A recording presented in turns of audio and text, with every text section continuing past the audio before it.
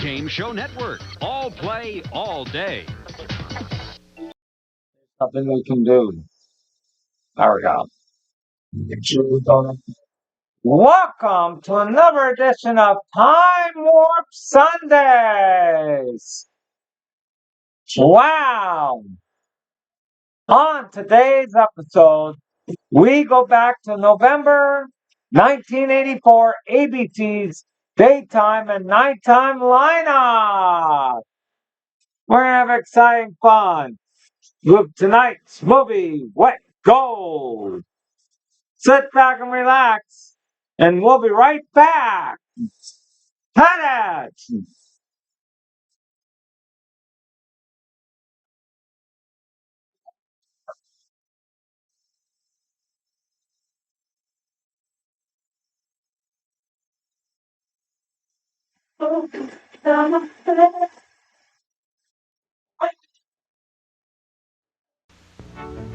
When you're dancing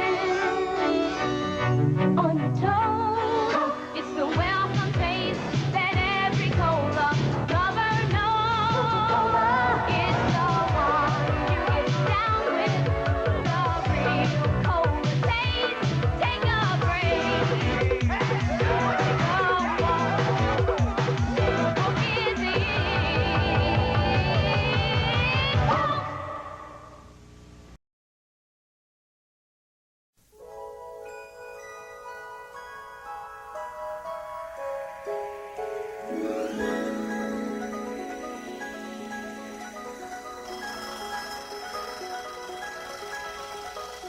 We're with you. We're with you.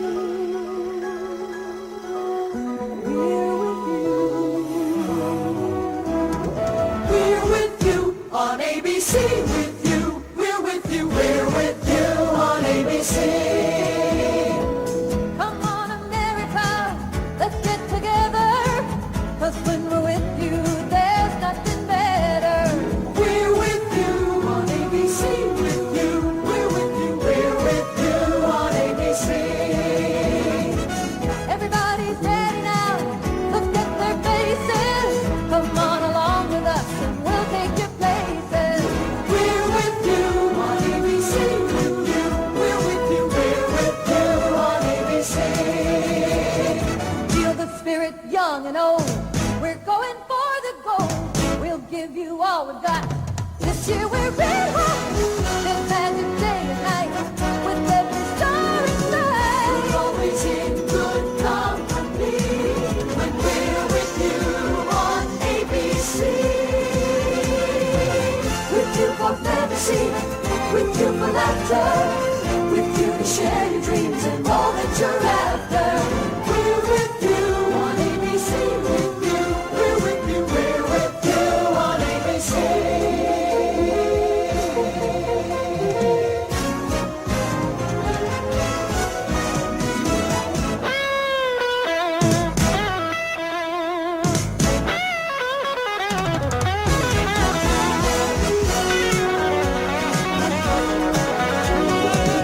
We're always in good company when we're with you on ABC.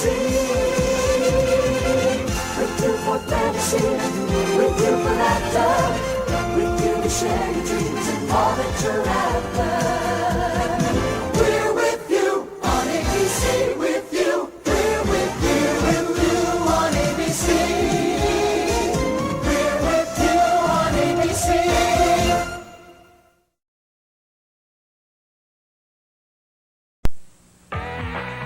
Gotta be there at 8, gotta illuminate. Got to be looking much better than great. Grab a classic color, add a little more style. Looks like a Levi's corduroy night. Levi's corduroy night, looking good. Levi's corduroy night, looks like it's gonna be another Levi's corduroy night. Levi's corduroy night. They come to her as strangers. Some are young, some are starting over. And through the magic that she alone possesses, somehow she brings them together. And out of strangers, she makes lovers. The Love Boat. She's with you. Mom, he's putting A1 steak sauce on his hamburger. My dear nephew, what is hamburger? Chopped ham? No, it's chopped steak. And what's better on steak than A1? A1 makes hamburgers taste like steak burgers. Take a bite. A1's herbs and spices blend with the meat's natural juices. Delicious. Sure. It's really juicy and tastier. Best hamburger you'll ever have. Because it's a steak burger. Hey, your uncle's steak burger. A1 makes hamburgers taste like steak burgers. It isn't easy keeping in shape, but Don Gwaltney isn't doing this just for his health. He's doing it for money. The money he's saving on his life insurance with an Allstate Shape Up and Save discount. We figure if you're in better shape, you deserve a better rate on your insurance. So if you keep yourself in shape, you could save up to 35% on Allstate life insurance. Shape up and save. It pays to talk to an Allstate agent. You're in good hands with Allstate. Oh, Miss Jones, 50, please, fast. Oh, I meant 50 of these reduced. Good thing there's the Canon NP 500AF, the fastback. Fast is 50 copies a minute. Feeds automatically. Reduces. Reduced? I meant enlarged. Canon fastback enlarges. Collates. Copies in black or brown. Black? I wanted brown. Canon 500AF, the fastback. To get your copies back, fast. For information, call toll-free. Just the sight of a beefy quarter pounder has been making me hungry all day. We grill 'em up with melted cheese, then I've gotta send 'em away. I can smell 'em, I can make 'em up McDonald's style. Thinking about that great taste is driving me wild. Pour me a Coke to take home, this quarter pounder's my own. It's a good time for the great taste Bring your work home again, Tom? of McDonald's. At Arco Atlantic Richfield, we believe perseverance is necessary to achieve excellence, and that excellence leads to success. So to locate hidden deposits of oil beneath the ocean, Arco developed a ship to map the ocean floor, mile by mile by mile. Perseverance. It can be the difference between failure and success. Arco, we put our energy into excellence, and this year we're also putting it into the Los Angeles Olympics.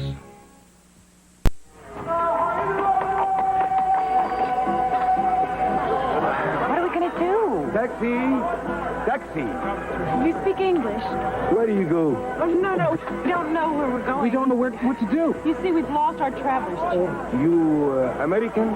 Yeah. The American Express? Yes. American Express. Is okay. I take you there. American Express has travel service offices worldwide to help with refunds and more. Don't leave home without them. Come on, work out of it, work out of it. He's never had anybody push him like this. Come on, work for your base, work for your base. Yeah, that's it. But if I can push him far enough, he might have a shot at a medal. Get around, get around. And if I can get him to push himself, he might just take it all. Budweiser salutes the coaches and trainers of the 1984 U.S. Olympic team. For all you do. This Bud's for you. Everybody come save $3 to $5 on genuine Levi's denims at Sears. Men's jeans now $14.99. Big boys jeans $11.99. Little boys jeans just $9.99. Mrs. and Junior's jeans just $19.99. A lot of Levi's jeans on sale right now at Sears. Come and get them. There's more for your life. More savings now. At Sears. Smile. So special. Family time. Beatrice. Friendly days. Beatrice. All of the time we spent with you, we're Beatrice. Beatrice. Tomorrow we're gonna be there too, we're Beatrice. Beatrice. We're Beatrice. You've known us all along. Beatrice. Beatrice, you've known us all along. Being the best takes 10 times more than just being good. Sometimes I wonder if it's worth it. 7-Eleven is a major sponsor of the 1984 U.S. Olympic team, giving great athletes like Terrell Biggs the freedom to become the best. Just imagine getting that gold put around your neck. Then I know that all this work will pay off, because I'm going to be there someday. 7-Eleven, the dream begins with freedom. Thousands wanted a diet soft drink that's refreshing but not too sweet. Here's new Tab. We're putting diet soft drinks to the test. Why take the same as all the rest? Now here's your invitation to try a crisp, refreshing new Tab. Let's taste new Tab. New taste, new Tab. It's crisp, new Tab. Let's taste. Democracy depends on governments being responsible to the people, and we are responsible for holding government accountable. It's not a theory, it's a matter of conscience. Let's watch the Republican convention and register and vote. The Republican Convention, August 20th on ABC. Who wants to wait in long lines to eat when there's so much to do in Atlantic City? Not me. Well, feast fast at the Sands' brand new food court. You got Nathan's, the Carnegie Deli, Bookbinders, Pat's Steaks, even soft pretzels with mustard. It's just like the old neighborhood. Yo, Vinny, just you wait till your papa comes home. Told ya. Feast fast. The food court. The Sands. Once you've been there is no place else. Mr. Adams from America. They said it never gets hot in England. Care for some ginger ale? Oh. Schweppes with real Jamaican ginger. Schweppervescence. Curiously refreshing. I think Mr. Adams is going to fit in here rather well. Mr. Adams, your drum. Schweppes, Great British Bubbly, regular and diet. Keep smiling, the flash is almost ready. Smile though your mouth is aching. Smile though your face is breaking. For all those frozen smiles waiting for flashes to recharge, Olympus brings you the Quick Flash, the world's only 35mm autofocus camera that flashes every 1.5 seconds. So when those unexpected pictures happen, you're ready. The Olympus Quick Flash, the auto load, auto advance, auto rewind, autofocus camera from Olympus. Entertainment Tonight is back, 7:30 Monday.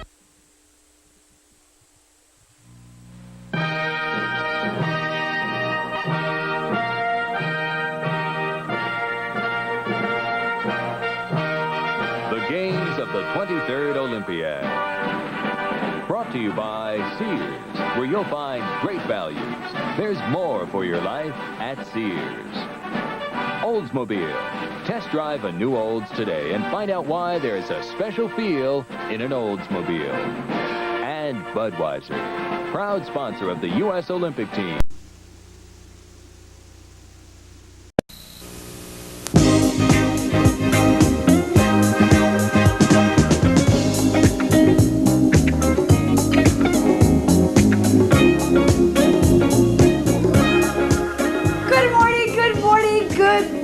Exercise lovers. Wait to hear this. Do you know that 9 out of every 10 Americans, and we know whatever, out there are going to eat some sort of fast food within the next 6 months? That means 200 million. That's right. Just had that figure on the tip of my tongue. I thought you'd like that. Thank you for the music. All right, we're going to stretch out. We're going to talk about fast foods today. Now, I'm not going to tell you that all fast foods are not good for you, because that's not true. I mean, they have some nutrients in them. It's very true. But the other thing that they do have is a lot of calories. Plus, they are usually 33 1/3% higher to eat out, to get with little fast food guys, than it is to prepare at home. Oh, you can't cook? Well, please eat out. We want you to eat, right? And pizza. If you make pizza, that costs half as much more to eat out. Except, let me tell you something. Have you ever tried to make a pizza at home? Well, I did once, and it was a real catastrophe. I couldn't get that dough. I mean, try and throw that dough up in the air, right? It's real messy. If you try and lay it out, it gets real skinny, and all the stuff falls in the middle. Anyway, forget that. Keep stretching. Let's talk a little bit about fast foods. Now, we all know that if you're an American, you better have a Big Mac sometime in your life. But do you know how many calories is in a Big Mac? I heard you. You're right. 563 calories. That's what your leg weighs? Oh, well, that's okay. And 26% of that is protein. 33% is fat. Yucky bucky fat. That's right. And 41% is carbohydrates. But that does fulfill 60% of the USDA requirement for protein, huh? A lot of calories, but you get it. Now, if you get a quarter pounder, it's only 524 calories. 39 calories less than a Big Mac. We think it must be the special sauce. Does anybody know what's in the special sauce? Huh? Does anyone want to help me make some real good burgers at home and give me the recipe for that one? Now, if you are a Jack in the Box, you know, I know some people here like Jack. I like Jack because you know what was really sad? It was real sad when they blew up Jack. You know? I thought that was real mean because the reason I used to just like to go to Jack in the Box and talk to the clown. Now you talk to the clown, but he's not plastic, right? You go in and talk to him. Anyway, they blew up Jack, but it doesn't matter because the Jumbo Jack is 555 calories. So you see, you still can get your calories from the old Jack. And if you go to Wendy's, now you want to talk some calories? Let's talk calories. Wendy's double burger is 670 calories, but for 670 calories, you do get 100% of your protein needs. Now, you still have to get your carbohydrates in there and the other nutrients, but it's okay. And if you go for the triple, folks, it's 850 calories, and you haven't had anything else for the day, right? Then there's the old Whopper, which is about the same as the Big Mac. So basically, what we want you to realize is that these fast foods are fast, but there's a lot of calories. Oh, you're saying, but what about the kernel, Tony? What about the kernel? Well, you can get a couple of pieces of that good old Kentucky Fried Chicken for 393 calories. That's right, folks, you heard it right here. But if you go for the extra crisp, hey, that's me. You know, I like the crisp stuff, 544 calories. Now, if you want to also get the coleslaw and the other stuff, 902 calories. Just worldly sad. Oh, you say you're on a 1,200 calorie a day diet?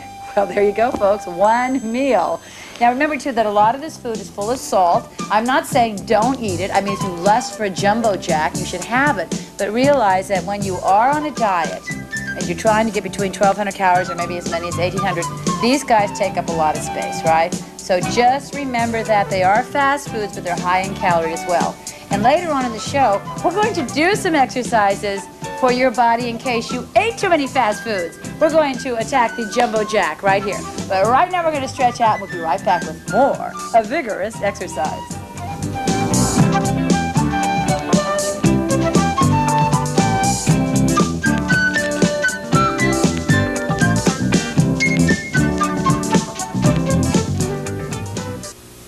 When I was a little girl, I wore Danskin leotards. I still wear Danskin. Danskin activewear for grown-up dancing. And Danskin for grown-up swimming. Danskin, Danskin, Danskin. And Danskin for grown-up play. Even Danskin for grown-up working. Danskin, not just for dancing.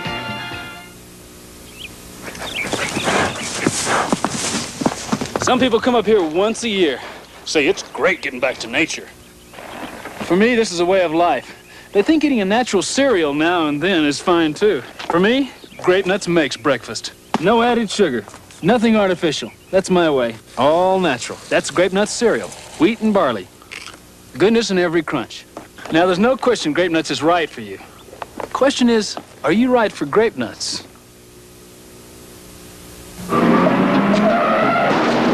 Rat Patrol. The deal's the deal. This group has given new meaning to the word raunchy.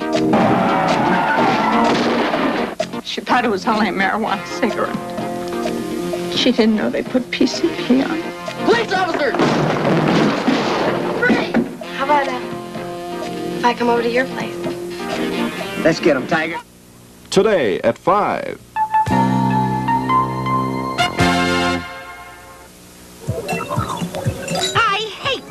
Me too. The backwoods is swarming with cutter users, hikers, campers, fishermen. So I've given up the backwoods. I'm headed for the backyard. Sorry, they're using cutter there too. Oh no. Yep. They figure if cutter works out there, it'll work in their backyard. It's incredibly effective. It's incredibly depressing. Nothing repels bugs better than cutter. We don't give bugs a biting chance. With cutter around, I guess all we can do is buzz off.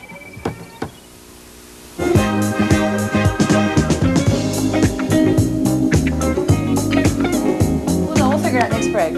Okay, here we are. You know, Kirk said, oh, this is, good morning, Kirk. Good morning, good morning. He said that he is very hungry now, and that he definitely wants to go get something to eat. He doesn't care if it's fast food. So what we're going to do is not let him escape, but later he'll earn his whatever you want, Kirk. 393 calories, the extra crisp 930. Oh, how rude! Does that mean to start? Well, I guess we will. Okay, come on now, out of those chairs. Earn your burgers, as we said, or work your burgers. Okay, and breathe it up, and breathe it out. And up, and down. Yes, that's right. Inhale for that chicken. Okay, we're going to work the waistline. Take the hand and push it to the left for 8, push, 2, and 3. Keep going. All right, 1 arm behind the head, push, 2. You're coming to the side now. 5. Both hands, press it, 1. You got it, sort of like one of those chickens, isn't it? 7 and 8, clap it down. Woo! Come on. Couple of little chicken wings. Reach it out, push. 2, 3, come on. Other side, press. 2, 3, 4, come on. Arm behind the head. 2. I know, all those numbers just got you, didn't they? Both hands, press on 1. This is the day we gotta work, folks. The extra crisp has got to me, I have to tell you. Did you ever hear the story that they used to tell about Kentucky Fried Chicken? Well, if you haven't, I can't tell you. But I will tell you that it has to do with one of my favorite little animals. All right, waist twist. Remember the story that we told that was true about the woman that got bitten by a rat in her toilet? It's true. They came out of the sewer, folks. Always check. Keep going. And both on the 1. So wing that way. Have a little rat. Rats actually have very nice waists. Have you ever looked at them? They're very slender.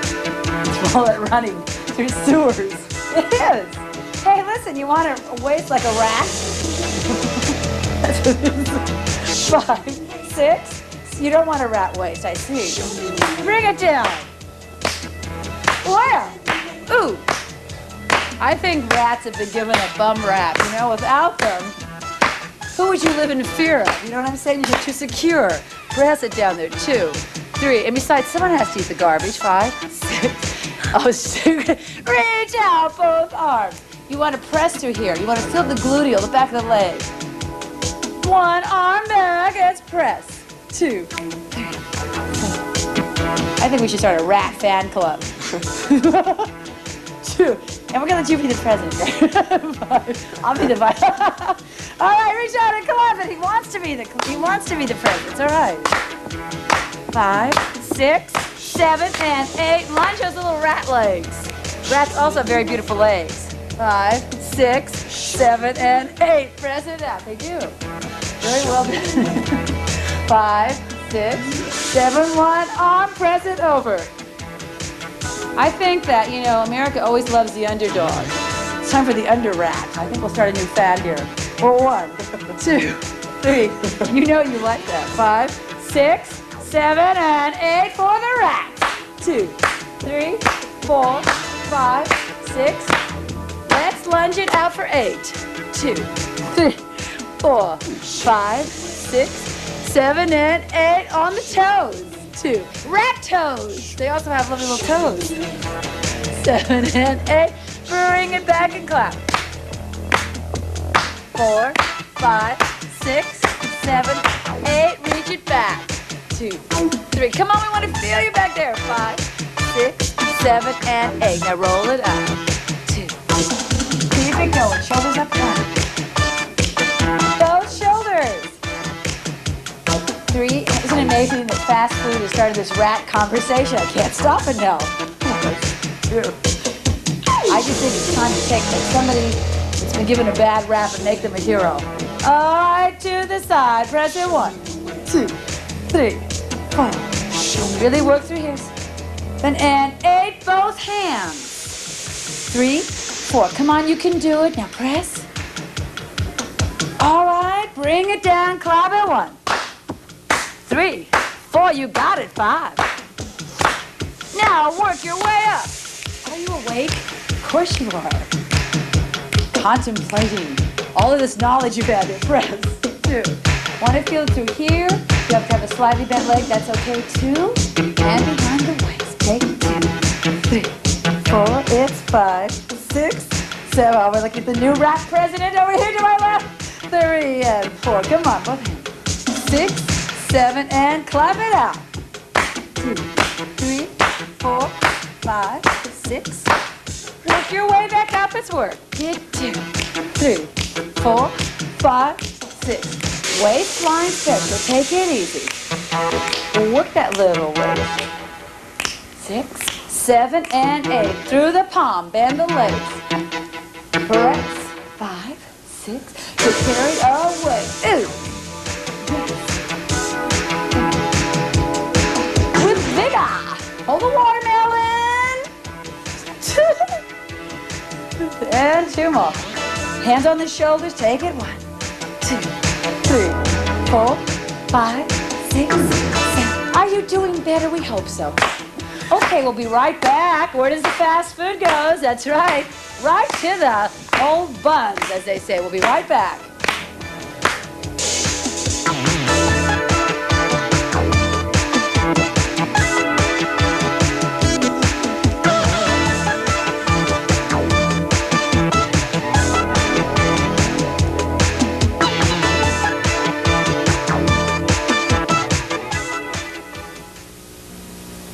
Imagine thick, rich, delicious Smucker's chocolate fudge.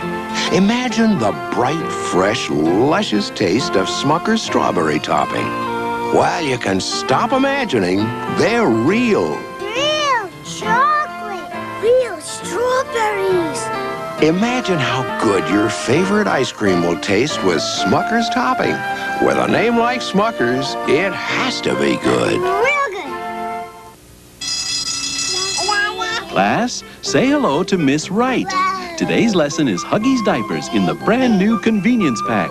Huggies' new convenience pack is soft, so it's easy to handle and store. And best of all, it's full of Huggies, the form-fitting diapers with gentle elastic to help stop leaking. Huggies' new soft convenience pack is the easy way to carry home lots of Huggies. And who do we know who needs lots of Huggies? Now available at Daytime and Toddler. Minnesotans pride themselves on their communities and the services they provide. One program available to Minnesota's senior population is Adult Temp Care. Adult Temp Care provides free senior daycare to the surrounding community. Adult Temp Care is a result of dedicated employees and volunteers, enabling this free program to become a meaningful community service. For more information or to enroll in this free service, call Richview Nursing Home in Richfield. There are unlimited career opportunities waiting for you right now if you choose to enter the exciting and financially rewarding field of cosmetology or barbering. Brooks Schools, Minnesota's oldest and fully accredited schools, are accepting student applications in cosmetology and barbering. Tuition need not be a problem. Both schools are conveniently located in the same modern building, 262 University Avenue. Give Brooks a call right now, 291-1878. Set up an appointment for a personal tour and meet the staff. You'll see how easy it really is. The phone number, 291-1878.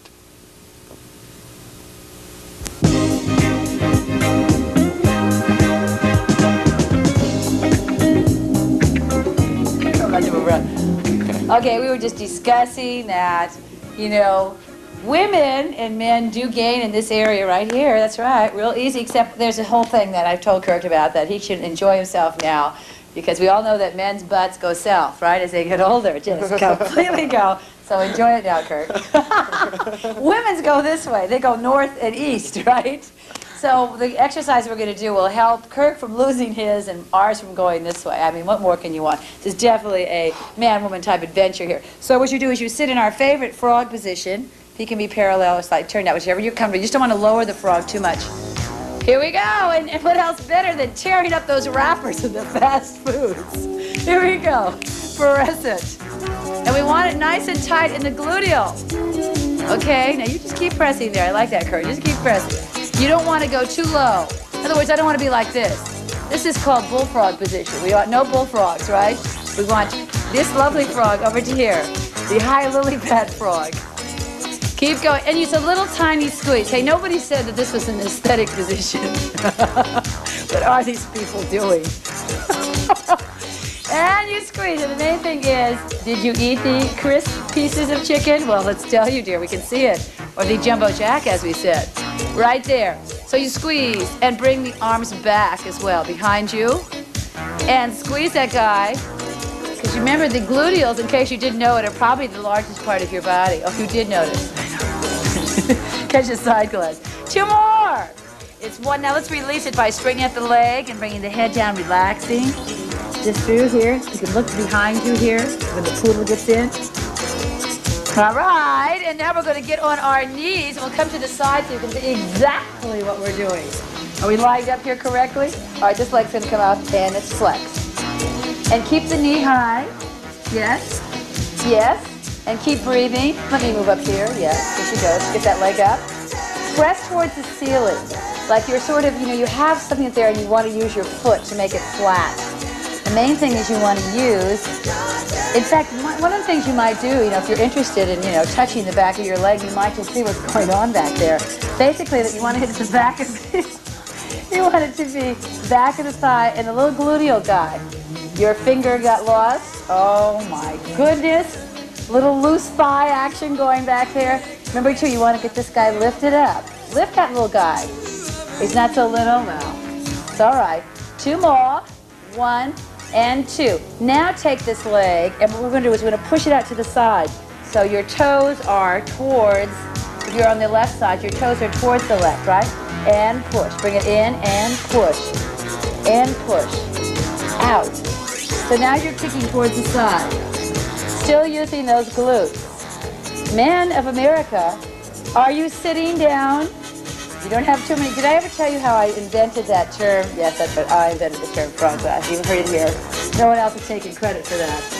I was at a health spa, and I had the pleasure of being behind 2 very nice men who were a little bit older, and they had very broad shoulders, but they had no rear end. Nothing was in those shorts.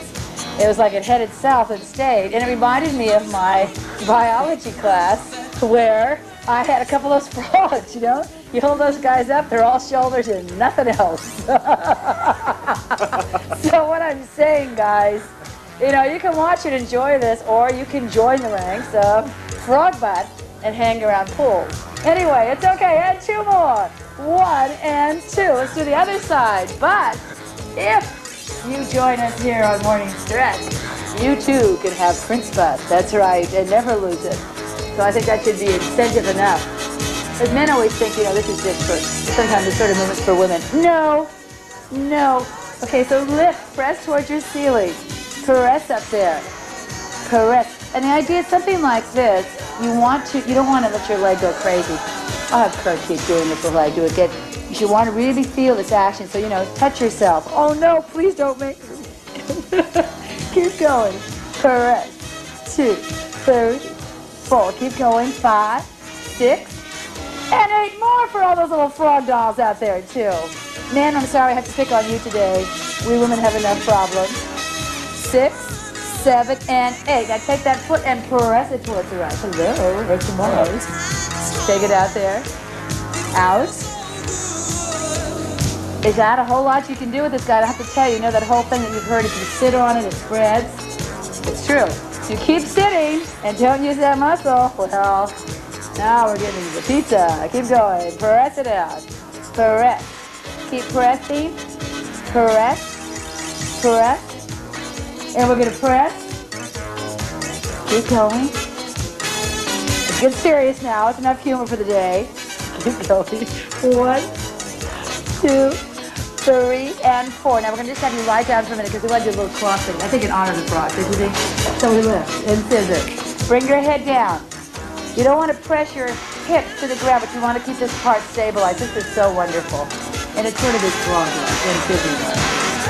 like. Come on now. Cross those feet.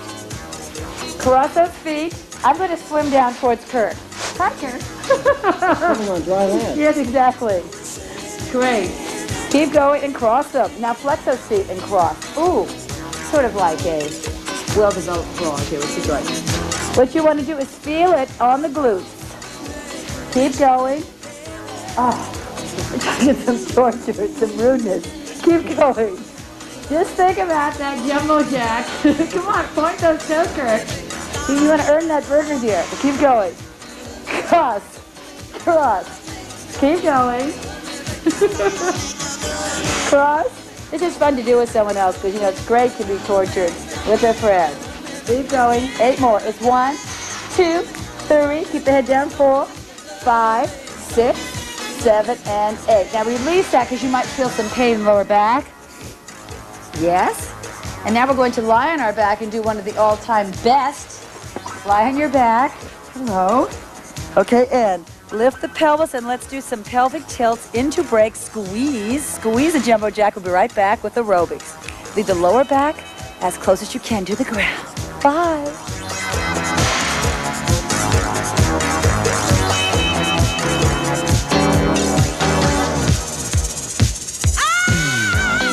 This portion of Morning Stretch is brought to you by Post Raisin Bran. It's the fruit and cereal lovers' cereal. What can ruin a fruit and cereal lover's morning? Running out of fruit and being left with just cereal. But that won't happen with Post Raisin Bran, the fruit and cereal lover cereal. Because Post packs 3 packs of plump, sweet raisins into every box and combines them with the crispiest bran flakes, so you can get raisins in every spoonful. With Post, you won't run out of fruit, and that makes the morning Post Raisin Bran, the fruit and cereal lover cereal. This is a unibody. For fuel economy and safety, practically every car today is made this way. It takes special technology to make this car, and if you have an accident, it takes special technology to repair it. And we can, with Mako's collision repair system. Our technology, equipment, and trained personnel will restore your car and your confidence to drive it. And we'll back up our work in writing. At Mako, we bring back the safety as well as the beauty of your car. So for any collision repair, better get Mako. What are we looking at? I think it's a pineapple. Oh, it's a dole pineapple. It's a pineapple. Oops. Ooh, look at that. Well, it looks good, doesn't it? Well, that's dole for you. Yeah. Hey, why don't we ever have any? It's too hard to prepare. Yeah, it looks easy. Yeah, must be trick photography. Real trick photography, you think? Uh-oh. Actual what do you think now? Trick words? No? Nah. The fresh taste of Dole pineapple. It's a lot easier than you think. Sargent's invites you to put yourself in your dog's place. Imagine you had the fleas, the scratching, the itching. You'd want relief fast. You'd want your dog to give you Sargent's Flea and Tick Collar. Sargent's has 2 ingredients. It's the only flea collar that kills both like a powder and a spray. And Sargent's keeps killing for 5 full months. Your best friend deserves our best. Sargent's Flea and Tick Collar. He'd do it for you.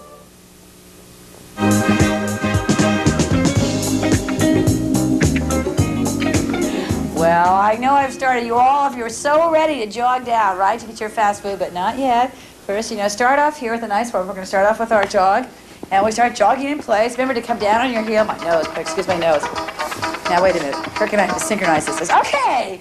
Call this jogging to jumbos. Jumbo to jogging. Or how to be jumbo while you jog. All right, get the knees up, breathe, keep the body up, smile, positive attitude. Excuse me while I do this. We have no Kleenex on the show. Thank you for photographing my feet. This is so gross. Okay, here we go, to the right. Come on, now get those legs up, a little energy. Oh my goodness, what's gonna happen to me? 7 and 8, forward. 1, 2, 3, 4, 5, 6, turn to the right. There they go. 5, 6, 7, low kicks. Kick right, left. Yes. 5, 6, to the right. Here we go. 3. Always watch behind you. Street 7. Here we go. That's right, especially when you're going for those burgers. People see those bags. They say, hey, follow. I want some 594 calories. Turn around. Look at that Jumbo Jack. Now, here we go. All right, knee to elbow. All right.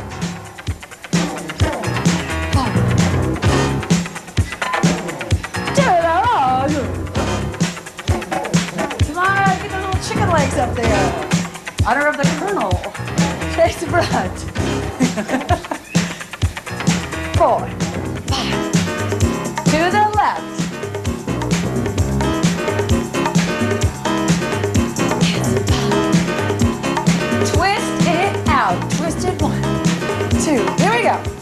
Well, that's all right. We have our own.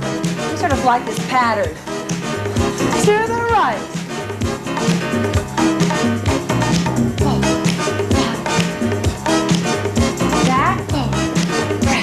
Oh, my goodness, how do you do it? Hey, we got to twist right on out, folks. Don't leave yet. Extend your aerobics, especially if you're going for some of those high-calorie delights. Please join us next time, stretching you through. Have a wonderful day. Bye-bye. To the left. Helpful Even Flow products include glass, plastic, and disposable bottles, nursing supplies, playthings, oral development, and nursery accessories. Even Flow, a friend of the family. Kanka helps stop mouth and canker sore pain fast and protects against further mouth irritation. Kanka also available in gel from Blistex. For me, there's no substitute for automatic vanish. Its tough detergents work continuously to help keep my bowl clean and fresh. I know it's clean when it's Vanish Clean.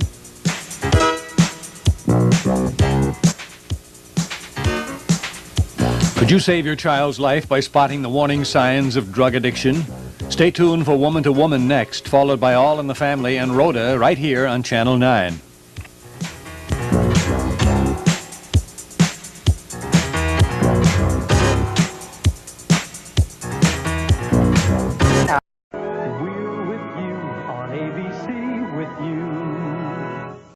Clouds but warmer. Hawaii partly sunny with some hit and miss showers. That's a look at the forecast. Now here's what you can expect. Good morning, Arizona. I'm Ruth Todd with the statewide weather forecast. It will be mostly sunny and mild today across Arizona, except for the southeast portion of the state, where it will be cloudy and windy with a few scattered showers. Highs today, low 50s in the mountains, near 70 in the deserts. Look at the nation. Be safe if you're traveling. Take your time, slow down, and buckle up. Joan? Thank you, Dave. Right now at 7:36, and we'd like to take this opportunity to welcome Domino's Pizza as a sponsor of Good Morning America, and we'll be back right after this.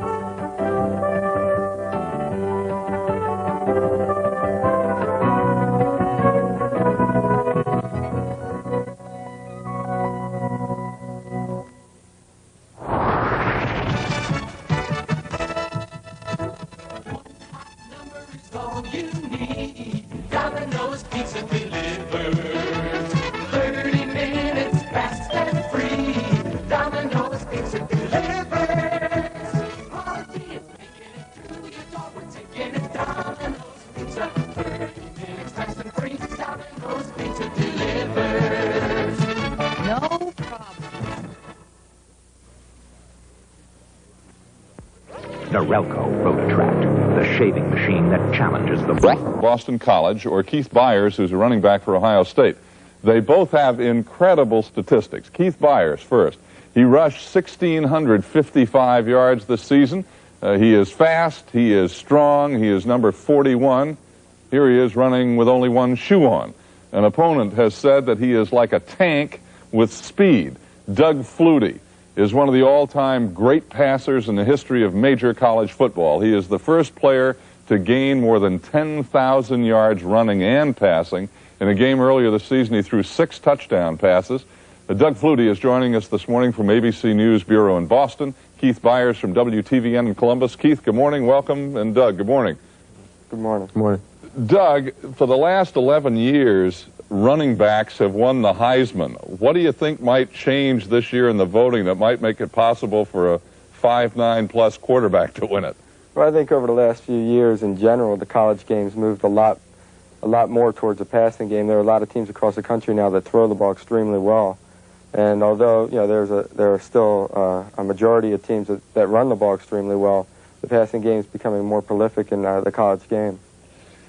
Doug, a lot of schools really put on a big, publicity hype and do a lot of PR to try to get their school represented and win the Heisman. BC has not done that, I understand. I mean, no T-shirts, no, big publicity campaign, no posters for Flutie to win the Heisman.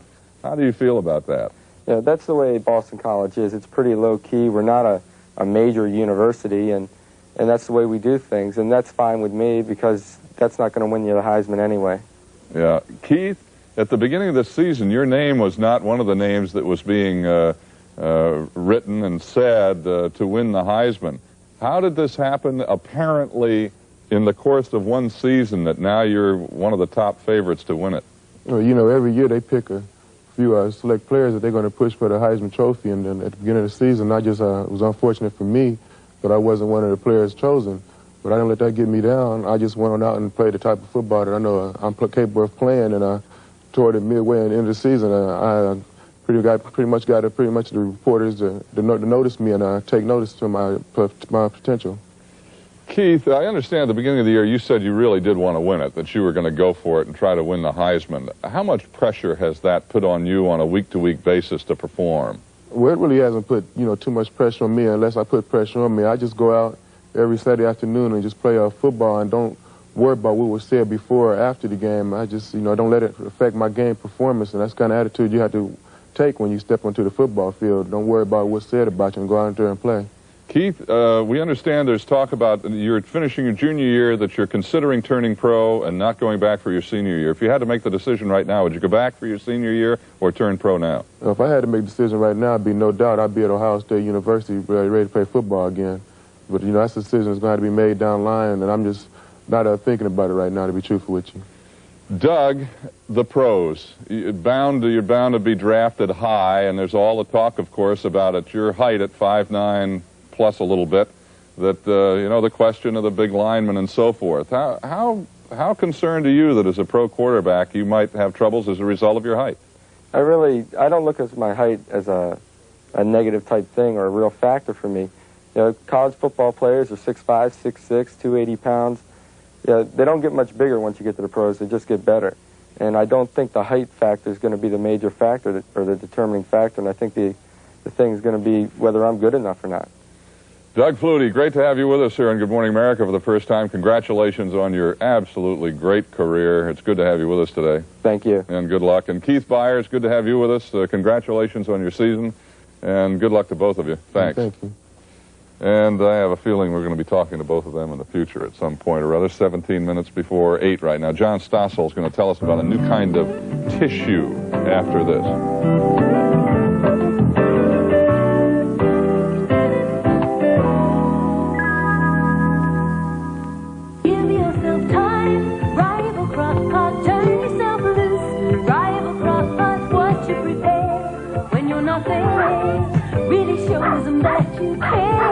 Arrival Crock-Pot lets you cook all day without staying home all day.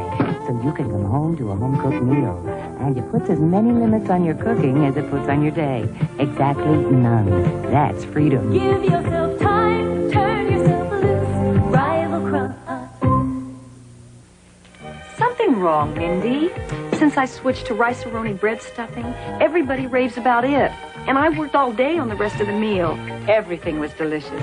It's just that rice-a-roni bread stuffing has real chicken flavor, seasonings, toasted breadcrumbs. More great stuffing, Mom. See what I mean? So switch to rice-a-roni bread stuffing. Goes with any dish. It's not just for stuffing anymore.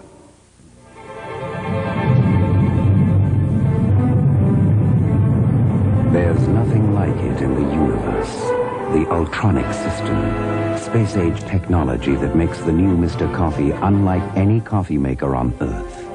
Now, fresh brewed coffee tastes better. And with electronic digital control, your coffee is ready automatically. Mr. Coffee, for the most perfect cup of coffee on this planet or any other. Who put the squeeze in the freeze? Who? Who put the squeeze in the freeze? No!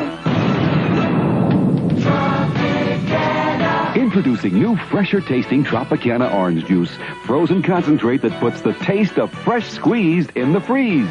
Want the taste that tastes like you squeezed it yourself? Just say... Squeeze me a rest of Tropicana. We're Beatrice.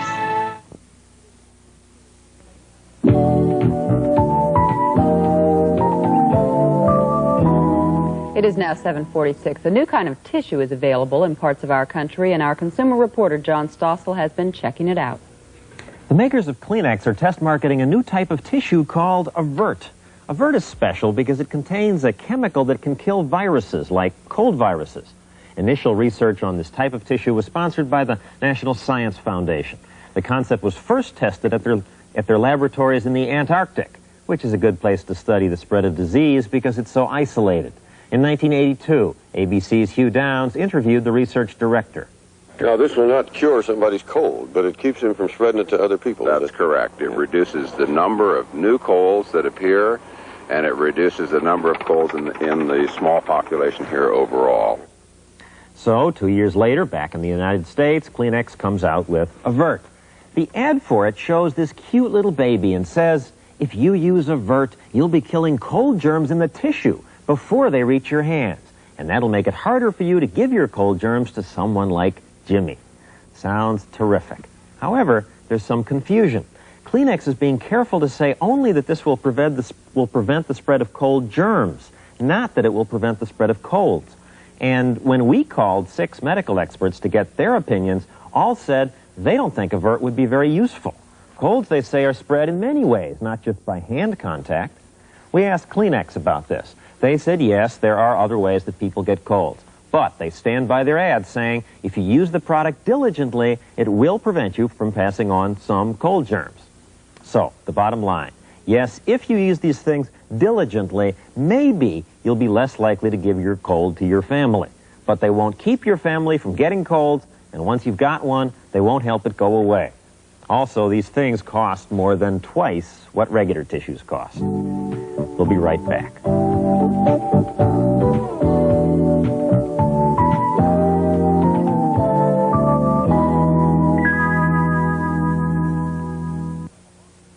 This is Vivitar's new point-and-shoot 35mm camera, the PS35. Oh, thank you, Dick. It's simple, just like Tom. Oh, yeah? It has auto load, auto focus, auto everything.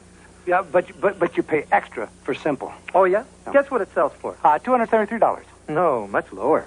$273. No. It's one of the lowest priced, fully automatic 35mm cameras you could buy. It's under $100. Should cost more.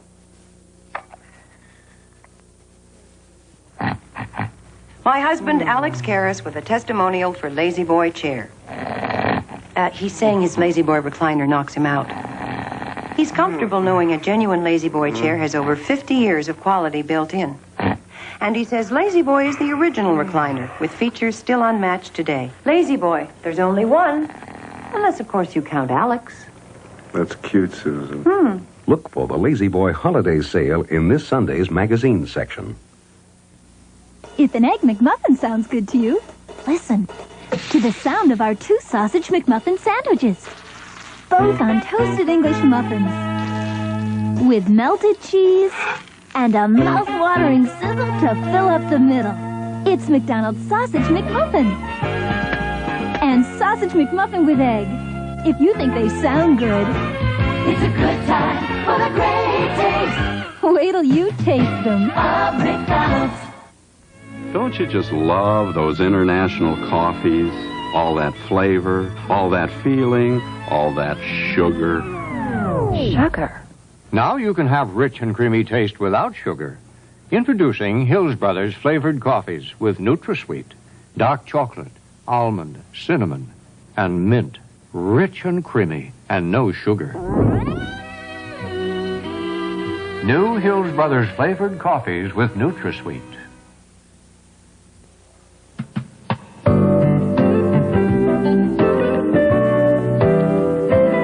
Temperatures on this travel day Wednesday, cold over the northern states into the mid-Atlantic region, but look at that pleasant pop of 50s into the plains, a nice day. The real warm spot, 60s and 70s for the southwest and Florida. David?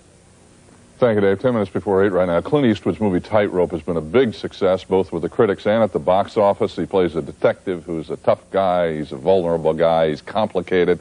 When I talked with Clint recently at his office at Warner Brothers out in Los Angeles, he told me some of the things that he enjoys most about this movie. I didn't know whether it would be received as commercially as some of the other detective type stories that I've done, but I liked it very much. I liked the family aspect. I liked the fact that the man's life was at a certain state of limbo, not too organized at that particular time. He was a good cop, not a super cop, but a very good cop. Yes, we believe that murders are committed by...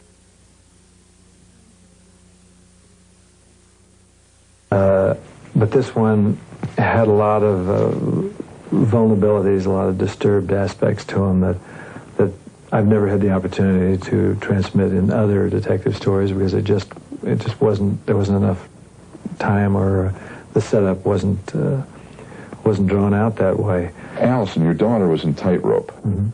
Now, was that she wanted to be in it? You wanted her to be in it? How'd that come about? A couple times I sensed that Allison was a little envious that her brother had been in the movie, and she hadn't. She'd played some bit parts, but never anything. He was in Honky Tonk Man. Yeah, he was in Honky Tonk Man. So I just asked her, I said, would you like to be in a movie? Would you like to play your dad's daughter in a film coming up? I think she did a very good job. I think she enjoyed doing it. She downplays it like it was nothing, but she was very natural with it. And she got. I remember one time they had a bunch of reviews somebody brought in to the outer office there, and she was here with me, and I said, "Do you want to read some of these? There's about three or four of them here that really sort of single you out." And she didn't want any part of that. Really? Yeah, I started to read her one that was quite flattering, and she got really a little embarrassed about it and took off. Started talking about something else. I thought it was odd. And then when I was doing the film with her, I asked her if she wanted to look at one of the sets of dailies. Not particularly because I like to have actors look at dailies, but I just was curious to see what her response would be. And she said, no, I don't want to see it. Does she want to do more? I think so, yeah. How do you feel about that? That's up to her. I like, they've had a little taste of it, and she enjoyed it, and it was great fun. She's been in front of the cameras most of her life. Whenever she'd visit on the set, she'd want to run out and work the clappers, and being in front of the camera was nothing new to her. It wasn't a shock to her system at all. What about Kyle? He's 4 years older? Yeah. He was in Honky Tonk Man. Right.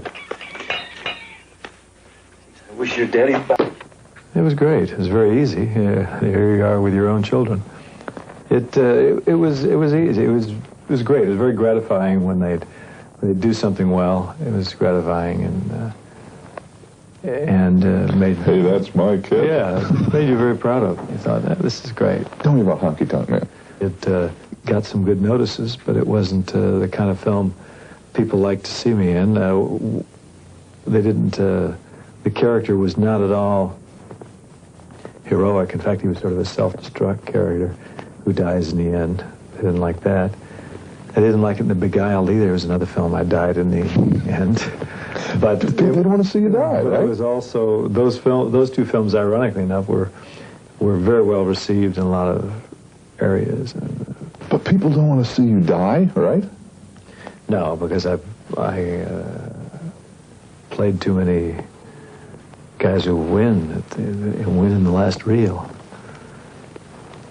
They want me to be a winner.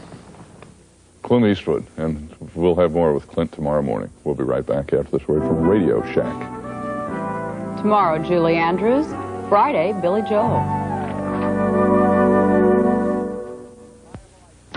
It's a Radio Shack Merry Christmas. The kids love these Space Patrol walkie-talkies. They work indoors and out.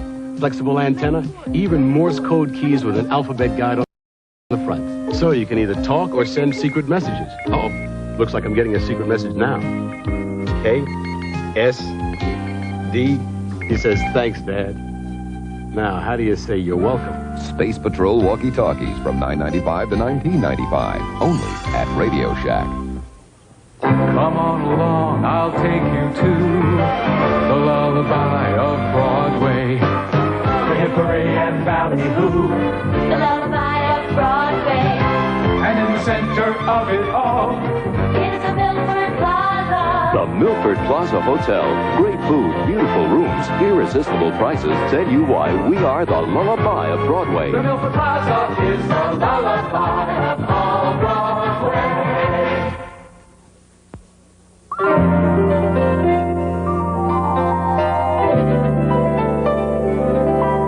In our next hour, you will hear Dr. Jeffrey McDonald tell us his side of the story of the murders of his wife and 2 daughters. He's in prison for the murders. He says he is innocent, and he had a conversation with Joan yesterday. We'll hear it. Also, Dr. William DeVries tells us about his search for someone to receive the second permanent artificial heart. Also, Faye Dunaway. And more news and weather. We'll be right back. Hope you can stay with us. Wednesday, Colt's best friend's daughter falls in love with him. Colt's in big trouble. Even San Francisco isn't big enough for the fall guy to hide from this girl. Just let it happen. Then, she's a mystery woman, a child of scandal. Amanda? Is she Blake's daughter? Find out on Dynasty. And can Peter save a desperate woman who's lost the will to live? Jenny? General Hospital's Jeannie Francis guest stars on Hotel. Tonight. Hello, Kemosabe's. I'm Big Chief Running Buyer for Autoville and Glendale. I need your cars and trucks. For a clean car, I'll burn 'em blue book at stake. I pay more wampum than masked man riding donkey. Running Buyer has money to throw away. So get 'em in gear and drive today to Autoville on that famous corner of 5201. That's 5201 West Glendale. Running Buyer needs your cars and trucks. 10 years ago, I thought Tab was something you had to drink. You go on a diet, you go buy Tab, like it or not. But now Tab's got NutraSweet Blend. I know NutraSweet's everywhere, but in Tab, it tastes terrific. It's crisp, refreshing. Taste new Tab. It's really satisfying.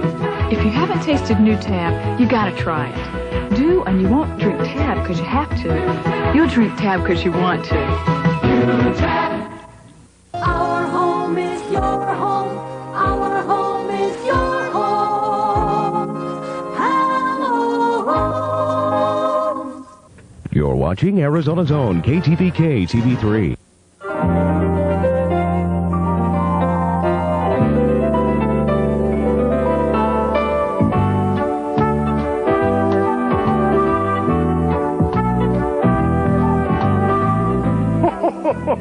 Santa's here at the North Pole with all my friends getting ready to go to Detroit for tomorrow's Michigan Thanksgiving Parade.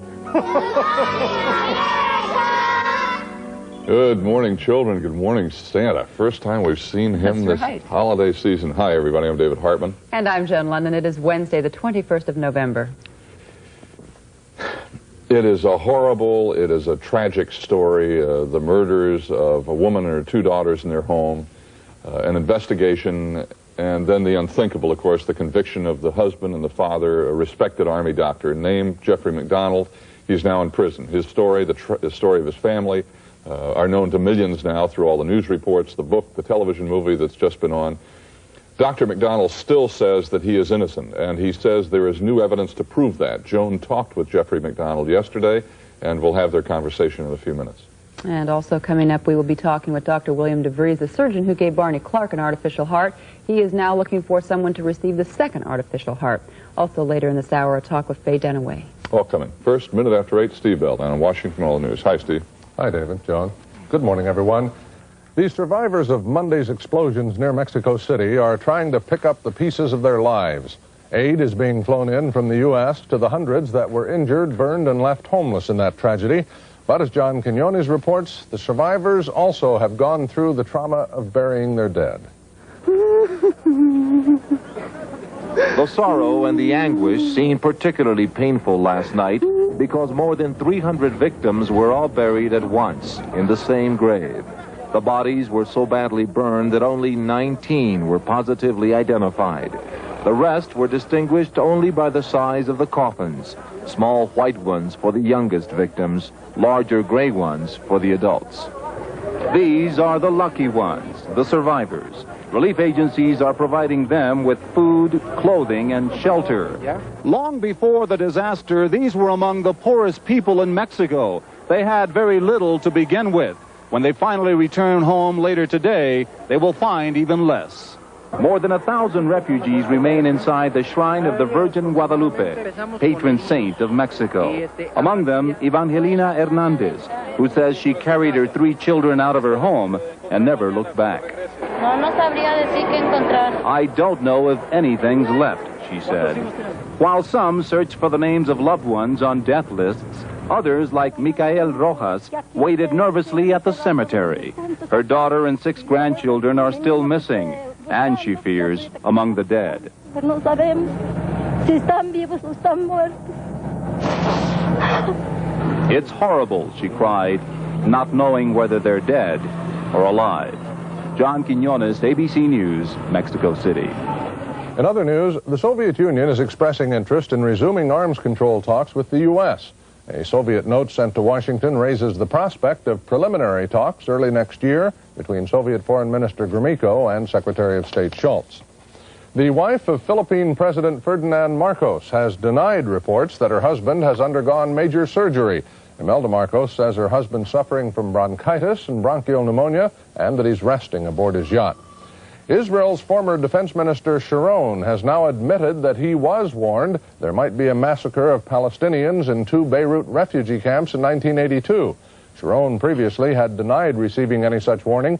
Sharon's completed the first day of cross-examination in his libel suit against Time magazine. And in Chicago, a top high school basketball star died early today after being shot yesterday for no apparent reason. 2 people have been arrested in connection with the killing. More from Joe Spencer. Wilson and a friend were apparently trying to enter this store when they were approached by 3 youths. Witnesses told police there was a fight and Wilson was shot. He was walking down the street with a young lady, and he bumped into 3 boys on the sidewalk, and he said, "Excuse me," and one said, no, excuse me. One pushed him, and the other one jumped back and shot him, and then they ran. I don't think anybody, had anything against him as far as that, wanted to hurt him. Ben Wilson, wearing number 25, is considered one of, if not the best high school basketball player in the nation. Last year, he led his Simeon Vocational High School team to a state championship. And this season, virtually every major college is trying to recruit the 6'8" forward.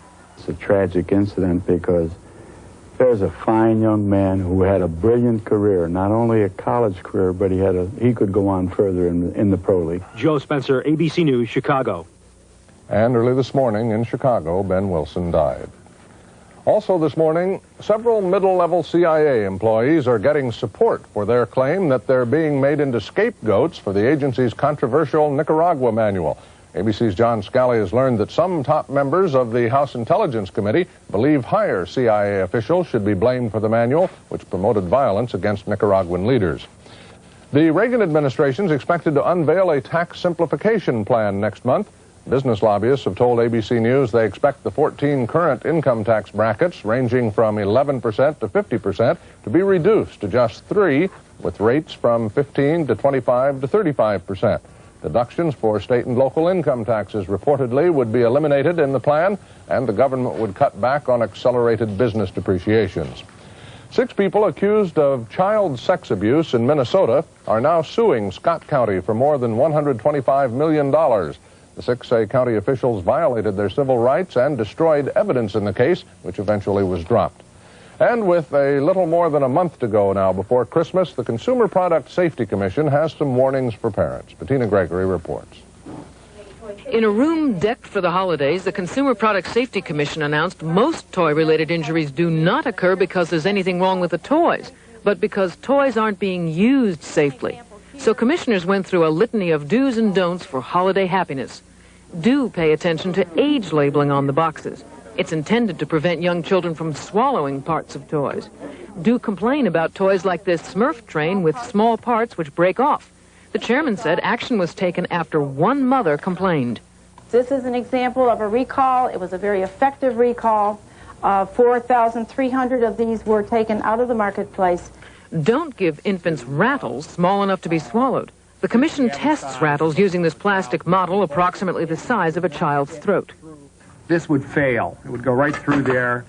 The commission brought in a class of 6th graders to get gifts from Santa and a safety lesson about last year's most hazardous toy, balloons. 5 deaths resulted in 1983 from children choking after swallowing pieces of balloons. Despite this problem, the chairman distributed balloons to these students who are old enough to know how to handle them properly. For those who think the commission is rushing things a bit, the commission responds that Thanksgiving weekend is the heaviest shopping weekend of the entire season. Americans are expected to spend $4 billion on toys between now and Christmas. Bettina Gregory, ABC News, Washington. Finally, for the first time in 11 years, a nativity scene will be part of the federally sponsored Christmas display next to the National Christmas tree here in Washington. Earlier this year, you'll recall the Supreme Court ruled that nativity scenes are cultural symbols and that they do not violate the constitutional division between church and state. That's news at 8. David? Thanks, Steve. 8 minutes after right now, Dave Murray's got the weather for the day before Thanksgiving. Today's an important day if you follow old weather sayings. The weather on this day... And I do. Okay, Dave, I know you I have been following those for years, and I'm glad you brought it up. Now, go ahead. Sorry. On this day, only on this day, whatever the weather is, foretells what the winter will be like. Depending on wherever you live. What depends on the weather and the day. Oh, I see. Okay. But what is today? That's today, what I haven't been listening to you for the last hour. Obviously. Today in New York City is just going to be cold and dry. So that means the winter should be cold and dry. In fact, most of the nation pretty quiet, and that could be an interesting sign.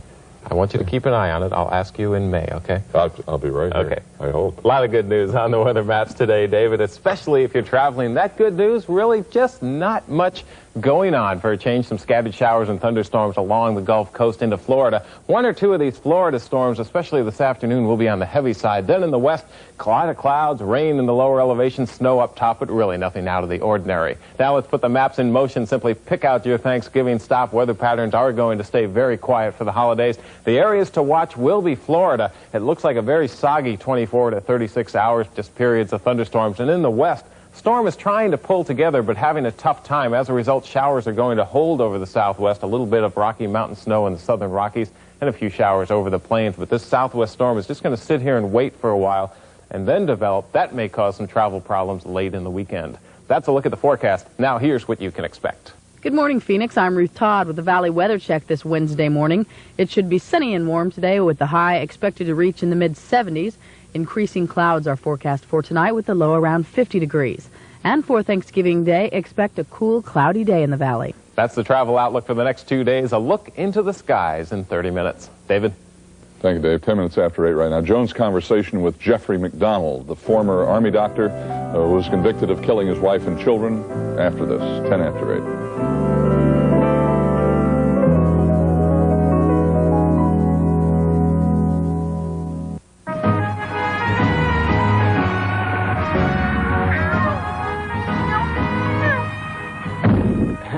Isn't this amazing? Happens everywhere we go. Cat's just naturally drawn to Johnny Cat. That's right, because it's long-lasting and absorbs odor. Johnny Cat's the best-selling litter in the West.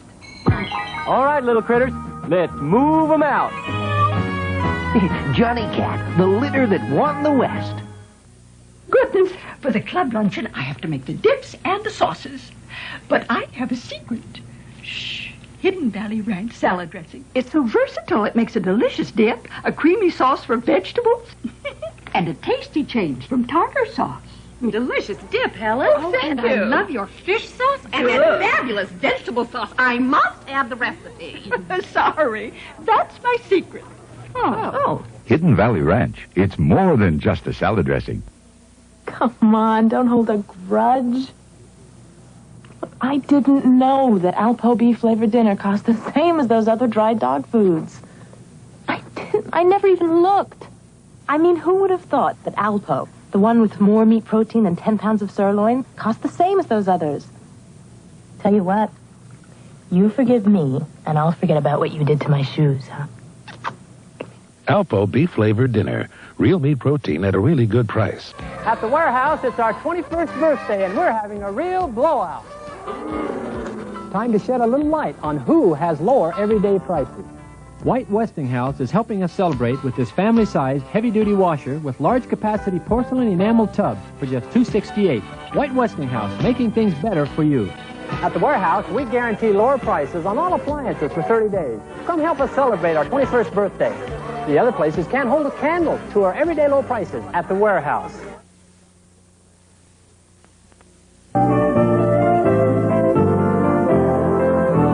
It is now 12 minutes past 8. Dr. Jeffrey McDonald, a former captain in the Army Green Berets, is serving 3 life sentences for the murders of his wife and 2 young daughters in 1970. The murders, of which he maintains his innocence, are the subject of the book and TV movie Fatal Vision, which aired earlier this week. Yesterday afternoon, I talked with Jeffrey McDonald. He is in prison in Bastrop, Texas, and I was here in New York, and I began by asking for his reaction to Fatal Vision. Well, I thought it was awful. It was extremely depressing. It brought back a lot of memories, but there was a lot of anger attached to my feelings because it was so inaccurate. You have said that your life and your marriage was really ideal, and yet in the book and in the movie, we heard a different story. We heard of drugs, we heard of extramarital affairs. What is the truth? What is the case? The truth is I had a very normal, warm relationship with my wife Colette and my children. There was never any drug abuse. That's absolutely a fabrication of Joe McGinnis. So the whole idea that you may have been in a drug-induced state of hallucination and done these killings, perhaps not have been aware of it or imagined these other people, in your mind is totally false. It's absolutely false, and it's very malicious because the evidence is crystal clear on this point. I was examined in the hospital by upwards of 6 physicians. I had a psychiatric examination, and I repeat, I had blood and urine tests. And they did test for amphetamines? That is correct. The information in Fatal Vision is absolutely false. All right. Back to what your life was like. You say that we heard about extramarital affairs. Were these going on? I am not a perfect person. I'm not sure I know of anyone who is a perfect person. There is no question that I had a date with a girl in San Antonio while I was married. When I was asked about it, I freely admitted that. The implication that there was a struggle within our marriage over this is absolutely false. I was a soldier. I was away from home in basic training. The date did occur. Nothing untoward happened. She has given a signed statement to that effect. The woman that I had this date with, which of is totally inconsequential nature, and the maliciousness in the false presentation of so-called evidence in the book and movie is just simply that. It's false. You have so many people who know you and who have been so convinced all the way along of your innocence. And one of those people was Joe McGinnis, the author of the book. What could make someone who knows you so intimately, not on the surface, but intimately, change his mind? Well, first, Joe doesn't know me intimately, and his book proves that. The only person who has ever said things about me that Joe McGinnis has said is Joe McGinnis. He basically interviewed a few of my friends. He knows what they've said. It was all positive. There was no negative attached to that. He did not interview many of the people he portrays in the book. We have statements from many of the people in the book that he portrays and misportrays, and they were never interviewed by Joe McGinnis. Why do you think he did this? Oh, I think Mr. McGinnis took the safe way out. I think he waited until the Supreme Court made their turn down of my last appeal, or so-called last appeal, and he then told me in a letter that he rewrote the book, he added 100 pages, and he changed the book substantially. Did you not sign an agreement beforehand that allowed him to write really anything that he found, good or bad? I did sign an agreement with Joe McGinnis. The agreement was for Joe McGinnis to portray truthfully my life. He has not done that. He has portrayed my life with mistruths, with misrepresentations, falsehoods, and absolutely fabricated events.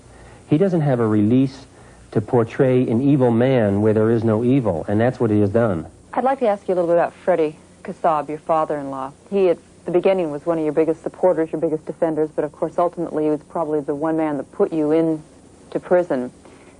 In your mind, where do you think he went wrong? Well, you know, I have a lot of grief over this whole episode and the loss of my family, and it took me maybe 11 years to really come to grips with it. I dealt with it differently than Freddie. I tried to rebuild my life and build a new life in California, which apparently did me no good in the end. Freddie chose to handle his grief in a different fashion.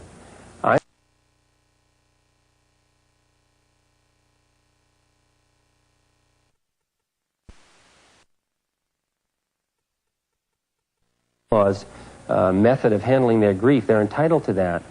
But I think what happened in the end was they needed a solution to give them some peace of mind, and I became the only available solution when the Army basically affirmed to them that there was no substance to this group of intruders being in my house, when in fact we find out 13 years later that they buried the evidence of those people having been in the house that night. And I think the real tragedy is that they have now, after supporting me in a very nice fashion during the Article 32 hearing, they've now turned against me very publicly and taken a very extreme stand. And when I'm vindicated, I think they're going to have difficulty dealing with that also, because that's going to be a third change. I feel sorry for that, but I can't help it. Do you still feel that you are going to get out? Well, I think the new evidence is so substantial that I think everyone working on the case at this point, including, I presume, even some of the prosecution, understand that there eventually will be a new trial and hopefully a verdict that will vindicate me.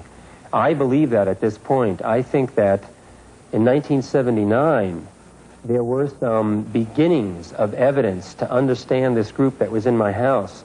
In 1984, it's a very different story. We have two separate confessions, one of the men, one of the women. We have 28 witnesses seeing these people go to my house, come from the house. They saw Helena Stokely in the bloody clothing. They heard admissions of guilt on many occasions.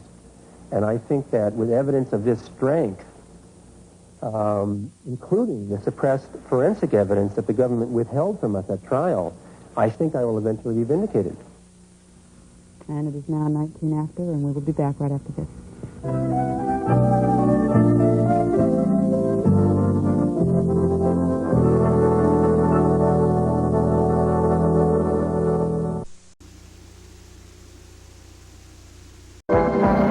You're watching USA, America's favorite cable network.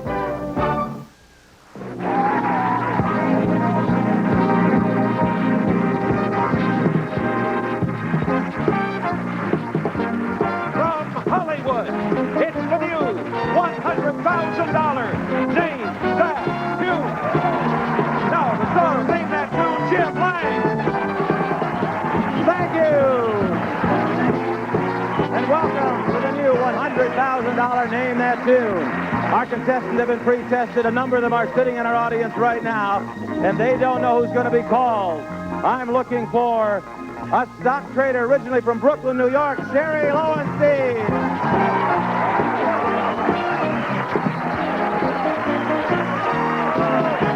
You ready?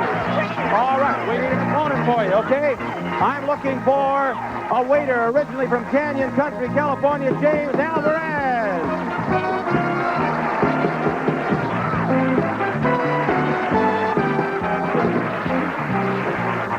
Welcome, James. Y'all ready? Yeah. All right, here's what we're going to do. We're going to play Melody Roulette for 10 points, Tune Topics for 10 points, Bid a Note for 20. Whoever's ahead gets to play the Golden Medley. If you name 7 tunes in 30 seconds, you will play in our monthly Tournament of Champions for over $100,000 in cash and prizes.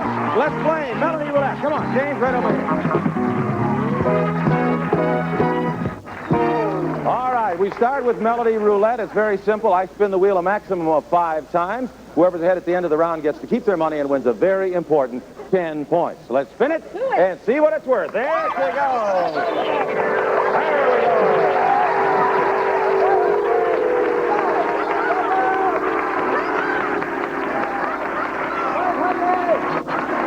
All the way to 5. Come on.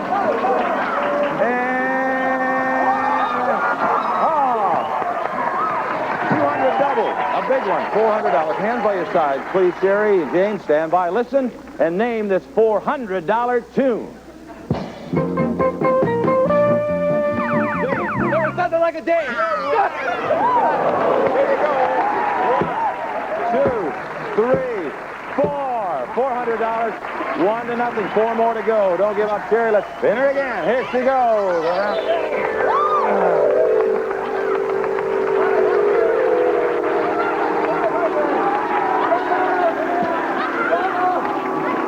Come on, double all the way, all the way. Come on, you're going to do it. Oh! Double again. This time double 100. This is worth $200. Listen very carefully and name that tune.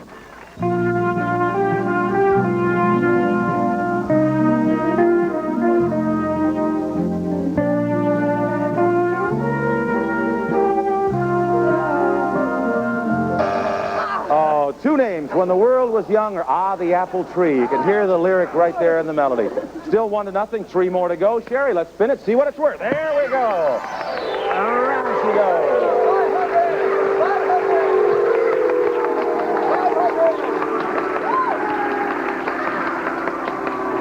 Come on, double all the way around. Double, double. Oh, yeah! Just clicked in double. Double one. So it's $200 this time. Listen carefully. Hands by your sides, please, and name that tune. Jerry. What do you get when you fall in love? That's not... I'll never fall in love again. Judges, did she make it? No, the buzzer beat you. Do you know the name of it, James? I'll never fall in love again. That's right. That's right. Sorry, Sherry. You gave me too much. You got there. All right, you need another $200, James. Here you go. 1 and 2. Score is 2-0.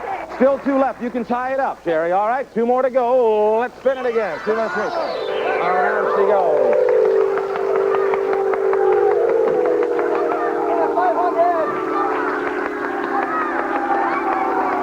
Here comes the 5.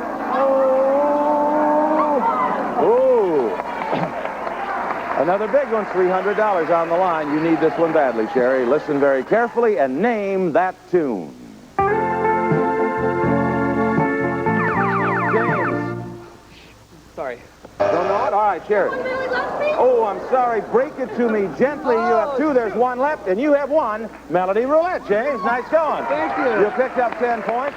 Sherry, you don't have any points yet, but don't give up, because we're going to play Tune Topics in a moment. That'll be worth 10 points, give you a chance to catch up, and we'll be back with Tune Topics, which is worth 10, and Sherry can catch up right after this. Don't go away. When that dry cleaning bill isn't a thrill, trust Woolite in your machine. To your dry cleaner say, we don't want our whites to gray. Trust in your machine. A cheese riddle. Excuse me, Giorgio. What do you get when you add mozzarella to an ordinary tomato? Something to sing about. That's right. Cheese makes it taste better. So don't forget the cheese. Have you ever looked through a Sears catalog and wished you could get things inside it free? Well, you can with this free certificate. It's redeemable for $200 worth of free merchandise from Sears with any Granada model contour chair purchase. Wish for anything you want, and then just sit back, relax, and enjoy it in your new Granada model contour. Granada is built to fit your body's linear measurements, adjusts electrically, comes with heat and massage, inflatable orthopedic support rolls, and genuine Verona leather upholstery. So pick up your phone and say, "Hi, I'd like full details about Granada and a free certificate for $200 worth of Sears merchandise." I'll mail them to you right away, sir. See, wishes do come true. Call for your free certificate right away. Call 1-800-637-9700. That's 1-800-637-9700, toll free. Call 1-800-637-9700. You can find anything. That's my ad. Do you tell them that you're a writer? No, he doesn't. Even murder. In the Personals. He was cheating on you! Stephanie Zimbalist, Jennifer O'Neill, Personals. A USA world premiere movie. Wednesday at 9. People say there are no real heroes. I need help over here! She's alive! Men and women with the courage to save the lives of others. Hello, I'm Charles Hayde. Please join me for the dramatic recreation of one of America's worst air tragedies, Fire and Rain. A USA world premiere movie. Next Wednesday at 9. Some of our departing contestants receive the following. Put it on. Aviance Night Musk. Introducing Aviance Night Musk. Put it on and have an Aviance night. No single juice refreshes like the 5 and 5 Alive. Which swab has 50% more cotton right at the tip? Q-Tips brand cotton swabs, because a swab by any other name is not the same.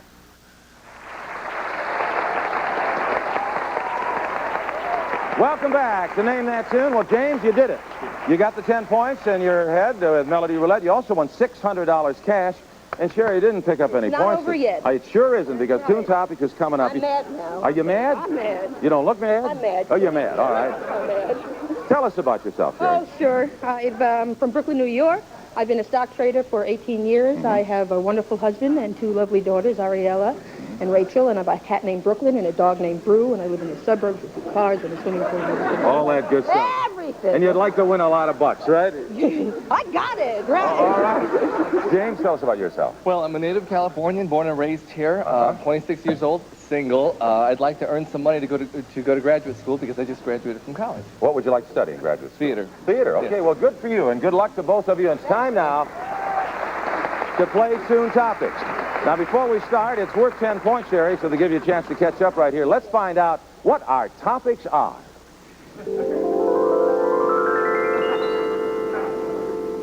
We have pillow talk, soloing and singles, played with me, you and me, babe, and body parts. All right, let's see what comes up today.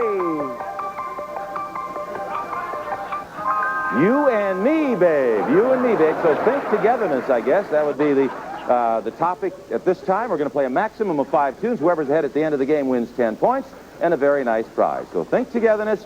Listen very carefully. And here is tune number 1. Name that tune. You and me, babe. Ooh. I got you, babe. Yeah, all right. You're giving it. All right, all right. The judge said yes. All right, so it's called I Got You, Babe. I Got You, Babe. You and me, babe, is the tune topic, Jerry. Okay, all right. I Got You, Babe. Score is 1-0. 4 more to go. And listen to tune number 2. Name that tune.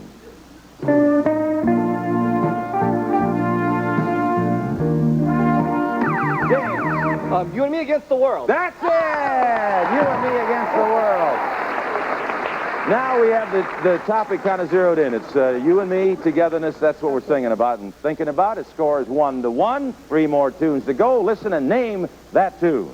Sherry. I got you under my skin. I got you under my skin. Yeah, I got you under my skin. That is real togetherness. I've got you under my skin. The score is 2-1. Still 2 tunes to go. James, you can do it. Listen, here's tune number 4. Name that tune. Baby,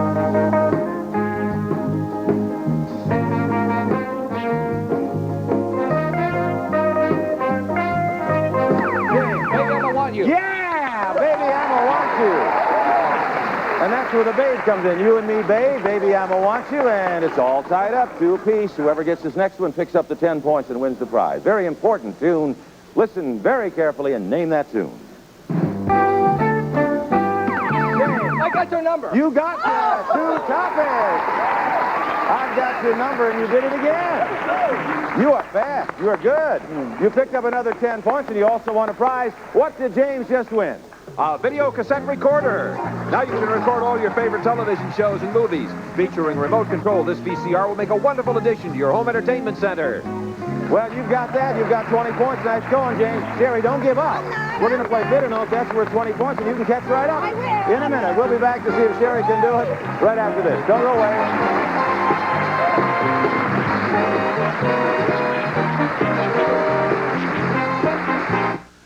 Today, there's a diet pill that can help you lose weight without being hungry. And with no caffeine to make me nervous. All my life I've been struggling with my weight. With Dexatrim, I finally lost weight, and without being hungry. Dexatrim. Nothing works harder to help you lose weight. Over 28 million adults get athlete's foot. I'm Jim Bird. I had athlete's foot until I used NP27. It has an ingredient recommended by doctors. Look, NP27 stops the burning, itching of athlete's foot fast. NP27. Nothing's a better cure for athlete's foot. When the call comes in, it all has to come together within seconds. That takes total concentration. And when headache strikes, that takes concentration too. The concentrated power of Anacin. Anacin concentrates 23% more medicine in each tablet than regular aspirin or regular strength Tylenol. Then adds an extra ingredient. So Anacin relieves your headache pain better. Anacin, concentrated for powerful pain relief. Nothing like a sandwich. Fresh from the desk drawer. Might I suggest a proper hot lunch with lunch bucket meals? From your microwave to your table in seconds. lunch bucket pasta Italiano, pasta shells in a zesty meat sauce. Delicious. What could top this? Perhaps country vegetable soup by the fireside. Lunch bucket meals, a proper hot lunch. Wow. Hey, who's coming for dinner? Princess Di? No, just some guy with no soccer tonight. What are we celebrating? A daughter with no gymnastics tonight, and a husband with no meeting tonight. The Joy Shine always shows you care. Joy's clean rinsing formula removes dishwater film and rinses so brilliantly, nothing's left on dishes but the shine. Laura, I thought it was just you and me tonight. It is. Nothing dishes out a brighter shine than clean rinsing Joy. Impulse pay-per-view makes you want to sing. It's so easy to see a show. It's on Impulse and away you go. It's Impulse. With Impulse pay-per-view, it's so easy to keep track of your monthly spending. With the touch of a button, your balance appears, so you'll always know how much more Impulse you can enjoy this month. Oh, it's so easy to see a show. It's on Impulse and away you go.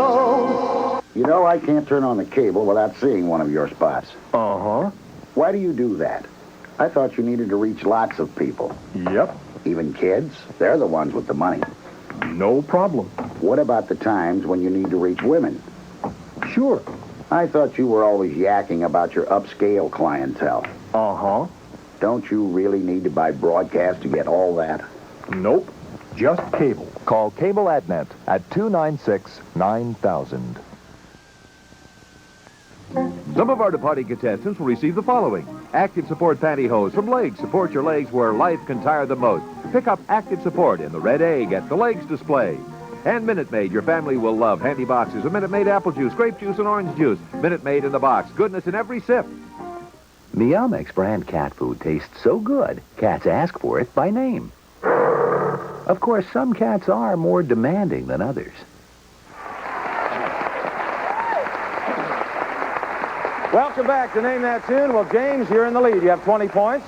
Sherry, you don't have any points, but right now you can catch up because bid a note is worth 20 points. And here's how we play it. I'll read you clues to well-known tunes, then you bid against each other as to how few notes it will take you to name that tune. The first player to score 3 tunes gets the 20 points and a great prize. And you really need it right now, Sherry. So here is your first clue. Listen very carefully because the clues are important.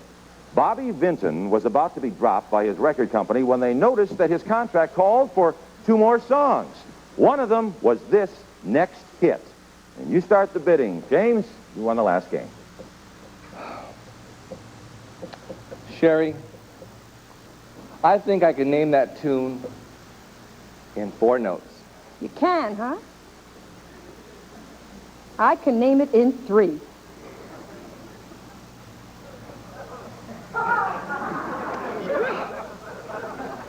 Sherry, I can name that tune in 2 notes. Good. Name that tune. All right. We'll see if your strategy worked here, Sherry. Once again, James, we'll give you the 2 notes in a moment. Here's your clue again. Bobby Vinton was about to be dropped by his record company when they noticed his contract called for 2 more songs. One of them was this next hit. James, here are your 2 notes. Roses Are Red? Yeah! Roses Are Red. Beautiful. Did you get it from the notes?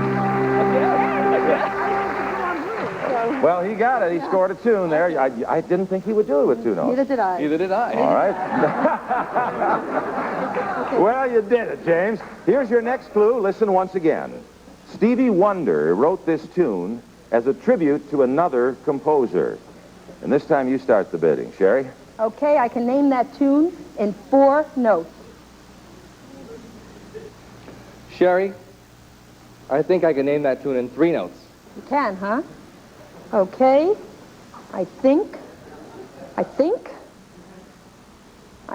I'm going to try and name it in 2. Sherry, name that tune. Okay. All right, Sherry, this time you get a chance to name the tune. Here's your clue one more time. Stevie Wonder wrote this tune as a tribute to another composer. Here are your 2 notes.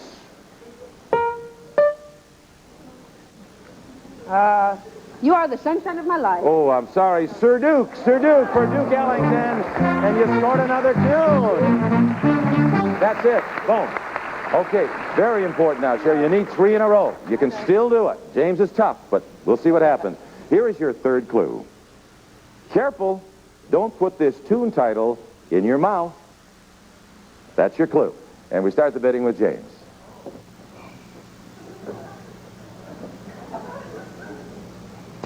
Sherry, I think I can name this tune in 5 notes. Yeah?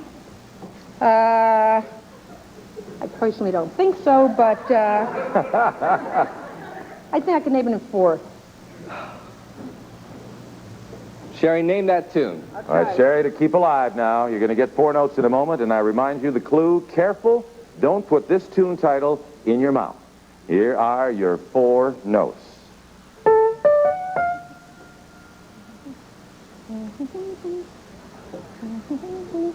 Oh! Put your little foot in, put your little foot out, and you did it. Just 1 bit of note, James. Nice going. Sherry. Oh, babe. Oh, I tried. Well, you were a delight to have on the show. You really were. Didn't win any prizes, but we have some great prizes for you backstage. Thank you very much, Sherry. James, you're going on to the golden medley, but you did just win bit of note. Take a look. What did James win? First, we have luggage. The Henley collection has the tradition of England's Henley Regatta with the pride of American craftsmanship. Made of waterproof Cordura and full-grain leather. It's a stunning collection of soft-side luggage for today's demanding travelers. And James, you'll use that luggage on a trip for 2 to Tucson. You'll stay at the Sheraton Tucson El Conquistador, a self-contained resort offering golf, tennis, racquetball, horseback riding, spa, and friendly Western hospitality. Furnished by the Sheraton Tucson El Conquistador. James, in just a moment, you'll be playing the golden medley, and you may be on your way to the $100,000 Tournament of Champions. Can he make it? We'll be back in just a moment to see if James can do it.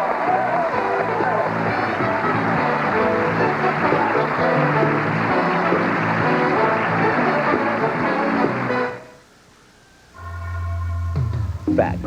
Daily stress can chip away at your body's supply of B vitamins. But one-a-day vitamins are uniquely formulated to help put back what your world takes away. Did you take your one-a-day today? Fact. Strenuous exercise can actually knock essential minerals right out of your system. But one-a-day vitamins are uniquely formulated to help put back what your world takes away. Did you take your one-a-day today? Last week, this fancy New York actress sweeps in here wants to know why we put crab mayo on the table, not what she uses at home. I say, sample some of that shrimp salad, darling. So fresh, so creamy, it's marvelous, she says. Well, she must have gone home happy. Yesterday, I get these tickets to a Broadway musical. I guess a little Kraft mayonnaise goes a long way. Welcome, welcome to Kraft. The fresh, creamy taste of real mayonnaise. Have you ever looked through a Sears catalog and wished you could get things inside it free? Well, you can with this free certificate. It's redeemable for $200 worth of free merchandise from Sears with any Granada model contour chair purchase. Wish for anything you want, and then just sit back, relax, and enjoy it in your new Granada model contour. Granada is built to fit your body's linear measurements, adjusts electrically, comes with heat and massage, inflatable orthopedic support rolls, and genuine Verona leather upholstery. So pick up your phone and say, "Hi, I'd like full details about Granada and a free certificate for $200 worth of Sears merchandise." I'll mail them to you right away, sir. See, wishes do come true. Call for your free certificate right away. Call 1-800-637-9700. That's 1-800-637-9700, toll free. Call 1-800-637-9700. The best, the brightest, the stars shine on USA.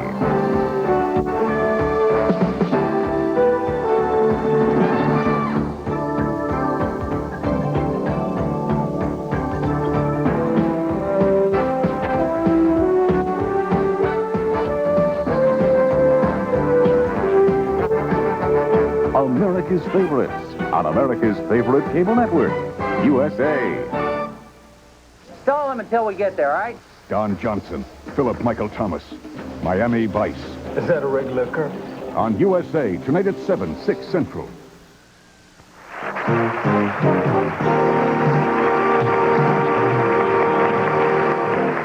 Welcome back to Name That Tune. Well, James, here you are at the Golden Medley. This is what it's all about now. You have anybody in the audience, family or anything, rooting for you? No, my family's with my dad. He's ill in the hospital. Oh, I hope it's nothing serious. No, he's going to be okay. Oh, great. All right. Well, so I want to win this for him. Win it for him? All right. Win it for him. I'm sure he's watching. Here's what's going to happen now, James. We're going to play the Golden Medley. There's 7 tunes in 30 seconds. For each tune that you name, you get over $250 in prizes. But if you name all 7, you will play in our monthly Tournament of Champions for over $100,000 in cash and prizes. Could be you. Very well could be all yours.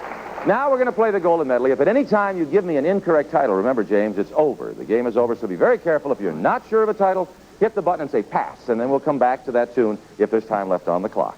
You have 30 seconds. Good luck. You can do it. Can he do it? Are you with him? All right. Complete attention, James. Here is tune number 1. You are my sunshine? That's right. You are my sunshine.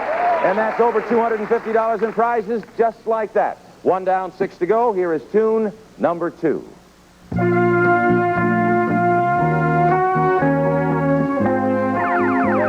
Michelle is right. That's 2. Now you're cooking. 2 down, 5 to go. Listen again. Here is tune number 3. Yeah,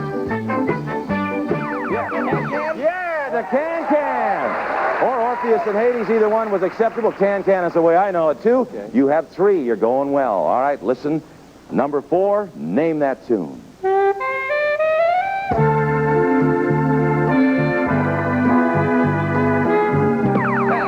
Pass on tune number 4. We'll come back to it if there's time left on the clock. You still have 15 seconds. You're only halfway through, and you've gone by 4 songs.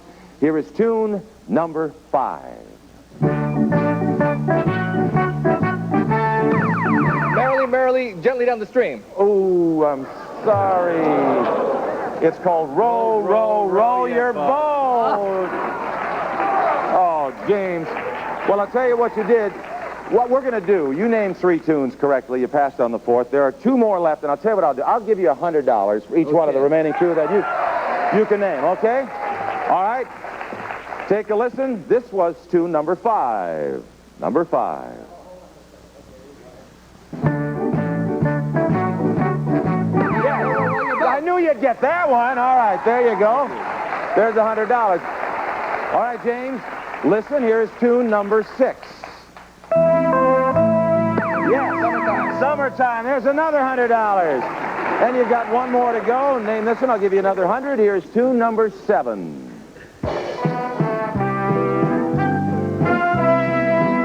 Yes. Great day for sailing? A great day for sailing? It might be, but it's also a grand night for singing. A grand night for singing was the name of the tune. But you got the $200.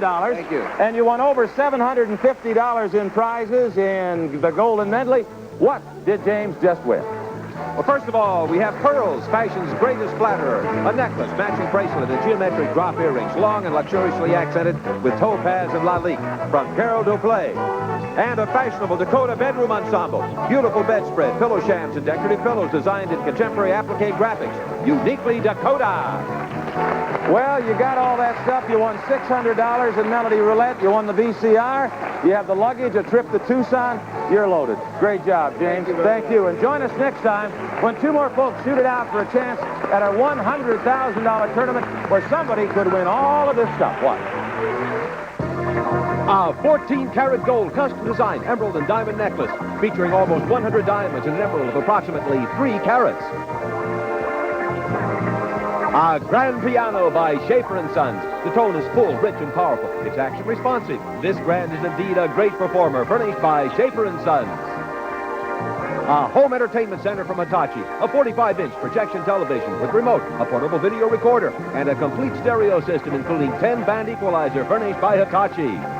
A Caribbean holiday from Costa Cruises, visiting romantic ports such as San Martin, Martinique, Barbados, Antigua, and St. Thomas, plus the many onboard exciting daytime and evening activities from Costa Cruises. A week's vacation every year for the rest of your life in your own timeshare condominium from Watt Industries in Palm Springs. Enjoy the country club atmosphere, tennis, lake, swimming pools at the Desert Breeze Timeshare in the Desert from Watt Industries, Palm Springs. From Jules Jorgensen, ladies and gents, quartz analog watches in 14-karat gold bracelet cases. His has a calendar with two-tone dial. Hers has 16 diamonds weighing 1 carat. Both with black sapphire crowns by Jules Jorgensen. The Entertainment Center from Polynesian, with snack bar, stools, moonroof, and Aloha 2 acrylic spa with molded benches and lounges. Everyone will enjoy relaxing in the Aloha 2 by Polynesian Spas. It's here and it's hot. America's first mid-engine production car, the totally new Fiero, only from Pontiac. We build excitement. Somebody's going to win all that, James. Thank you so much for playing. See you next time on Name That Tune. Bye-bye.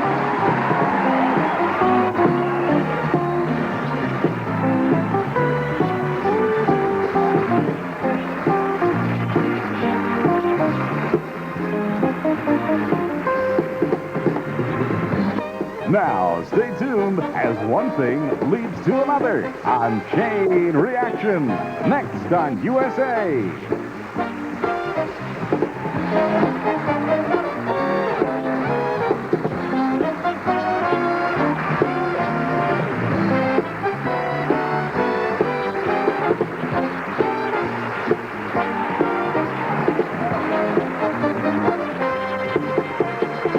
This is John Harlan speaking. The $100,000 Name That Tune is a Sandy Frank production.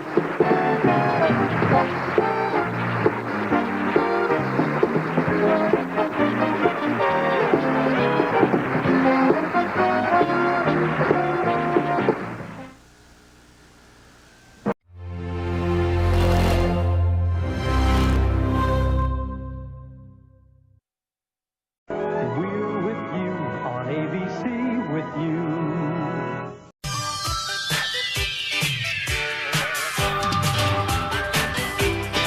Here comes the fascinating world of trivia, where even a right answer can catch you in a trap. On Trivia Trap. The juniors are ready. The seniors are set to play. And here's the host of Trivia Trap, Bob Eubanks. Thank you. Thank you. Thank you, and a happy Friday morning to you. Welcome to Trivia Trap. We have two very excited teams ready to play our game. First of all, I want you to meet our seniors. They're all over the age of 30, and boy, are they excited because they are returning champions. They won, what is it, a little over $28,000? Is that the figure? I think that was the figure. A little over $17,000. We'll try to give you some more money. Either way, we're doing just great. And hello, Lucille. Oh, that's great. I'm Lucille Burnett, and I'm a housewife. And a rich one, too. You're doing just fine. Here. George, you're back. Hi, Bob. I'm George Castaldi, and I'm still a master technician. All right, Gail. I'm Gail Greenberg, and I'm a graphic designer. Welcome our seniors to our show. Returning champions. What fun we had yesterday, you guys splitting that $10,000. George got a little excited, so stay away from me when you win the money, okay? Yes, sir. See, I only let pretty girls, get close when you win. I agree, big money. Bob. You I understand? agree. Let's meet the new juniors now. Brett, how are you? Juniors! Hi, Bob. My name is Brett Hansard. I'm a freshman journalism student at Cal State Northridge. Nice to have you here. I went to that college. Melody? Hi, my name is Melody Nicholas, and I'm an LA County Lake and Pool lifeguard, and I'm also a nursing student and specializing in emergency medicine. Well, you can save my life anytime you want to. Carrie? I'm Carrie Lee. I'm an elementary school teacher working on a degree in speech pathology. Welcome the juniors to our show. All right, good luck to our two teams. Let's begin our game right now, as we always do with our seniors over here. Lucille, you just keep making the right decisions. You start off a little slow. I worry about you. Here's what's going to happen. I'm going to show you two rows of answers. Up on the top row, we see these. A U.S. citizen, photographed only clothed, a virgin, and a female. On the bottom are these. John Wayne, Errol Flynn, Charles Chaplin, and Clark Gable. What will it be, the top or the bottom? I think we'll take the bottom. I knew you would. I had it in my hand. Here's your question, seniors. During World War II, the Nazis offered a $5,000 reward for this actor so Hitler could put him in a cage like a gorilla. Who was he? You must eliminate the wrong answers. In order to get to the right answer, if you can find all three wrong answers, your team gets $300. Lucille, begin. I'll cut Clark Gable. You want to cut the answer, Clark Gable? Audience says, yeah. For our seniors, cut the answer, Clark Gable. Can you believe that? I can't. I couldn't believe it either. You're starting off like you always do, with nothing. I don't know how you do that. No, it's true. World War II, the Nazis offered a $5,000 reward so that Hitler could put Clark Gable in a cage like a gorilla. Oh. Interesting bit of trivia. You didn't win any money with it, but you did learn something, didn't you, George? We'll come back. I knew you would. We'll come back. Okay, let's go right to our juniors. Brett, now, you get to choose the answers. The U.S. citizen up on top and the other answers on the bottom. Juniors, take a look at these. Gopher wood, camphor wood, sandalwood, and ash. What will it be? Top or bottom? Take the top. Yeah. You want the top? Juniors, your question. Miss America pageant chairman Albert Marx has just announced a pending rule change. From now on, the future Miss America contestants must affirm that they have always been this. You must eliminate the wrong answers. All three of them, and you get $300. Brett? I'll cut a virgin.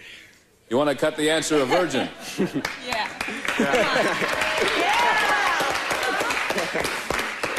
Let's do that. Cut that answer, please. Yes. Melody, find another wrong answer. Oh, I'm gonna cut a U.S. citizen. All right, sounds good to me. Can we eliminate the answer, U.S. citizen? Sure. Carrie, two answers remain. Remember the question. Albert Marx, the pageant chairman, has just announced a pending rule change. From now on, the future Miss America contestants must affirm that they have always been this. Find the last wrong answer, and you get $300. I'm going to cut a female. Female. Ooh. Ooh. Oh, well, come on. Yeah, come on. Come on. Yeah. Come on. Cut the answer, a female. That's all right. Caught in our trivia trap. Can you believe they made that announcement? You know, the reason for this rule is that they want to make certain that no one who enters the pageant turns out to be a transsexual. Here he is, Miss Owner. You did eliminate two of them, though. You get $100, juniors. No money for the seniors, but, you know, they always start slow. And we'll pause for these words, and we'll be right back with more Trivia Trap in just a moment. Welcome back to Trivia Trap. Very quickly, our juniors have $100, and our seniors are starting off like they always do. Returning champions have nothing to this point, but look out, they do make it sometimes. Hey, the first team that gets to $1,000 wins the game, has a chance to play for $10,000. So let's see if you can't get on the board now. George, Gail, and Lucille. And George, you pick the answers. Bottom row, gopher wood, camphor wood, sandalwood, and ash. On the top are these. George, take a look. Goodrich, Burger King, the National Guard, and Avis. What will it be, top or bottom? The top. Going to the top. And here's your question. Whose advertising slogan is, "We're the other guys"? Find the wrong answers, George. I will cut Avis. We're the other guys. He'd like to cut the answer, Avis. Let's do that for the seniors. Here we go, guys. Here we go. Gail. Come on, Gail. I'm going to cut the National Guard. Atta girl. You don't think that's their slogan, we're the other guys, huh? No. All right, cut the National Guard then. Yeah. Right on. Lucille, two answers remain. Whose advertising slogan is, "We're the other guys"? Find the last wrong answer. I hope it's Goodrich. You're cutting Goodrich? Take a look to your right and see deep despondency. Let's cut the answer, Goodrich, for $300. That's all right. We'll come back. They're the ones that they don't have the blimp. That's right. So they're the other guys. You got two of them, though, so we'll That's give you okay. $100. You tied up the game, and that's the way it's supposed to do it. All right, Melody. Let's go right to the juniors and let them play the game. On the bottom, you've seen them. On the top are these. Now, Melody, Regal Beagle, Achilles, Super Jane, or Hercules? Top or bottom? We'll take the top, Bob. You want the top? Did I say Regal Beagle? I meant Regal Eagle. Been watching too much television, haven't I? Yeah. That's where Jack Tripper goes, isn't it? Right. Boy, do I know a lot about nothing. Okay. Juniors, what was Howard Hughes' giant aircraft called before it was nicknamed the Spruce Goose? Find the wrong answers for $300. Melody, begin. I'm gonna cut Super Jane. Super Jane, you'd like to cut? Okay, for our juniors, cut that answer, Super Jane. Good. Carrie, find another wrong answer. I'm going to cut Hercules. Hercules is the one. Listen. Oh! Oh, I know, but they're not always right up there. Come on. Most of the time, but not always. Okay, cut Hercules. Oh! That's what it was called, yeah. Before it was nicknamed the Spruce Goose, it was called Hercules. You got rid of one wrong answer, add another $50 to our juniors. So, there we have it. At the end of our round, juniors have $150, seniors have $100, and we're going to pause for a couple of commercial words. We never did find out about gopher wood, camphor wood, sandalwood, and ash. It's a very interesting question. It's going to be kind of fun. We'll play with you at home. Here's the question. What does the Bible say Noah's Ark was made of? Gopher wood, camphor wood, sandalwood, or ash? I'll tell you the answer. We'll play our $1,000 trivia race when we come back in just a moment. Trivia trap. How did you do with that question? Very interesting trivia question, too. You can try this one out at a party. The question was, what does the Bible say Noah's Ark was made of? Correct answer, gopher wood, camphor wood, sandalwood, or ash. My mother's going to be very proud. I'm quoting from the Bible now. In the book of Genesis, chapter 6, verse 14, it says, make thee an ark of gopher wood. That's the answer. Back to our game. Juniors, $150. Seniors, $100. The goal is to get to $1,000. And we do that by playing our $1,000 trivia race. So if you're ready, come with me and let's begin the race right now. Okay, we'll play our trivia race until one of our teams reaches $1,000. The winner then goes on to play for $10,000. And our juniors are out in front, barely, by $50, so that means they get to go first. And in the trivia race, every question is worth $100. But after the 10th question, the values then double. Now, each team will have 3 chances to come up with the correct answer. If all 3 of you miss, control will then go over to the other team. So, juniors, we'll start with you. And, Brett, you get to pick the first question. Nicknames, bounty, or dog? I'll take nicknames, Bob. Nicknames for $100. Remember, you have $150, and you're trying to get to $1,000. Here we go. What is Manfred von Richthofen better known as? The Baron. Enough? Is that enough, judges? He said the Baron. Not enough. Melody? Baron von Hess. I don't know. Oh, I'm sorry. Carrie? The Red Baron. It's the Red Baron. Sure. Saved your team. Again, Brett. Dog. Dog for $100. You have $250. Roy Rogers' horse was named Trigger. What was his dog's name? Melody. Silver. No, Carrie. Blackie. Don't know. Bullet. Frozen at $250. Here we go. Seniors, you have $100. Now, Lucille, pick a question. Military. Military for $100. Your question. In feudal Japan, what was the name given to the supreme military commander? George. Gail knows. Shogun? Shogun is right. Yes. $200. Again, Lucille, the question. Old TV. Old TV for $100. What was the name of the fort in the TV series F Troop? Apache. No, incorrect, George. Fort Lewis. No, I'm sorry, Gail. McKinley? No, sorry again. Fort Courage. F Troop. Frozen at $200. Back we go to the juniors with $250. And Brett, you get to pick the question. I'll take 50s Rock. 50s Rock. My kind of music. Tutti Frutti was the first hit for which rock and roll superstar of the 50s? Little Richie. That's it, Little Richie. $350. Melody, what will it be? We're going to take Bounty. Bounty for $100, juniors. After the mutiny on the Bounty, on what South Pacific island did Fletcher Christian land? Ooh, Carrie? Save your team, Brett. The Bahamas. Pitcairn's Island. Also the title of the 3rd book in the Bounty trilogy. You're frozen at $350. Back to the seniors with $200. Lucille, pick a question. Names. Names for $100. Seniors, in Gulliver's Travels, what was the name of the people who were very, very tiny? Lilliputian? Close, but no banana, I don't think. George? The Lilliputians. No. Lilliputs? No. Lillipuds. No. Give us a break.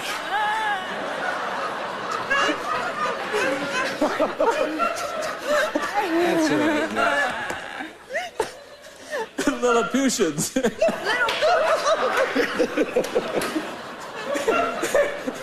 What she said. You're frozen at $200 and I'm paralyzed. Back to the juniors, Melody. Okay, let's try Washington. Washington. For For $100 when President Reagan was shot, who said, "As of now, I am in control here"? Haig. Alexander Haig, yes. $450. All right. Carrie.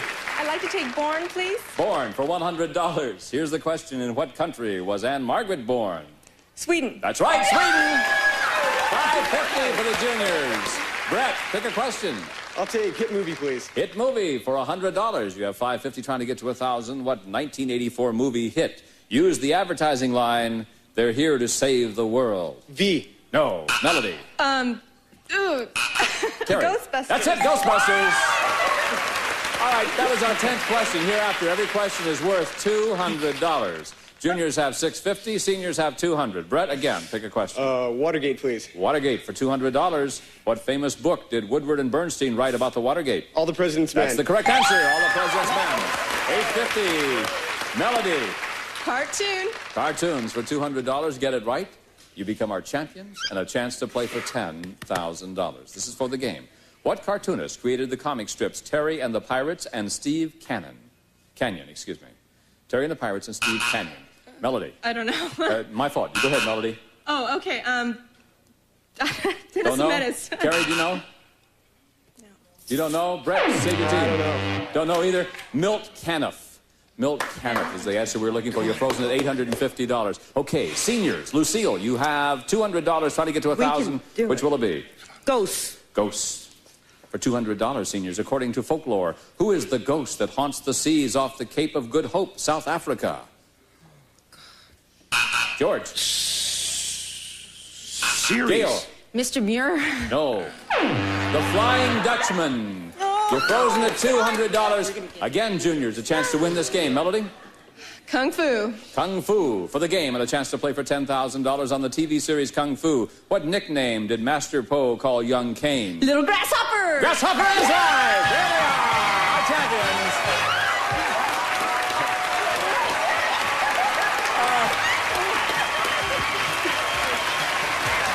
Now, you've had slow starts before, folks. Awesome. But never that slow. $200 today. But let me tell you, let's see. Lucille, you won a little over $7,000. George won a little over $7,000. As a team, you won over $17,000. I hope you've enjoyed our show. We really enjoyed having you here, Lucille. Best of luck. George, you're a really nice man. Thanks for playing the game. Gail, the very best of luck to you. We'll see you again. Thank you. Whoa, what? Champions of the juniors, they'll be back to play for $10,000 right after this. We have new champions. Let's bring them in right now, our juniors. Congratulations, Melody, Carrie, and Brett. Very good indeed. You won the game now. You want to play for the big money? There's $10,000 waiting for you. I hope you win it. Go right over there and get in position. Let's play the game.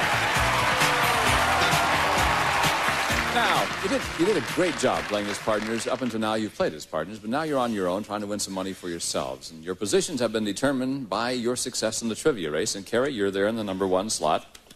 That means that you have the first option to play or pass on the first group of answers as we begin our climb up our trivia ladder toward that pot of gold of $10,000. So let's go.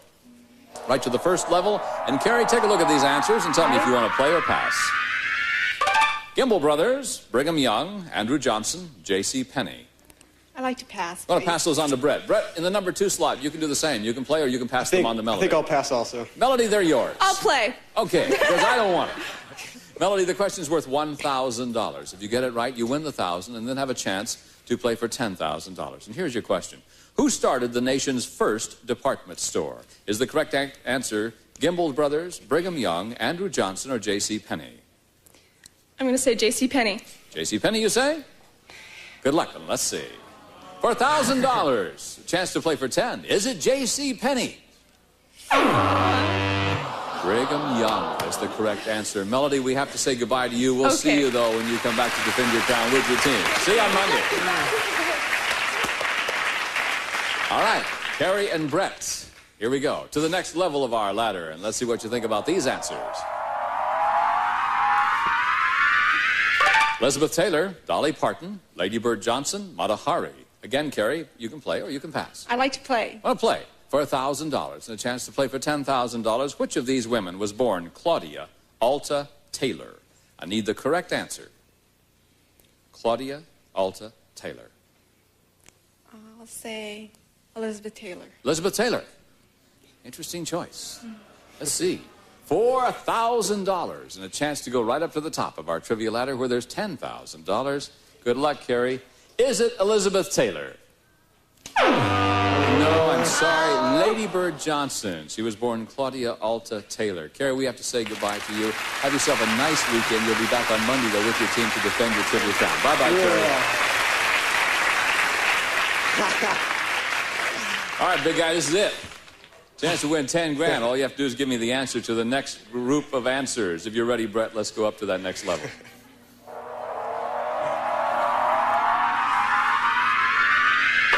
Lawrence Welk, Jack Klugman, Cary Grant, Jack Nicholson. Those are the answers. Here's your question. Which of these famous personalities wears a toupee? Is the correct answer Lawrence Welk, Jack Klugman, Cary Grant, or Jack Nicholson? I'll guess Lawrence Welk. Lawrence Welk, you guess. I don't know. The audience says, This is for a chance to play for $10,000. I want you to get this one right. How about it? Does Lawrence Welk wear a toupee? He does not. Jack Klugman. God. Klugman wears the toupee. Hey, you don't get the $1,000. You don't get a chance to play for the $10,000. But as you know, we'll see you back here on Monday. We'll pause for these words, and we'll be right back with more Trivia Chat in just a moment from now.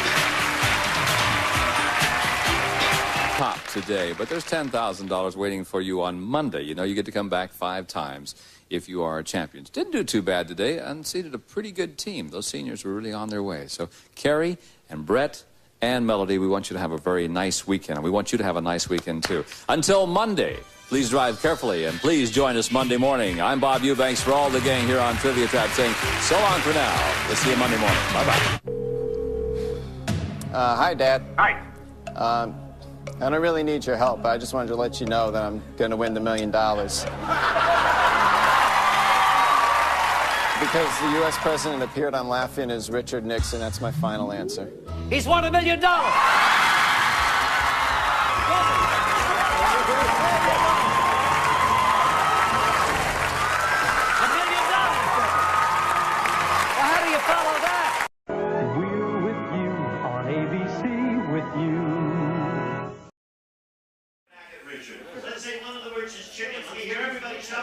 Family Feud, show number 2151, VTR October 30, 84. Politician. It's time for Family Feud's Adventure Stars Special, featuring 5 intrepid, dynamic, resolute, daring, courageous heroines, playing against 5 equally dashing, bold, awesome, gallant, fearless heroes. Let's start Family Feud's Adventure Stars Special with the star of Family Feud, Richard Dawson.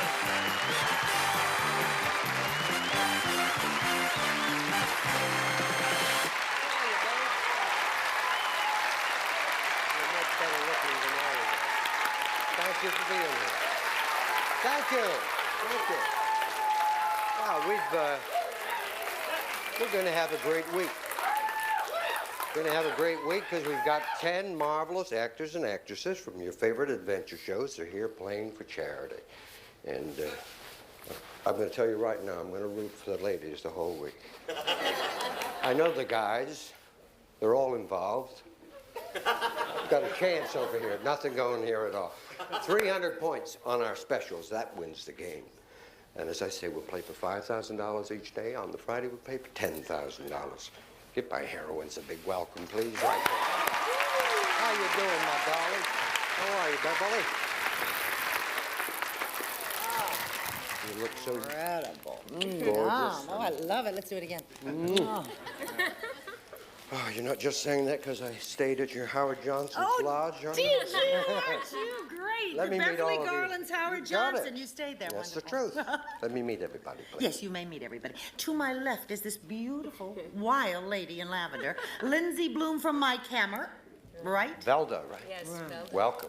And to her left is Patricia McPherson. Ha ha. Night Rider. Got it. Got your Phyllis own car? Davis from Vegas. Welcome, Phyllis. Thank you. And Yvonne Craig from Batman. Thank you for coming back, Patel. Give them a big, big welcome. What charity will you play for? The YMCA. YMCA. I give you my love, and I wish you luck, and I thank you again for being with us. You'll get nothing from me, guys. Welcome. From us either. I don't want anything from you. When you see Stacy Keach, Yes. will you ask him, truly, if he has a copy of Fat City? He did a movie with John Huston called Fat City, where he played it is my favorite film of all time, and it has never, ever been re-released. Tell him I love him, and I love you, and please pass that message. I will. Okay.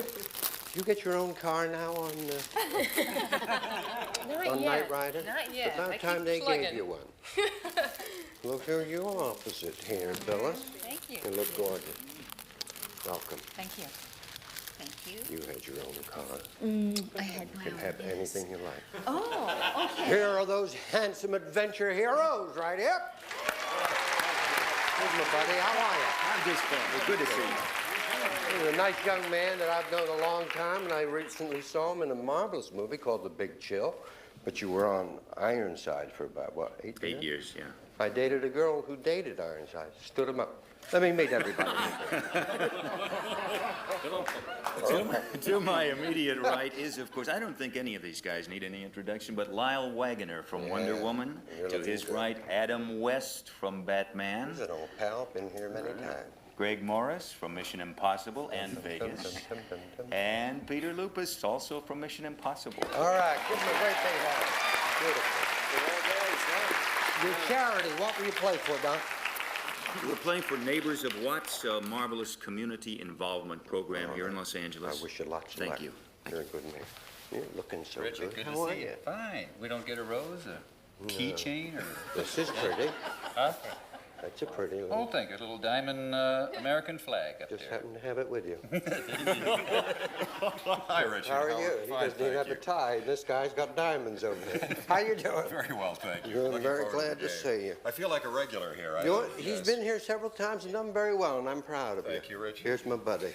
Mr. Dawson. How are you? Good.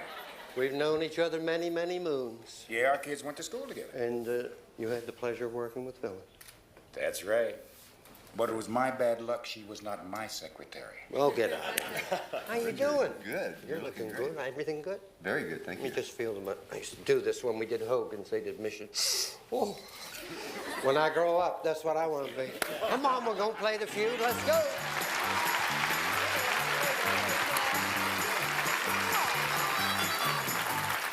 Okay. 100 people surveyed, top 6 answers on the board. You got to try and get the most popular answer. Here's the question. Name something you enjoy shopping for, even if you don't buy it. Ice cream. Ice cream. No. No. Stop. I'm going to say an automobile. An automobile. It's there. We play a pal. Talk it over. We'd very much like to play. All right, we're going to play, Mike. Okay. Ice cream. Something you enjoy shopping for, even if you don't buy it. I get a kick out of shopping for houses. Okay. House. Good. Yeah. On the board already. What would you say? I'd say furniture, Richard. All righty. Some furniture.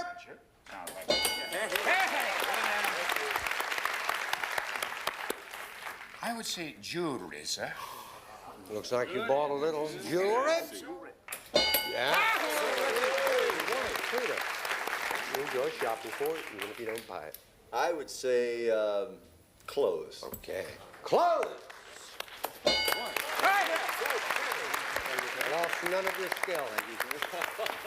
No strikes and only one answer left. Done.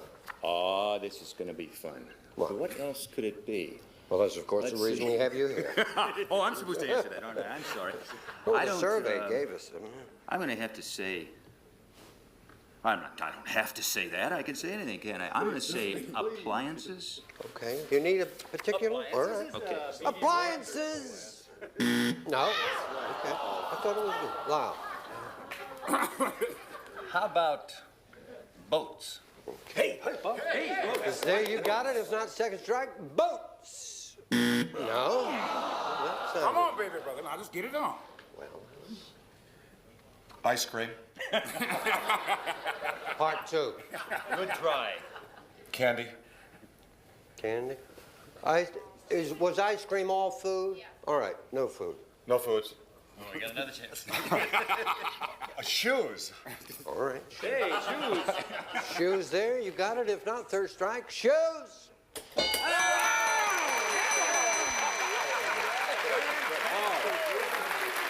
Team, we'll be back.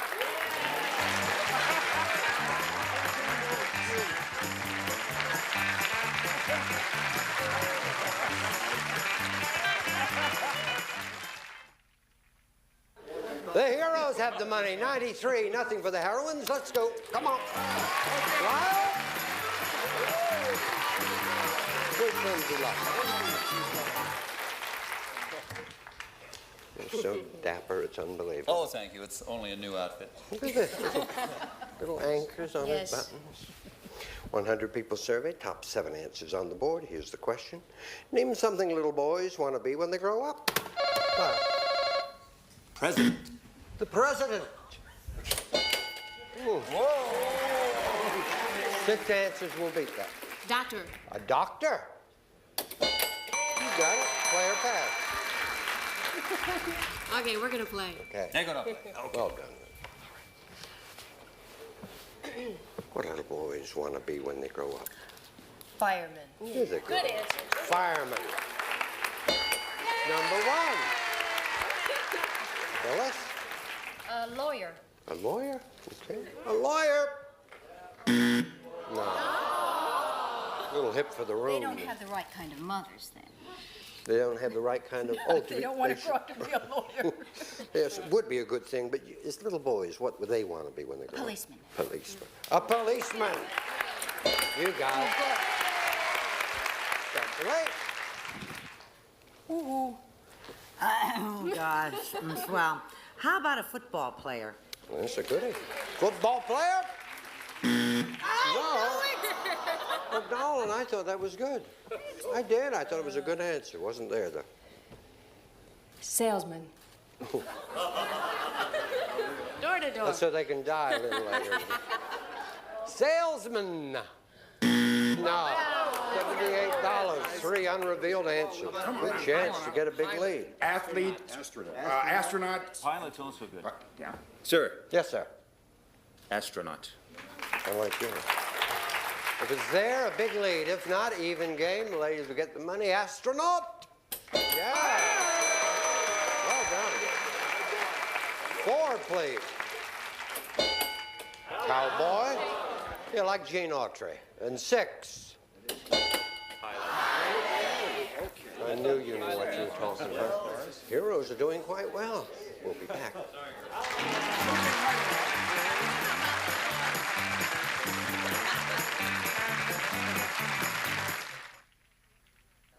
It's all there, 171, nothing there. Let's go, come on. Got a brand new heroine coming up there, Patricia and Adam. You're too gorgeous to play against. It's terrible, What isn't a it, to guy. have Keep to do talking that. and And I'm I'll going to hit think. this thing. Flatten your hand out there. Sorry. Yeah, he thought you were nice, but he stuck the thumb under the crown. I'll keep him. 100 people surveyed, top 5 answers on the board. Here is the question. Name something a girl would keep as a souvenir of a memorable date. Adam. Flowers. A flower. Player pass, number 1. We're going to yell. We're going to play, Rich. Play it. See, it worked. He did that measure. Very good. Shut up. Be quiet. Just to see you now. Do you know what girls do on dates? You can do it. Something a girl would keep. I've been married so long, I've forgotten. A girl would keep as a souvenir of a memorable date. Candy. Okay. I suddenly believe what you said a little earlier. Candy. Oh. Keep your candy. That's what I was going to say. Woman dies eating candy, 23 years old. Peter. Yes, sir. I would say an invitation. An invitation? Not there. Too strong. Gone. Something a girl would keep as a souvenir of a memorable date. Gosh, we're doing awfully well here, aren't we? I'm going to go with dance card. A dance card, all right. If it's there, okay. If not, third strike, a dance card. No, it's fine. Program, dance card, Lyle. Well, I remember we used to go have pictures taken at one of those little photo booths. Gotcha. So perhaps a photograph. Photo, I like that. A photo? Well, Lyle, I thought it sounded good. Ladies, take a look here. We got $76, 3 unrevealed answers, and we've lost 7 minutes while you got up. What have you come up with now? Give her all the ideas you have. You can yell them out. Tickets are maybe. What are we going to do right now? Matchbook covers? Well, okay, we're going to go with tickets. Tickets, okay. Ticket stubs, Yeah. theater stubs, Got it? that kind of thing. Then you're going to get We the want money all if of it's there. those. Ticket stubs for Beverly and the heroine. You got it. Number 3. A matchbook. You had that as well. Number 4. And a napkin. 171 to 76. Let's go. Come on. Silly red. Against you?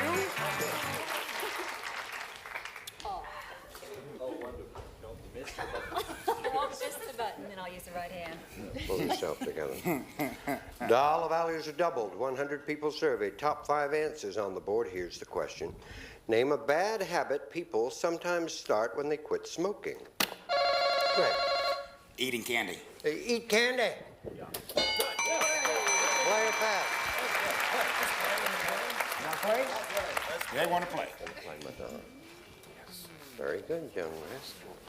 Oh, wait a minute. Am I next? You're next. We're not playing. Yes, come on now. Why do you think I pointed? Bad habit. People sometimes start when they quit Okay, smoking. I would have to say bite your fingernails. All right, they bite their fingernails.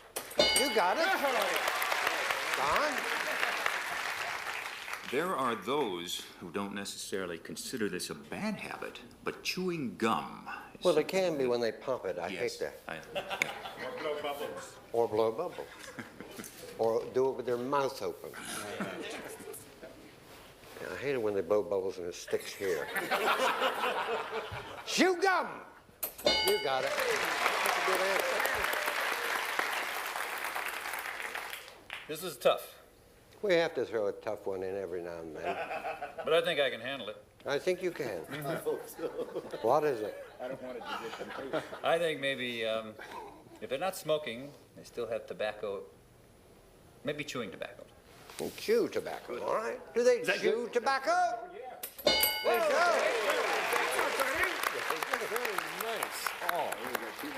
And that leaves me sleepless. Sleepless. Not sleeping. A bad habit? Not sleeping well. Could that be construed as a bad habit? As far as it could be, yeah. I've obviously suffered from it. I don't sleep well at all. And I smoke. Yes, I'm really in trouble. What a crowd. I'm leaving you because of your bad sleeping habits. No, I guess it could not be. Yeah, could not be construed.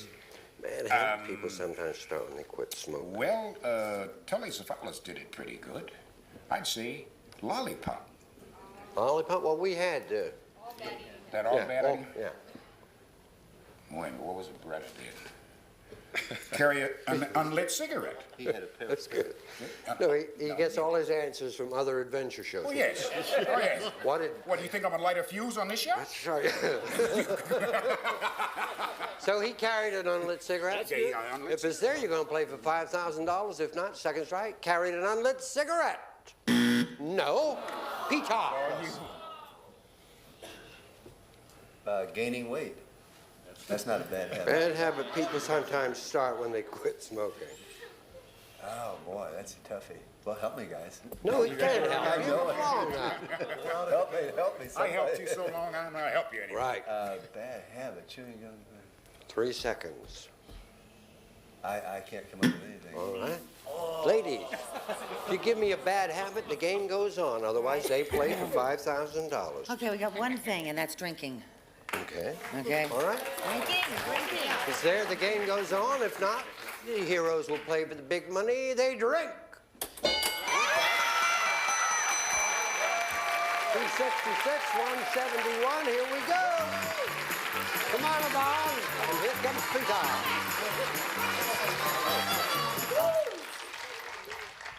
Yeah, this is not the dating game. Just say hello, wish each other luck. He's in my fraternity. Leave me alone. Oh, good. And you leave me alone. Dollar values are tripled. 100 people surveyed. Top 4 answers on the board. This could decide the game. Here we go. Name something motorcyclists wear. Yes. A helmet. A helmet. You got it? Play or pass? We'll play. They do, I'm sorry to say. I'll read this once, gentlemen. I get to you. You have 3 seconds to answer it. I cannot repeat it, so please listen. Name something motorcyclists wear. 3 seconds. Leathers. Okay, good. Leathers. Leathers. It's a suit that you wear. Leathers.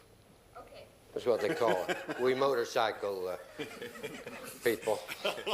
Bruce Stern and Don and I used to go out for the weekend. Leathers.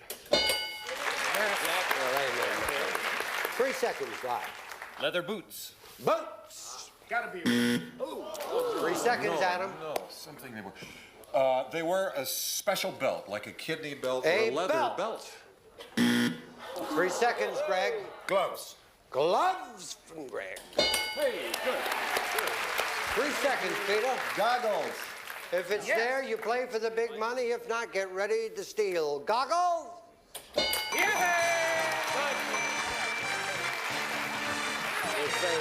Stay here and root for him. You good for me? We'll play. 2 people. Come along. First? Second or first? Lyle! Go! Since he and Linda Carter split up, there's never been a stand. We'll be back right after. Pull it right.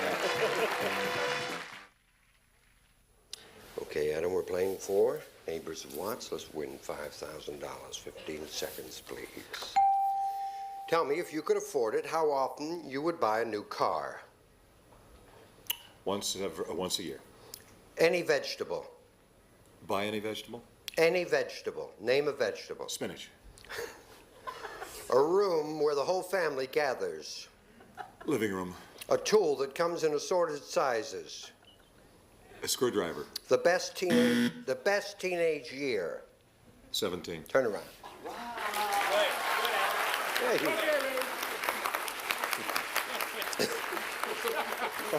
You must never confuse the first question with the second question. Okay, Richard. Because I wouldn't want to know how often you'd buy a vegetable. If I say any vegetable, I want you to...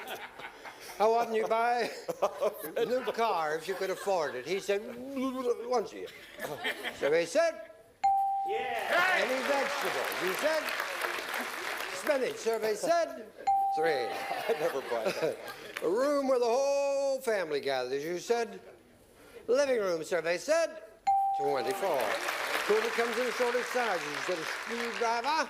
Greg said, Tom Collins. Survey said, 22. The best teenage year, 17. Survey said, that's a great score. Thank you, Richard. Right next to young Don, and you're looking for Lyle.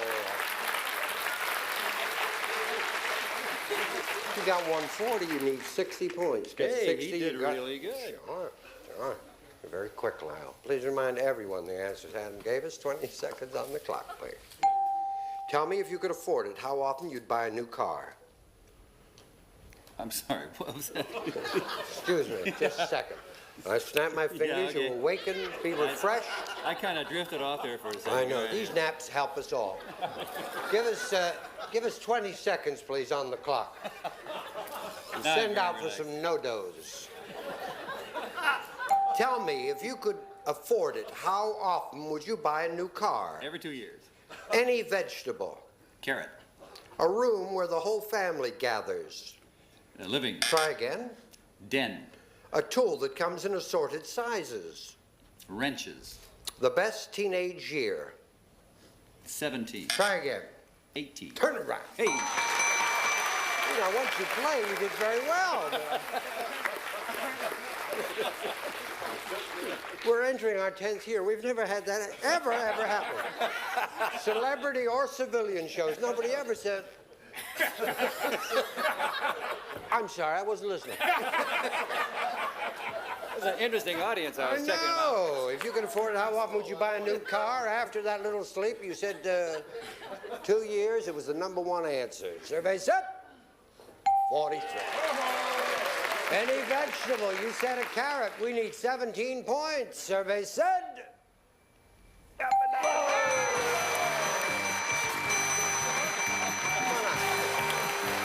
will return. Carrot was the #1. A den and family room is where the family gathers. Screwdriver was the tool. And 16 was the best teenage year. Now, the heroines, they're playing for the YMCA so far. I've won $266. Heroes after a nice sleep. Playing for the neighbors of Watts, $5,471. Tomorrow's another day, though, and we'll meet right here on the tube. We love you. Whoa, we're in a minute. This is Gene Wood speaking for Family Feud. A Mark Goodson television production.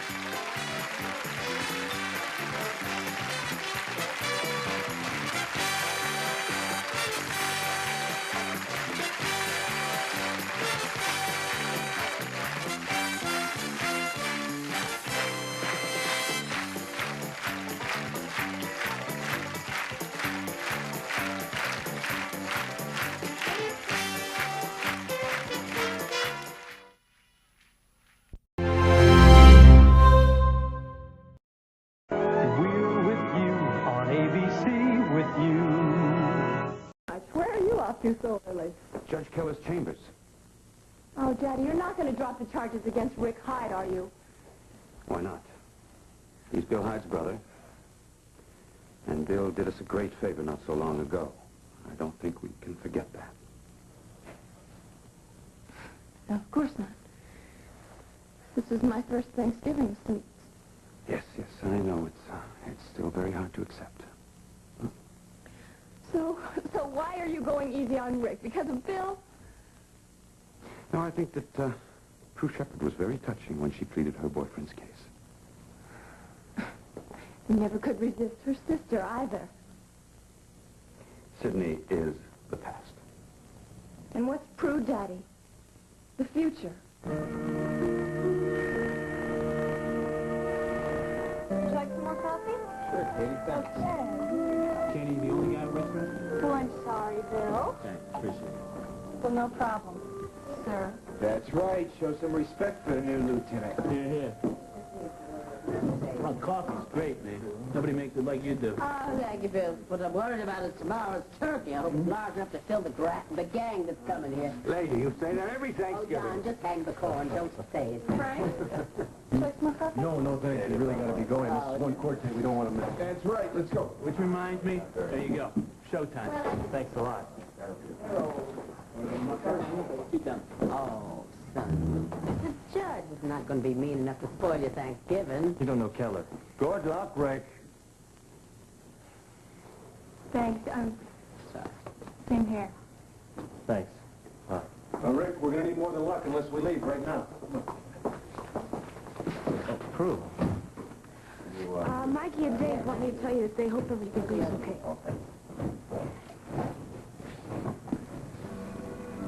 Yeah, that's something right.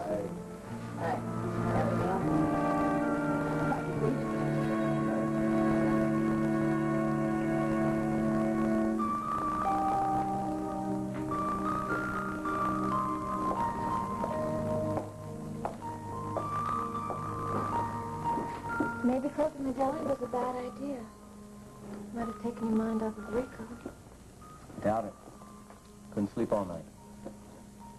Steve, all Rico did was spin the night with his mom. I'm sure he's fine. Yeah. Well, I'm not. Remember when I said the first time that I was going to adopt Rico? Well, I really wasn't ready for the father bit. I just figured the kid kind of needed me. Then he started calling me Dad, and the whole thing turned around. What do you mean? I need him.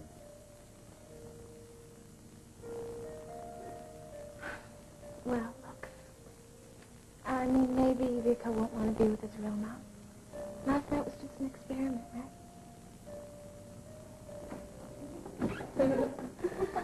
Hey, Jay. Look, my mom got me, right, huh? And, Chef Caesar. Oye, pero mira cómo baila, fantástico. Right. Yeah, that's wonderful. Man. That's great. Oh. It's like we just lost a son.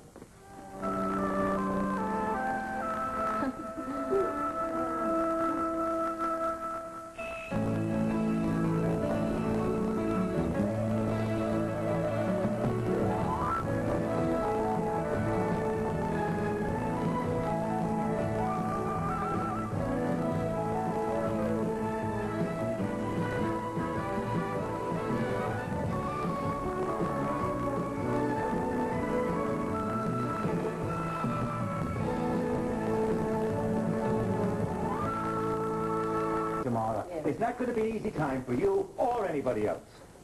Talk to me about it. Talk to Bess Shelby. Hey, will you please try and understand what I'm saying? Watch yourself on that last All piece, right. please. Try to hear what Donna's saying and keep peace tomorrow at dinner. And you can help by washing these glasses. Sure, we'll all have a great time. We just have to keep our fingers crossed that she'll behave, that's all. So you actually went to Max de Bujak's all by yourself? He was really nice, Katie, honest. Wow. I would have been scared to death. Not if you were trying to help somebody you cared about.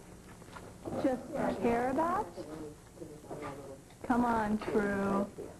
Would you have ours over there, please? Not until you tell me what's going on between you and Rick. Okay, I've gone and gotten myself in love. Satisfied? If you are. Are you? Truthfully, Katie, I don't know how I got myself into the whole dumb thing. I really don't. That's right. You always thought love was dumb. I used to think love was dumb. Now I know better. It's just plain painful. Especially when you're dealing with a Rick Hyde.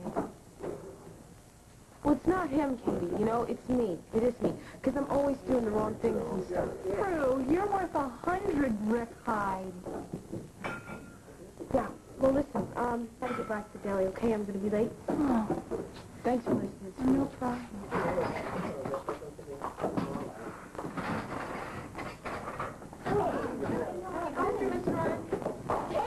Hey.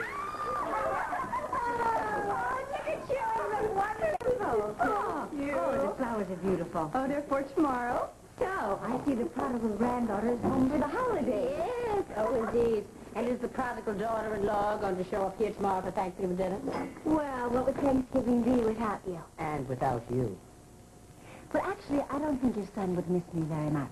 Oh, I wouldn't be too sure about that, young lady. Come on, Frank and John were coming, so we feel like real family.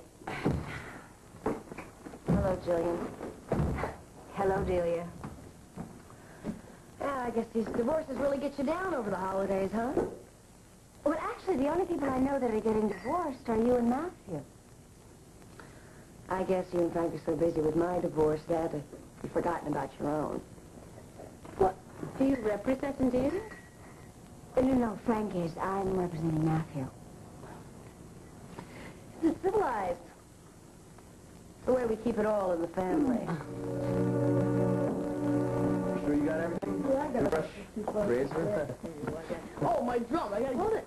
I'll get it. Fine. Estoy tan contenta.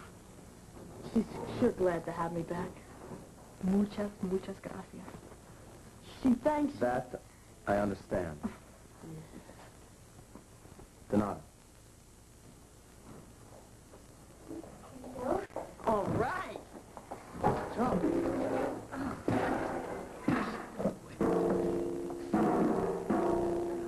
gave it to me.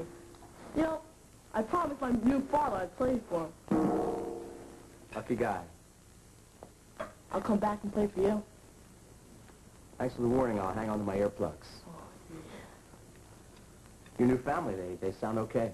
Yeah, you should see my kid sister. Oh, she thinks I'm the greatest. I'm going to teach Rosa everything, just like you did for me. Well, I have much cooking for mañana. Should we go? Un momento.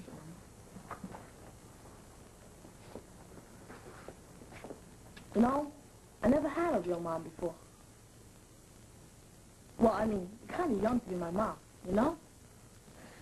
Yeah, you're such an old guy, Rika. Hey, Dave, all right if I keep my stuff? Why not? You'll always be half Jewish as far as I'm concerned. Listen, kid, come back visit, huh? Always. You'll always be my best friend. Bueno. Hasta luego. See you later. Goodbye. Have a good Thanksgiving.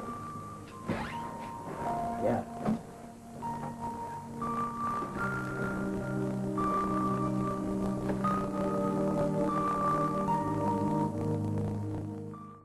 Dear, please, Jillian. It's all right, man.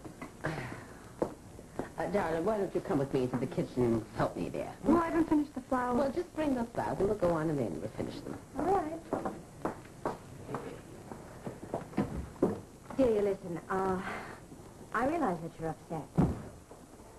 Upset? What, that my husband's using my ex-husband's wife to sue me in the divorce case? No, I'm not upset about that. Well, good. I'm glad to hear it. What I'm upset about is that you finagled your way into representing Matthew so you could defend your own mother. What? I could name Bess Shelby correspondent in my divorce case. Oh, come on, that's ridiculous. It's embarrassing is what it is. Having your husband duck you for a woman who's almost twice your age. Dear, Matthew and my mother are friends. Friends, that's all.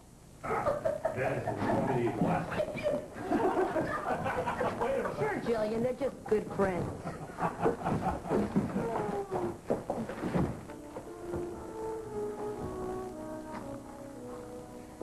Guess Matthew's tricky jokes didn't help. No, I don't feel much like growing up the apartment. Too many empty drawers. Dave.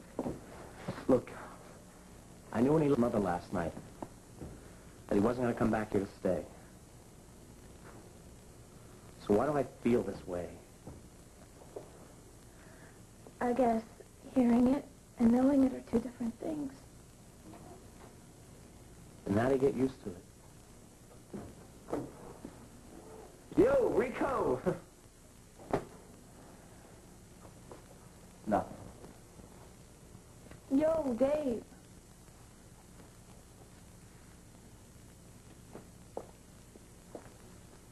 Hurts you too, doesn't it? Yesterday I was about to get married and have a son, and today... Tell you what.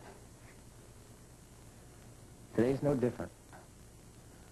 And Rico, we'll always have us. Kind of like a second family. Two families. Lucky kid. Two people. Dave and Maggie. I think they're kind of lucky. I thank God for you.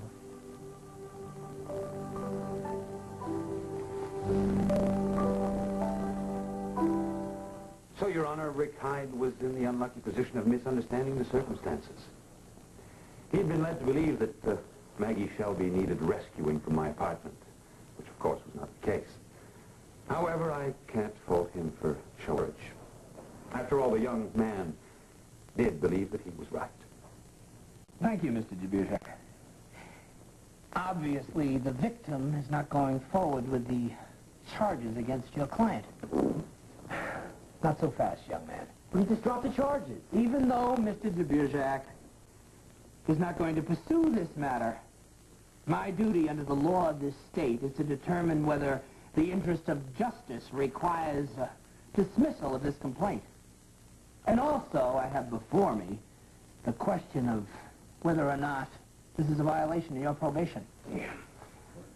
I'll allow the charges to be dismissed, but this is a violation of your probation.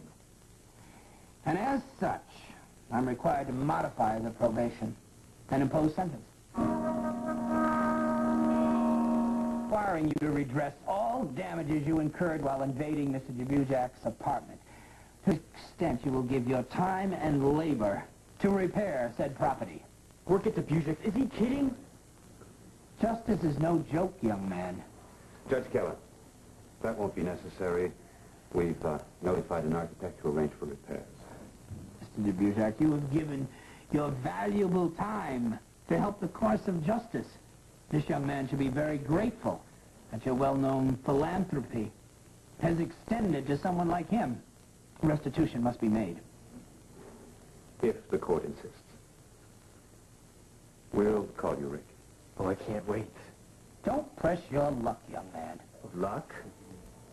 The next time you come here, I'll revoke your probation.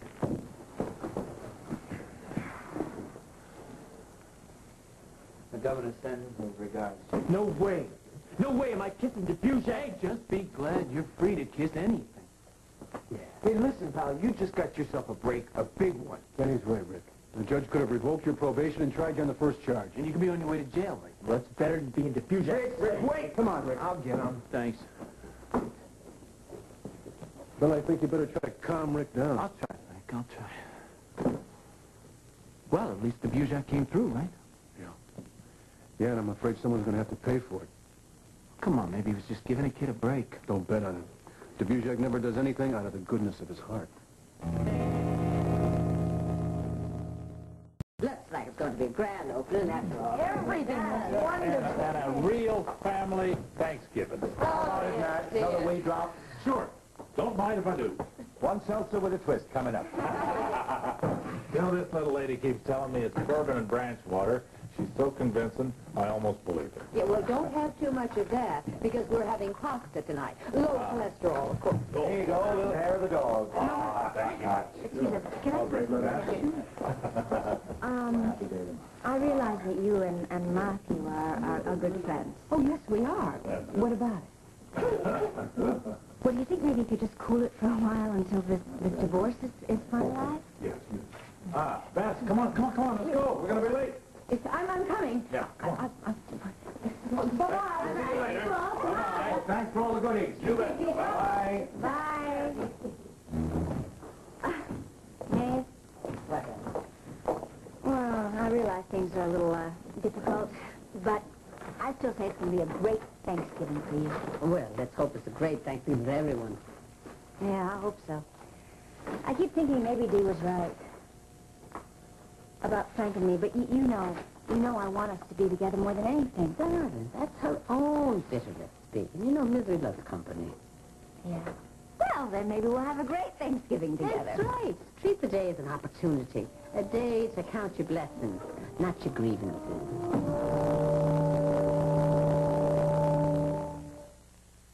Please. Daddy, come on. You're like this with Judge Keller. What's really going on here? Justice. Not when the wrong person is being punished. Being here in this house, Rick Hyde may get the opportunity to lose some of his misconceptions about us. Besides, some people would love to have an extra workman to order around the house. Not me. I'm tired of strangers hanging around here. Remember what happened when you invited Maggie in here? Yes, that was a mistake. And why do you want all her little friends trekking in and out of the house? Or do you want Prue Shepherd here so she can babysit her boyfriend? Rick Hyde is under court orders to work in this apartment. Orders can be changed. We have a reputation to uphold as respectable citizens of this community. Daddy, I hate having to be on guard in my own home. You won't have to be, and you won't have to worry about anything else. So please. All right, fine. You handle him. He'll be your headache, not mine. Don't be too sure. Rick Hyde is a very interesting young man. Well, I don't know, and I don't want to. I'm concerned it'll be just another piece of furniture around here. Rick, how'd it go?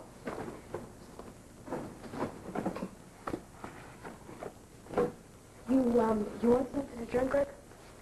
Yeah, whatever. Maggie and Dave, they went to movies. Guess they just didn't want to think about Rico. Seems kind of quiet now that he's gone, but he promised to come and visit. Guess that's not the same, though, is it? Seems like everything's changing around here. Like what? Well, how'd it go with the Buzak? Oh, he dropped the charges all right. He did? Fantastic! That's great! What's wrong? The judge sentenced me anyways. In prison? Worse. To the Buzaks. I gotta fix up all the stuff we destroyed when we broke in. Now, if the Buzak dropped the charges, why would the judge make you do that? He hates my face, that's why. He saved your butt is more like it. Oh, come on, get serious. Look, you just go to Max's, you play it cool, and count yourself real lucky. Oh, sure. You don't have to work there. I did once. Believe me, it's a whole lot better than rotting behind bars, which is what you will be doing next time you break probation. Got it? Okay. Work for Max as long as he needs you, and you just do whatever Max and Jacqueline tell you to do. Oh, great. She lives there, too. What's wrong? Jacqueline. You know her? I met her once. Talk about great first impressions. Why, what happened? Oh, I tied her up. She came to Laszlo's the day we were going to break into the Buzaks. He wanted to make sure she didn't warn her. So you tied her up? With chair. Oh, that's great. Really, really great. Oh, come on, Bill. I can't work there now. Well, you've got no chance. Choice, man. Well, maybe she won't remember you. Oh, you got a chance on that one. You got to take it. Well, I want you to know it's not going to be my idea of a good time.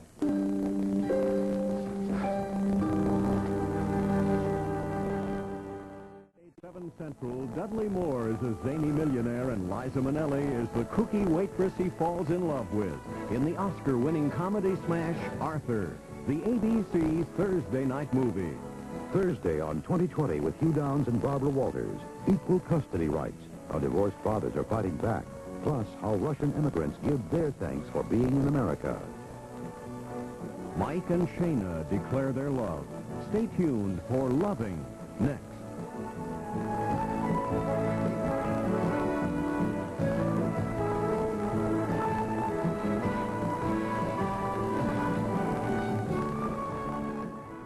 We're with you on ABC with you.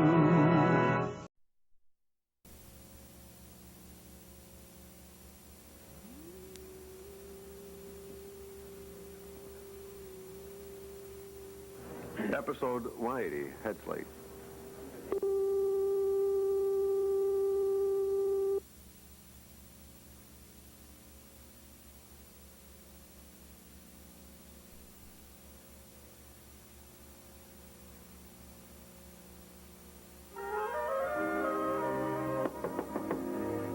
Who is it? Dave. That was fast. Oh, I came as soon as I got your message. What's this all about? Huh? What? The security system at Alden Enterprises. Cabot's hired Mike Donovan to install a new, highly sophisticated one. Once that goes in, there's no way that I'm going to be able to get in Cabot's private files again. Did Cabot say why he's doing this? I mean, he's not suspicious of anything, is he? No, there's nothing to be worried about. It wasn't working correctly. It was outdated, so they asked Mike to suggest a new setup. You know Mike Donovan. Not that well, but yes, I do. Well, why don't you get to know him better? That'll be one way to make sure the new security system is less secure.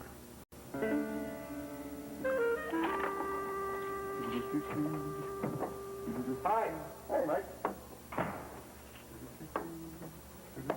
Where's Stacy? It's upstairs.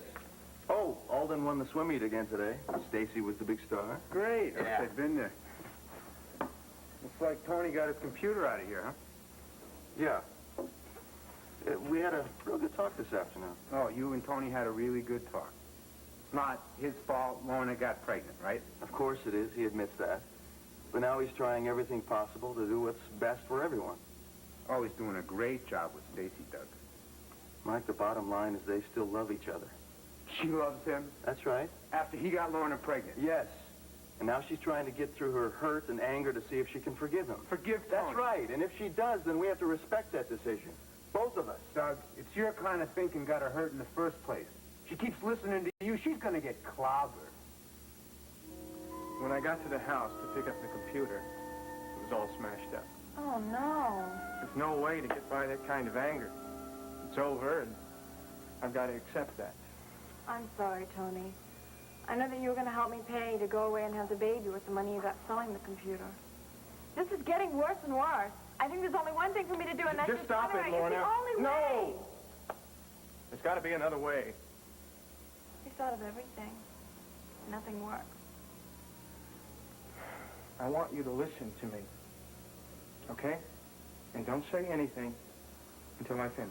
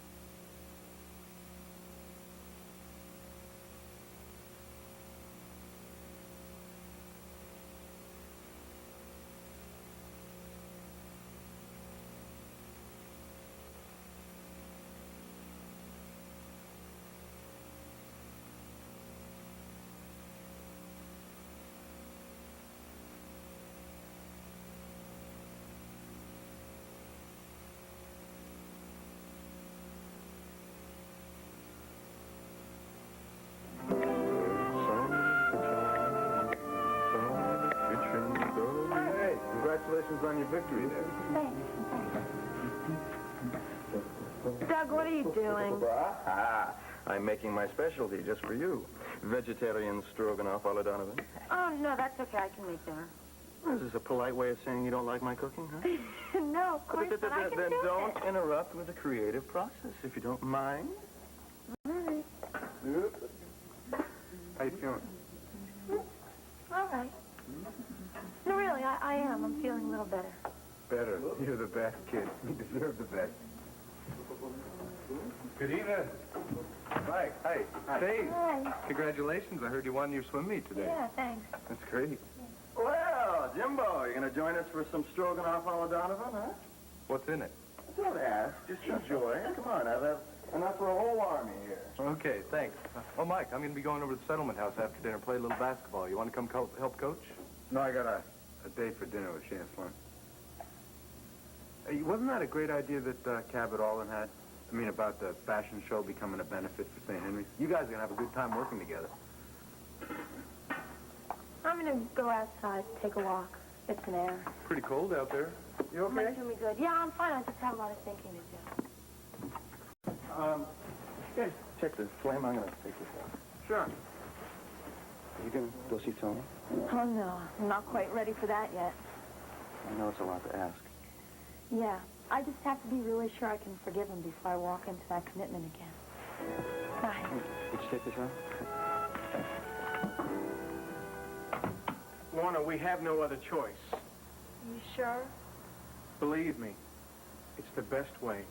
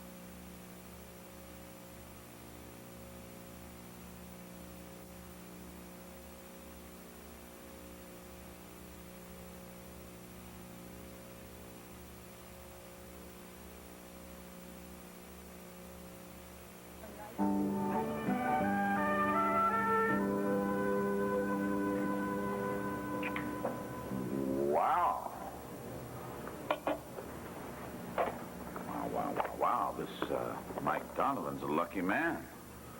What a shame to waste this kind of glamour on a poor cop.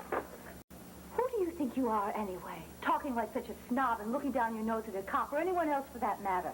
I happen to know that you grew up in one of the worst slums in Corinth, and that you worked your way up from nothing. So somewhere along the line, you learned how to walk and talk and dress pretty. Anyone can do that. Yeah, but most don't. And why do you know so much about my background? You don't think I'd go into partnership with you without checking you out first. Even a silent partner would be pretty stupid not to. You're a clever lady. Almost as clever as I am. That's a compliment. Thank you. It is. But I do think you have a lot to learn, and I'd be more than happy to teach you. No, thank you. I'll just pick things up along the way, like you did. Don't tell me you're angry about the little crack I made about your No, officer there's friend. nothing to get angry about. Good, good. But tell me, what do you two talk about? How he nabbed his last perpetrator? Huh? Mr. Hammond. Tell you what you could talk to him about, though. You could pub him for some information about that new security system in Cabot's office, huh? It's a good idea. And that way all this marvelous glamour wouldn't go to waste. I'm going out with Mike Donovan tonight because I enjoy his company. And I like wearing nice clothes. It makes me feel good. That is what tonight is all about. I am not going to pump Mike Donovan about any security system. I'm not talking about work. This is my night off. I've been working around the clock, and it may very well be the last one until this fashion show is over. Well, when you get another one, do let me know.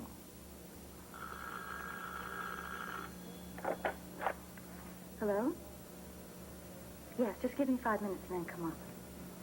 Right. That is your cue to leave. Fine. I'll be in touch. About our bid on the land where the new highway's coming through. We do that, we'll make millions. And then we'll have a reason to celebrate. And I'll take you out and show you what a night on the town is really all about. Miss Sloan, do enjoy your evening with Corinth's finest.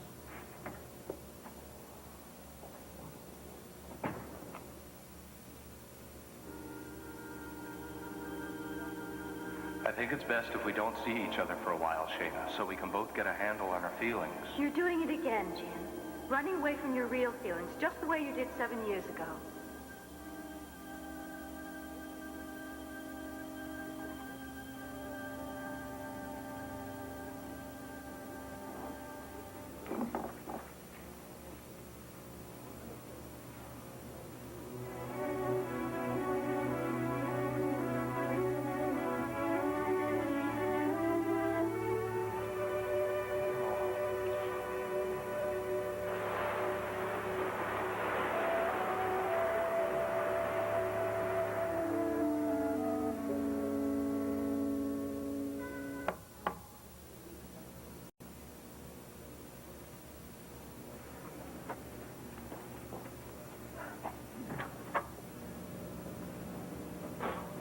Hi there. You look terrific. So do you. Well, I figure as long as it fits and matches, I'm doing all right, you know? It does. Thanks. If we have time, would you like to come in for a drink? Oh, yeah, we've got time. That would be nice. Good.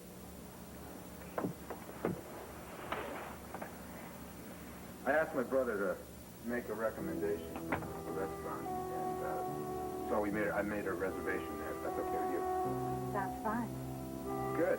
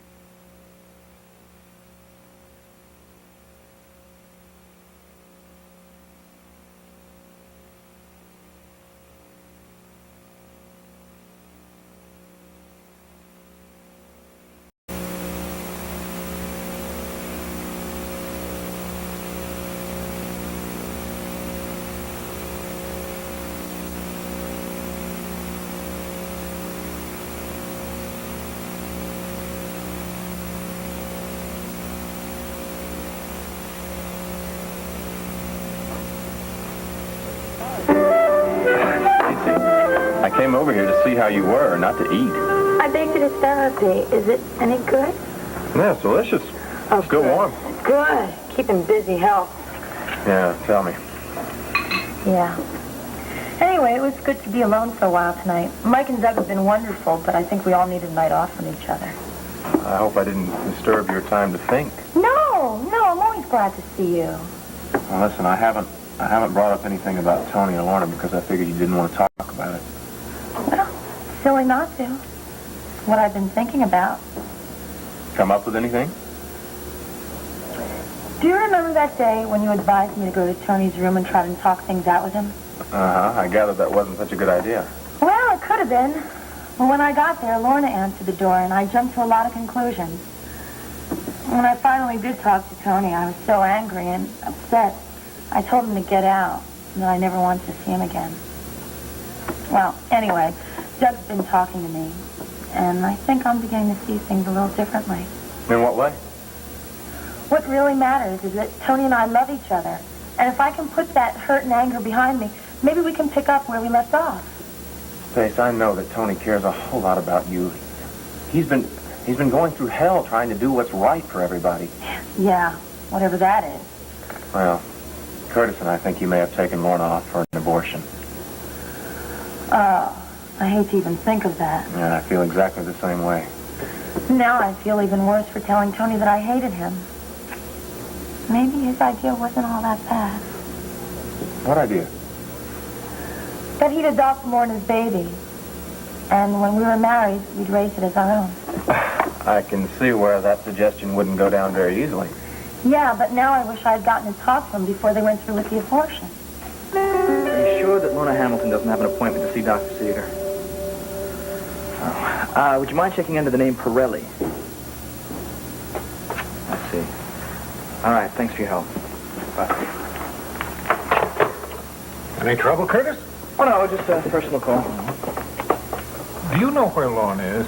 Your grandmother and I are very concerned about her. Oh, she said she was going out with some friends after rehearsal and that we shouldn't worry if she's out late. Something's been troubling her lately. Never seen her so depressed. Yeah. Well, whatever it is, I think she's about to snap out of it. I hope so. Well, Curtis, by the way, do you know if Shana Sloan is working overtime tonight? No, she's not. As a matter of fact, I asked her out to dinner and she said she was busy. You asked Shana Sloan to have dinner with you? Yes. Curtis, I do not want you to get involved with her on a personal level. Is that understood? I wasn't getting involved. I just asked her out to dinner. I don't want to hear that you've done it again. That's an order.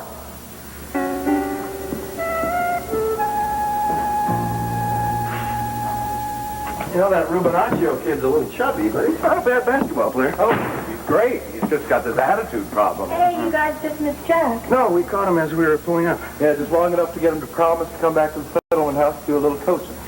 Good. Listen, I've had a very long day and I'm going to go to sleep. Well, tell me, how do you feel? Good. I've reached a lot of good conclusions. If you're awake in the morning, I'll tell you. Okay. Good night. Good night, Father Jim. Night. Pleasant dreams. Thanks. Good kid. Yeah, the best. And she just keeps her balance through some rough times. Huh? Yeah, I couldn't help but wondering how you felt earlier when Mike was going on about his date with Shane and how beautiful she was and everything. I felt a little strange, of course, and Mike had no idea Shana and I were anything but friends. I just hope. What? Oh, this might be my ego speaking, but I sure hope Shane is not leading Mike on to get back at me. Get back at you? For what? For telling her that I think it was better if we just don't see each other for now. Well, I hope she isn't either. I mean, Mike's in no shape emotionally to be able to have someone play games with him like that.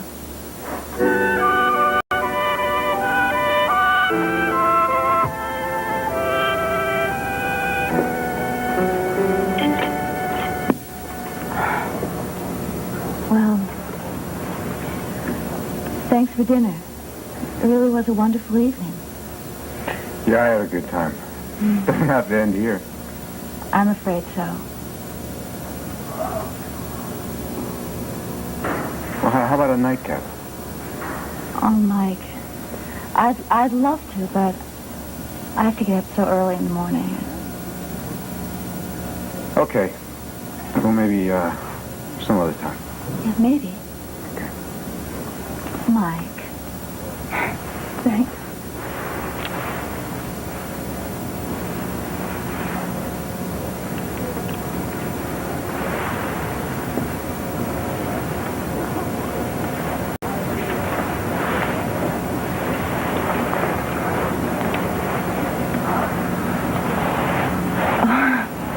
What? What's wrong? Nothing. I just think that we better stop while we both can. You're sending me signals all night. I haven't been getting any signals. Well, I've been getting them. Are you into mind reading now? You making fun of me? No. Mike, please. It's been such a nice evening. Yeah, it has. I think that we better just both say good night, and I think you should leave.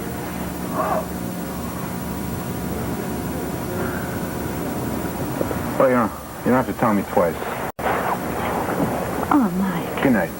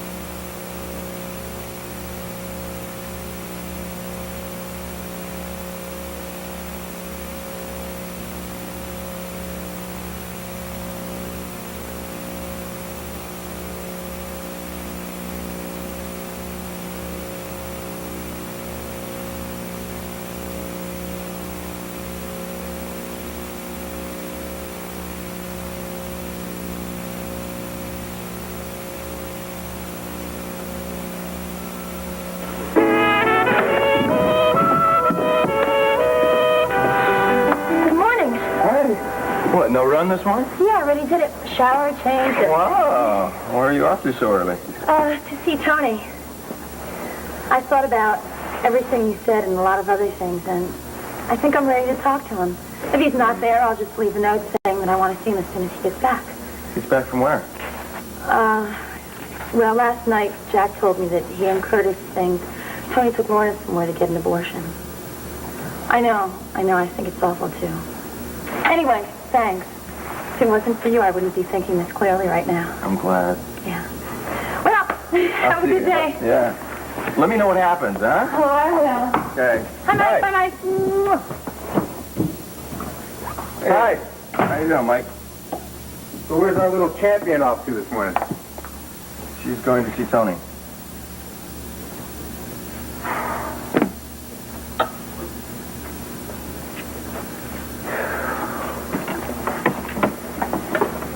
Look, Look, why don't you have some toast? It just came up. I'll get some coffee for you, too, huh? Hey, tell me, how was your date with Shayna last night? I'll never understand them. Women, you know, they're just not worth the effort sometimes.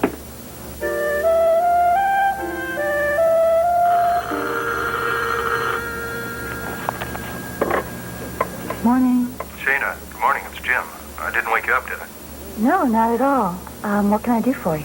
Well, I was calling to see about scheduling a meeting for the benefit fashion show. Well, where and when would you like to meet? How about this afternoon in your office? No, I don't think that'll be very good for me. How about this morning in my hotel suite? Jim, are you there? Yes. Yeah, that'll be all right. How about in half an hour? Perfect. Oh, and if you're worried, I can assure you that I'll keep our meetings on a strict business basis. I noticed how uncomfortable you were when Cabot mentioned that we should work together. Goodbye, Shayna.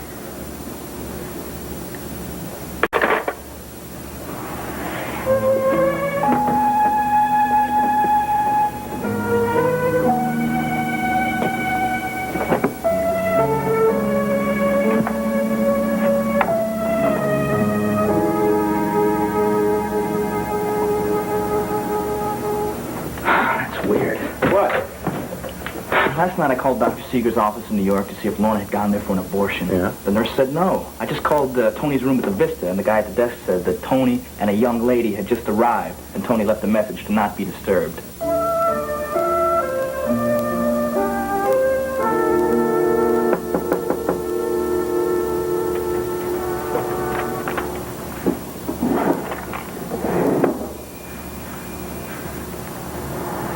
Who is it?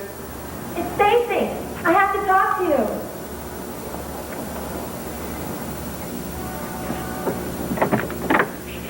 Hi.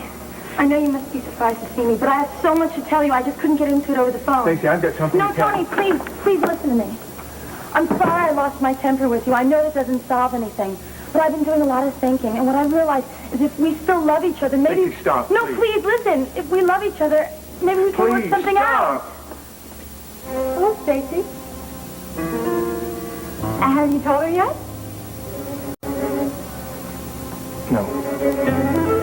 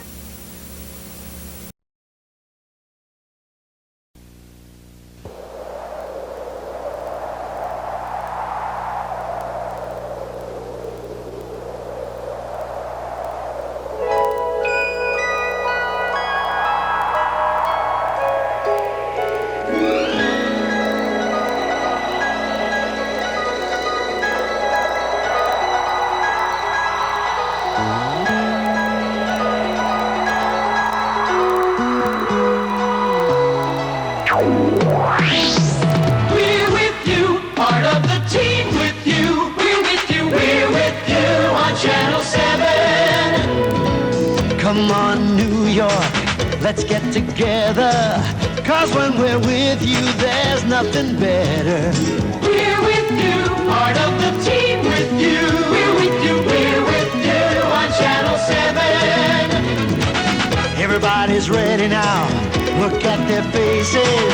Come on along with us and we'll take you places. We're with you, we're in first place with you. We're with you on Channel 7. Hey, New Yorkers, one and all, this year we'll have a ball. We'll give you all we've got. This team is red hot.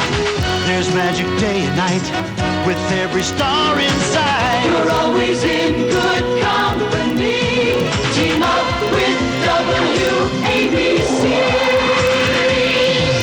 With you for fantasy, with you for laughter, with you to share your dreams and all that you're after.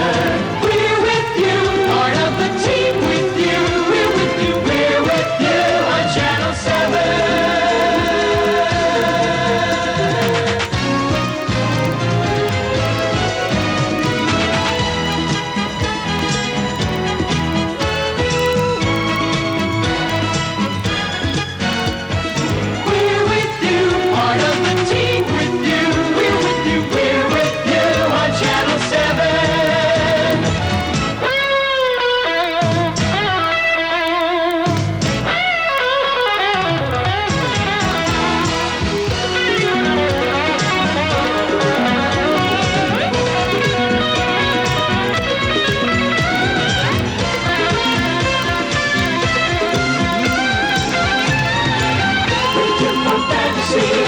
With you for laughter, with you to share your dreams and all that you're after.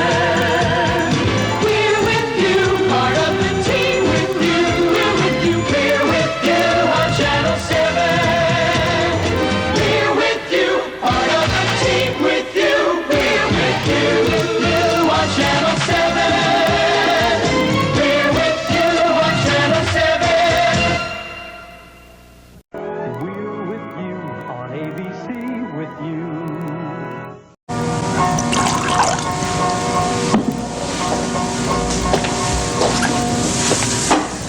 Here, take it. You need it.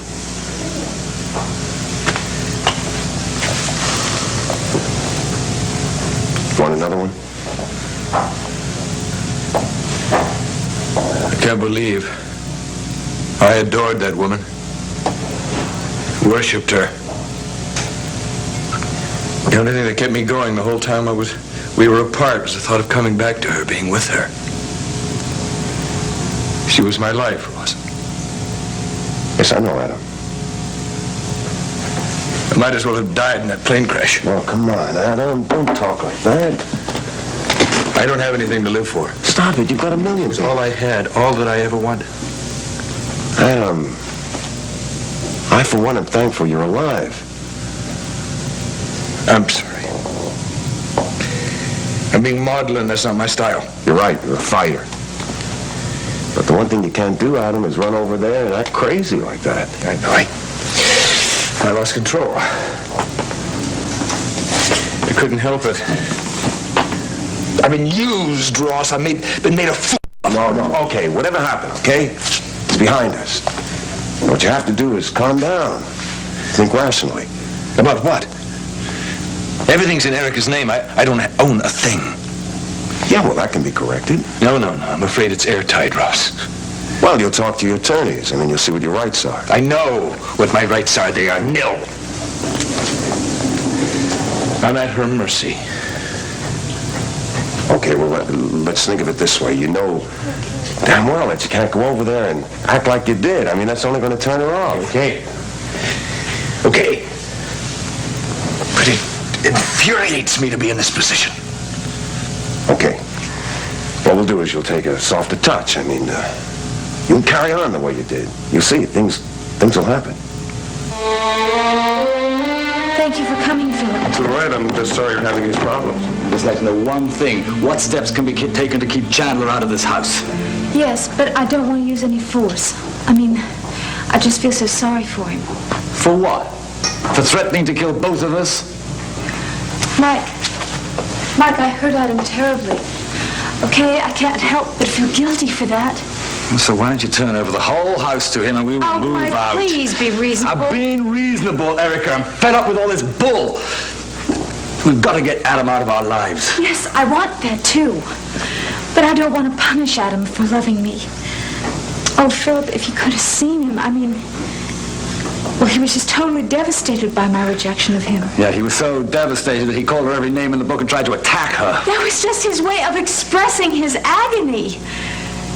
After all he'd been through horrors. I mean, sloshing around in the jungle and fighting off wild beasts and who knows what else he had to go through. And then to come back to me and find out that I loved another. I mean, Mike, I mean, how much could a man take all that torture without venting his passions? Keep going, Erica. I'm about to burst into tears. I don't care what you feel. I just don't care. I am not going to add insult to injury and further degrade Adam. Well, I'm not going to stand around here and listen to this load of old rubbish. Mike. No, I'm running out of patience, Erica. Either you put your money where your mouth is and give Adam the boot, or I'm leaving. Oh, no, don't say that. Don't say that, Mike. Please don't say that. I love you. I love you with my heart and with my soul. And I just... Look, I just wish that we could not be any more cruel to Adam than we have to. Erica, I hate to burst your illusions, but Adam was never in any danger as a result of that plane crash. Oh, Philip, how can you say that? I mean, this man went through such ordeals. I mean, he was lucky to survive the crash. Then he was marooned on a jungle island. Yeah, I know. It sounds like a terrific story, doesn't it? Actually, the whole thing was just a setup. What? Say that again? What I'm saying is that Adam planned the entire plane crash to make you think that he was dead.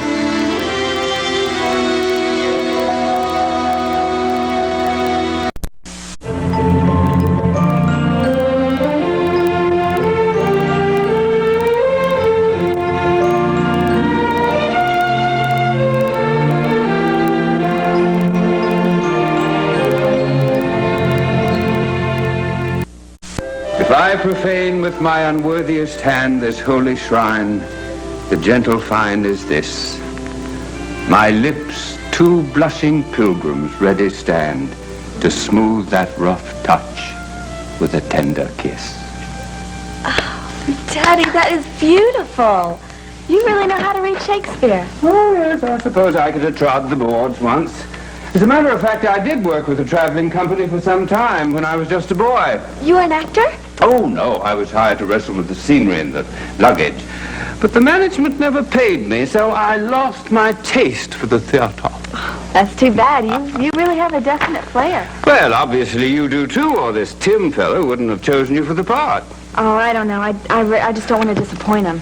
My dear, you won't. You'll make a lovely Juliet. I can see you in your velvet Renaissance gown and your cap of pearls. Oh, I can't wait. I love those elaborate costumes. You will outshine any costume you wear. I want to learn to read it with the right feelings. And passion. Romeo and Juliet must be spoken with passion. Yeah, I know. And at the end of this scene, there's a kiss. A kiss that the audience must believe is the beginning of a great love. Who's playing your Romeo? I don't know. It hasn't been decided yet.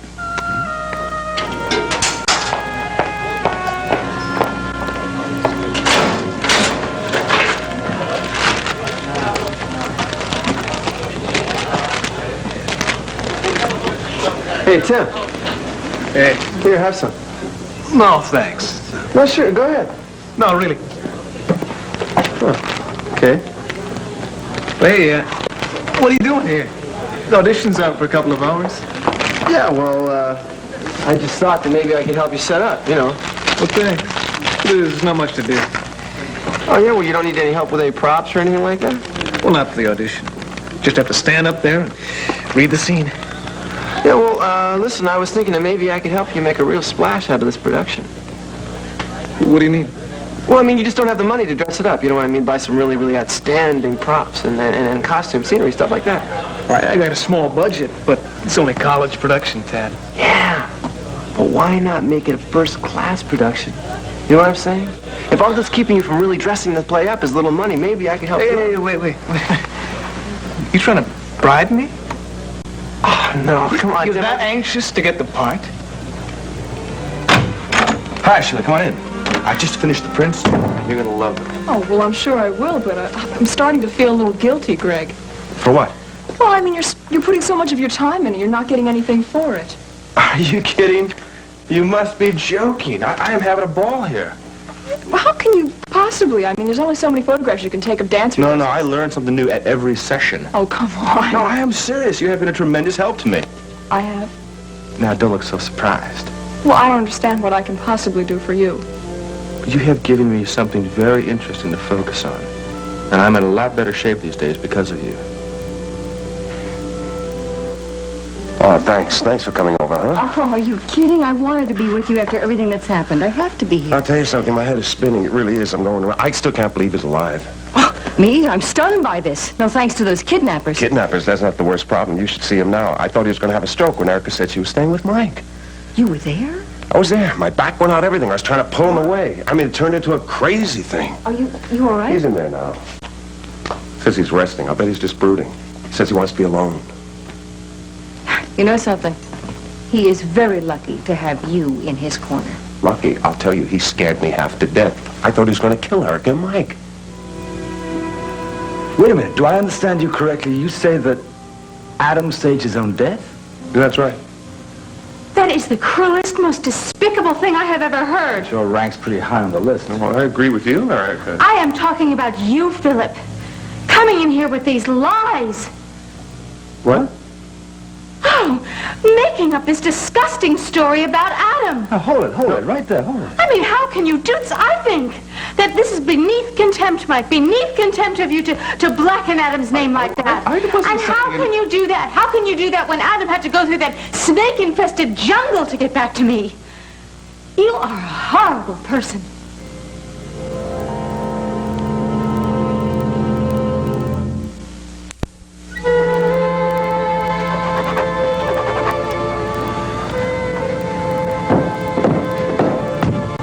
How's it going, sweetie?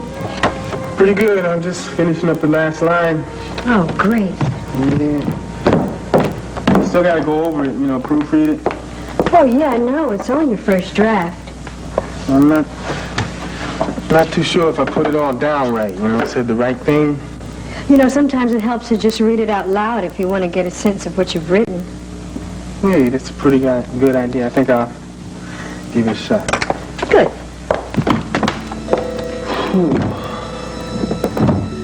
Someone who changed my life. Her name was Jenny Gardner. The day I first met her, she was just a scared little kid trying to work as a waitress in a tough bar over on Locust Street. I thought at first I was the one giving her a hand, watching out for her, seeing that she got home on the bus okay. But before I knew it, Jenny was the one helping me out, and she never stopped. The world is a whole lot emptier place without that girl here. But I'm sure the angels are saying what a better place heaven is now that she's there.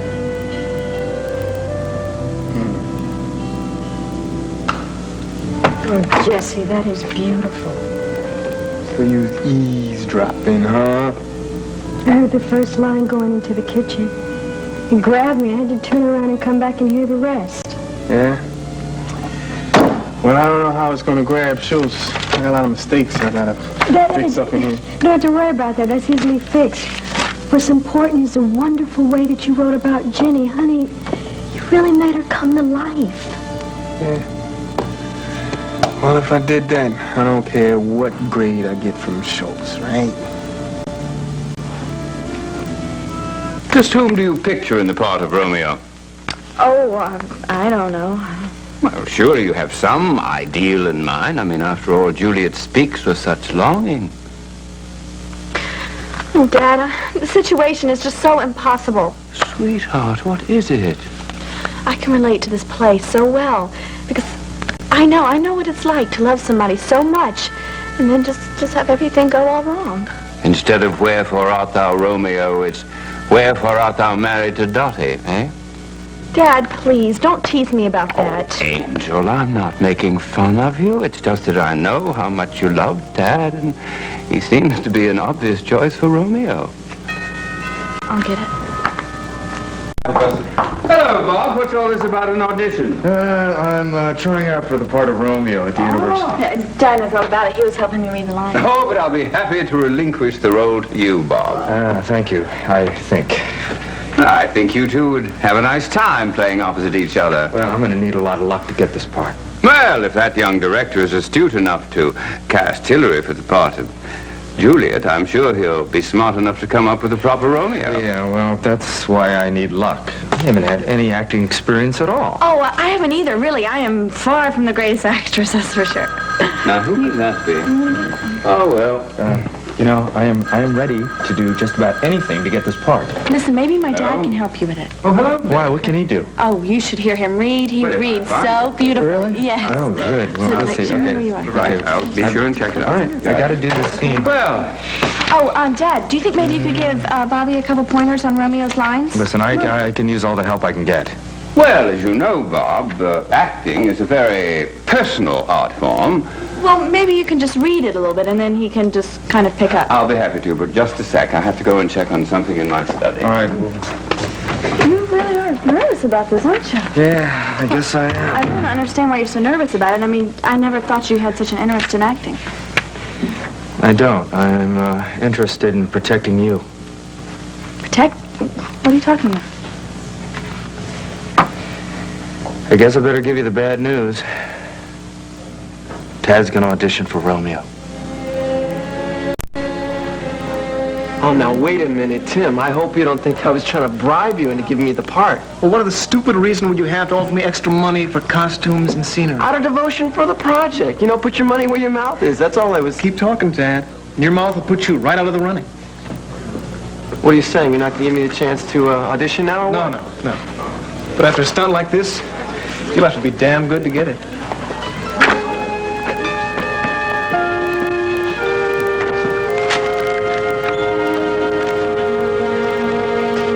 These are fantastic. And I've seen a lot of dance photos. Yeah, well, I tried to learn from those dance books you loaned me. Yeah, but there's something really special in these. I hope I capture the feeling I get when I watch you work. I mean, the joy. You know what I mean? Yeah. It's what I call a dancer's high. Exactly. Which is why I wish I wasn't such a lousy dancer. Oh, come on. I'm sure you're not. Believe me, I don't even know what the word rhythm means. Yeah, well, there's a lot of style in the shot here. Well, that's my point. You see, I'm learning to capture that on film. And it gives me a great deal of pleasure. I can't tell you. Yes, you can. I can feel your excitement, you know? Can you?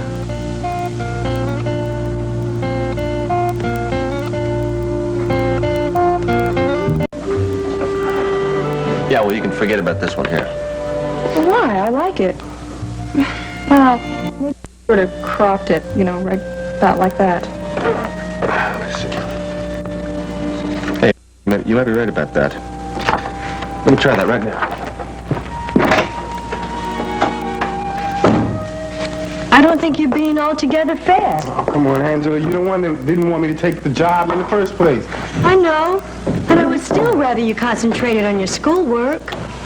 Well, why are you on me about Yvonne, then?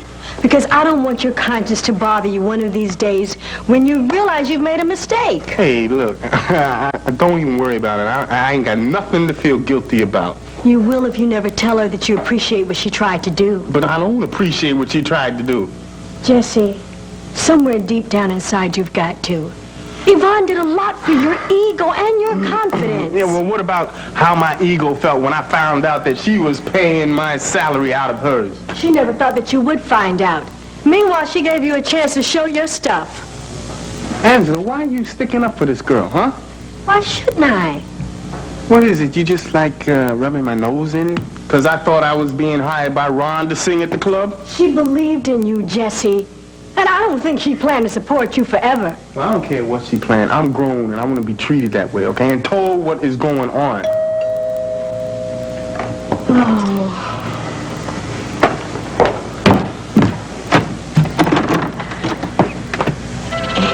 John, hi. Ross. I love you, and I'm sorry that you're hurting so bad. I know. I feel so guilty. About what? What did you do? It's what I didn't do. I know I should have done something about that quick marriage between Erica and Mike. No, come on. Come on, you're just being realistic. You haven't betrayed anybody. We all thought Adam was dead. Yeah, maybe, perhaps. Except there's some kind of disrespect going on here. No. Why are you always so hard on yourself all the time? You did nothing wrong. Come here. You're so good for me. I know. What? It works both ways, though. Now, enough of that. Come on, let's get to the good stuff. I'm here. Right here? Right here. With Adam in the other room? With Adam in the other room. Oh, I see. You're just trying to make me anxious about the marriage. No. Eager. I think you've had enough anxiety for one day. No, Miss Kane doesn't have any comment to make on the subject of bigamy. Where were we? You were about to throw Philip out. No, wait. Can I just have a chance to explain? Please listen to what the man has to say. Please, Erica. I swear to you that Adam did not swim to shore after the plane accident. Well, of course he didn't. He was battered and bruised. He floated and he clung to wreckage for days. No, that's not true. Oh, yes, look how long it took him to get back here. I mean, he was gone for weeks. That is true, but he wasn't spending the time slogging through the jungle or anything. He was sitting on his behind in the Caribbean sipping pina coladas. What a revolting thing to say. What do you hope to gain by this? I'm not making this up. Yes, you are. And you're making a huge mistake if you think that I'm going to reward your nasty little lies. Erica, I'm trying to say that this is true. Oh, please. Let me tell you something, Philip. You're fired. What? I am sick and tired of employees who stab people in the back, people who have been good to them. Adam did not deserve this. I'm trying to explain to you that you didn't deserve what Adam did to you. Look, I can't take much more of this. Mike, please get him out of here. Erica, I swear to you, this is not my fault. I didn't deserve any of this. Don't you? Can you prove any of what you're saying? Sure. Well, no, I mean, I don't have the evidence on me or anything, but I can get the evidence together. Bring it back here and show it to me, all right? Great, I will. Let me check to see what I have in my study first before I go. Go ahead.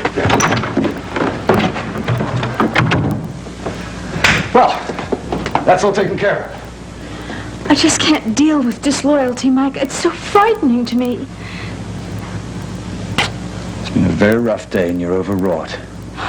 That I am so done in, Mike. I just can't take one more emotional encounter.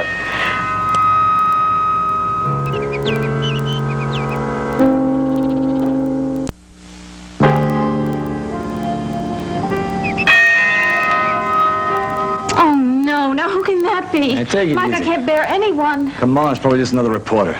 Well, I'm not going to stay for that. No, but look, I have to go upstairs. I'm going to go and take a rest. I'm going to go take that very mild sedative that Dr. Martin prescribed. Go ahead. I'll take care of it. Thank you.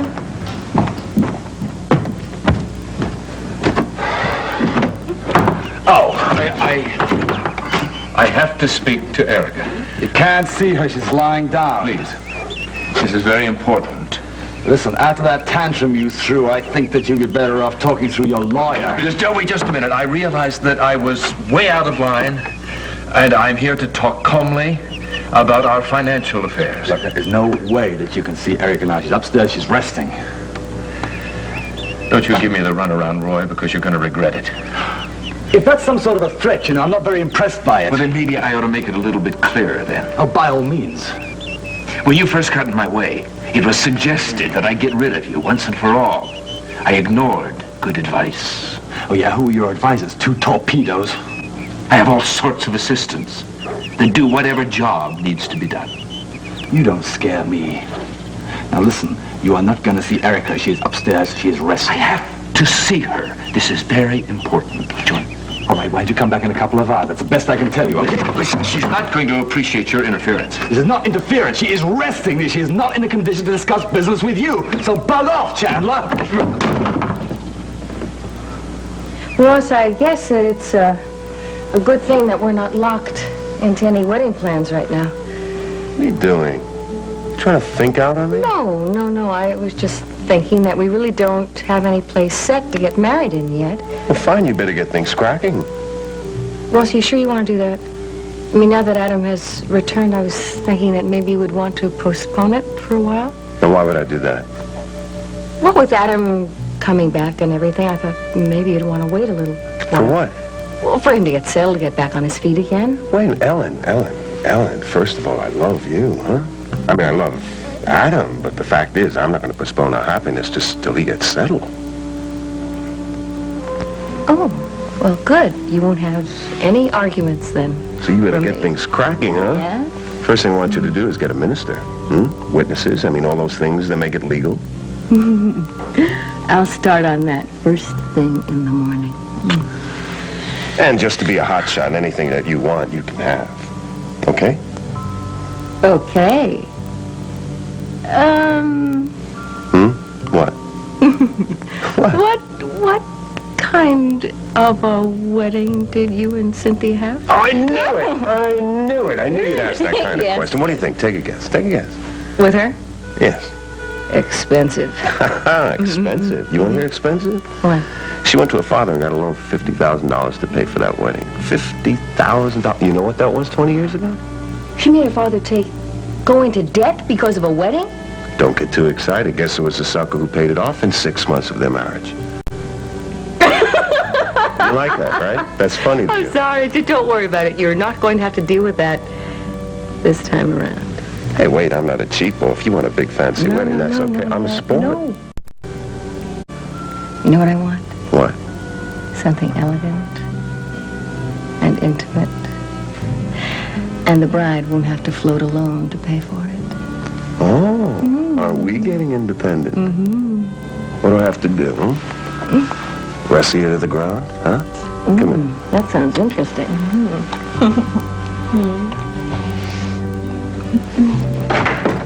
Oh, crying out loud. Adam! What the hell? I thought you were in there. I snuck out the back door. You what? I had to see Erica. I knew you'd try to stop me. I'm sorry, but you just look like somebody who was thrown out of somewhere. I'd really rather not talk about it right now, if you don't mind.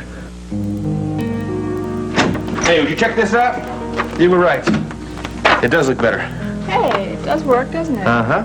You got a pretty good eye, kiddo. In fact, you got beautiful eyes. Oh, thank you. Greg, open up the cab. Come on, Yeah, all right. What's your problem, man? You gotta help me, and I'm desperate. What's she doing here? She's my friend, all right? It's all right. I was going to leave anyway. Now, wait a minute. You want to look at the other contact sheets? Listen, I really got to get to the theater department a little early tonight. You don't have a class this afternoon. Maybe she's got a class in swindling somebody. Hey, knock it off. I'm taking over Professor Daniels' class tonight. She's out sick, and I've been asked to sub for her. Whoa, wait a minute. Professor Mrs. Daniels, the woman that teaches acting technique? Yes. I don't believe it. You can teach acting technique? She just said she could. She's got a degree in dance and theater. Well, then you can't leave. What? You gotta help me out. I mean, you gotta promise to give me a crash course in acting. I got an audition for Romeo this afternoon. The only reason Tad wants to try out for this part is to be near you. Well, I certainly am not going to make a scene just because Tad's so idiotic he thinks he can get the part. Suppose Tad does get the part. Oh, well, Dad, no. I mean, he won't get the part. Well, I wish I knew I would. Look, just don't worry about it, okay? You'll be fine. Anyway, what does Tad have for the part? Except for maybe a certain look. But as far as the lines go, Tad's clueless. I mean, really think about it. Can you see Tad handling Shakespeare? Yeah, well, I'm not sure I can handle it myself. Look, my dad will help you. He's got a real feel for it. Well, I'll be ready to help you with the lines whenever you're ready. Oh, man, my throat's starting to tighten up. I need a little water first, okay? Okay, well, there's some iced tea in the fridge. Okay, great. Thanks.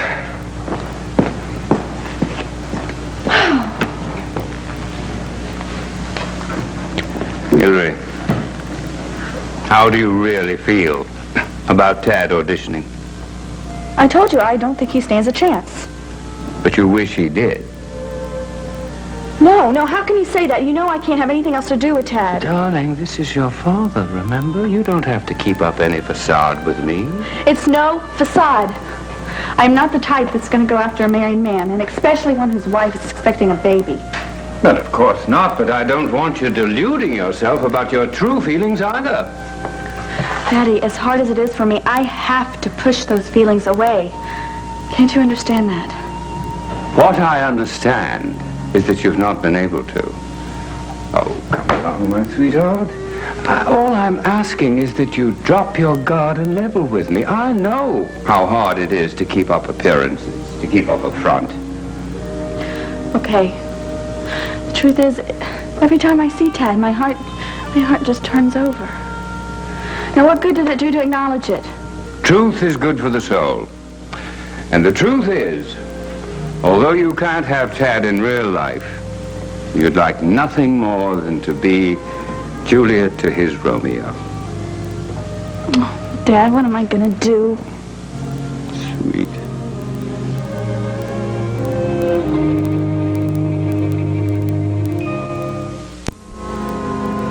Come on in. Thanks. I don't think we have any more to say to each other, Yvonne. Well, I think so, Jesse. You were so angry last night. Yeah, well, I feel about the same today, all right? From now on, your gig is all your own. I don't want to sing by myself. I sing better with you. Why did you find yourself a new charity to lean on, Yvonne? I never thought of you as a charity. I looked at it as an investment. Oh, is that right? Well, I thought we were partners. I didn't know you was using me for some investment. Look, please, don't mix up my words. What I'm trying to say is that what I did, paying your salary, I did for the both of us. Let me set you straight on something, Yvonne, okay? I ain't no little kid. I never thought of you that way. You know that. I don't know nothing about you these days. You know, it's like, I'm sorry. Please, Jesse. It'll never happen again, I promise. You damn straight it'll never happen again, because we through. You hear me? I'm out of here. Angela, is my sweater dry? Yeah, I put it in your bottom drawer.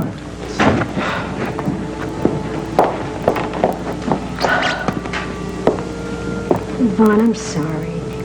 I just want to kick myself. I have messed up my entire life. Oh, come on now. There's got to be a lot more to your life than this gig. Angie, you don't know.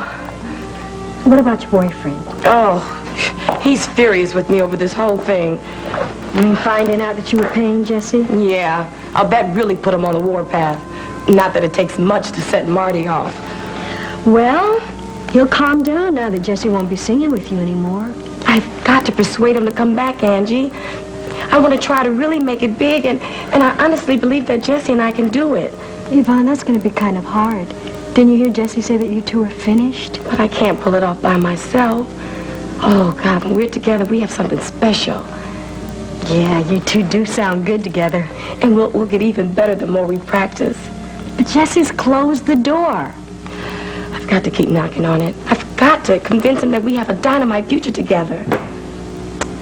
You're really serious. I've never been more serious. And I know that together we're going to really do it. And I'm not going to give up. I'm going to keep fighting.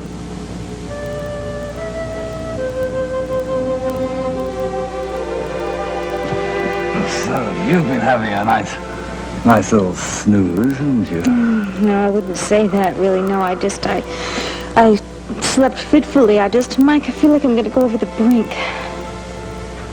I'm never going to let that happen. You can always count on me to grab you by your little ankles and drag you back. It's not funny. Now with the press hounding me about this bigamy charge? No, don't worry. That's all going to be taken care of, all right? Why? Why are they just so hungry for every little morsel of my private life? Well, you got to admit it's been a little newsworthy lately. Why don't they realize that celebrities have feelings too? And who needs all these filthy little questions, you know, when I have a personal tragedy I am going through? Erica. Maybe I should have married Donald. Who the hell is Donald? Very, very sweet boy I went to high school with. And how all of a sudden does he appear in the picture? I was just lying here thinking. He was the first boy who ever asked me to marry him. He didn't even rate a mention in your autobiography, so what's he suddenly doing on your mind? For the torment I'm going through, suddenly realized what a calm and peaceful life I would have had with Donald. Jeez, maybe you can still locate the guy. Oh, come on. Oh. I'm just being philosophical. Aren't you happy? I'm really philosophical. I'm happy. I mean, obviously I chose fame over PTA meetings and brownies, but I'm paying the price. I hope it didn't cost you anything to choose me over Adam today. You know, it was the most emotionally draining thing I ever went through. Does that mean that you don't have any emotion left? You know what I mean. I mean, not even a tiny little scrap of love for the kid. The you kid, know? oh yeah, I have tiny little. It's just that I'm very sympathetic, that's all. I'm a very sympathetic person, and I can't help but feeling bad when I think of all Adam went through to get back to me, you know? Yeah, it must have been real rough. Yeah, honestly. Going through the jungle and everything, I can't help but have twinges when I think of his eyes. What about his eyes? His eyes, I mean, they just told me that it was so much worse than anything he went through in the jungle. Well, there's any truth to what Philip says. Don't mention his name to me. Don't even mention his name to me.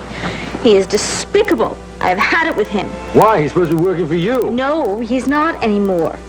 I've really had it with employees, ex-employees, who then stab employers in the back. I mean, I don't like that kind of disloyalty. It really frightens me. Why on earth should that make you so afraid? Because what if something like that happens to me? I have so many people working for me. Oh, Erica. Don't you know? Everyone's always gonna love you. I'm totally serious. Look, Shakespeare isn't easy, and I need some help or I'm gonna look like a total jackass. Why should I help you? Because you just told me you could teach acting technique, Why right? should I help you, Tad? Look, I'd appreciate it, really. You've got some nerve. You don't even have the decency to apologize to me for all the nasty things you said. I'm sorry. Honestly. You're right. You're a lousy actor. You do need help. Look, I might have been rough on you, but that's only because I loved my sister. I had nothing to do with Jenny's death. Yeah, well, you sure as hell tried to cash in on it. I never went through that, and you know that. Look, Greg's forgiven me. Why can't you? Because I'm still angry as hell that she's still not around. Look, I was wrong to take it out on you, and I'm hoping that you'll accept my apology. Are you apologizing? Or are you just begging for help? Both! You don't understand. My entire life depends on me getting cast as Romeo in this production. Please. What are they using for the audition? Here, I'll show you. I don't understand the scene at all. Something about them shaking hands, and he thinks his hands are monks or something. Excuse me. Well, I thought you went to get some iced tea. I couldn't find it. I mean, I couldn't find where you put the sugar. Well, I'll go get you some. You want sugar? I mean, you want lemon, too? Yeah. Thanks. Do you want some, Dad? Another glass, darling. Professor, I overheard you and Hillary talking. You were listening? I'm sorry, I couldn't help it. But it must have hurt you to hear her true feelings about Tad. But it's better off that I did. Hillary would never tell me something like that herself. I admit that I've known that Hillary's had feelings for Tad all along. But I also know just after a little while, with a little more time, she'll get over it. Do you think she will? I'm banking on it, Professor. Well, you mean you don't intend to give up? Give up? There's no way I'm giving up. I care about Hillary a lot. I'm not about to give her over to that lowlife. But I thought you and Tad were once good friends. Yeah, we were. Once. But no more. So you're determined to fight for her, eh? You bet I am, and I'm going to tell you something. I'm going to win that part of Romeo come hell or high water. I just want to tell you that I was very impressed with the way you handled Tad. And it would have served him right if you'd turned him down flat. Well, I didn't have the heart to turn him down. Yeah, well, you got lots of heart. And I think you're a pretty terrific person. Hey, you know, Yeah, I know. You gotta go. You gotta go. I hope I haven't made you late. No. I just wanted to tell you, feelings mutual, Greg.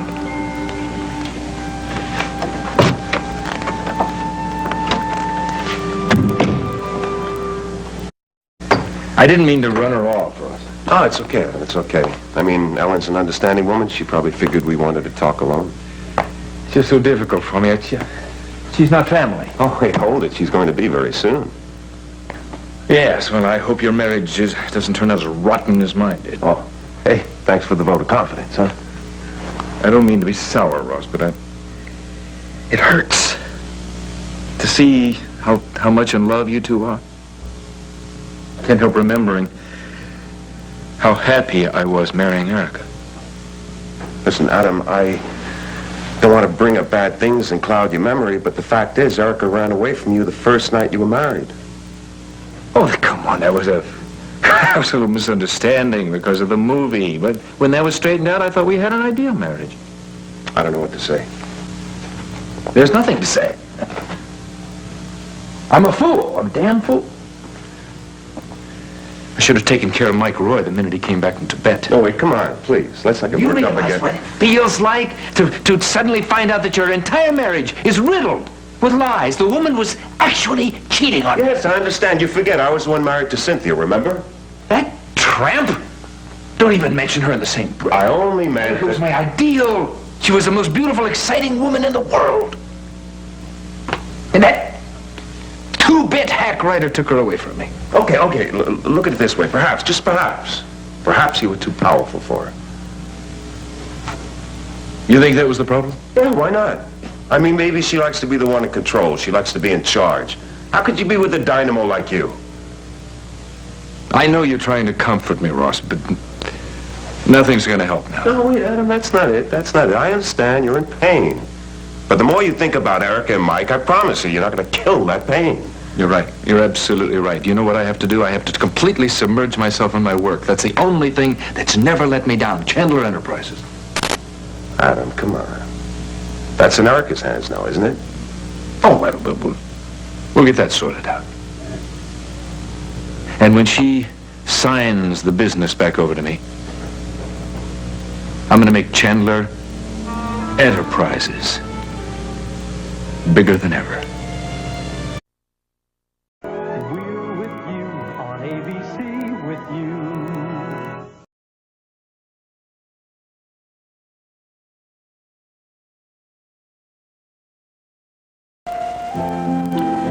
Guys, get a little bit worried. You were about what? Thought we were going to be chaperoned by Vicky and Clint all night long. Oh, they're in love. They know what's going on. Yeah, but it's not much fun for them sitting around here watching us. It's fun for me.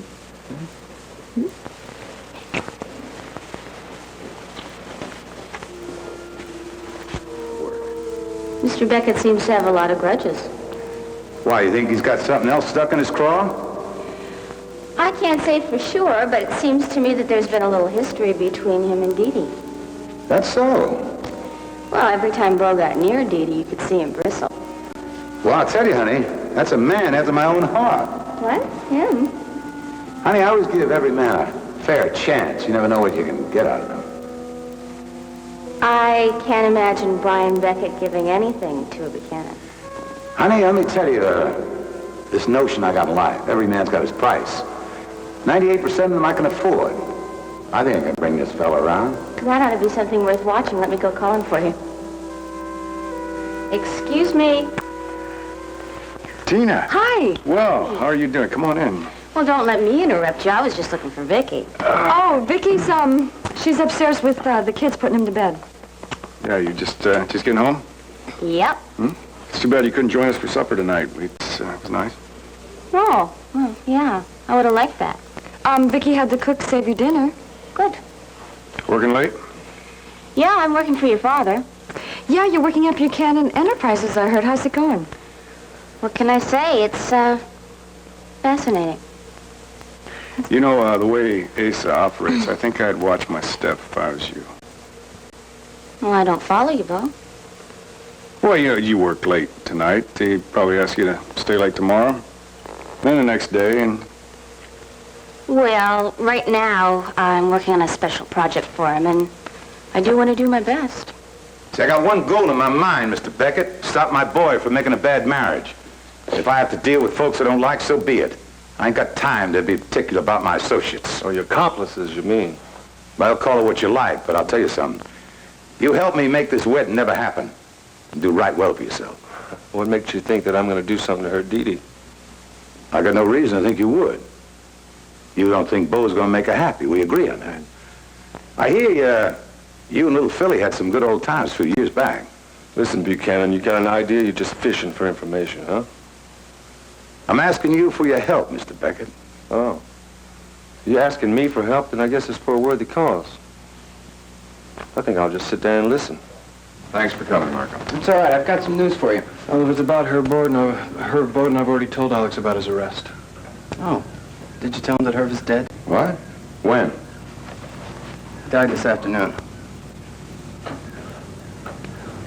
This is a grim loss. That's kind of a strange reaction. Strange thing to say about someone who killed your father. No, it's not. We could have learned something if we gotten hold of him. Now it'll be harder than ever to find out who ordered my father's murder. Well, there's something else. Your son Rob was in the hospital room prior to Bowden's death. He's been arrested. Apparently, the police think that he was trying to finish him off.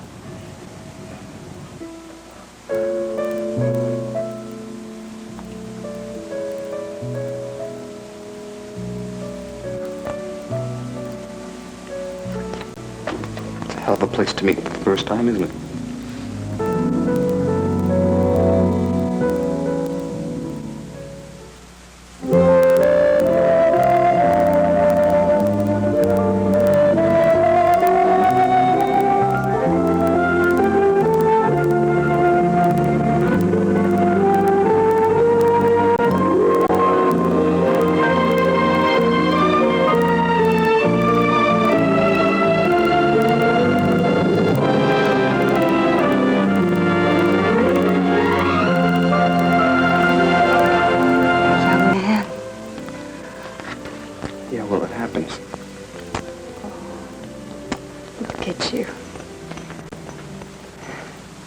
I'm being a silly, sentimental woman. No. I like that. How you touched me. I was afraid you didn't want me to find you. No, that's not how it was. But Rob, you sent that card. I mean, you raised my hopes, and then you didn't call, you didn't... Listen to me. I sound just like... Like a mother. Yeah. I was so afraid you wouldn't want me, that, you know, I'd been out of your life for so long you wouldn't need me. I needed you.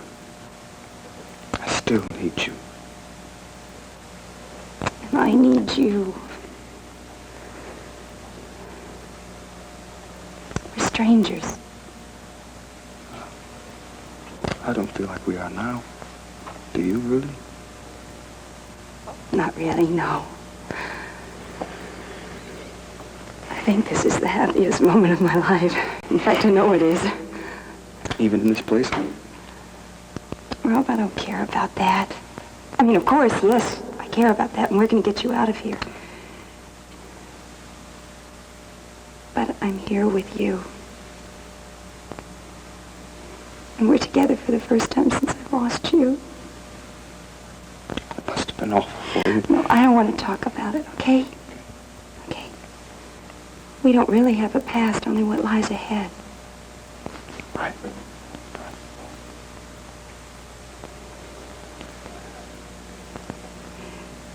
Can I hold you?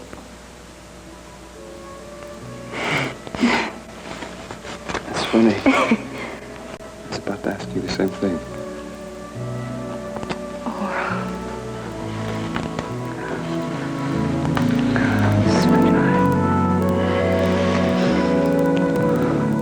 Are you sure Laurel, Rob was arrested. I've just come from the Vernon Inn. As a matter of fact, Laurel's on her way to police headquarters with Herb Callison. Who's Callison? He's used to be the DA. He's a very good attorney. What were the charges? I don't know, but if they sincerely believe he was trying to kill the man, I'm sure it's serious. Well, I can't trust an attorney I don't know. Get a hold of Gabe Bates in Philadelphia. Bates? Wake up! Bates, yes. He's been helpful in the past. Well, listen, maybe Best attorney in the area. Maybe we ought to wait, Alex. If Laurel's already got Herb Callison on the case, then Roberto might be out of jail before Bates I'm gets not here. putting Rob's future in some attorney's hands whom I don't even know.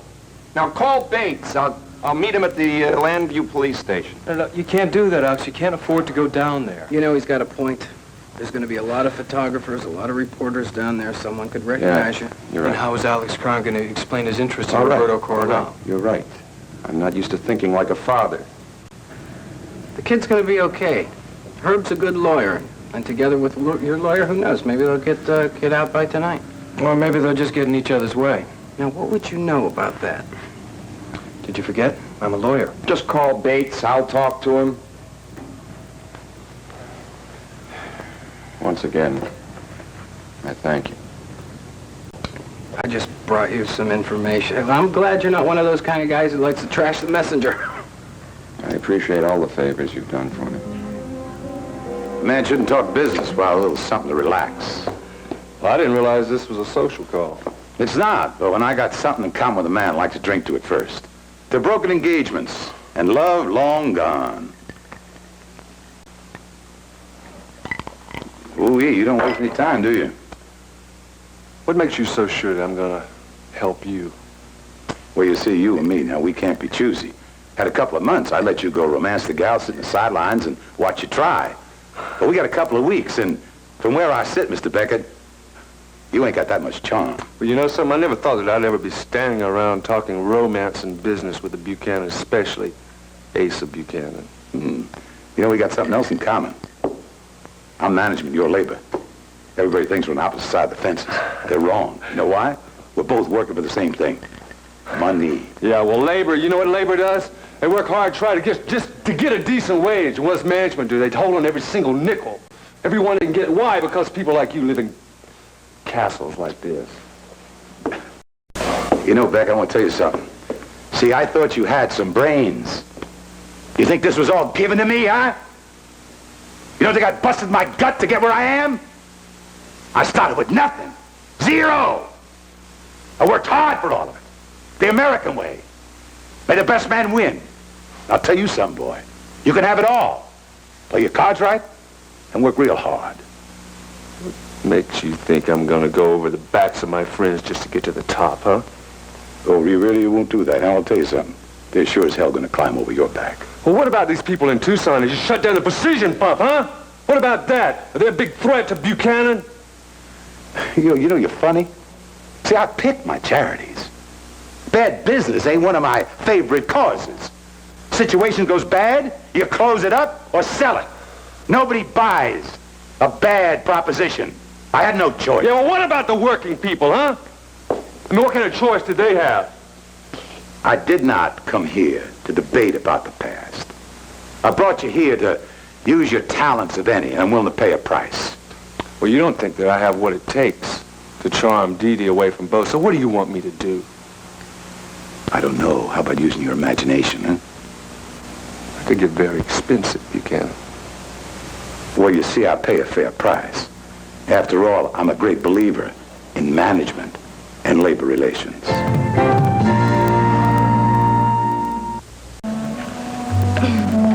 You have a headache, Tina? No, actually, it's just a little tension, but it gets me in the neck. I learned this thing in my yoga class. It seems to take care of it. Yogi, you must have been pretty busy since you've been away. Yeah, and I learned a little bit along the way, too. You make that sound like it was a very good experience. Oh, I didn't make it sound that way.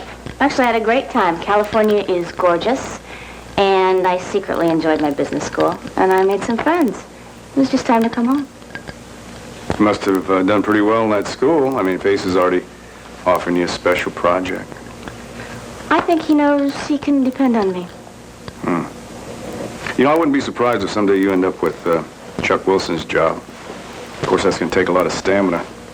Ace always figures Chuck ought to work 24 hours a day, 7 days a week. Well, I wouldn't attempt to take over Chuck's job, but I can do the best I can. Really? Would you like that job?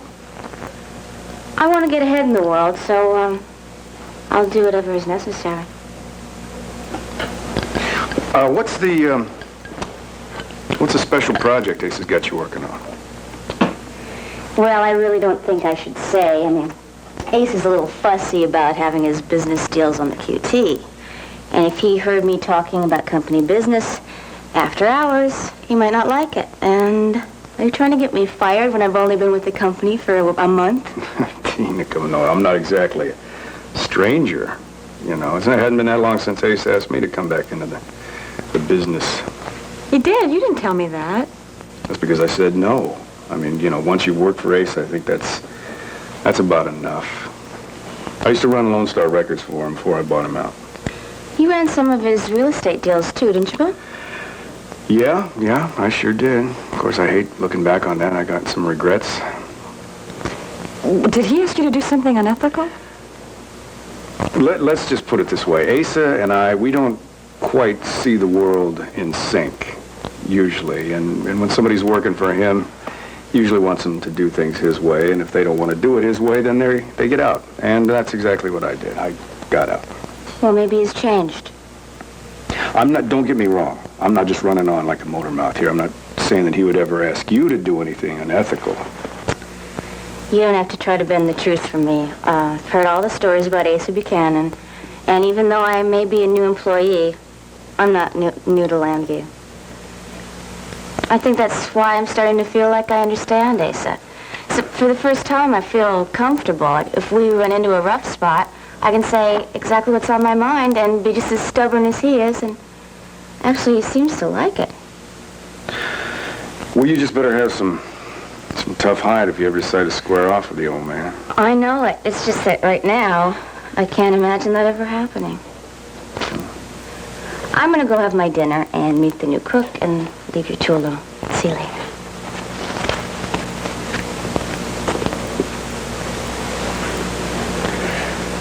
You know, that little lady has got a way of getting just what she wants. You're so hot to stop this marriage, I could ask for any price, couldn't I? That's right. And I also could kick your tail the hell out of here. I'm nobody's fool, Mr. Beckett. And neither am I. All right? How about 10,000 now? Another 10,000 on delivery. That sounds reasonable. I figured it would. I didn't want you to think I'm taking advantage of you. You don't give a damn what I think, and I know it's. I'm sure it's vice versa. We do understand each other, don't we? You got a deal, I expect results. Get your results. There's no sense in me staying around here any longer than I have to, so if you get the cash, I'll be on my way. Well, contrary to public opinion, I don't put my millions in my mattresses. You will have your first 10,000 tomorrow. Cash, Buchanan. Oh, yeah, cash. Plan to have lunch at Wanda's Diner. My secretary will give you the money there at noon. Well, that's just fine with me. What's her name? Tina Clayton. I know Tina Clayton. I met her at Lord Manning's ceremony. She lives with my son and his wife. I tell you, Buchanans, you really keep it close to the vest, don't you? Would you like to talk about your tactics? Why don't you just leave that to me? You know that you're not the only one around here that's got a head full of dirty tricks. I'm only doing this for Dee Dee. To Dee Dee? And I say the money and all it can buy. And maybe that includes Dee Dee O'Neill.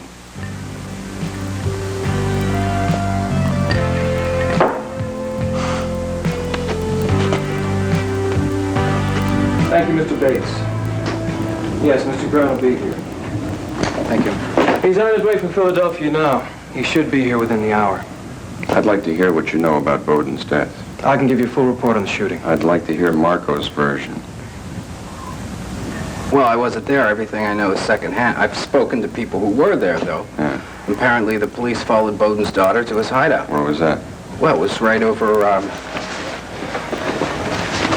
right over there. Where? What? He was hiding out less than 100 yards from here? Why didn't you tell me this? I was gonna tell you, Alex, I was checking my contacts first. There's only one reason he could have been this close. He likes the beach. This is no time to joke, Marco. Don't lose your sense of humor, Trent. Marco's got the right idea. It seems as though Bowden had something more to do. You don't think you were on a hit list as well? I have enemies. That's no surprise. The surprise is in hearing it so late. Well, the good news is we now know where Rob is, right? Yeah, but what was he doing in Bowden's room? I'm afraid he was trying to even up the score for his grandfather. I understand he was trying to find out from Bowden who paid him.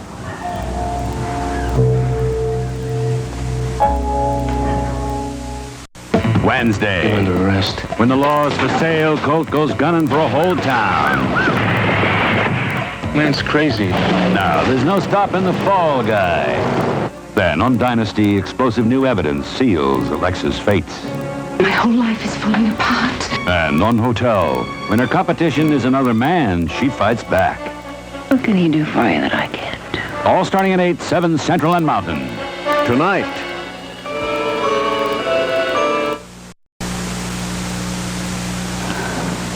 I was so afraid of what you'd think of me. I mean, I had no idea what they told you about me.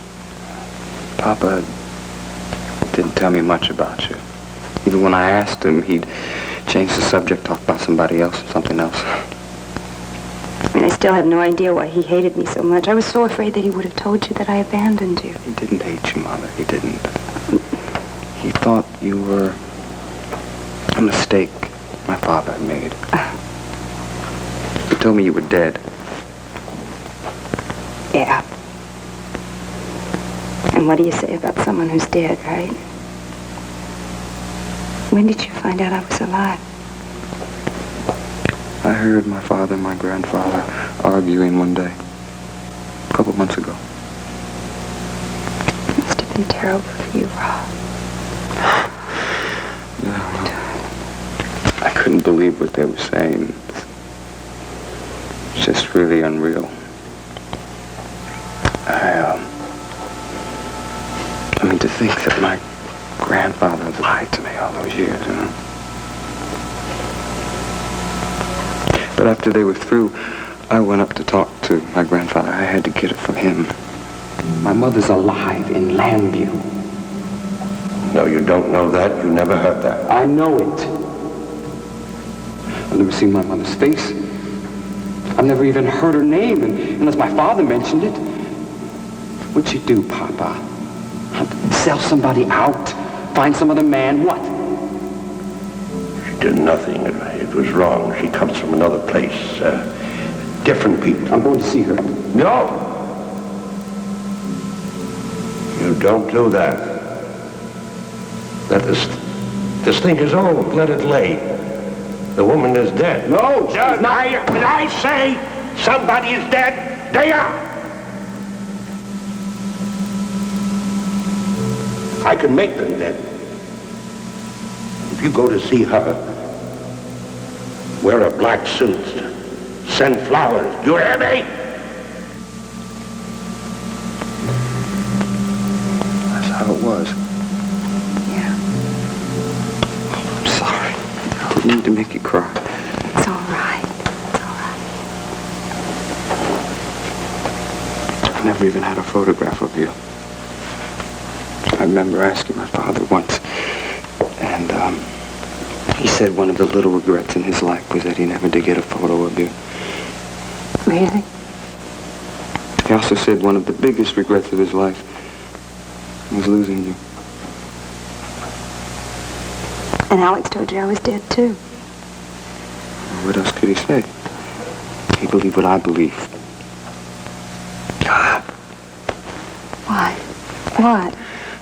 I find it so amazing that the two of us were sucked by some old man. He had it all figured out. He had the papers for everything. He had death certificates. He even had a tombstone with your name engraved in it in Philly. Rob, do you really believe he would have had me killed if you or Alex had tried to contact me? Yeah. Listen. Can we do something? Can we try to put all this behind us?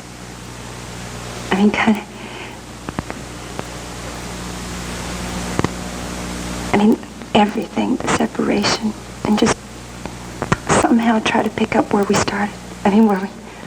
Where we left off. You're not going to buy me a rattle, are you? No. But I'm so sorry I missed all of that. But you're a young man, and I'm going to have to treat you like a young man. But don't you forget I'm your mother. Right. And I love you very much.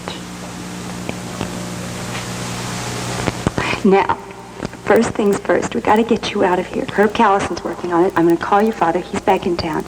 See what he can do. No, Mother, no.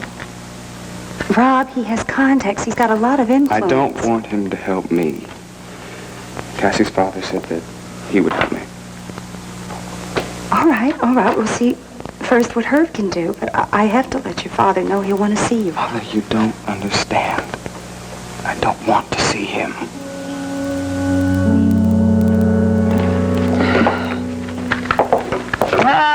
Mission accomplished? Yes. I'm not used to doing that, you know. It's a wonderful thing, though. Tucking a baby in, singing him a little lullaby. Thank you for letting me spend time with Drew. Oh, it's my pleasure. I didn't know that he was talking. Why? What did he say? Well, he said da-da, and then he said something kind of like ball. Yeah, ball. L's are not too good yet, but his da-da's pretty good. He probably said that because Asa usually tucks him in. Asa's pretty late tonight, isn't he? I know. Annie, his secretary called me around 5, said she was leaving, but he was going to stay a little longer to talk to those mining people down in Arizona. But if I'd known he was going to be this late, I wouldn't have held supper. That's okay, I don't mind. Oh, you must be hungry after working with the horse. Aren't you famished? Well, I had a little snack. Sandy shared some of his oats with me. Oh. No. Great. I'm just kidding. Becky made my day. Inviting me over for dinner and letting me spend time with Drew. You really have. Can I get you something to drink? No, I'm fine, thanks. I want to say something to you, and I've got to do it right now before I lose my nerve. Oh, dear.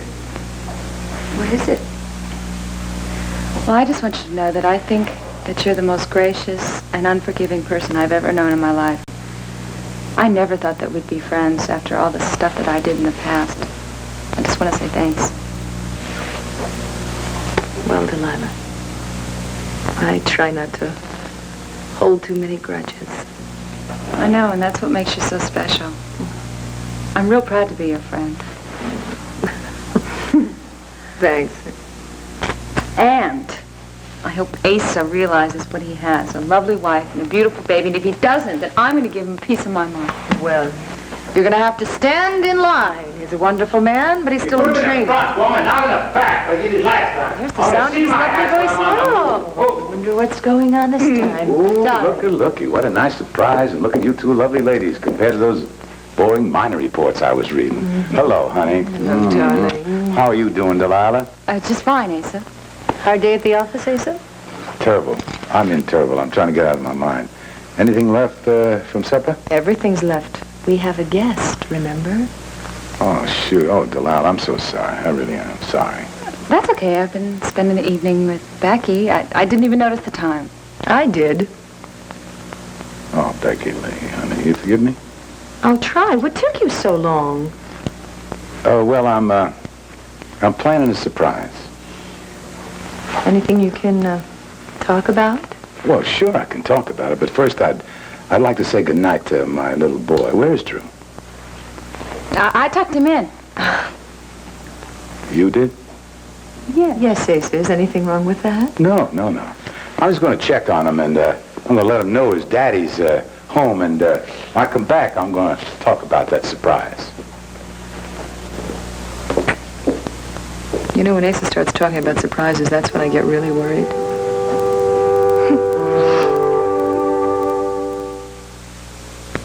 One Life to Live will continue in a moment. You're watching KOMO TV 4.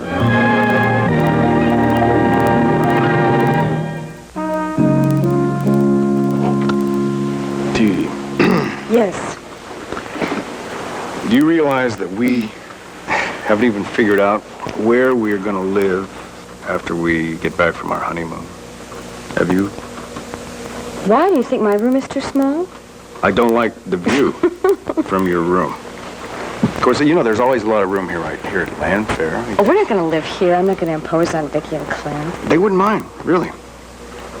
You're right. Maybe you're right. I don't have any suggestions. I mean, I haven't thought past throwing the bouquet to my sisters. A lot of room at Pa's house. Oh, now you know that's... What, are you teasing? You I never know if I'm supposed to take you seriously or not. How about east of the sun, west of the moon? Aren't you romantic? I didn't know you were a poet. That's the title to an old song. You never heard that old song? Mm-mm. Maybe you should sing it for me. Maybe I should go get this album that Vicky's got, and she's got the song on it right there. Yeah, and I'll bring it back to you, okay? Why don't I do that instead? And it might give us some inspiration. That's it. Maybe we'll be able to figure out exactly where we should live after the honeymoon.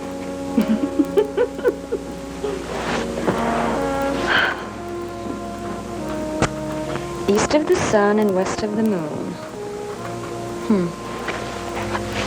Wonder if Asa could find us there.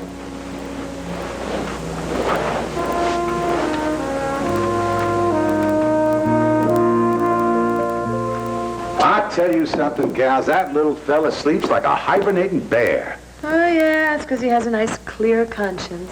It's more than I can say for some people in the family. Oh, Becky Lee, come on. It's getting late. I think I really have to go. Delilah, you didn't even have anything to eat. I'm not hungry. Oh, wait a minute. Will you two stop acting like it's going to be a battle royal around here? Celebration, maybe no fighting. Besides, sweetheart, we can't be snapping at each other when we're going on a family holiday, can we? What family holiday? Well, next week. You see, when Chuck flew the coop with Lucy Bird, I've been handling everything myself. And down in Arizona, I got these leases on gold mine, and I hear they're worth reopening, and I'm going down and check on them myself before I do anything. Mm-hmm. So nobody can pull a fast one on you, Asa? Yes, ma'am. Yes, ma'am. That's right. And wouldn't it be nice to balance off a business trip, family pleasure? What do you say, Becky Lee? A real old-fashioned Western Thanksgiving. We take you and Drew and me down a ranch, open spaces, the desert air. Oh, that clear. Look, honey, I could almost smell it right now. I smell something, too, and it isn't there. Oh, you ain't going to forgive me about being late? Asa, I'm mad at you because you always think you can put something over on me. Becky Lee, you got company here. Company knows your tricks. Asa, I know why you want to go down there. It's not because you want to go away for the holidays, because you don't want to be here for Bo and Dee Dee's wedding, right?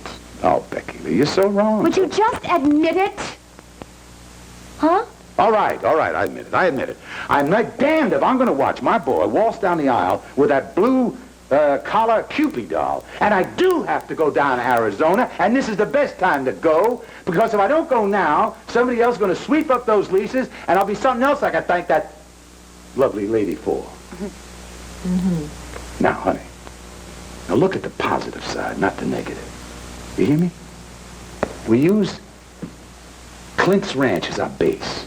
And I'll tell you what, maybe old Vicky and Clint and the kids can fly down. We'll have a big family affair. Huh? What do you say? Oh, Asa, Buchanan. All right, I'll think about it. First, we'll talk it over with Drew and see how he feels. Well, I'll tell you. I'll have a little talk in the morning, see if it's all right. Now, what do you got for supper? What's on the agenda? Let's see. Delilah, I think we have a little veal on ice, some cold bean soup. Oh, frosted French fries. Oh, I love frosted I want to tell you girls something right now. You ought to go on the road and do an act. You're funny.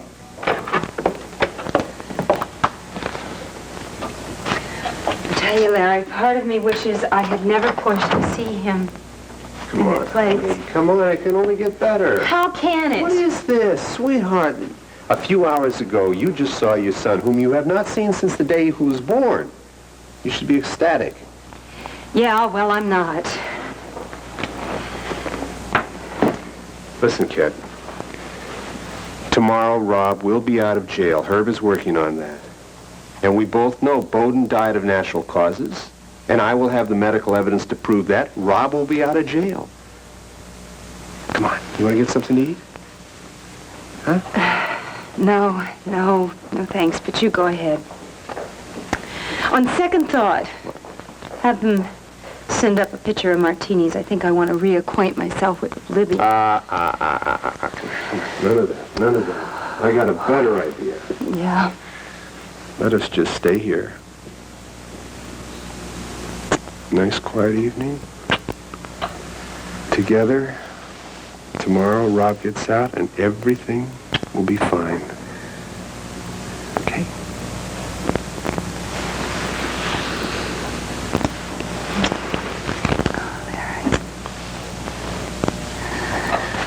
I just wish it were all that simple. What did Rob say to you, anyway? I can't tell you that. I promised Rob that I wouldn't say a word to anyone. Was it something that Bowden had said? Is that what did he find out who hired Bowden to shoot his grandfather? Listen, I can't tell you anything, so please just don't ask me anymore, okay?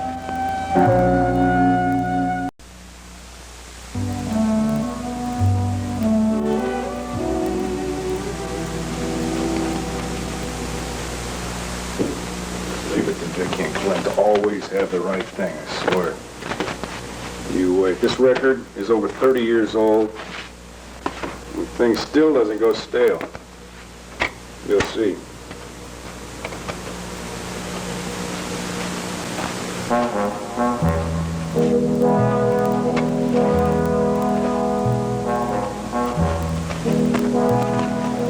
Date?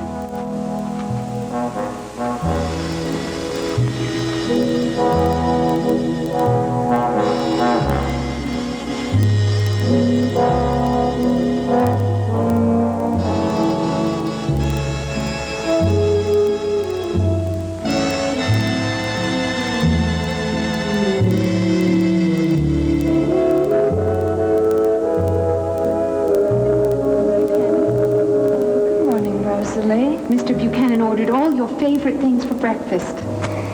Isn't he sweet? Why don't you just leave the tray here?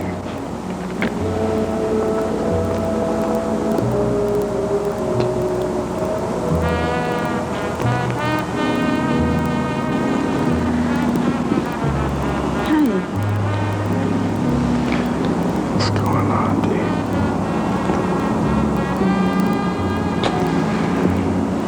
It's time to wake up. Because it's a beautiful day and the sun is out. Look, isn't it beautiful? Yeah. It is beautiful.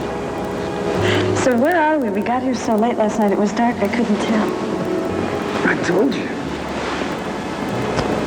We are east of the sun and west of the moon.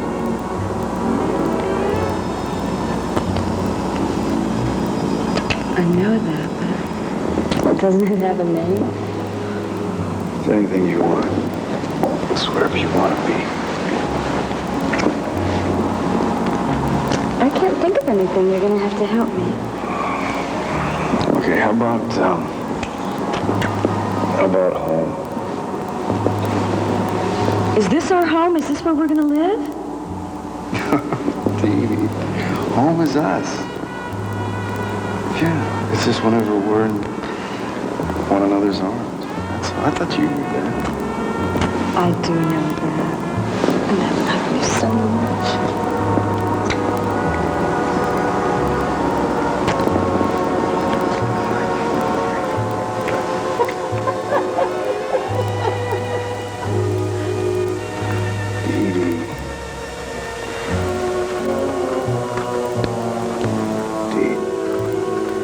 Up, sleepyhead, come on. No? Was I asleep? Were you asleep? Yes, you were asleep. Are you kidding me? Having a beautiful dream, too. I was? Uh-huh. course you were. You were dreaming about me. Yeah, I was. How did you know that? Because I was there. You were, though. It was the most beautiful place I've ever been. No, I can't hear it. Come on, let's go. Let's just go home. Tell me in the car. Let's say goodnight to Vicky and Clint. Okay. Wait, listen to this music here. East of the sun, west of the moon. That's... I want you to take me there, and I want to live there with you. I don't want to just be in the dream. No. Listen. You can go anywhere. I'm going to take you anywhere in the world that you want to go.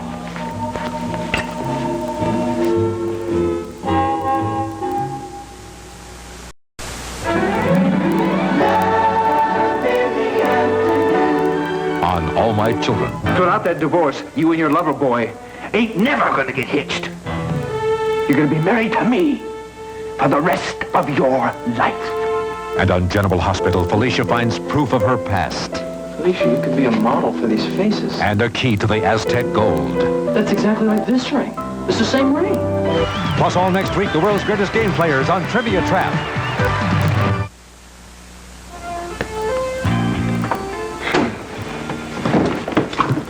She's not home.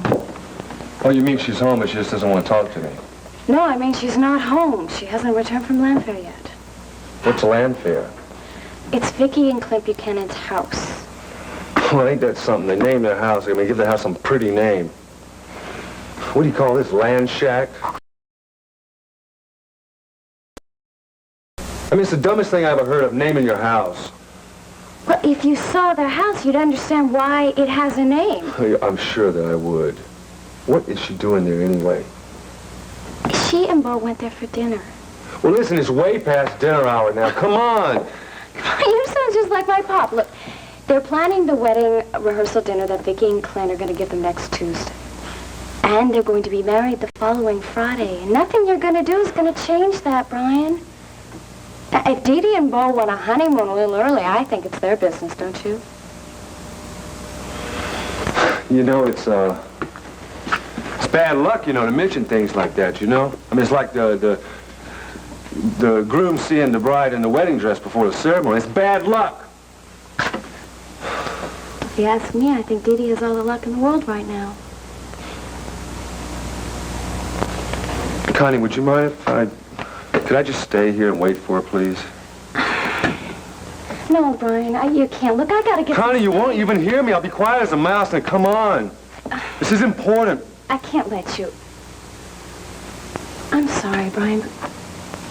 Let it go. Dee Dee's gonna marry Bo, and nothing you can do or say is gonna change that. Look, Connie, I'm sorry I woke you up, okay? Tell Dee Dee I'll see her at work. But you're certain something can be done? Without question, Mr. Crown. I'll have your son out of jail by lunchtime tomorrow. Well, I'm sorry he has to spend the night there, but I guess nothing can be done about it now. Well, don't worry about it. I'll get started first thing in the morning. All right, Trent, arrange for a company limousine to be in front of Mr. Bates' house at 8 o'clock in the morning. Right. The car and driver will be at your disposal. Thank you. The first thing I'm going to do is contact Carla Scott, the district attorney. You're on friendly terms with her? No, not exactly. We were on opposite sides of the courtroom a couple of months ago. There is a professional connection. Excuse me for interrupting, but I don't have your home phone, Mr. Bates. I'll need to give it to the driver. I'll see you and my son tomorrow afternoon. Good night. Yes, good night. It's right there on my card. Now, just what was that all about? I didn't mean to jump on you like that, but you're about to lose this case. Is that so? How? Well, it's best that Alex doesn't know that you were Bowden's attorney when he was on trial for assault. And why not? Well, Bowden's not a popular name in this cabin. It's as simple as that. Trent, simple answers really don't satisfy me. Got time for a nightcap? Yes. Okay, well, come on. I'll drive you to the Crown Burner Inn. We'll talk on the way.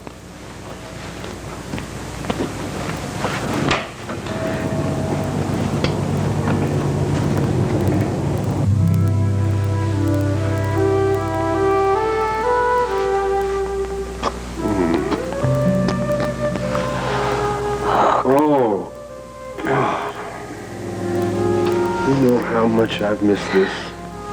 Huh? As much as I have, I've missed you an awful lot. You sure about that? I'm positive. Oh.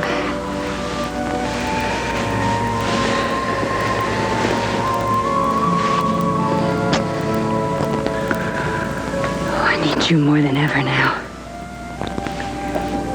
Larry, I am so sorry if I hurt you, but all of this hasn't been easy for me to manage either. I know. I mean, Alex and Rob and I, we were victims of this horrible man.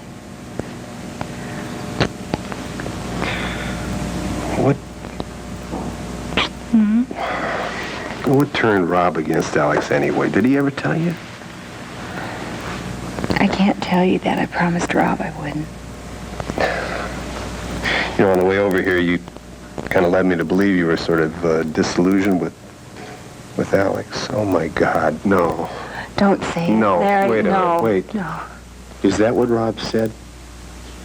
Alex hired Bowden to kill his own father? Oh, my God, honey. Oh, baby. Okay, it's all right. You're safe here.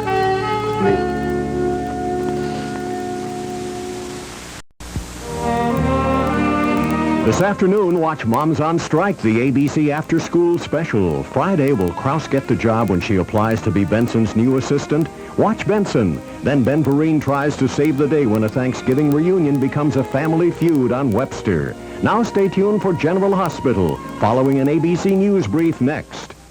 Thursday, a golden night as U.S. Olympic boxing medalists make their pro debut. Freeland, Whitaker, Taylor, Holyfield, and Biggs. Then on 2020, exercise, can it threaten your health? Plus the transplant drug, saving patients like Baby Faye. All Thursday on ABC. An ABC News brief brought to you by Arid XX Solid. Now from New York, Stone Phillips. Good afternoon. The astronauts aboard the Space Shuttle Discovery are now 2 for 2. This morning they caught up with another satellite stranded in space and hauled it in. Astronaut Dale Gardner flew out to the wayward satellite with his jet-propelled backpack. Hey, Toggle, I got it. He then maneuvered the 1,100-pound object into position over the shuttle cargo bay, and astronaut Joe Allen, working from the craft's robot arm, latched onto it. There'll be more on this story later on ABC's World News Tonight with Peter Jennings. I'll be back in a moment. Some people perspire. I sweat. For you, the only solid with double X protection, Arid XX Solid, helps keep you extra dry. Even me. Also later, more on Baby Faye. Doctors say there's subtle but definite improvement in her condition. And part 3 of our series on the sexual abuse of children. I hope you'll join Peter Jennings later on ABC's World News Tonight.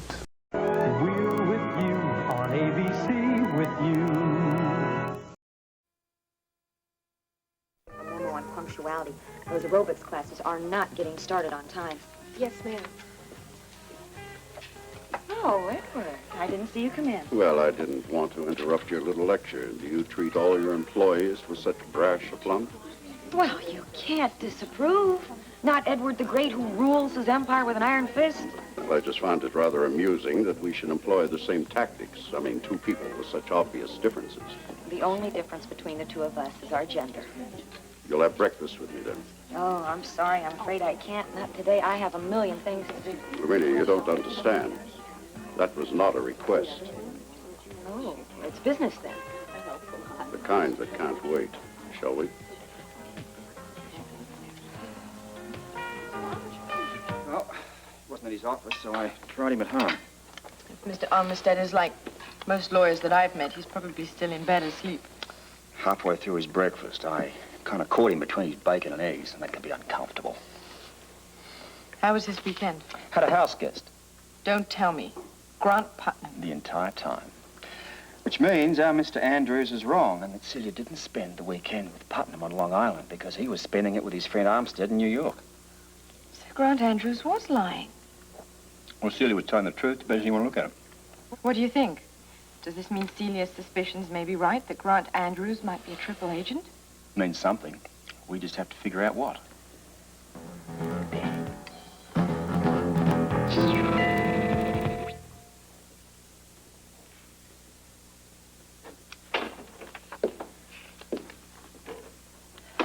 You're home early. Grant throw you out?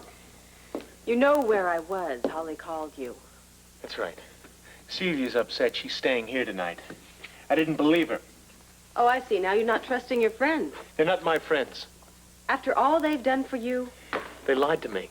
And I don't trust anyone who lies to me, including you. What I say, you call it a lie. What do you expect when I am continually confronted with such evidence? What evidence? The envelope. The one with your names and destination written on the front of it. The one that proves you went off for that weekend together. Oh, you mean the one that you couldn't show me? I already told you I threw it into the fire. Uh-huh, I believe that. I don't really care what you believe, Celia. I know the truth. Grant, how do you expect to resolve anything if you are so continually hostile and suspicious of me? Your mistrust is going to destroy our marriage. You haven't exactly been trusting of me either. I don't want to discuss the subject of Tanya right now. Why? Because you know deep down in your heart that I could never, ever be involved with another woman as long as I'm married to you. Why can't you apply that same theory to me, Grant? Don't you know deep down in your heart that I could never do the same with Grant? I'm not sure anymore. Well, then what have we got left? Don't you see, Grant? We have to have some little bit of trust to save our marriage. Unless it's already lost. Well, you have to believe it's lost first, and I don't believe it's lost. When we got married, we made vows. I have never been unfaithful to those vows, or to you. You have to believe that, Grant, or we have nothing. And we have nothing. And you're saying it's over. Isn't that what you want, Celia? To be free from this marriage? I have been trying to save us, Grant. What more can I do? Next time you come to me, come with the truth. Only then do we have a chance at regaining that trust. Another month of aerobics and that special diet, you'll look in the mirror, you won't recognize yourself. Just listen to your aerobics instructor, and those pounds are just going to melt right off. I hope so. Thanks a lot, Lorena. We'll see you later. Bye-bye. Could we go now? There's a restaurant right down the street. All this talk about losing weight has given me a sudden urge to gain some. I'm sorry, but I only have time to have coffee in the lounge. It's going to be an extremely busy day. Just so it's private. Oh, Lorena, here you are. I've been looking for you everywhere. Oh, hello, Mrs. Barrington. Oh, and Edward, how fortunate you're here, too. Lorena, Edward, I want to introduce you to my very dear friend, Sylvia Whitby. Well, how do you do? Sylvia's here to join the spa. Oh, how wonderful. Well, the more the merrier, we always say. Well, normally I don't go in for these types of places, but after the tour, I must admit I'm quite impressed. Well, we found most people are. Well, welcome aboard and have a wonderful visit.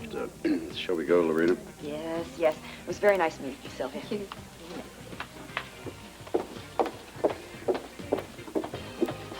Oh, wait. Now what? I'll have to meet you in the lounge. I just remembered there's some business I need to handle. And You better not be stalling. just give me 5 minutes.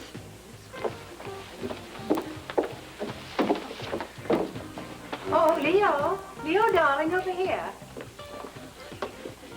Don't tell me I overbooked again. Do you have an appointment, Miss Barrington? Oh, no. I just want to introduce you to someone. Sylvia, this is the masseur I was telling you about, Leo Russell. Leo, this is Sylvia Whitby. How do you do? Are you thinking about joining, or did you already make the leap? Everything's done except the paperwork. There's no escaping that. It's everywhere these days. Boy, isn't that the truth? Excuse me if it seems that I'm staring, but you seem familiar. Are you an actress? An actress? Oh, my. No, never. Well, then a model. At least sometime in your life. Face this beautiful. Couldn't have gone unnoticed. Oh, really, Mr. Russell, you must be joking. No. About a beauty like this, one never jokes. Now, be honest with me. You're connected with the fashion industry. You have to be. Once I participated in a charity fashion, but no. I knew it. I can always tell just by looking at a person's face what kind of experience they've had. You're a woman who's used to being worshipped. The envy of your gender. I told you he was a charmer. So, when can you take me, Leo? Take you? I mean, for a massage.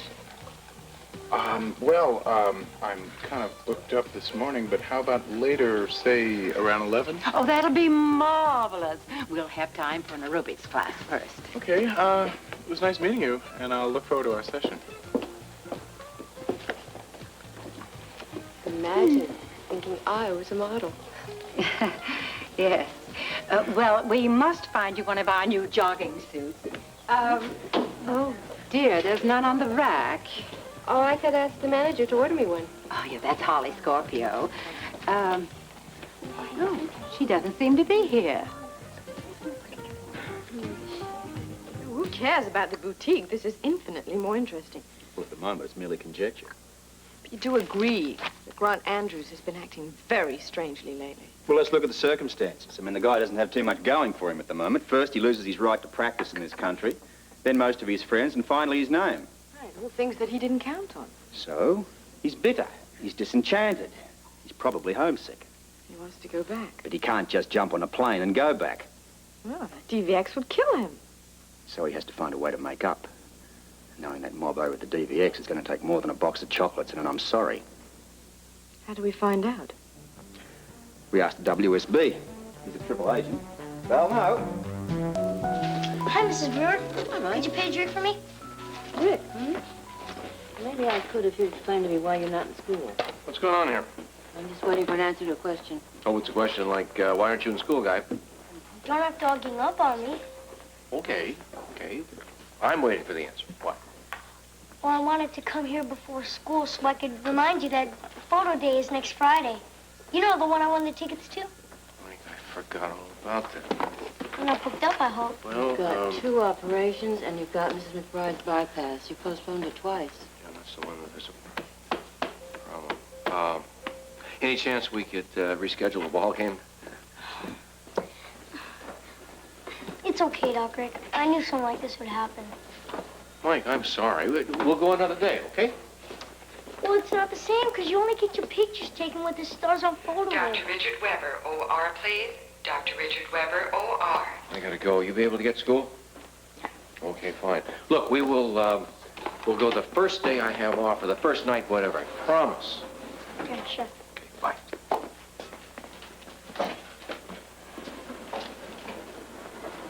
Mike? Anything I can do for you? What are you doing on Friday? Oh, dear, I'm sorry. I have to work, too. Yeah, you and everyone else. See you, Miss Brewer. The Scorpios are upstairs dressing, I'm afraid. Could be a couple of minutes. Well, that's all right. I'll wait if you don't mind.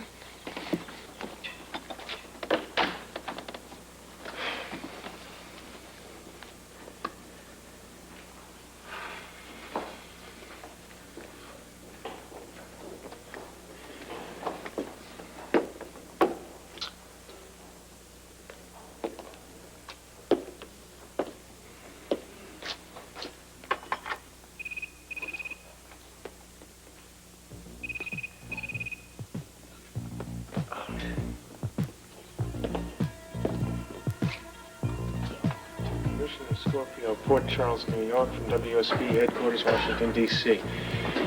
In reply to your query, we find no evidence of any new connections between Grant Andrews and the DVX. You want me to explain that? I'll tell you what it is. It's proof that you didn't believe a word that I told you. Why do we still believe it? No, I've got a better idea. Why don't I just leave? Don't you want an explanation before you go? I don't need one. It's obvious you'd rather believe Celia than believe me. Now, You wait a minute, Grant. You gave me 3 items to check out, and I did just that. And? The first one was apparent. The man claiming to be Campbell at that phone call did not have a British accent. He did when he spoke with me. Number 2. I went round to Putnam's place and I searched his apartment. There were no work clothes there even remotely resembling yours or anything else out of the ordinary for that matter. And what was the third thing? I don't even remember. The third one, I specifically checked into myself. You maintained that Celia spent the weekend with Putnam on Long Island. She did, and I am sure of it. He didn't, Grant. He didn't. He spent the weekend in New York with his friend Armstead. That is another part of his cover-up. I spoke to Armstead myself. Now, why would he cover for Putnam? You're incredible. You know that? You're just like Celia. You believe whatever you are led to believe. Grant, I talked to Putnam. The man seemed sincere to me. That's right. Believe him before you believe me. I thought we were friends, Robert. I checked into all those things. You're crazy to pursue... I am not crazy! It's Putnam who's crazy!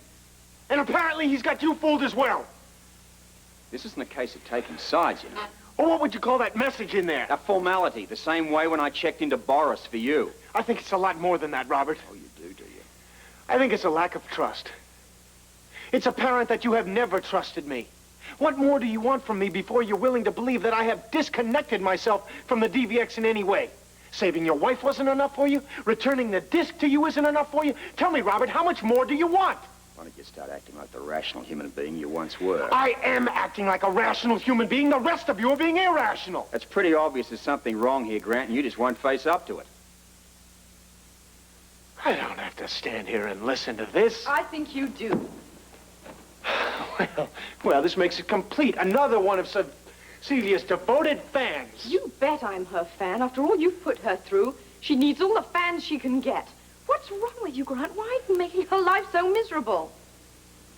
Haven't you got that backwards? Oh, that's right. Go ahead, defend yourself. I'd love to hear it. Accusing her of having an affair when all the time it was you. That is a lie. It was Grant Putnam. He fabricated this whole tale. Oh, right. Well, where are the clothes then? Robert couldn't find them. Did you ever think that maybe he burned them just the way I burned that envelope? Yeah. Or maybe he's telling the truth. He's lying. Like Celia was when she said she saw you with your shirt off in Tanya's apartment. Celia was here all night last night. She told me all kinds of things. You can believe whatever you want. We're just trying to give you a chance to defend yourself. Why? Why should I bother to defend myself when you have obviously made up your minds? In fact, I don't even know why I'm getting angry about this thing. I should be thankful, if anything. Why's that? Because one thing has become graphically clear here today.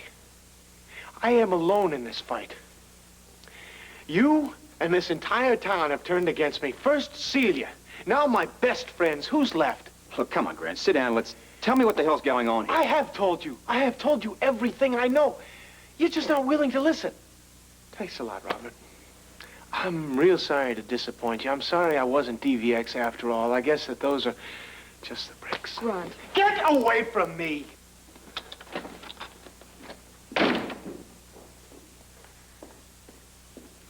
I'm worried. I don't know what else we can do for him. I'm worried about Celia.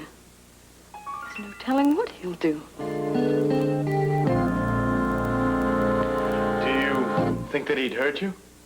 I don't know. I don't know. One minute he sounds like he wants to get everything back together again, and the next minute he's saying wild things about you and I. He's claimed that we're having an affair.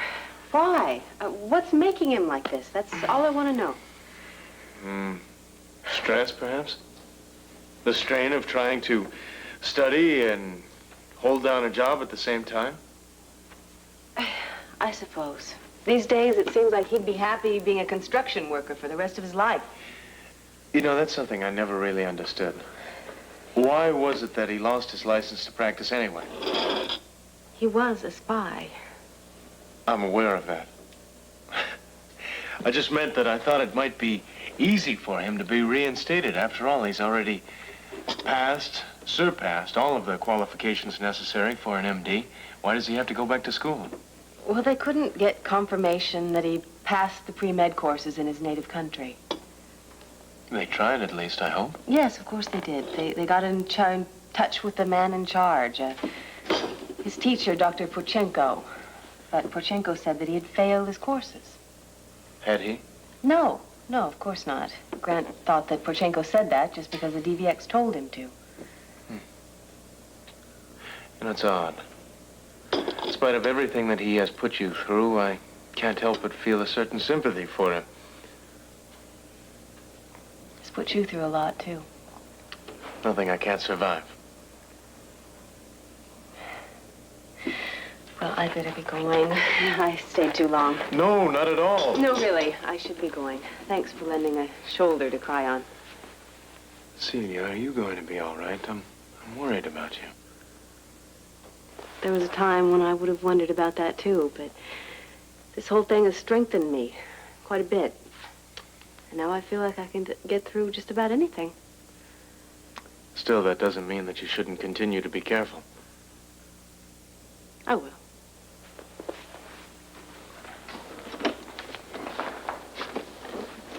Grant, thank you again for everything. I hope it helped.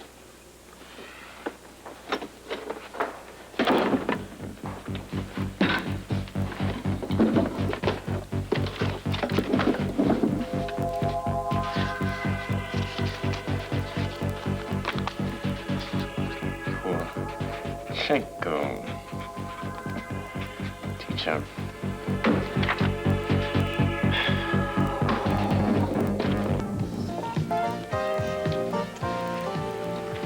Sorry to keep you waiting like this. Yeah, I'll bet you are. You can't think it was intentional. Okay, let's get right down to business. First of all, you've got to forbid these ladies from wearing their jewelry in here. We don't have any security here, and our insurance is not going to protect us from possible lawsuits. Now, that is preposterous. I mean, no one's going to sue us. Every woman that comes in here is insured to the hilt. That doesn't mean they might not try to sue us. I'm sorry, absolutely not. There is no way I could enforce such a foolish rule. Well, you can, and you will. Now, my second reason for being here, I forbid you to make any further financial outlays above and beyond the budget without my prior approval. There isn't time to go running to you every time there's an emergency. You better make time. You may find yourself out of work. You have no right. Oh, haven't I? You gave me a free hand in running this spa. Yeah, well, I just cut it off. And furthermore, as the major stockholder in this firm, I swear I'm going to sic the State Securities Agency on you if you don't schedule a stockholders meeting immediately. That was 3 items. You said there were only 2. I'm glad you're counting. It means you're listening. Well, the answer is no. No what? No jewelry rules, no prior approval, and no meetings. This is an Avalon spa. And while I may have had to give up my financial control, I am not giving up my creative control. You don't have any choice. Well, I can always buy my stock back. Yeah? With what? You're going to have a hell of a time saving up $250,000 by cutting back on groceries. I'll find a way. You just wait and see. The only thing I'm waiting to see is that you follow these new guidelines, because if you don't, Miss Sharp, you may find yourself sparless. Good day, Miss Sharp. We're going to find out what's going down here. You're throwing out the DVX triple agent theory? He's too irrational. I mean, look, if he wanted to maintain his DVX persona, he wouldn't try to alienate Celia and the both of us. No, I go back to the disillusionment theory. He wants to go back to the motherland. Look what we have here. We've got a guy with 2 personalities. One the DVX gave him, and his own. Right, the Grant Putnam personality. Now, he was okay while one personality was dominant, but then the real Grant Putnam showed up, while the other Grant was still principally American rather than foreigner. Right, the real Grant hits the scene, and the fake personality begins to falter. Yeah, under the pressure, he splits down the middle. Well, you strip away layers of false identity, and you end up with a real man. A man who is extremely confused by his identity. So you think that what we're seeing is some sort of inner battle that he's going through?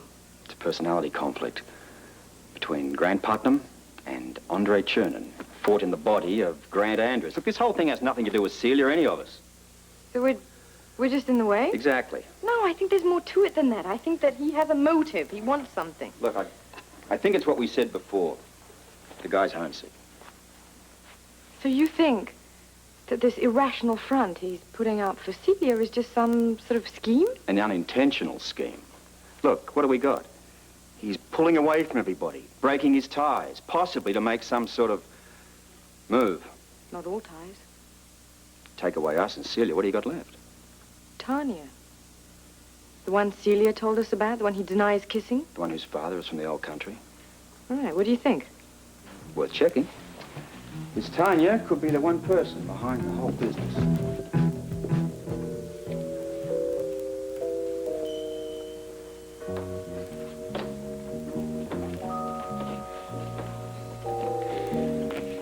Mind if I take a seat? Look, I haven't forgotten about our agreement. I promise I'm just here to study. Sure, if you want to. Thanks.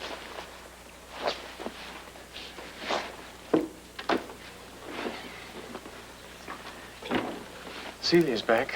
That's good. Not really. I'm sorry. I just meant that... I know what you meant. So aren't you supposed to be working this hour of the day?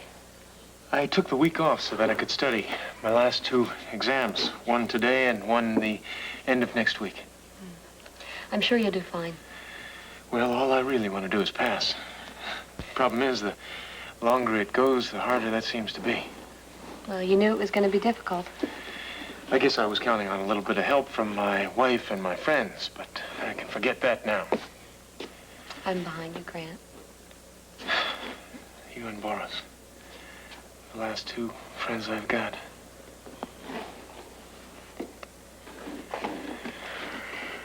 Did you hear about the St. Basil Day Festival? I'm on the committee. It's a gathering of everyone from the homeland. No kidding. Yeah, I helped design one of these flyers. What do you think? It's very nice. Begins May 16th, huh? Yeah, and it runs right through the week. At the community center, I see. Will you come? Well, I'll try. I can't make any promises, though. Right now, all I'm doing is thinking up to the point of that last exam and not a moment beyond. Then what happens? Then Jake Meyer and I go before the Office of Professional Medical Conduct Review Board, and they make a final judgment. I'll either be reinstated as a doctor, or I will be, I'll be toting buckets of nails the rest of my life. Oh, I'm sure you'll be reinstated. Especially considering all the good work you've done at the hospital. Everyone's still talking about you. I'll bet that they are. But I mean good things. About what a fine doctor you are. Let's just hope that the board agrees, huh? Yeah, it's funny. I had intended to surprise Celia with this piece of news. But I suppose that wouldn't really matter anymore. Maybe it will matter. I mean, this could be just the thing To save the marriage? Don't count on it. Grant, the only thing I want is you to be happy again. Thanks. No, I mean it, Grant. I've seen how this whole thing has affected you. You've also been smart enough not to get involved. Doesn't mean that I don't care. Because I do. A lot. I'm sorry. No. Look, it was a silly thing for me to say. Don't ever apologize for being honest. It just so happens that I care for you, too. You know how I feel about this. I have not forgotten. I mean, you know, to ruin a marriage and get involved in something like this, well, I just wouldn't be able to live with myself. I don't know what I...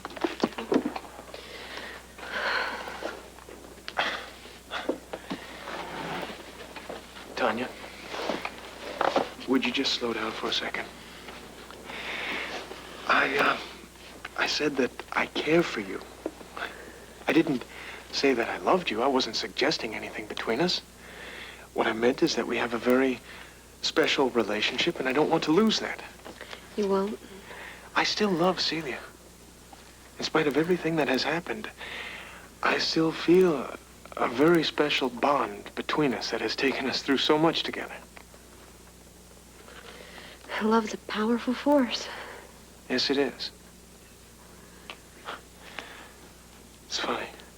It can be born in an instant, yet it can take forever to die. I've got to try. Celia still feels the same way? I don't know.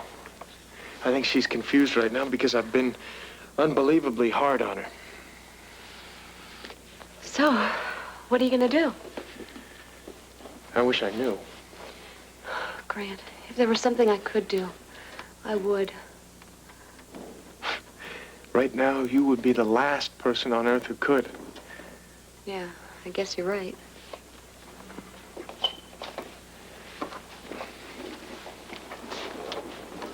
I didn't mean that to sound so caustic. I was just stating a fact of life. Celia is still very angry, in great part due to what she saw here in this library. That's all in the past. You just have to keep thinking about the future.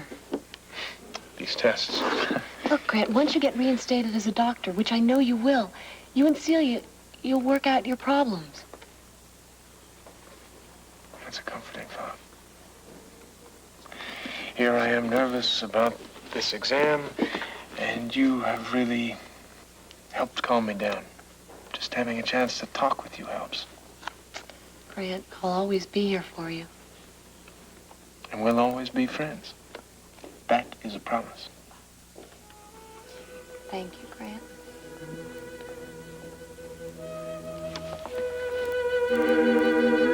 I'm serious.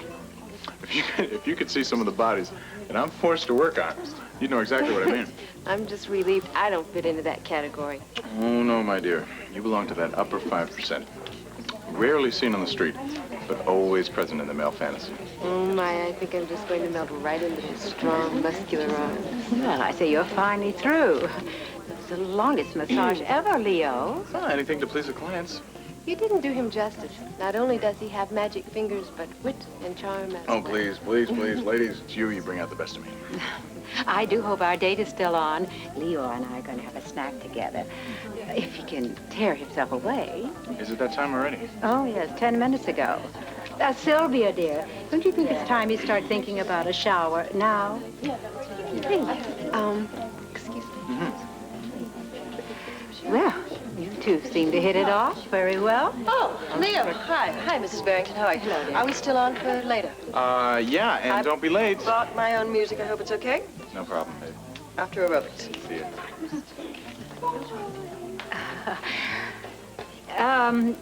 Our snack is over here. Right over here. Oh, great. I hope you like my selection. I really didn't know what you preferred. Don't worry about it. When I'm hungry, I'll eat anything. Like it? Taste it. Tell me more about Sylvia. Oh, she's rich and bored and a rather limited life because of her husband. Her husband's 100% business and rarely has time for her. What thing? Is she totally dependent on him? Oh, no. Sylvia has money of her own. And, well, her husband knows how to make the most of it. You don't say. Do you mind if I interrupt? Oh, back so soon? Just a quick little trip to the boutique. It's a nice selection over there, huh? Well, I knew just what I wanted. Something caught my eye earlier. This is for you, Leo. A little something I bought on impulse. For me? You mean it? Go on, open it. Well, oh, thanks. Yes, I thought it was a good idea myself. The man is an employee, not a gigolo. In my eyes, he's neither. He's an artist. A man whose gifted hands I felt deserved a gift. Wow. What can I say? Great handkerchief. Thank you so much. Just a token. Of your affection? Well, I wouldn't go that far. You already have, dear, way above the bounds of appropriate behavior. I beg your pardon. It's none of your business. Well, then, perhaps you'll let Leo and I get back to our business. Is that what you call it? This is the chlorine in the pool, dear. You're turning positively green. Please, ladies, what's your problem? Oh, I have no problem, Leo. Excuse me. My boss just walked in and I have to talk to her.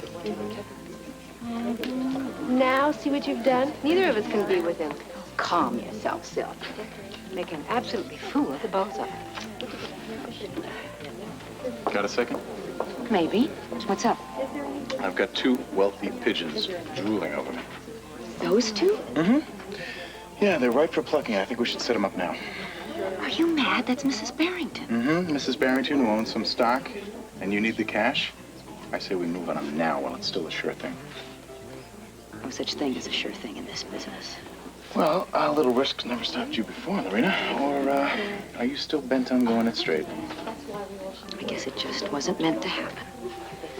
Honey, some people are honest, and some are crooked. That's just the way it is. If only Edward wasn't so damn insistent. What's he got to do with it? Oh, he came in here this morning and threw his weight around, which is why I have to get that stock back, and fast. Well, here is your opportunity. What do you say? Okay, we do it.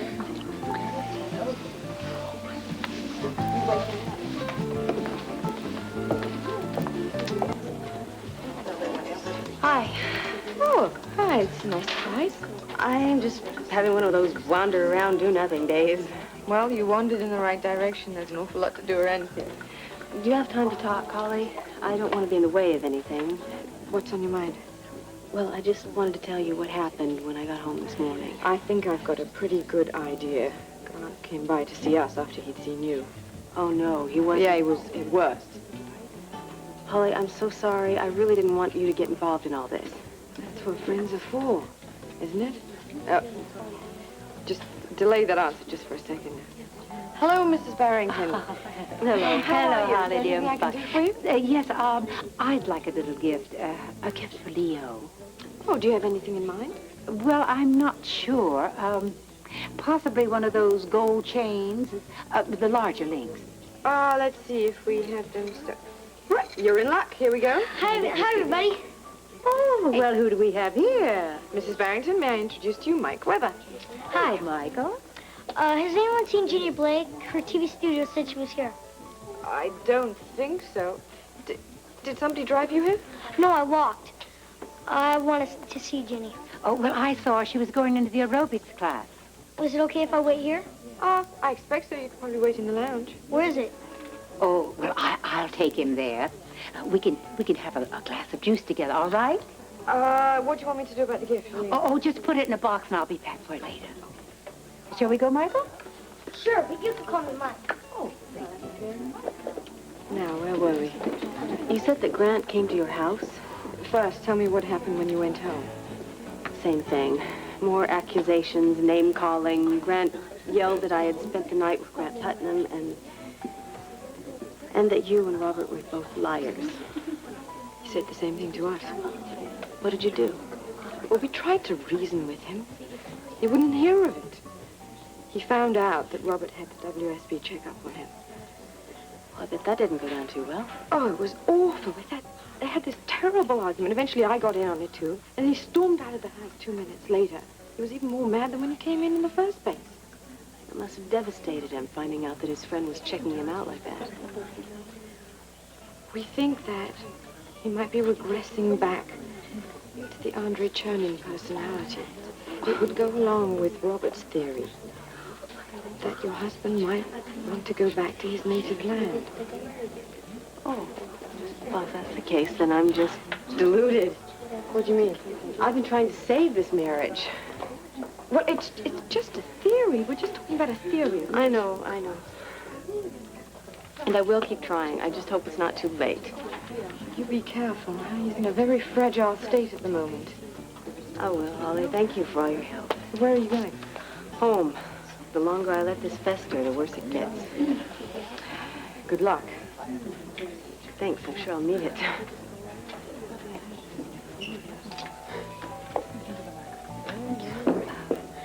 Is it ready? Yes, unless you wanted gift wrap. Oh, no, a box is fine. And, I wonder if you'd mind delivering it for me. I'd be most grateful. It would be rather bad form if I did it myself. Of course, I'll be happy to deliver it. Well, Leo's down in this massage room right now.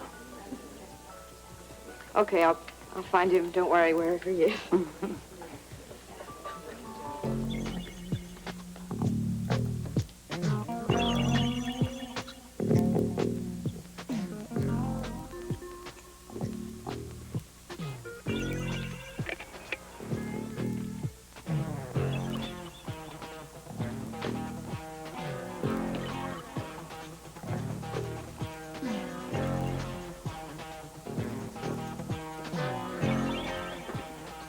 I'll meet you in the boutique in 5 minutes. Sorry, I should have knocked. Hey, Ginny! Mike, what are you doing here? Oh, I had to talk to you. You did, huh? We've been waiting for you. Michael won't tell me what it's all about. Oh, well, it's kind of, kind of private, Mrs. Barrington. You understand. That's all right, I understand perfectly. If you'll excuse me. Thank you, And Mrs. thanks for Barrington. everything. You're welcome. So, kiddo, all these women around here. What's all this about?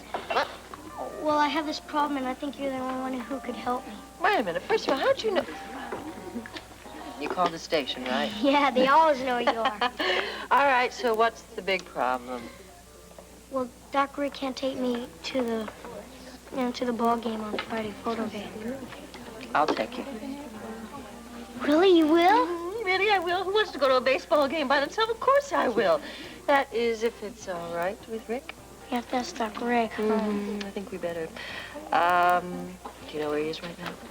Hospital, probably. Okay, I'll tell you what. Why don't we both go over to the hospital right now, and we'll both ask him together. Right now? Right now. Gee, Ginny, you're the greatest in the whole world. Nice. Who is it from? Mrs. Barrington. You don't say. This really is your day, isn't it? 2 gifts, the day's only half over. Who knows what other boxes might arrive? Well, I want to thank you very much for delivering it. Thank you. You know, I couldn't help asking myself on the way here. What is so great about this Leo Russell? 2 wealthy, positioned women lavishing him with gifts? What special powers does he possess?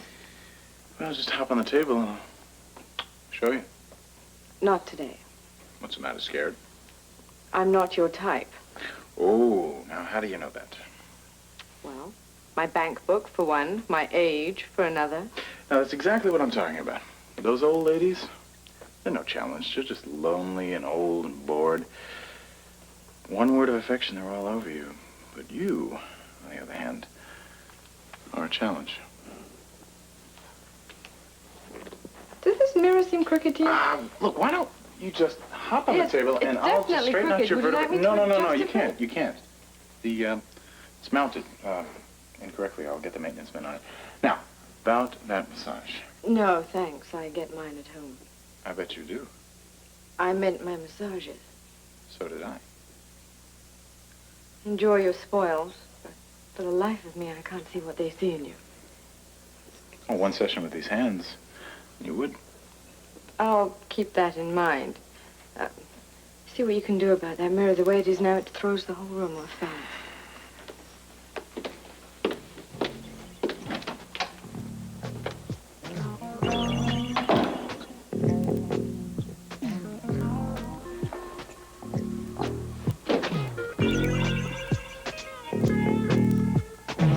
Personally, I think the waterfront should take top priority. I agree, but the problem is we start putting all that money there, the rest of the city's gonna go dry. I just want to make sure the funds go where they're needed the most. I agree with you. I do, Brian. Then we're in agreement. We'll have more free services. Yeah, just as soon as I can get an okay from the city council. Well, as soon as you meet with them, please invite me. If the both of us go, that'll double our chances. You'll be the first person to know once I schedule that meeting. Hi, Mike. Hi. Do you know Ginny Blake? Not really. I've seen her on TV a couple of times. Oh. How do you do, Miss Blake? How do you do? The show's very good. Thank you very much, Mr. Phillips. Phillips. Brian Phillips. Do you know Dr. Weber? Oh, yes, we've met before. What brings you so far down to the hospital? And how come you're not in school, guy? Oh, well, I went over to the spa to see Ginny, and I brought her here. Mike stopped by the spa to tell me that you weren't going to be able to take him to photo day on Friday. And I said that I would be more than happy to take him. But we both decided to come over here and make sure that was all right with you. Well, aren't you a lucky kid? As long as you don't have any objections, Dr. Weber. After all, Mike did win those tickets with his excellent essay. Please, Doc Rick? I guess that'll be all right. Thank you. Believe me, I'll take good care of him. I bet you will. Can I have a ride home, Ginny? Well, I think you better ask your father about that, huh? I don't think that'll be necessary. I should be through in just a couple minutes. I can run you home. Just wait for me a couple minutes. Okay. I'll walk you out the door, Ginny. Thank you. Mr. Phillips? Mr. Weber? Pleasure. Looks like someone's trying to make amends. Where were we? We were talking about the council meeting. I want to be able to do that.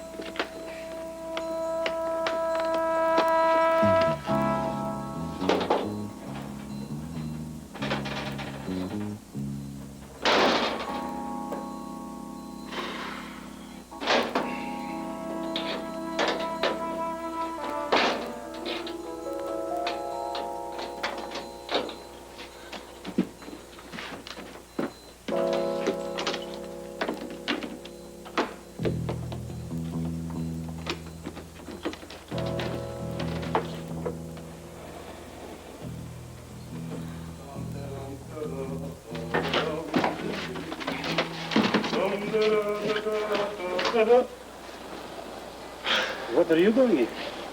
I saw the poster out here. I thought that tickets might be available inside. It says tickets now on sale. Oh. A very nice poster. Glad you like it. Yes. But you can't buy tickets here. You have to buy them at the door. Oh, all right. I'll do that then. I suppose I'll see you there. Thanks very much. You're welcome.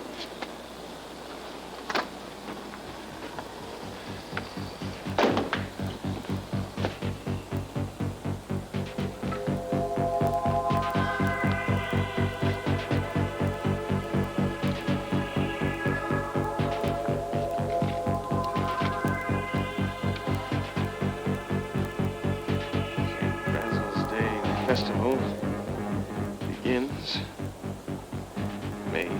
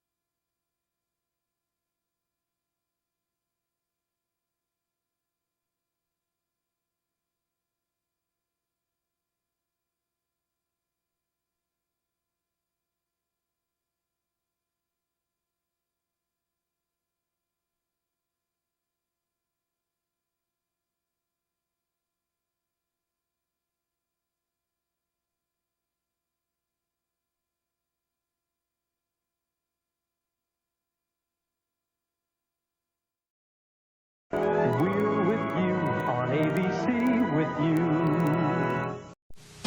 Hi, I'm Andy Curry, and from all of us at Dance Party USA to all of you, Happy Holidays!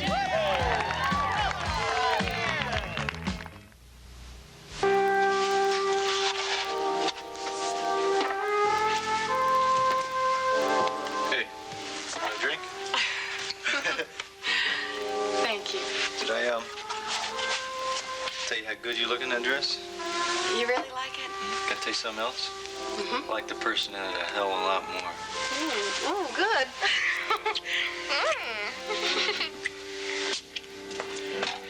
Hey, what in tarnation is going on here? Dell, could we have a little privacy, do you mind? Could we have a little decency here? Dell, give us a break, would you?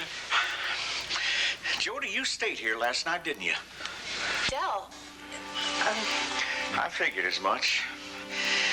Look, I may not be a role model for what is right and proper, but just amongst the three of us, I don't care much for the way you two are carrying on.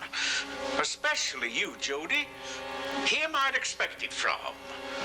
Dell, I'm sorry. Jody, you don't have to apologize. Why don't you be ashamed of the way we feel, huh? Oh, the way we feel. Dell, what's the matter with you, man? Didn't you get any sleep last night? I am your father, and I just don't think it's right for two young people like you to be doing the things you're doing. Not in any house I'm staying in.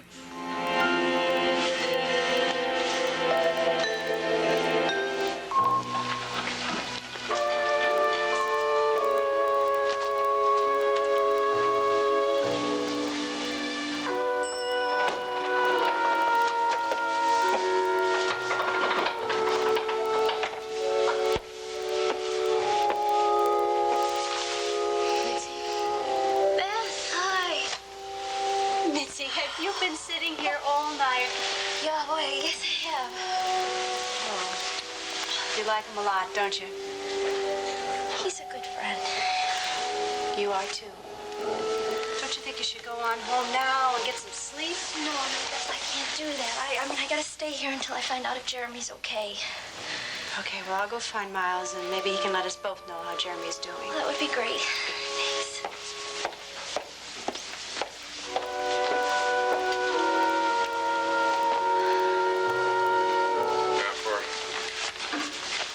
Any important messages? I'll be down at the detective office probably for most of the day. There's a few things I need to wrap up before I go north again to Marble Lake. Sure thing, Mr. Whitney. Hey, you all set, kid? Look, I made some peanut butter sandwiches for your lunch. It's your favorite. Now, Jay, I want you to be a good boy at school today. Where is Mom?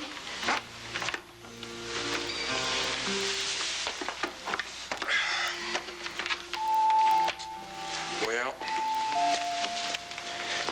Jamie, you're just gonna have to be brave for a little while longer, and I promise I'll make things right. Where is she? Well, I told you, Jamie, I don't know. I only wish that I did. But I want her. I know I do, too. I knew she was gone on Halloween. I know, you told me that. But you also know that Sky Whitney always keeps his promises, right? And I promise I'll bring her back. Please, Sky. Please find her. I will. Now, you'll be late for school. Off you go. Here you go, man. Just where is she, Mr. Whitney? What's happened to her?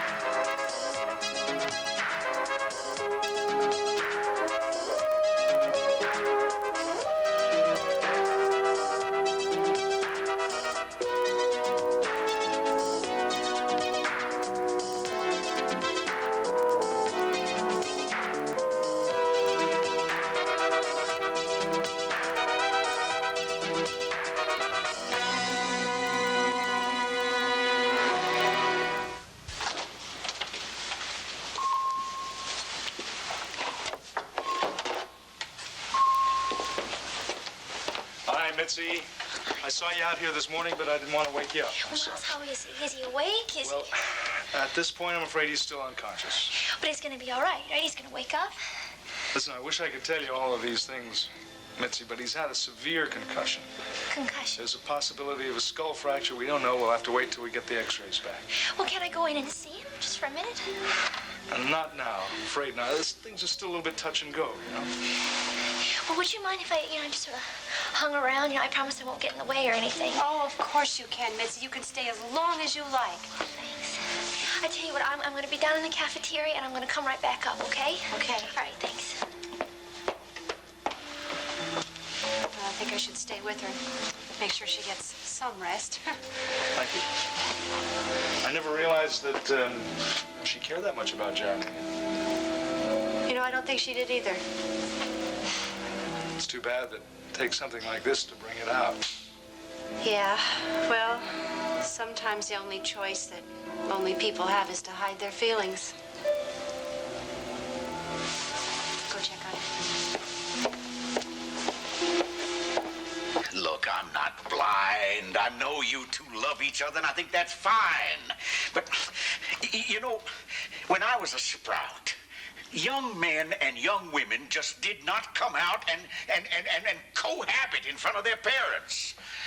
I'm going now, so there won't be any more problems, Now, okay? you did stay here last night, didn't you, young lady? I don't believe this. Could you just come sit down here right next to me? Listen, boy, when I was courting your mother, if I had been caught kissing like you two folks was, but my tail would... I'd have been run out of town on the nearest rail, I tell you, if I was lucky. Times have changed, aren't they? You said that yourself, didn't Yes, you? times have changed, true enough. But morality hasn't. At least wise it shouldn't. Okay, now look, I understand you can call me old-fashioned if you want, but I just don't approve of this kind of goings-on. And I got a feeling that Dr. Kavanaugh is going to agree with me on that, too. Oh, yeah? When did you become so moralistic? When I took one long look at myself and I seen what I'd become. That's when. Oh. You know something? I have to tell you. Preacher, just don't, please. It's all right, Jody. I'm not afraid of anything that he has to say to me. Emerson Residence, Dell speaking. Oh, hello, Dr. Kavanaugh. What can I do for you? Dell, I was wondering if you'd heard from Jody. I've been at the hospital all night. I haven't been able to reach her at our apartment. Don't you fret now, Doc. She's right here with Preacher. Oh. Doc, I think that you and me better have a man-to-man chat soon and about our kinfolks. Dale, this is between me and Jody. It's our own business. Now, would you shut up? Dell, I'm sorry, I can't talk right now. Jeremy Rhodes was attacked and seriously injured last night. What? Just tell Jody I'll be at the hospital most of the day. I'll see her later tonight. Will do, Doc. I hope the young boy's all right. Thanks, Dell. Bye. Yeah, bye now. Well, what is it? You hope who's all right? Jeremy Rhodes. Jeremy? Is he hurt? What happened to him? Well, according to the doc, he was banged up pretty bad. It wasn't an accident, neither. Oh, my God. Hey, listen, we're going to pick this up another time, okay? In case you haven't noticed, Jody and me are adults. Look, it takes a lot more than growing older to become an adult.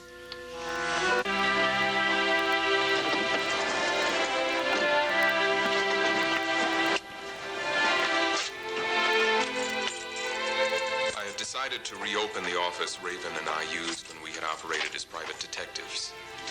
Not only would it isolate me from the distractions of Whitney International, but I felt closer to Raven here. Closer to her energy, her will, and to her indomitable spirit.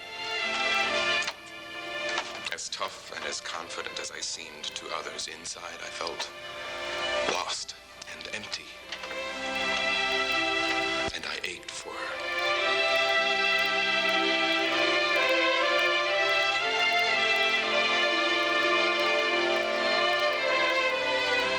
Look, I didn't mean for my words to come out sounding so harsh before. I know you two have been having a rough time lately. Yeah, then we can mind to our own business, all right, Dell? Preacher, he's only trying to help us. Stay out of it, all right? It's between me and Super Dad. Look, don't tell me to stay out of it. This concerns me, too. I said I can handle it. Okay, all right. Why don't you handle it? I'm going to go home. Jody, what is that? It's your fault. What? This is Dell Emerson. Hello. Mr. Whitney. Well, this is a pleasure. Is Preacher there? I'd like to speak to him for a moment. I'll get him in just a second, Mr. Whitney. You just hang on there now. Preacher, you come here. It's Mr. Whitney, and he wants to speak with you. Come back. Do me a favor and just wait for me. Sure, Mr. Whitney, what can I do for you? Well, if you're interested, I'd like to hire you again. Well, yes, sir, I am. What'd you have in mind? Do you remember where our old offices are? I sure do. I'll be there before you can get out of the chair. Good. I look forward to seeing you. Thanks. Well, it looks like I got to talk to somebody about getting me a job. I told you he was going to want you again. I told you. I sure did. Now, if you'd be kind enough to wait for me, let me change my clothes, and I'll drop you off Don't the penthouse. bother. All right, you suit yourself, then. I'm sorry I botched things up between you two. No, you didn't, Dell. The truth is we were being selfish. We should have taken the time to consider your feelings. You know, we should have considered a lot of things. Where are you going now? To the hospital. To see Jeremy.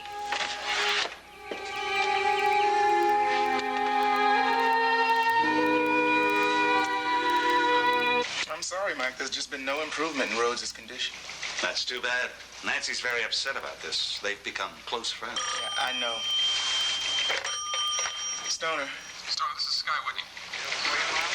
Oh, well, what is it now, Mr. Whitney? Well, I want to know if you've turned up anything, or if you've heard from Sheriff Bloom, or anything at all from Arbor Lake. We've been in constant contact with Bloom, and unfortunately, we have nothing further to report.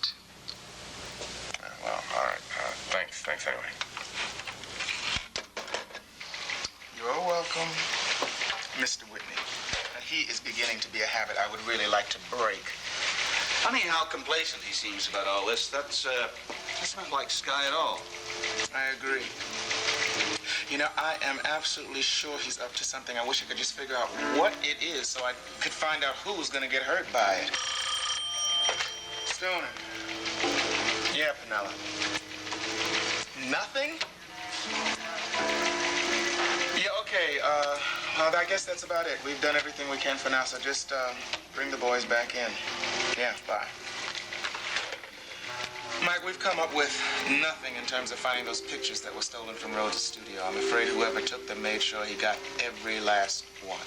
What about the bones themselves and the original calculations and measurements? No, they're all safely tucked away here in headquarters. Anybody wants to see them, they have to see me. Good. Look, now that we know the pictures are lost, do you think there's any point in having Liz start on another sculpture? I'd suggest you concentrate on trying to find out how many people knew that Rhodes was going to photograph that sculpture. Find out where they were at the time of the attack. No, it's bound to be a lot of people, but I'll get right on it. I'd also caution all our people to be on their toes. It's obvious now that we're not dealing with a practical joker. This person is willing to kill to get what he wants. Geraldine, hi, this is Skylar. I was wondering if you had any response yet from my broadcast.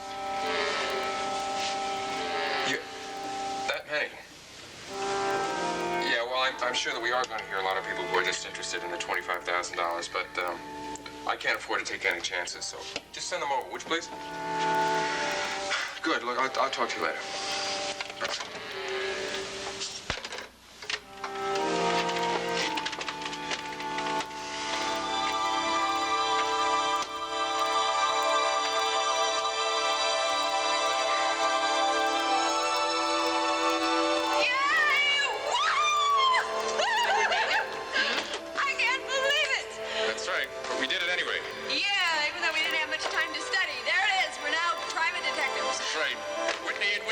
Licensed investigators.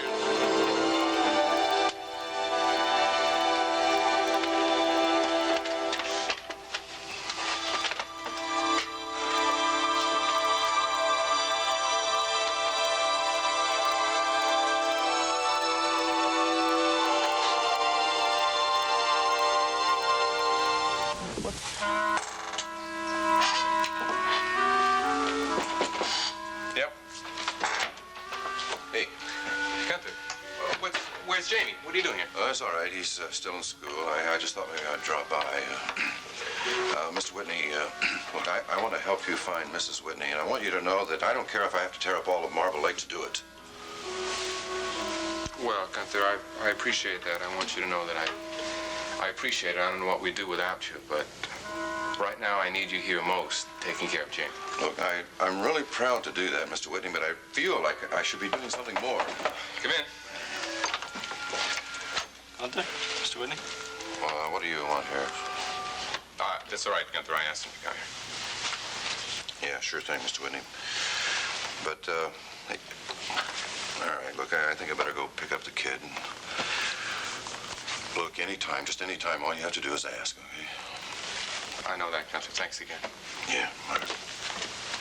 All right, Mr. Whitney. I said you wanted me, now you got me. Now, what kind of job you got in mind? I'd like you to help me find my wife. Now, how can I do that? Well, I read in the papers that you were at the medical examiner's office with Liz Carell when she had her sculpture stolen. Yeah, I was. Now, what about it? Do you know Liz? Some. Well, I'd like you to get to know her a little better.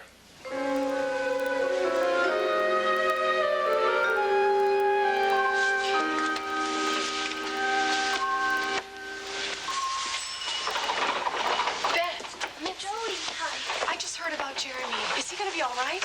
Well, we hope so, but right now he's still unconscious. What happened?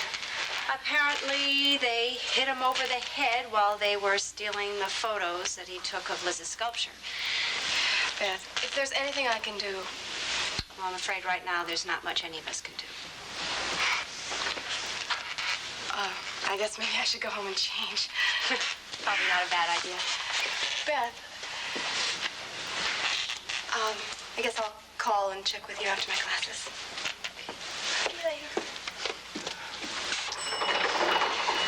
Jeremy really likes Jody. Miles, any news? The x-rays came back negative. Oh, it's good. Thank goodness. It's good. Well, he's still unconscious, so we're not out of the woods yet. Oh. Miles, why don't you go home and get some rest? You know, I can phone you if there's any change. What about you? Well, I got some sleep last night. You did not. Well, I don't know. I suppose I could stand to have a shower and a shave. A few hours of sleep before I come back. Would you make sure to call me, though, in case I'm needed? Absolutely. You sure? Promise. Okay, thanks. Thanks a lot, Miles. Wonderful news. The x-rays are clear. Miles is being cautious, but a concussion can be treated. Jeremy's going to wake up.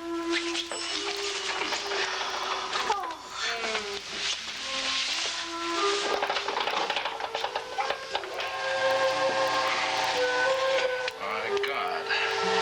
I love her. I really love her.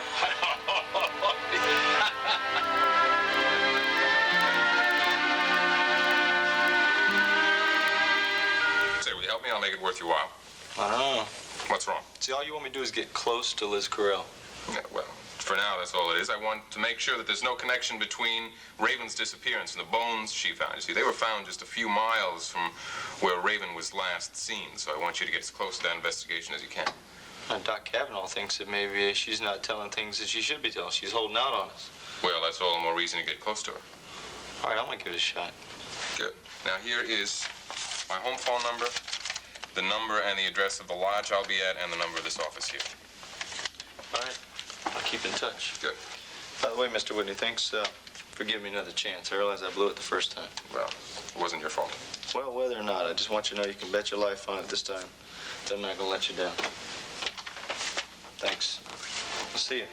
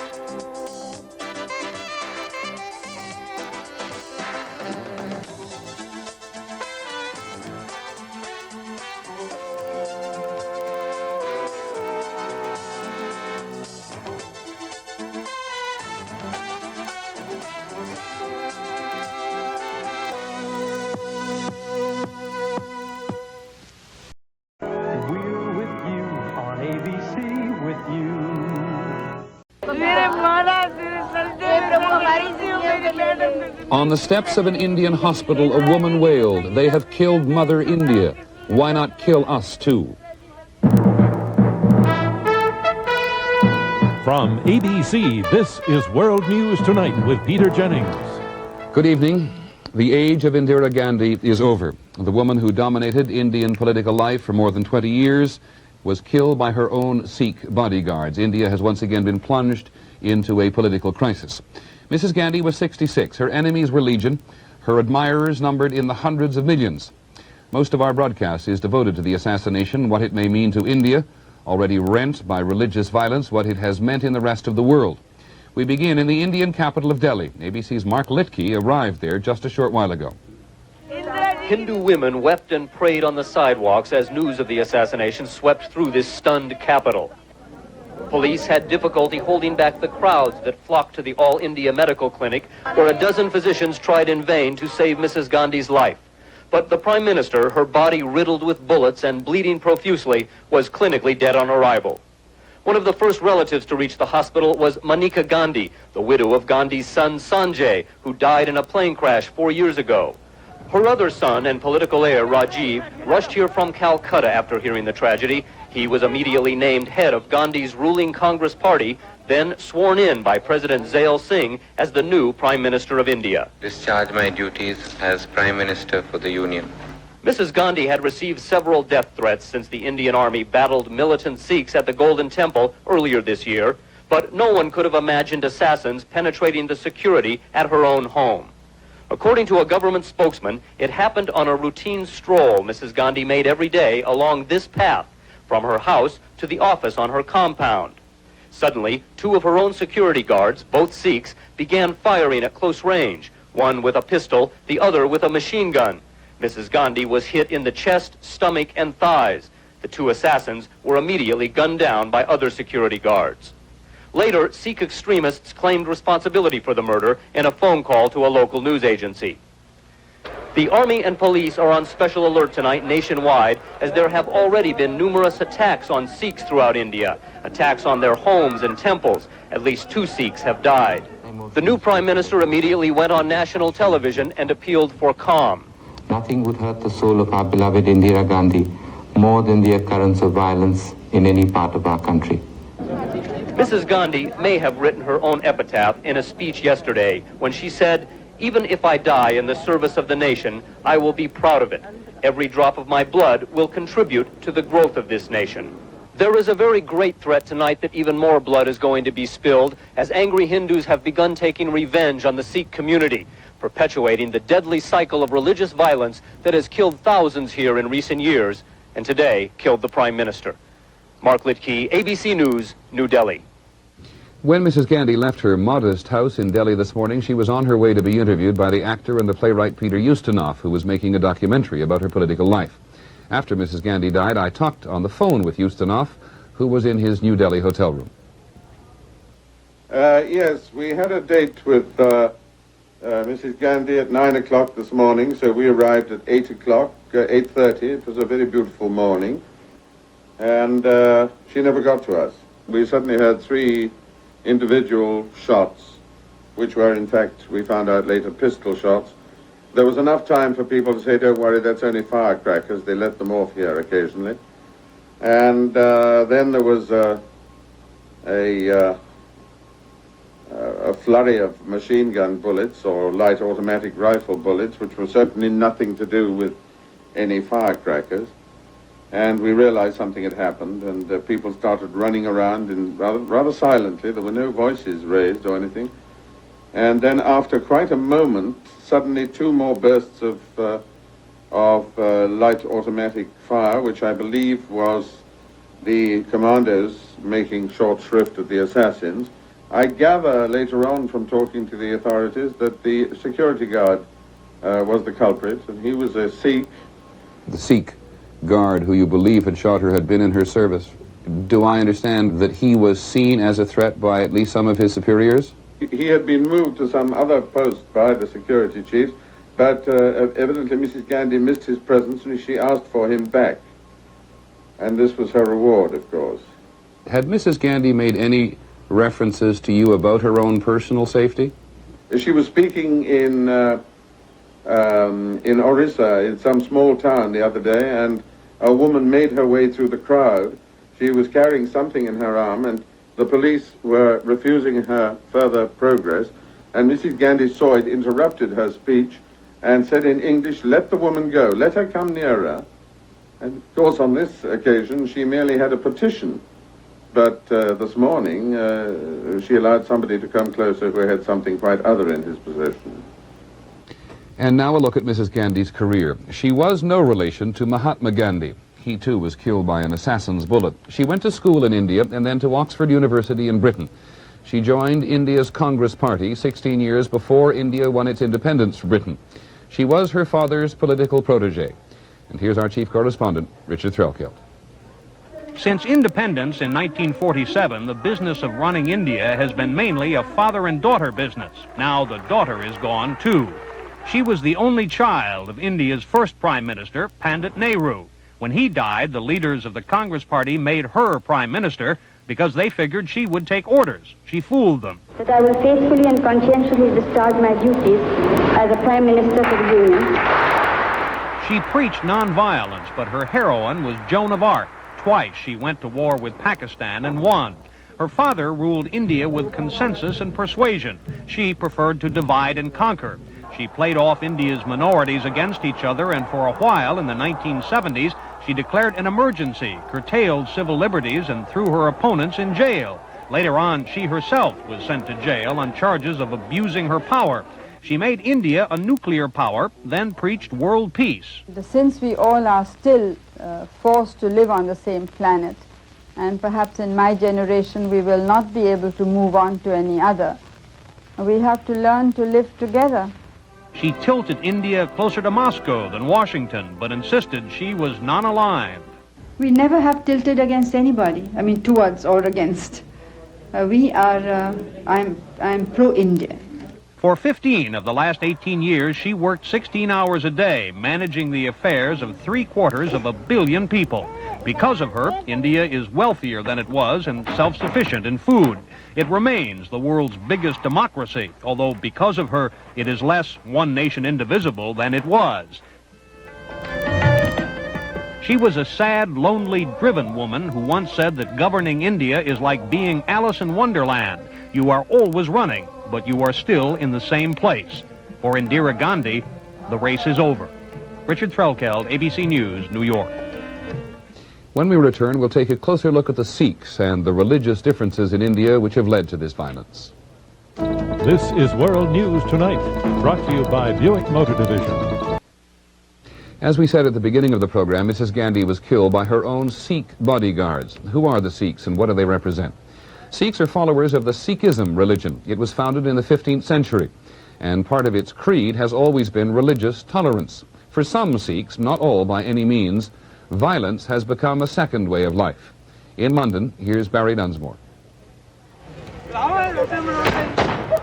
The assassination of Indira Gandhi was being celebrated today by Sikhs all over the world. In London, they handed out candy. In New York, they drank champagne. She was a killer, a butcher, and we compared her with Hitler of 1944. Sikhism is one of the world's newest religions, founded about 500 years ago as a mix of Islam and Hinduism. It evolved into a tight community marked by a deliberately militaristic uniform of turban, beard, and sword. There are 14 million Sikhs in India, most in the prosperous state of Punjab, where they are in the majority. Historically, Sikhs have played an important role in India. They've run the shops and grown much of the grain. Their militaristic style has made them the backbone of the Indian Army. India's current president, Sahil Singh, is himself a Sikh, and much of the Sikh leadership in India today condemned the assassination. However, the Sikhs have also historically craved full autonomy, even independence. The latest independence movement was led by Jarnail Bhindranwale, a fundamentalist who was akin to the Ayatollah Khomeini of the Sikhs. His followers virtually took over the Golden Temple of Amritsar, the Sikhs' holiest shrine. For 2 years, they ran a campaign of terror and intimidation in support of independence. Finally, Mrs. Gandhi decided to act. I don't think we could have done anything else. Some people feel we should have acted earlier.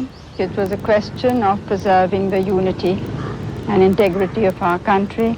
On the evening of June 5th, 4,000 troops headed by a Sikh general stormed the temple. Inside, some 1,000 Sikh extremists were prepared to fight to the death. Many of them did. Estimates of the dead go over 1,000. Brindanwali's body was riddled with 72 bullets. To many Sikhs, even among the moderates, the attack on their temple was a supreme act of sacrilege. Experts on the Sikhs believe Mrs. Gandhi's assassination was quite simply an act of revenge with no thought of political consequences. Sikhs living outside India have traditionally been more militant than the majority of Sikhs who live within. That appears to be true today. Perhaps because the outsiders do not have to live with all the possible consequences of today's assassination. Barry Dunsmore, ABC News, London. Well, the reaction from the rest of the world has been one of outrage. We've heard from presidents and prime ministers representing widely different political systems. Here's ABC's John McWethy. President Reagan and Secretary of State Schultz went to India's embassy in Washington this morning to express their condolences. Schultz will lead the U.S. delegation to Saturday's funeral in New Delhi. The president later said he heard the news with a sense of shock, revulsion, and grief. Well, I think it's a great tragedy, and it's just an example of the terrorism that is operating throughout the world. Britain's Prime Minister Thatcher, who 2 weeks ago escaped an attempt on her life, called the shooting barbaric. And I shall miss her very deeply. Very deeply indeed. But it's a tragedy for the whole world as well as a tragedy for India. The Soviet Union, while expressing its own condolences, implied that the U.S. was partly responsible, that the U.S. supported Sikh terrorists. To those charges, John Hughes of the State Department responded, I think they're outrageous and irresponsible. The U.S. and the Soviet Union are major players on the Indian subcontinent, with each in a position to lose ground in the wake of today's assassination. Since the early 1970s, Indira Gandhi had been moving India toward a closer relationship with the Soviet Union, buying weapons from the Russians, refusing to criticize the Soviet invasion of Afghanistan. The U.S., meanwhile, has been arming India's neighbor and bitter enemy, Pakistan. In the last 2 months, intelligence reports have indicated growing tension on the Indo-Pakistani border. Despite such tensions, today from Pakistan came words of praise for India's fallen leader. She was a leader of tremendous ability who served her people in the best of the possible manners. Words of praise from Pakistan, but in some quarters, Indian officials are hinting that Pakistan may have been indirectly involved in the Gandhi assassination by long-term support of Sikh terrorists. It's a charge that Pakistan flatly denies, the kind of inflammatory accusation that U.S. officials fear could make tension in the region much worse. John McWethy, ABC News, the State Department. The State Department today advised Americans not to travel to India until the political situation there becomes more settled. Americans who must go are warned at least, to exercise caution and avoid crowds. In a moment, a look at the divisions behind India's violent past. India today, as we said, is the world's biggest democracy, but it is a very unsettled one. Its history has been marked by religious violence. Pakistan, for example, which is right next door, was created by Muslims who no longer wish to live in India under Hindu domination. Our first report tonight was done by Mark Litke. It wasn't very long ago that Litke was in India preparing this next report on the current strains between the various religious communities. Just 37 years ago, its birth as a nation was baptized in communal violence. More than 500,000 died in bloody Hindu-Muslim rioting during the partition of India and Pakistan. And even Mahatma Gandhi, whose spiritual leadership finally ended the carnage, was himself slain by a religious fanatic. Since those violent birth pains, India has struggled to keep religious animosities out of politics. But it's been an almost impossible goal in a land where religion is still the most powerful force in most people's lives.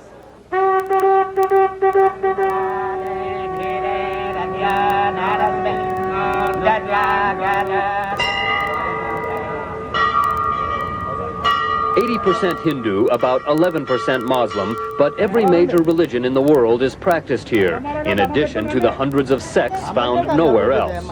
Commitment to one's religion is one of the few common denominators in a land so diverse its 730 million people speak 15 official languages and more than 500 dialects. And since the vast majority of India's population remains poor and illiterate, observers here point out that religion often binds communities to centuries-old social customs and animosities.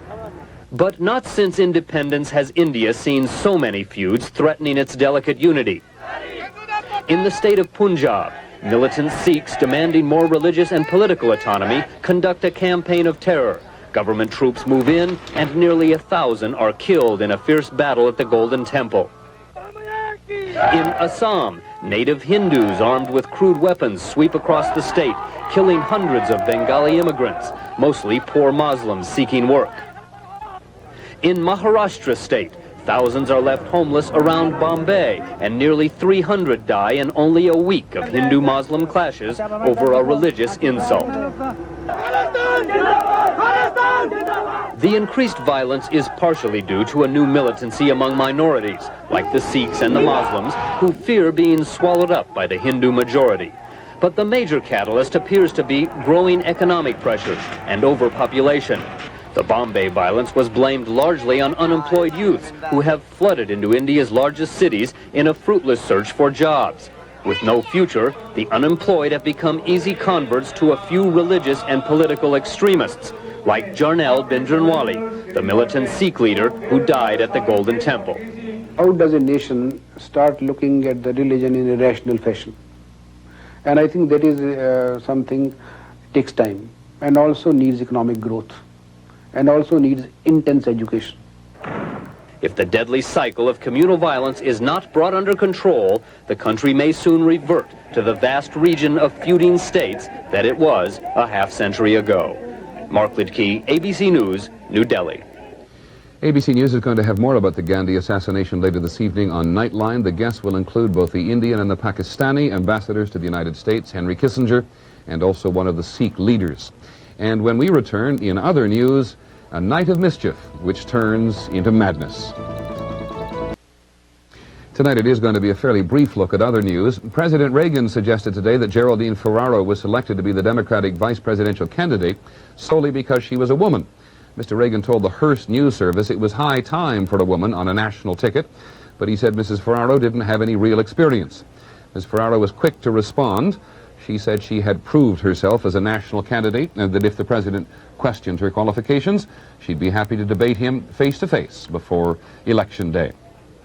There was a fire today on board a merchant ship off the coast of Northern California. The ship, the Puerto Rican, is listing badly and could sink. 3 explosions sent flames 100 feet into the air and blew 2 crew members overboard. One was rescued and the other is still missing. In Detroit, firefighters spent last night battling hundreds of blazes, and they were no accident. As ABC's Joe Spencer reports, they were the result of a pre-Halloween ritual that has turned ugly. In Detroit, they call it Devil's Night, and what was once a pre-Halloween evening of pranks became a night of terror. More than 400 fires raged throughout the city. Although most were set in abandoned buildings, stores, apartment houses, and homes were also targets. Why me? Why pick on me? I'm not home about 3 or 4 hours a day. I don't bother nobody. The arson spree so overwhelmed Detroit firefighters that for the first time since the 1967 riots, extra help was needed from the suburbs. Still, that wasn't enough, and private citizens had to pitch in. Well, the fire truck took 20 minutes to get here, so we just started putting it out. You know. By daybreak, the worst was over, and victims began trying to put their lives and homes back together. There's nothing to gain. You destroy, you set out. Now we got to move. We don't have no place to go. I'm going to try to get it fixed. It's my home, and I'm going to get it fixed if I can. 17 people were arrested for last night's damage which is still being totaled. Joe Spencer, ABC News, Detroit. And now tonight's Money Matters. The index of leading economic indicators rose only 0.4% last month, and the government revised its numbers to show the index actually went down in June, July, and August. Now, a 3-month decline in those signals as to where the economy is headed has, in the past, often pointed towards a recession. On Wall Street, the Dow Jones Industrial Average lost almost 10 points, and there was fairly active trading. When we come back, the 20th century epidemic of political assassination. Finally tonight, to close the circle, some thoughts on political assassination. In this century alone, at least 40 world leaders have died at the hands of political assassins. Prime ministers and kings and presidents. No country has been immune. Here's ABC's Jim Wooten. As a student of history, remembering Lincoln and Garfield and McKinley, John Kennedy approached the subject rather fatalistically. If somebody wants to do it, he said a generation ago, if somebody really wants to do it, there's not a damn thing anybody else can do to prevent it. And maybe he was right. The President of the United States is dead. From Lee Harvey Oswald back to John Wilkes Booth, and stretching even further to the edge of recorded history, the assassin has appeared on its stage with a brief but bloody irregularity. Yet in this century, especially since World War I, whose first shots came from an assassin's pistol, the pace of political murder seems to have quickened, to have accelerated far beyond the patterns of the past into a literal reign of terror and terrorism that touches every corner of the world, threatens every government, no matter what it strikes. From Beirut, President Bashir Gemayel died here. To Britain, Prime Minister Thatcher narrowly escaped here. From Cairo, this parade of death for Anwar Sadat. Even to Rome and this sunny afternoon at St. Peter's, when a most beloved priest became a target. The list drones on and on until the memory of one moment fades indistinguishably into another, and we are left finally with a sense of inevitability, a sinking suspicion that Mr. Kennedy may have known the truth. But does it then follow that those who seek to alter the course of events by these violent and deadly means are succeeding? On occasion they have, but more often than not they've merely rekindled a flickering faith that history is better changed, not by those with guns, but by those of grace and goodwill. Jim Wooten, ABC News, Arlington Cemetery. Thank you, Jim. That's our report on World News Tonight. I'm Peter Jennings. For everyone at ABC News, good night. From ABC, this has been World News Tonight with Peter Jennings.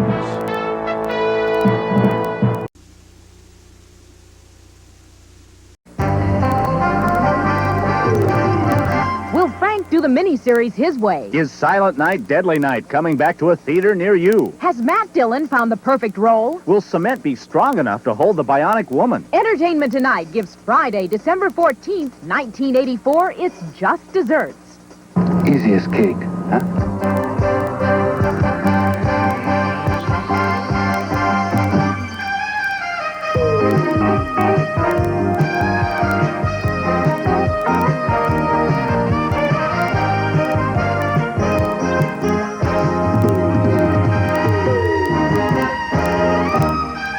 Hello, everyone. I'm Rob Weller. And I'm Mary Hart. All those reports about the demise of Silent Night, Deadly Night, the movie in which the killer is dressed as Santa, may have been premature. Scott Osborne has the story in our news studio. After protests at many theaters showing the movie, TriStar Pictures pulled the film and put it on the shelf. But today, the film's producer, Ira Barmack, told us he has retrieved distribution rights and he plans to re-release Silent Night, Deadly Night after Christmas.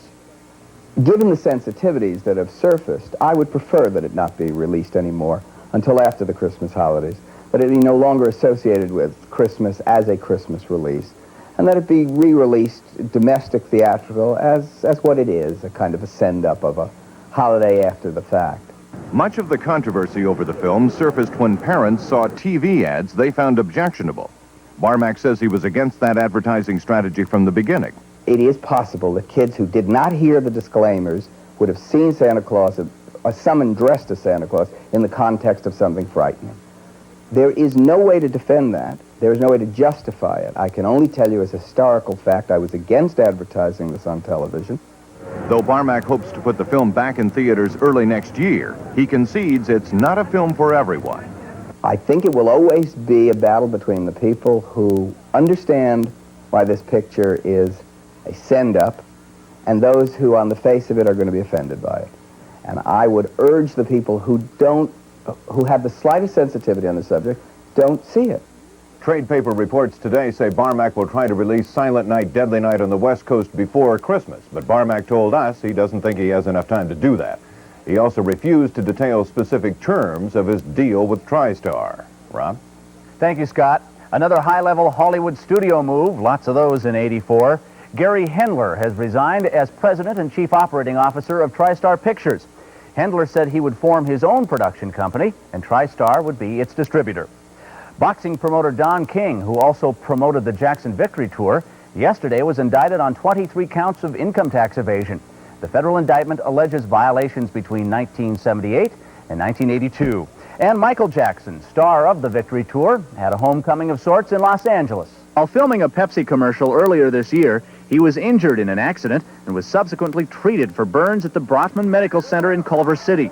In appreciation of his treatment there, both Jackson and Pepsi are donating an undisclosed amount of money to the Burn Center, which has been renamed the Michael Jackson Burn Center. He joined Pepsi president Roger Enrico at a press conference to make the announcement. Michael hugged his doctors and posed in front of a big brass plaque, which will display his name at the Burn Center. Apart from that, he was relatively speechless. All he offered was a simple, "Thank you." Frank Sinatra put in a rare appearance yesterday at a news conference called to promote a mini-series about his life. Alan Arthur was there. Well, I don't think it's a matter of clearing anything up. I just think it's a matter of doing what happened to me in my lifetime, or most of it.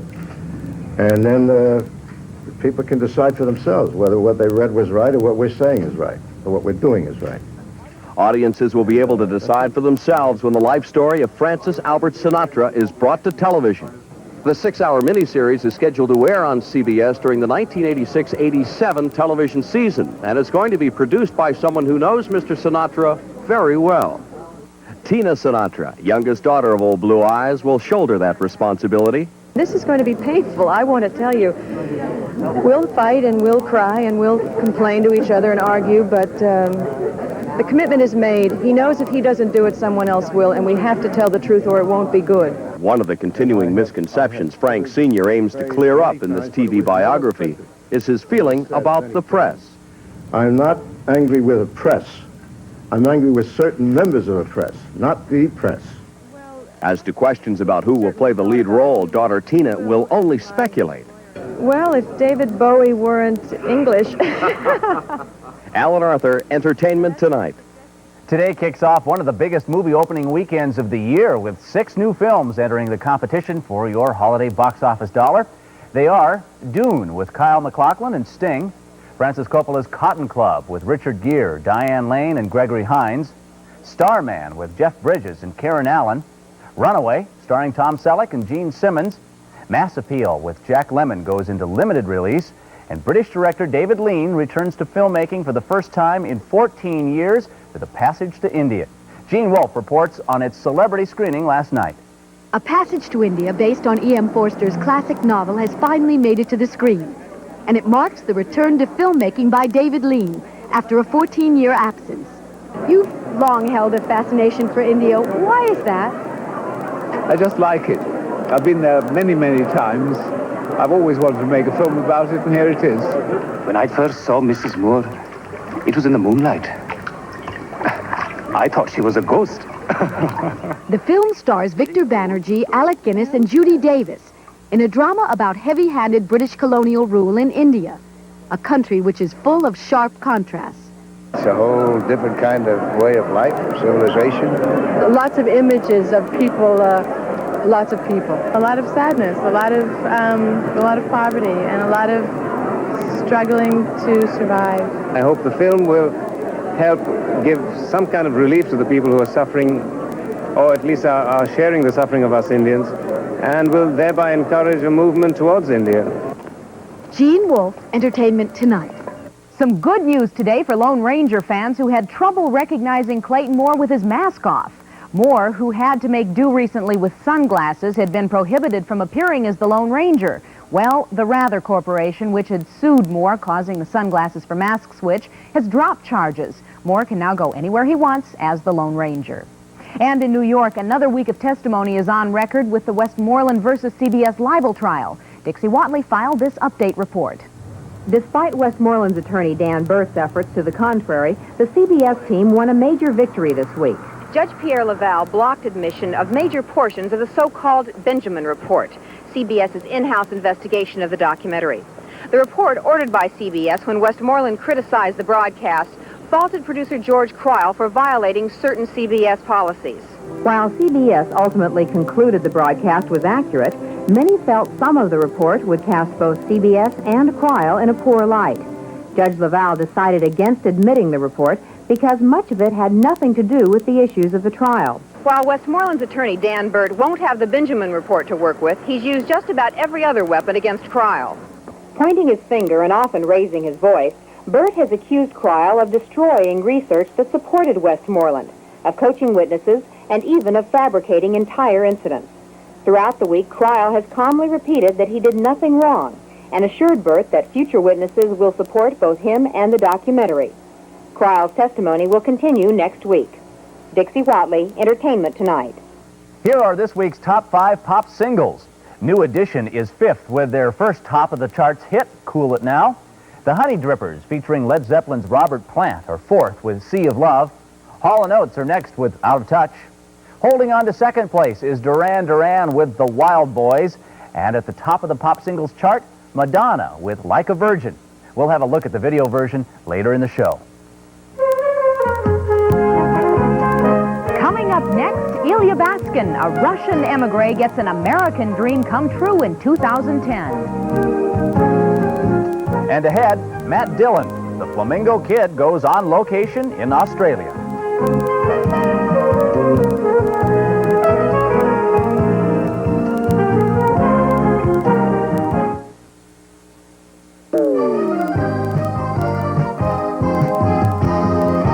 Russian-born actor Ilya Baskin has put the accent on work since coming to America, and the result, reports Alan Arthur, has been a year any card-carrying member of the Screen Actors Guild would be proud of. Easy as cake, huh? Pie. Easy as pie. Call it typecasting. Playing the Russian cosmonaut in 2010 is former Soviet citizen Ilya Baskin, a successful actor with the Moscow Art Theater who left Russia in 1976 when the Soviets relaxed immigration rules for Jews. But the idea that he would play in a big Hollywood film seemed as far away as the moons of Jupiter. I remember I saw 2001 back in Russia in I think it was 1971. It was a beautiful film then, and it was so far away. And if at that time somebody would tell me that you would be in the sequel in the next film, I would think that this person needs to see a doctor or something. And here I am. The road, however, from the Moscow Art Theater to the sound stages of Hollywood was not an easy one. At one point, I decided to give acting up because it was too painful to waiting for the phone to ring and nothing was happening. So I decided that that's something I have to think about, and maybe I should quit it and find something else to do. So when another Soviet emigre, Alexander Polowitz, asked Baskin to help start the Russian-language newspaper Panorama, Baskin jumped at the chance. When we started, there was only 3 of us who was working, who was making this paper. And so I was a photographer, I was a writer, I was a publisher, I was a layout artist, I mean, everything. It was a very interesting and exciting thing. Let's practice our English. Okay. Okay? Okay. Let us practice. Baskin's lucky break came with Moscow on the Hudson. Playing a Russian who's resolved to defect fails him at the last moment. In Moscow on the Hudson, Anatoly the Clown was dreaming about defecting because there wasn't any other way out for him. In my case, I left legally. If you remember, starting early 70s, the time of detente, when lucky people who had relatives abroad could leave country.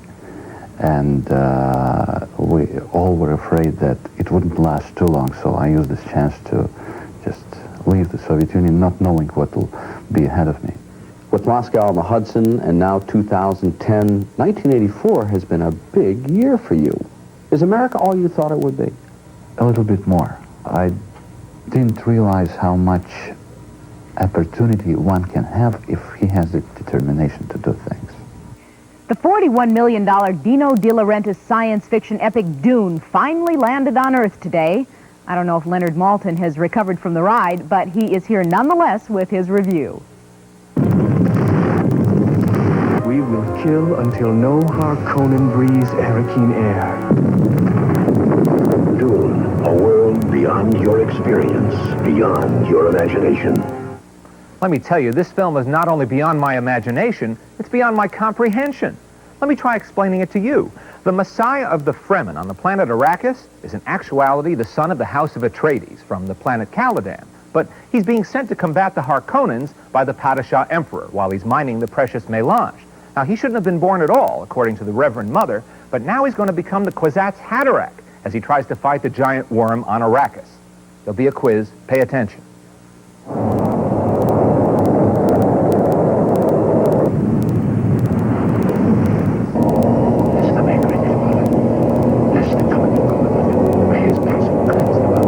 What's that you're saying? Right. You want special effects? You got special effects. You want disgusting characters? You got disgusting characters. You want a lot of gobbledygook? There's enough here to last a lifetime. Now, I know that Frank Herbert's Dune books are very popular, but I can only judge this movie, and it's so frustrating because all that money and all that imagination add up to a giant exercise in boredom and confusion. This movie is the celluloid equivalent of Sominex. So let me use my powers as a film reviewer to transmit my innermost thoughts to you. Save your money and your time and read a good book instead. Maybe even Dune. I'm giving this movie a 3. I'm Leonard Maltin, Entertainment Tonight. Well, we'll have Movie Track's report on Dune and the other movies opening today, next week.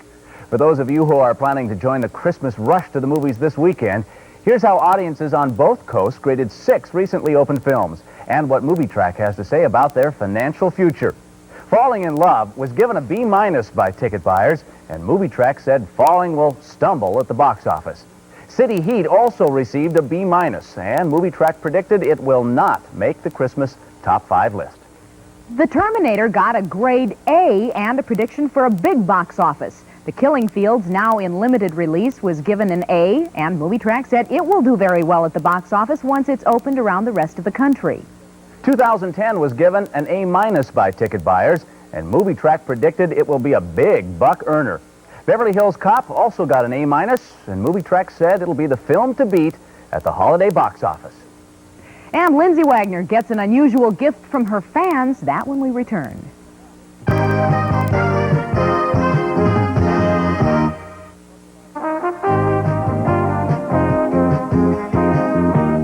What's up with Gregory Harrison and Randy Oakes? What's going on The Young and the Restless? Bill Harris tells it all inside Entertainment. Bill? Thank you, Mary. From our carbon copy department, ABC plans a pilot titled Beverly Hills Station. This original idea centers around a comedic look at Beverly Hills cops and crime. You can bet it will not star Eddie Murphy. On and off the ailing list, Jack Wagner was off General Hospital this week. He's been suffering from a bad back.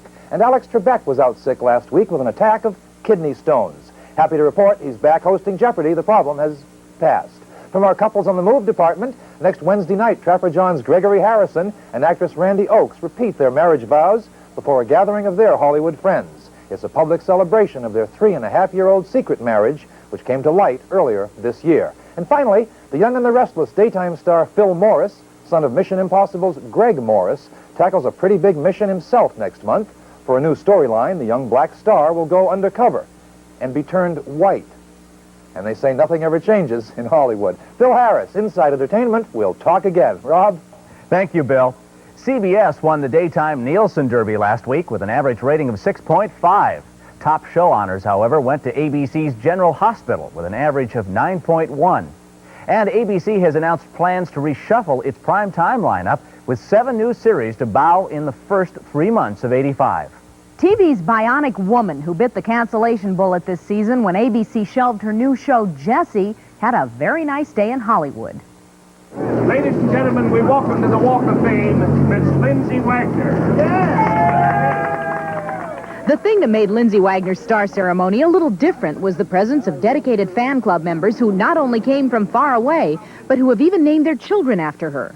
I'm holding Lindsay. She's very tired because we traveled 2,700 miles from West Virginia. I came all the way from New Jersey to see Lindsay get her star because she deserves to get her star because she's the most talented actress around. She's a well-known face and a well-known actress, and it's about time after all these years she finally gets one. Lindsay's star came about because her fan club petitioned to have it put on the Walk of Fame and paid for it, too. It was their gift to her and one she appreciated. It's so thrilling. I'm so touched that I've been able to please you. Their love and their dedication was that they put it into action. And they wanted to give something back to me. I mean, that was really nice. That is very unusual, and as I understand, a star costs about $3,000. Yeah, $3,000 and nearly 3,000 miles for some of those people. Long way, lots of dedication. When we come back, a down-under look at a young star on top, Matt Dillon. Coming up this weekend, all new on Entertainment This Week. Shirley MacLaine. Was she a dancer in a harem in a previous life? Rick Dees, life at home is lively for radio and television's new hot personalities. Dudley Moore in London with the serious man behind the comic performances. All this weekend, all new on Entertainment This Week.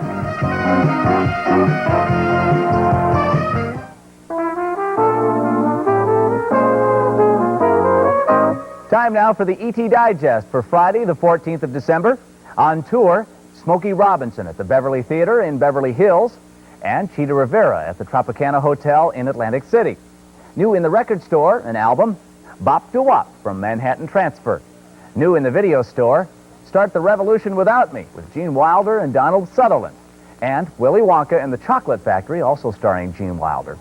And celebrating birthdays today, Patty Duke Aston is 38, Lee Remick 49, Abby Lane, George Firth, and Charlie Rich are all 52, and Maury Amsterdam is 70. Ever since his movie debut 5 years ago as the young tough in Over the Edge, Matt Dillon has been making movie critics stand up and take notice. But it's not movie reviews that matter to the young star, as Dixie Watley discovered when she talked to him recently on location in Australia. Aspic, Jeffrey? Mother, I don't really think Jeffrey knows what aspic is. No, I don't. In Flamingo Kid, Matt Dillon plays a street-smart Brooklyn youth who finds himself thrown into the world of a ritzy Long Island beach club. Dillon is an actor who goes where the good roles are, including a recent journey to Australia, where he played an American soldier gone AWOL during World War II, in a film with the working title of Rebel. He found filmmaking down under a bit different. Yeah, they take these tea breaks, which they don't do in the States, so it's nice, you know, you can catch a second and third wind. I really like it here. I mean, it's not like I'm in Siberia or something. Yeah, it's a nice country. But, yeah, I get homesick. Just, you know, sometimes just being away, you know, but I can get like that. See, I'm from New York, you know, I can get like that if I'm making a movie in Chicago, you know. He has no difficulty playing a wide range of characters on screen. But like many actors, his off-screen personality is more guarded. Two of the most difficult things are getting what you want and not getting what you want.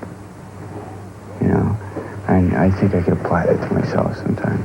If I want something, then I get it. But then all of a sudden, I've had that.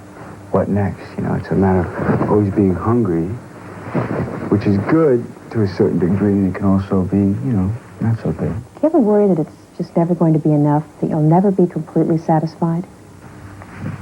That's always the case. You know, you can never be completely satisfied. Can you? I can't. Well, Monday on Entertainment Tonight, Mary Lou Henner talks about her new film, Johnny Dangerously, and Doug Sheehan talks about life on Knots Landing. And just a reminder, don't forget to join Rob and Lisa Gibbons this weekend for another edition of Entertainment This Week. We're going to leave you today with a look at the #1 song in the country, as we told you, Madonna's Like a Virgin. Have a good weekend. Bye-bye.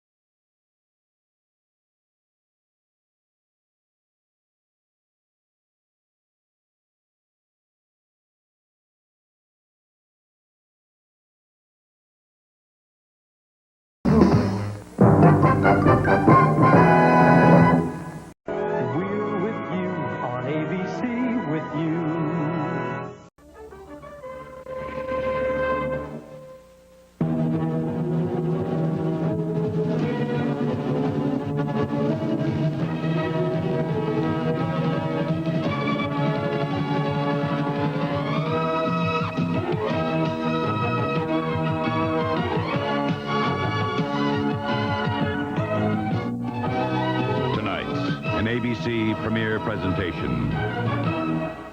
I'm gonna quit my job and stake you. Brooke Shields. Rich and fancy. In love.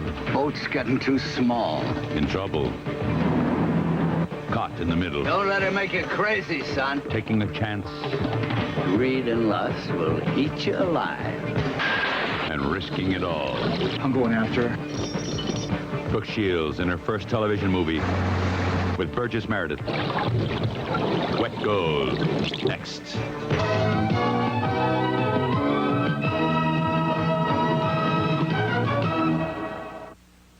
This new car will get in your mind and stay in your mind. Introducing 1985 Calais from Oldsmobile. No matter how you look at it, you will remember it.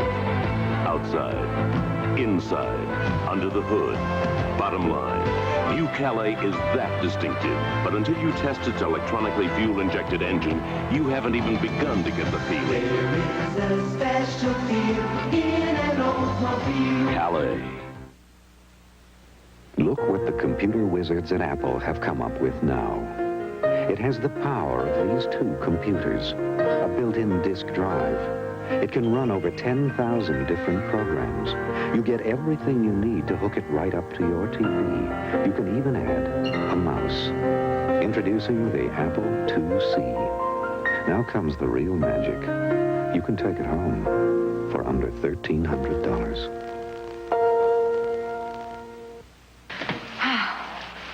It's nasty out there. Some day to run. Soup looks good. You still nervous about tomorrow? Well, it is my first 10K run. I just hope I can do it. Of course you can. You worked hard, ate right.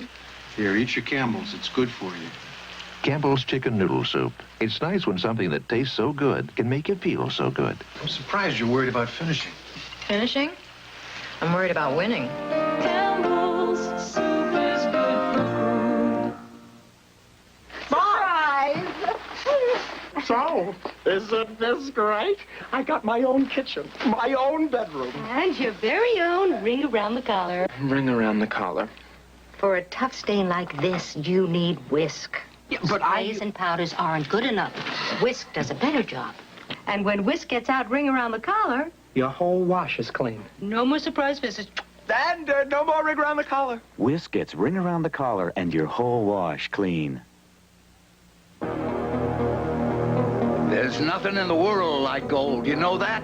Nothing in the world. A gold bar is smooth as skin and it keeps shining and shining. It's beautiful. It has its own pure color like nothing else in this world. And it never rusts. Did you know that? Never. It just keeps shining down there. And I'm the only one that knows where it is. Come on. That's right. Wait. Laura, there's no gold. Shh, I'm the only one.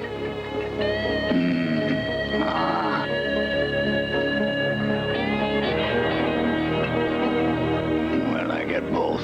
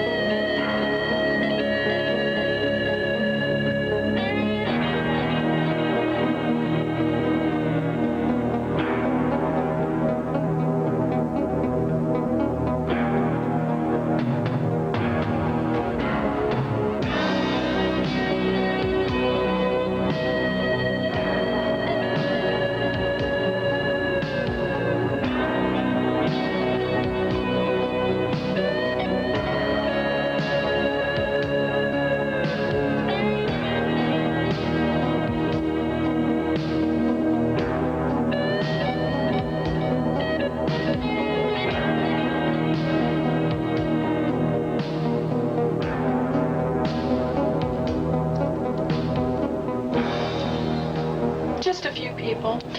I invited 30, 40. Very simple, a little picnic on deck. Come here. Will you come back here?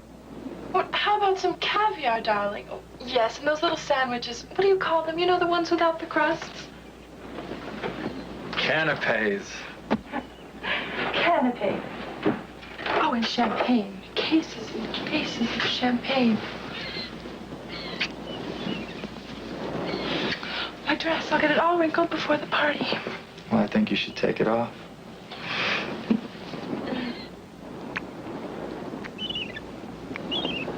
Barnes! The bakers. You said they'd be gone until tomorrow. All right. Make up the bed. I'll keep them on deck as long as I can. I'm here. I'm just fixing the taps. Get that dress off, quick.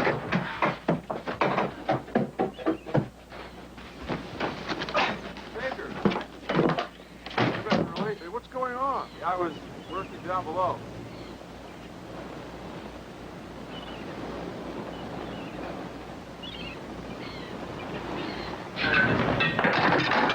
Come on, Laura, let's move it, huh? It'll be lunchtime before these people get their breakfast. I'm hurrying as fast as I can. Here you go. Sorry it took so long. What would you guys like? I'd like to catch your boyfriend hauling in some more dope. One of these days I'm gonna. Hey, you want this in your lap? I want you in my lap. You touched me again. Hey, I'm only checking for contraband. What's the matter? Can't you take a joke? I'm tired of being the joke. Keep your job. Be friendly. It's good for business. Hey, don't let him get to you. I can't help it. That Coast Guard guy's always talking like my boyfriend's some kind of criminal. Cream? No, back and strong. Hangover? It's just a case of bankruptcy. It's 2 seasons. I can't pay my bills. Banks on my tail good. You're gonna repossess everything. Oh, no. Keaton, you work so hard. They can't... Come on, Laura, let's go. You got orders waiting over here.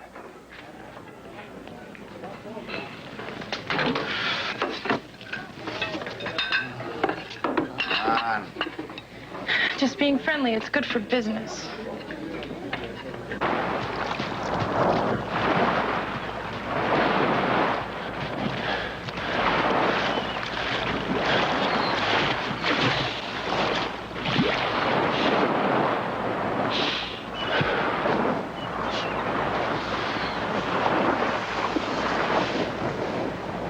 Chris, I had this dream. I was back in that old house where I was born. I walked into the kitchen and my mother was sitting at the table. She looked up and then she lifted this bar of gold out of her lap and held it to me. That's from the old man and his stories. She was smiling. So I tried to walk to her, but my legs were stuck like in cement. I couldn't move. Then I woke up.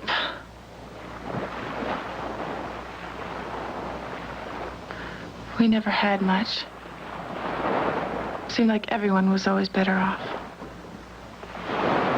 All those kids with their new clothes and their fancy parties. I was never a part of that. I hate to see you upset about the past. What's the future? You bowing and scraping to the bakers and me waiting on tables.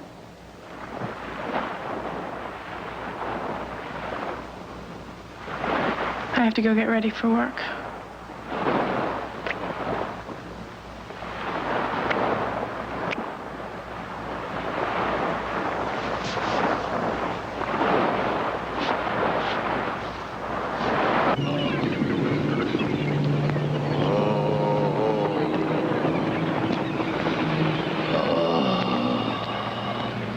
Samson! Hi. Are you all right? Who the hell cares? Oh, what happened? Your eye, somebody beat you up. Yeah, they took my stuff. My good pair of shoes. Come on, you're coming to my house. Yeah, I need a drink. Cocoa? Now, when I was a little girl and I felt bad, my mother would give me a cup of cocoa. And it always made me feel better. Oh. You know what, Samson? Last night I dreamt about gold. I guess I've been listening to too many of your stories. Them weren't stories. It was for real. Listen, I'm the only one that come out alive. What happened? This is a hurricane. The waves big as mountains come crashing down over the bows, send everything flying. And I grabbed hold of a hunk of wood that got tore out of the deck. Everything crashed and crashed. Did somebody find you and rescue you? No, no. I just hung on till I was washed ashore. I tell you something. You know, we were supposed to be carrying a load of tin from Bolivia. But what we was really carrying come from the casinos in Cuba. We were sneaking in a load of gold. It was the Santa Cruz. Ah. I never told that name to no one before. Never, never. You're telling the truth, aren't you? I got a lot of faults, but I ain't a liar. What are we doing going to the library? Here it is. July 27th, 1946. Santa Cruz lost at sea. What?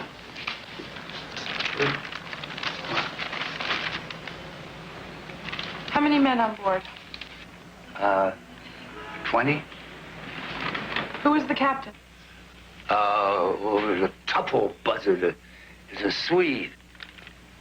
His name was Sorensen. How many survivors? Just me. Well, maybe it says in that paper there wasn't none, you see, because nobody knew about me, and I never told because I knew someday I was going back for what was in that hole. We'll need a boat and a diver with equipment, lots of equipment. What are you saying?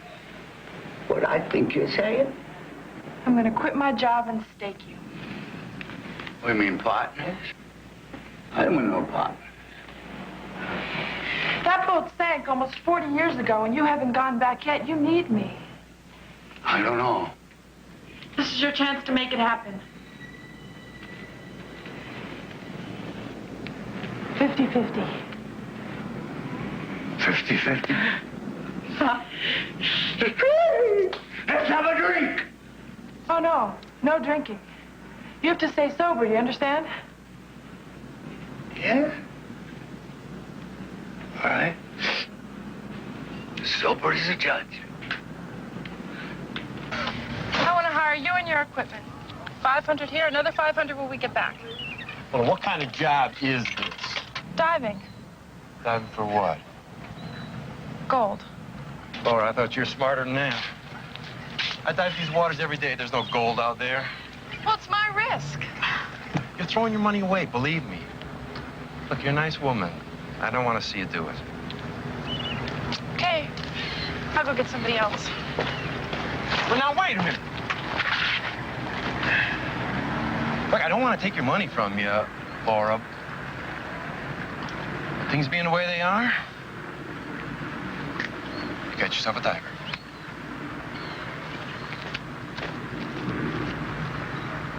But if the bakers find out, I'm gonna get canned. We'll be back before the bakers. They'll never know the difference. Besides, they're planning to fire you. I heard them. I don't want any trouble. And if this precious boat gets as much as a scuff mark... The boat will be fine. Look, I know what you're thinking. It sounds absurd, searching for gold. But what if it pays off? What if we actually find it? Can you imagine? We could travel all those places we just talk about. And Chris, you could stand up to your father again. Laura, Samson is an old drunk. He's not going to even show up tomorrow. He'll be here. And he'll be here sober. He's going to show us the way. Just trust me.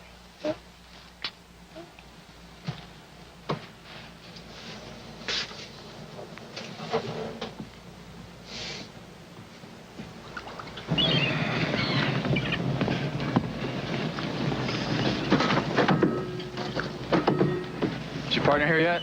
Don't worry, Samson will be here. Chris, this is Ben Keating. Yeah, I've seen him around. What's he doing here? The diver. I told you. A nice boat you got here, Chris. Yeah, let's keep it that way. You got any other shoes? Yeah. Put them on. No black soles allowed on deck. Right, Laura? Yeah. Come on, Keating. Cruise quarters are this way.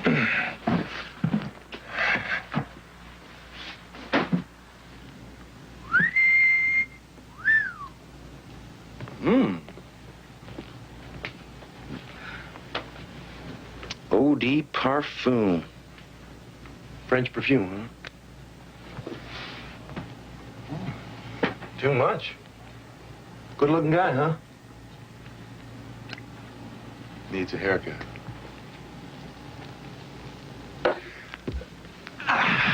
Don't, you've got shoes on, you know, and Chris is very fussy about this boat. Just wait a minute. Let me guess here. Which side do you sleep on? This side, right? Oh, yeah. Yeah, it feels like you. Still kind of warm. Like a little animal was burrowed in here. Keating. Rich and fancy, is that what you want? It's not just that. Well, what is it then? You're staking all your money on a treasure hunt. I want a life for Chris and me. Lucky guy. Come on, Keating. The cruise quarters are this way.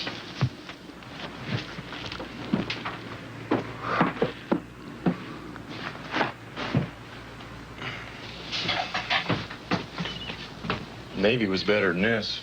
Complaining already? No complaints, boss lady. As long as I get paid. What's wrong with the guest suites? You're not a guest. Chris wants you in here. I found a hill of solid gold, and brother, was I glad. Till morning, fool! Till morning come, I found out a dream was all I had. Oh, what a pity. Samson, you promised. Oh, I had to celebrate.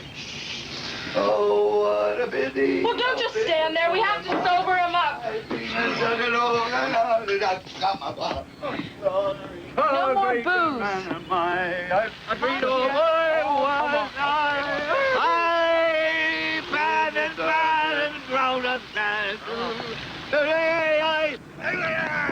Going for a joyride with your boyfriend?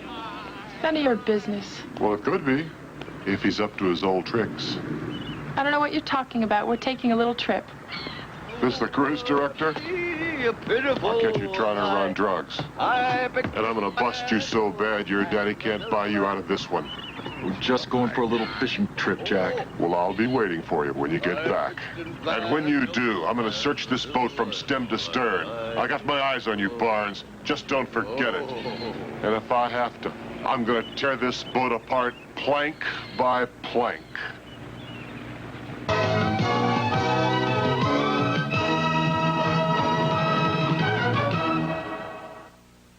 Right now, Sears has lots of microwaves on sale. For whatever you need a microwave for. With micro-convection to brown your bread. Or a recipe memory that won't forget you like your roast beef medium rare. Even automatic defrost to take the guesswork out of a holiday turkey. They're Kenmore, America's best sellers. And they're $20 to $180 off during Sears October microwave sale. Come November, you'll wonder how you ever got along without one. There's more for your life at Sears. One reason why Duracell batteries last so long is because we're always improving them. In fact, today's Duracell batteries will last up to 20% longer than the ones we made just 3 years ago. To do it any other way would be, well, the tail wagging the dog. Duracell, the copper top battery. When it comes to making them last longer, we never stop.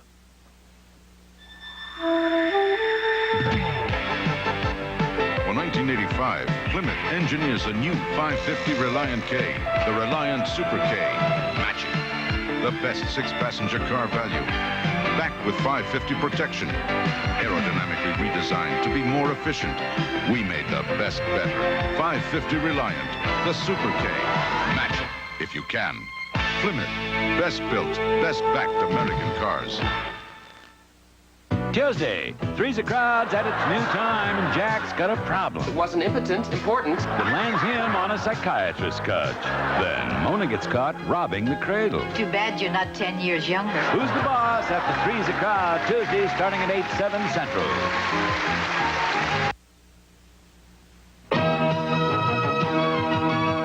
Wet Gold, tonight's ABC Sunday night movie, will continue in a moment.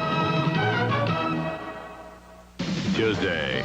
They have kidnapped Blair. Grant loses his daughter. I'd like to know more. While Racine makes a play for another woman's man. Everyone has their little weakness. Paper dolls. Then, an ex-cop's going over the edge. He is an accident waiting to happen. You want to blow me away? I'm coming in. Now, Jesse's his only hope. Don't you want to know what's got you by the throat? Paper Dolls and Jesse, Tuesday, all starting at 9/8 Central. Panasonic introduces a new lightweight video system that's so automatic it works by itself. The camera focuses by itself. It even records in low light all by itself. This Panasonic VHS recorder connects almost by itself and plays back with special effects. This Panasonic through your stereo creates hi-fi sound that stands out by itself. Panasonic, just slightly ahead of our time. I want to swim the Caribbean, lie on its sunny shores, go places I have never been, do what I've never done before. Now for $299, American Airlines can take you to any of 13 Caribbean islands. Only $299, including hotel and airfare. We're American Airlines, something special in the air. Backstage at the Battle, Monday at 9. And now we continue with Wet Gold.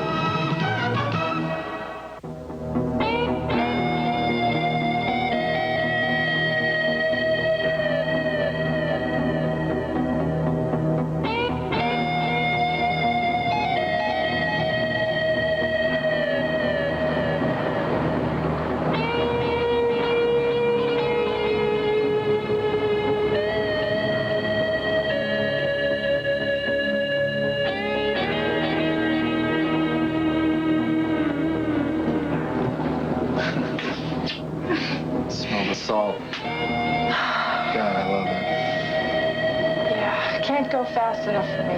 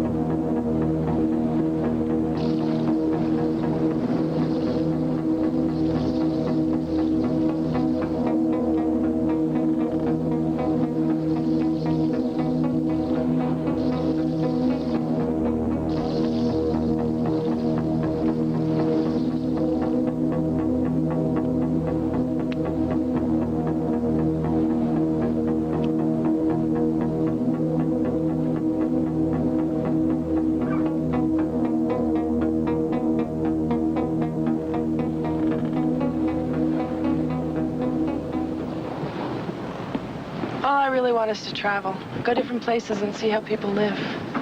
I don't want much, just a little bit of what I had. I'll settle for the $500 still coming to me. You know what else I want? Now don't laugh, but I really want a piano. I've always wanted a piano. Well, you'll think of a few more things you want before this is over. You'll change, you know. Because gold is just like booze or gambling. You always want more. It gets into your blood till nothing else matters. Well, that's not gonna happen to us. Well, I seen it. You know, I worked in a casino in Cuba in the 30s, and I seen rich people come in there, men and women, and go busted over the turn of a card. I seen what greed does. Good night, Samson. Good night, boss lady. Watch those ashes, Keating. You do that again, you're gonna have to replank this entire deck. You do that again, and I'll wipe the deck with your face.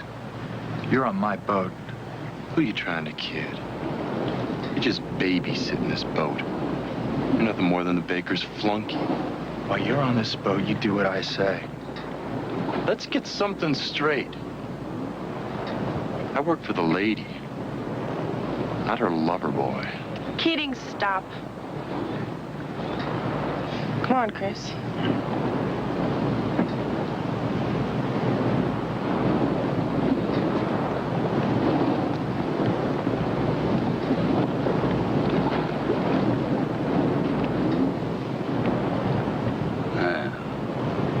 Greed and lust will eat you alive if you let them. Just try and get along with him. That's all I ask. We need him. I don't like the way he looks at you. Men have been looking at me like that all my life. I can handle it. I don't want him getting any ideas. Hey. You own me or something? Yes, I do. Every inch.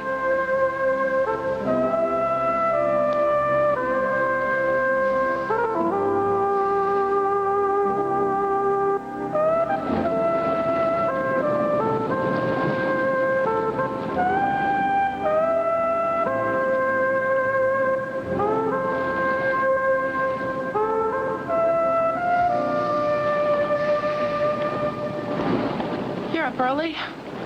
Yep. Where's Loverboy? Do me a favor and don't call him that. It was a joke. I was making a joke. He's not the way you think. You don't know him like I do. He's had hard times. Yeah. Got busted for dope and his daddy bought him off. And disowned him. Makes me want to cry. Keating, he means a lot to me. So, you and Chris gonna find this buried treasure and, what, live happily ever after? Yo, there's nothing wrong with that, trying to make your dreams come true. Don't you have any dreams? Nope. Except when I'm dreaming about you.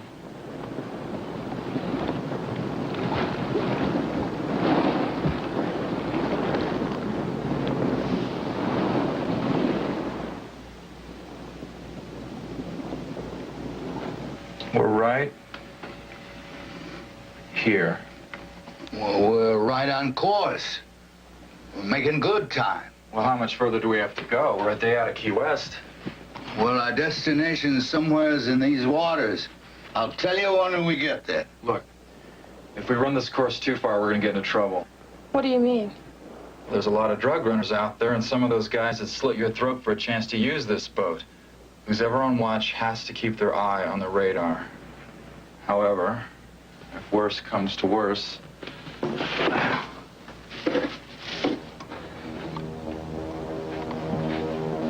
this'll take care of it.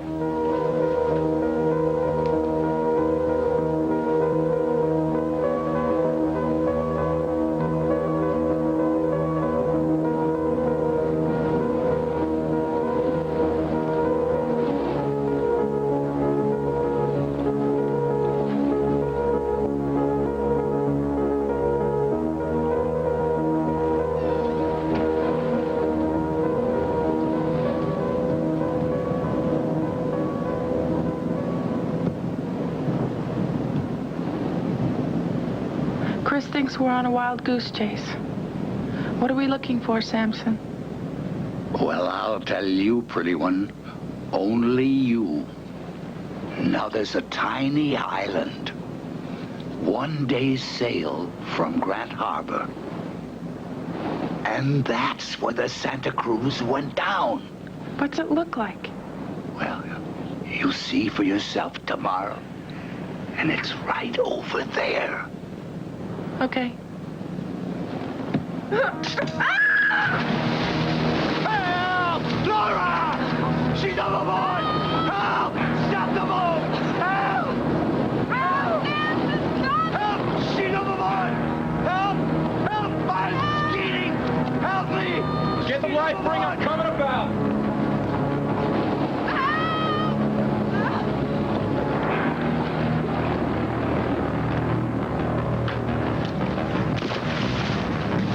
Man, Laura's overboard. Get the spotlight.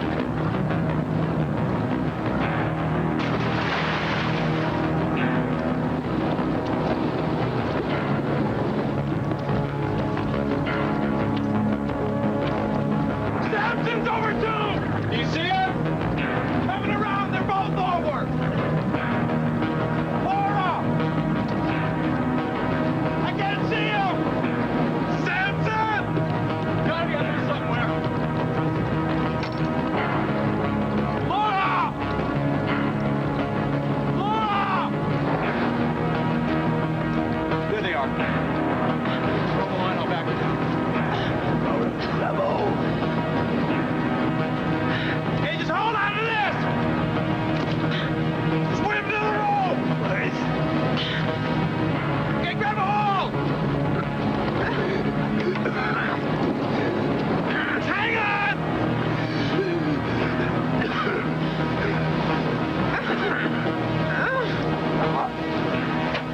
On its side.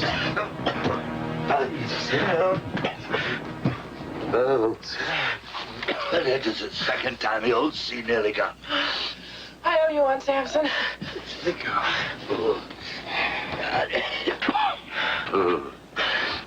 This was a stupid idea. I should have known better. I really should have known better. Why am I doing this? The gold. What gold, Laura? Where is it? I don't see any gold. What's the matter with you? Why you hollering? This girl almost drowned. That's right, and it's your fault. You filled her head with all those drunken dreams. It's all a mess.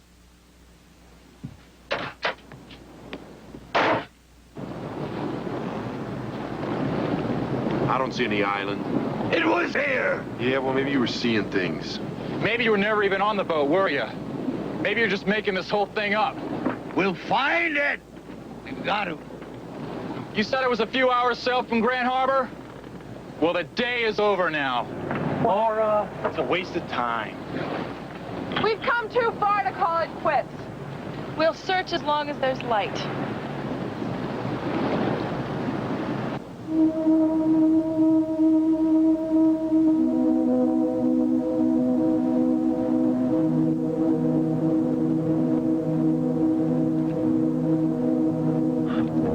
Samson! Oh, come here, quickly, come on! What? Oh, Chris! What's the matter with you? Get up here, hurry! Oh. Come on, What's going on? Hurry up! Where? Look. Oh, everybody. That's it. That's it. Oh, that's it. You wouldn't believe me, would you? You thought I was loony, didn't you? That's the thing right there. Right straight ahead. Don't believe the it. gold's right beneath us. The gold's right beneath us. The gold's right beneath us.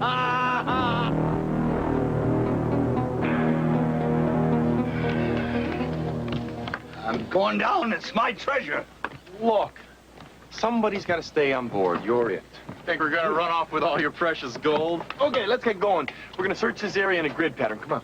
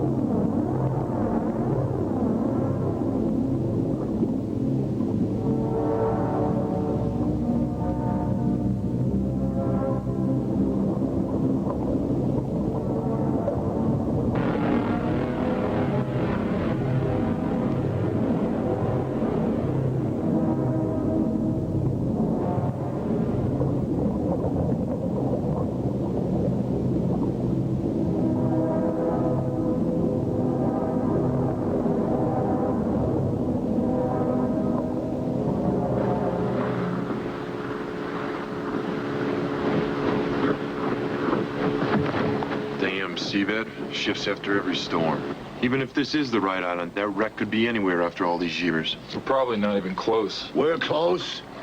I know we are. Well, we better be, because I ain't getting paid to search in this higher ocean. Well, the gold isn't going to swim to us. Yeah, and the old man can't swim to the gold.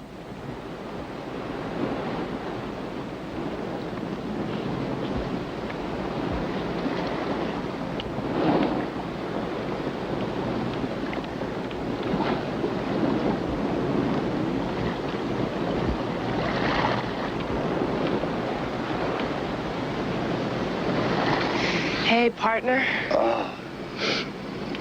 I ain't going back there broke and be a bum again. I never told you something, but I spent a lot of my life in jail. I kind of guessed. It was a bum rap. They gave me 10 years the first time. And then, well, I don't know, once you've been in jail, it's hard to stay out. We're going to make it, Samson. No more bumming beers for me. You know what I want? I want a place of my own. That's what I want. You know, a place with some life. A place where if a guy comes in who's down in his luck, I can show him some respect. Make him feel he's got a home. Samson's Bar. Yeah. Something like that. Huh?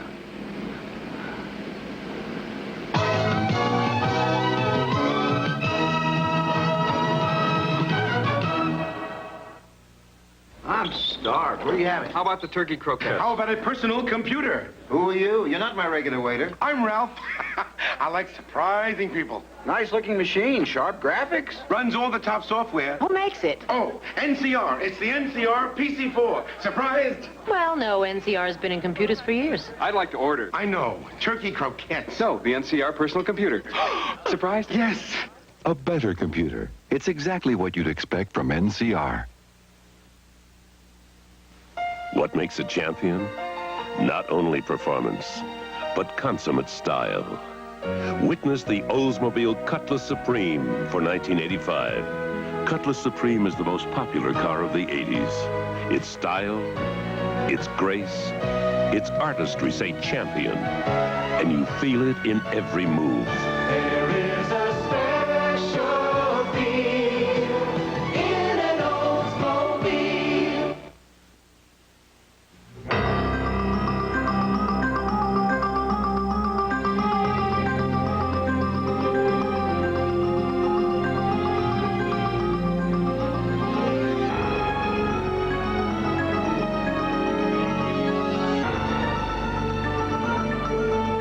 Simply no substitute for the style of Vidal Sassoon.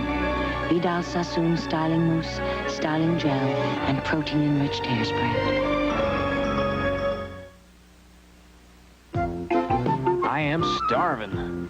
Feels like it's time for cup of soup. That's great soup. Here you go, boss. Feels like it's time.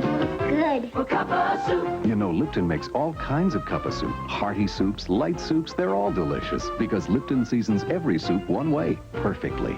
Feels like it's time for cup of soup. Time for Lipton cup of soup. Feels like it's time. That's good. Cup of soup time.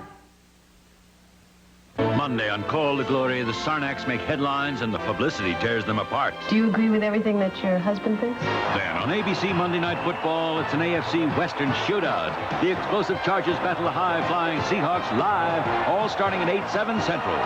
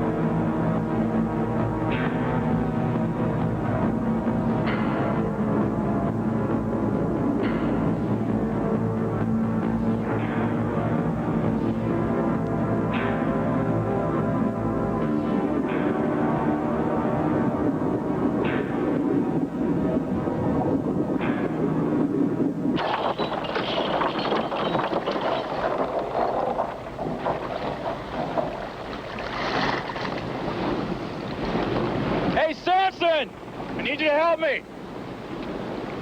What? You know how to do this? Yes, I know how to do this. All right, just make sure it's secure. All right.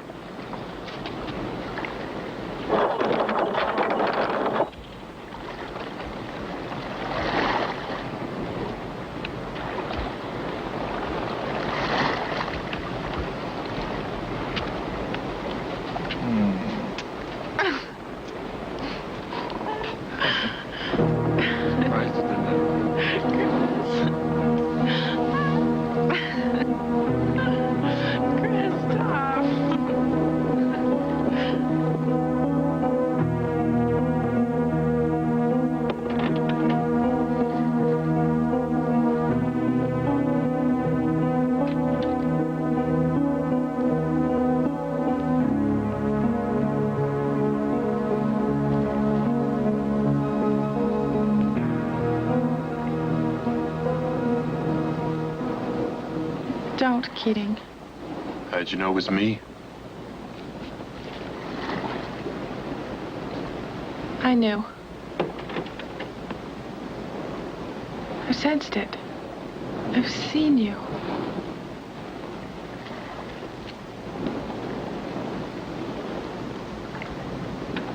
It has to be strictly business between you and me, Keating.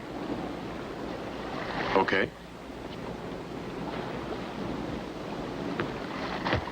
Business. I'm doing most of the work around here. I want to share. We made a deal. You got half the money, you'll get the rest when we get back home. You think you and your boyfriend can find the gold alone? You just go to it. I'm not diving unless I get a share. This is blackmail, Keating, and I won't stand for it. Great. Send Samson down to my place in the morning and let me know how it goes. How much do you want? Hey, I'm not greedy. We have no choice. He's got us over a barrel. It's only 5% of our share, and Samson agreed. Well, I didn't. Laura, I see his game. He's after you. He's after the gold. He's not getting any of my share. He's not getting anything of mine. What are you talking about, your share, my share? It's our share. We're in this together. Together? You, me, and Keating? No way. I want it all to be separate. You want to be separate? Fine with me. You're with me. You are going to stay in here with me. Like hell I am. What were you doing out there on deck with Keating? Nothing.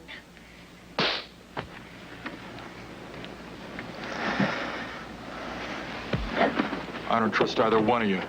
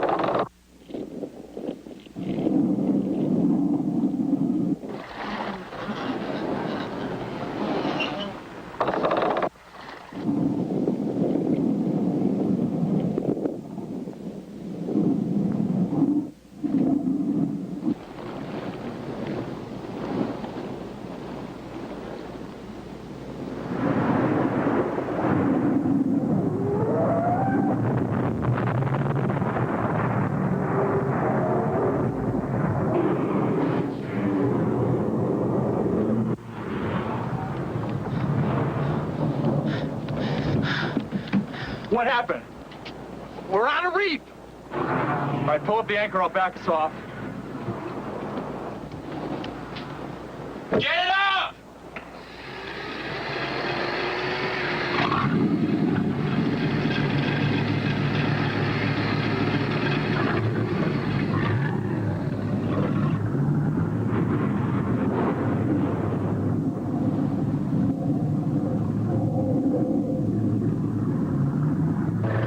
Okay, we're all clear. Set her off.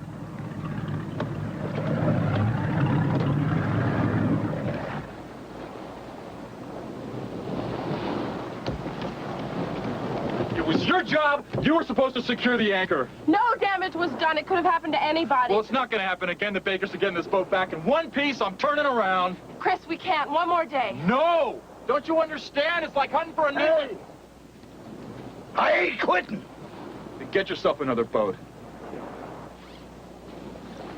What are you doing? Laura!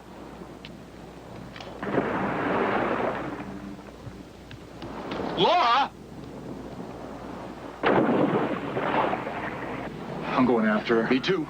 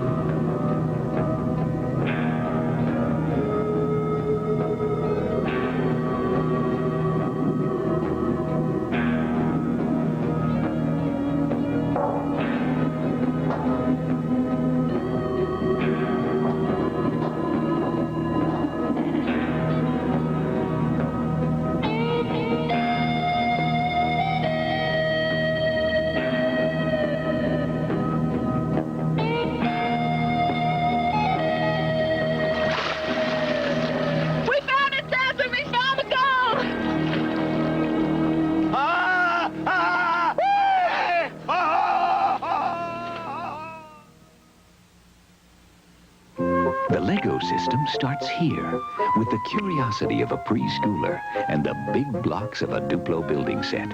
And as imaginations grow, so does the Lego system, because most every block fits every other block from every Duplo and Lego set we ever made. From preschool on up, our toys play on and on. Lego and Duplo building sets, the toys you grow up with.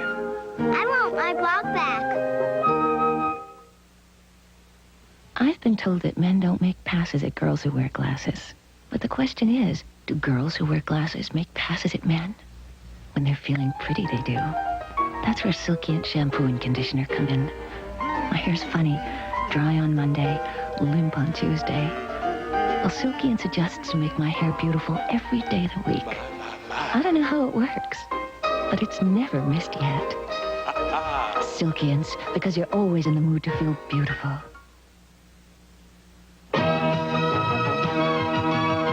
Wet Gold, starring Brooke Shields and Burgess Meredith, will continue in a moment.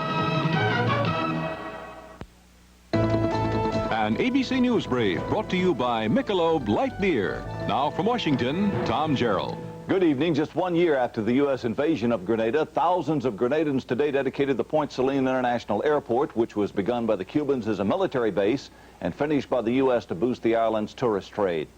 In Jerusalem, 3 Jewish youths were arrested after a rocket hit a bus carrying 40 Arabs. 1 passenger was killed, 10 others injured.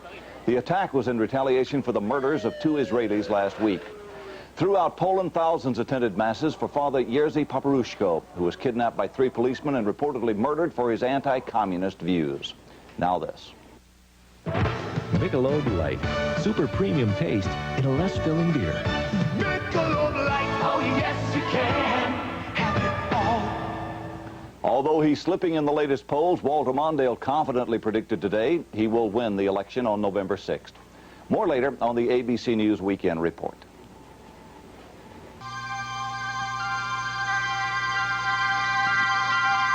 There are many things you have never seen nor heard. This will change your experience. Introducing the Fisher Audio Video System Model 1500 with 150 watt per channel stereophonic sound, laser compact disc player, state-of-the-art video cassette recorder, linear tracking turntable, dual cassette deck, 15-inch 3-way bass reflex speaker systems, and 400-line high-resolution TV picture. This new advanced system will bring you incredible pictures and sounds.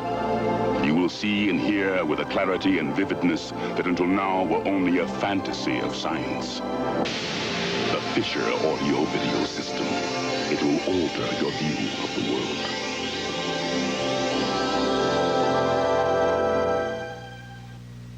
Meet the Millionaires, Monday at 4:30. And now we continue with Wet Gold. What do you mean you can't get to it? We can't reach it. It's below a steel grate. Well, how are we going to get it out? You need an underwater cutting torch. You don't have the money for that. You don't. Well, see, I do. I've got the $500 that Laura gave me. We can buy the stuff back at Grand Island. Not so fast. Look, I'm willing to put up the money, but not for 10%. Well, you're not getting any more of my share. Your share of what? The gold's not any good if you can't get to it. I'm putting up the money. I want an equal share. It's fine with me. Oh, it's easy for you to say. You still get 25%. It all comes out of my half. Wait a minute, Samson. We need Keating. There's no gold without him. You said it yourself. Everybody has to have a share. This way we'll all be equal. Come on. Partners.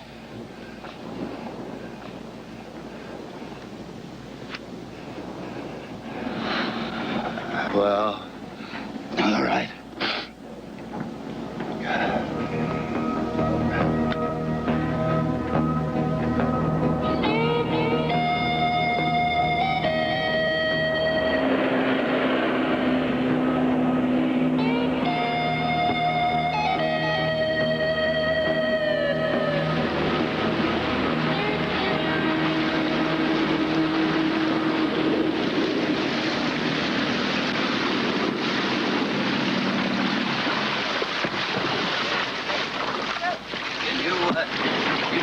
this? Come on, hold it here when you come back. How far is town? Half a mile.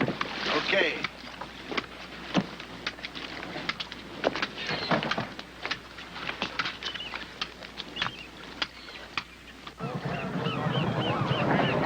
Get your raspberries here. Like this.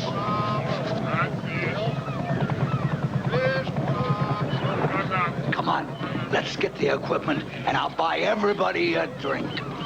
Hey, boys! Hi, very good day.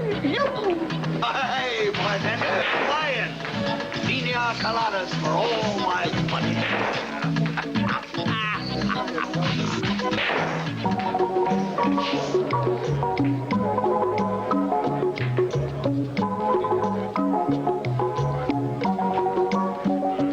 I have the pleasure.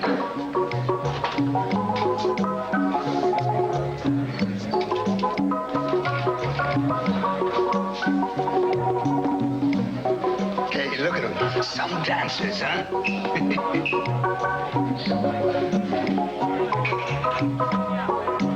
So, you got everything you wanted? Right this minute? Yes. An equal share? That too.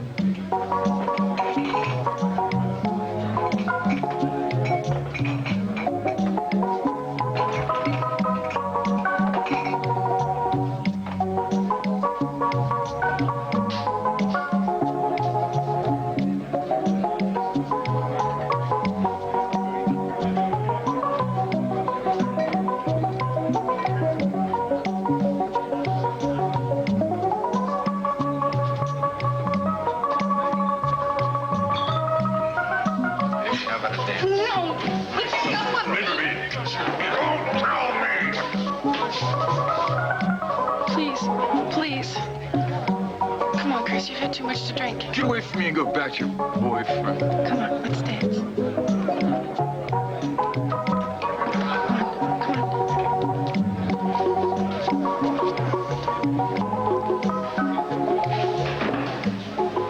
Money doesn't matter. You're all that matters. I never meant to hit you. I would never hurt you. You know that, don't you? I just want things to be right between us. You're making it difficult. I know, and I'm gonna change. I don't know what comes over me. I just go a little bit nuts sometimes. Could you stay here, okay? Hey, bartender, drinks for everybody, okay? Including my friend here. Get this guy a nice tall one. I'm gonna be good to you. You'll see. And when we get the goal and you want something, all you gotta do is tell me and it's yours. I've got my own share. I don't have to ask you for No.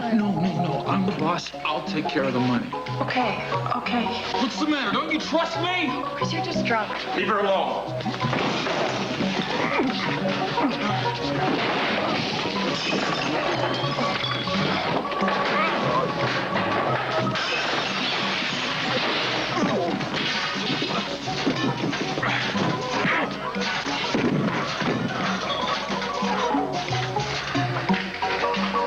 It's okay. We're leaving. If you'll touch her again, I'll kill you. Wait! What do we do with him? Sober him up. Me?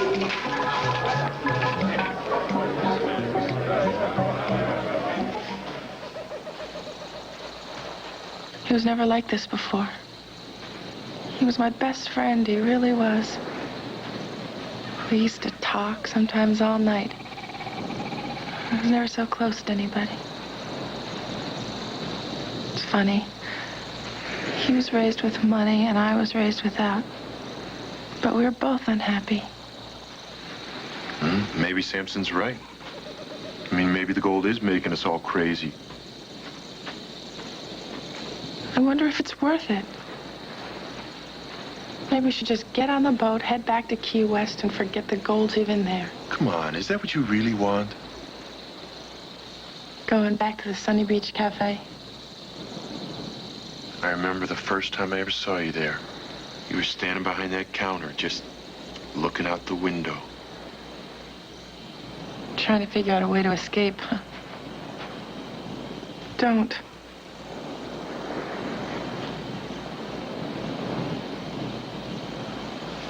No.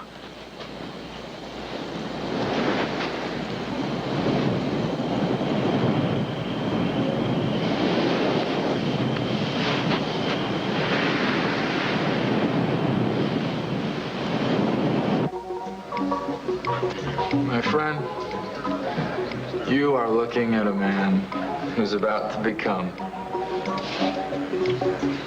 very, very rich. Time to go. Is it? Go. Come on. Time to go. A couple days, I could buy out this whole town. Look for hot air. Where's all this money coming from? There ain't no money. So low. Had a few too many. Me? Come on, get out. Come on, yo. Get out of here.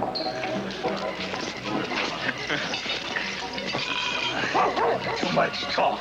Lots of ears listening. I told him we were fishing. I just didn't tell him what we were fishing for. Come on. We gotta get out of here. All that matters is getting that gold. My father says he's gonna cut me off. I'm gonna show him. I'm gonna show all of them. I'm gonna show Laura, too. Yeah, bet.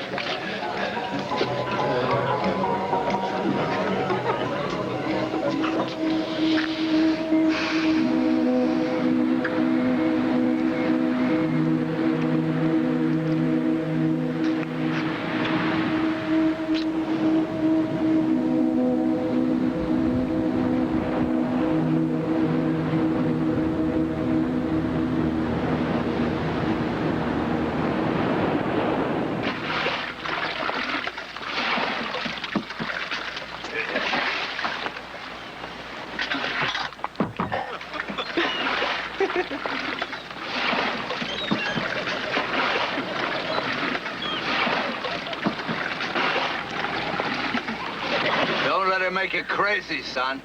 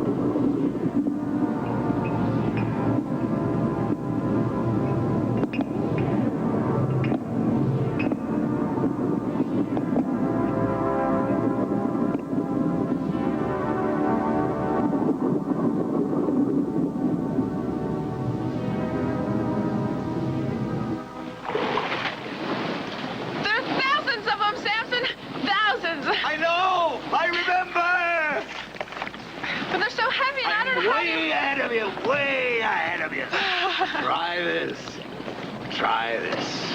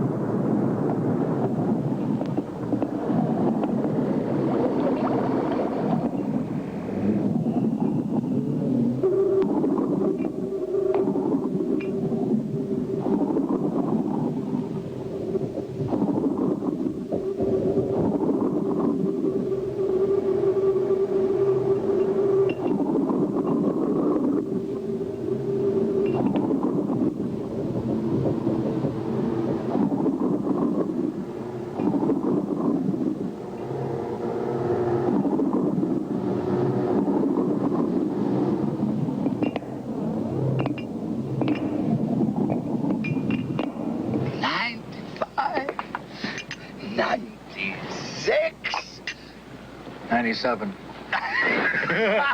Laura? Your piano? But not a rinky-dink out-of-tune piano. I want a baby grand in white. And I want to travel. London, Paris. I want to see Italy. Look at this. You know what this is for? No. My limousine. No, I can see you driving around in a car a block long. May drive? No, sir. I'm going to have me a chauffeur. I'm going to sit in back, you know, with a big cigar. I want a penthouse, one of those skyscrapers in New York City. Everything white, carpet you can sink into, and flowers. Bowls and bowls of flowers. You know this? Huh? Is that pretty? Yeah. Shines your eyes out. Oh. You know what that's worth? $8,000. You just give me big hotel room, and a hot bath. My own private masseuse. We're all going to be millionaires. We're already. Yes. Well, then we'll be multimillionaires. You know, I wish my father could see me now. He said I'd never make it. Oh, you know what I remember, Sonny? I remember when I was in jail, you know, and all the dang things, and we'd hear everybody groaning, you know, and snorting, and the only thing I had was my dreams. But I want to tell you something. That this is better than any dream I ever had. This is better. Oh, oh, oh, oh, hey, oh, hey, oh, guys, are cool. Hey, oh, hey, oh, hey, hey,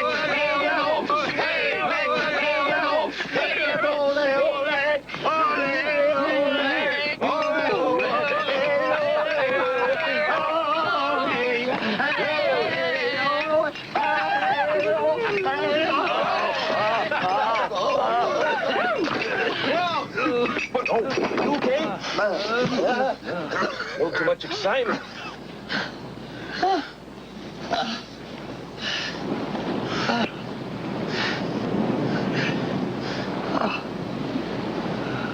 You thought I was going to kick the bucket there for a minute, didn't you? Don't you get your hopes up. It ain't going to be so easy.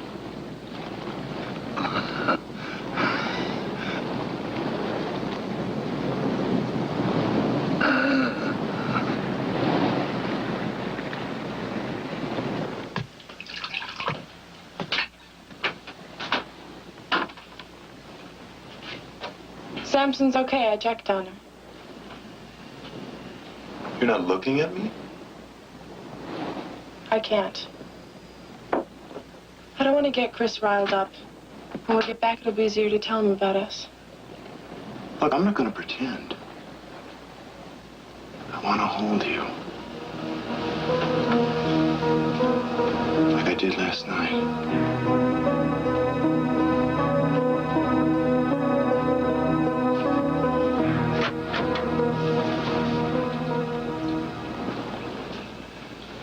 One of you is a damned thief. What are you talking about? A bar's missing. There's no thief here, Barnes. Is that true? Well, that's good to know, Keating. I had a feeling you like to steal things. Isn't that right, Laura? You must have counted wrong. 96.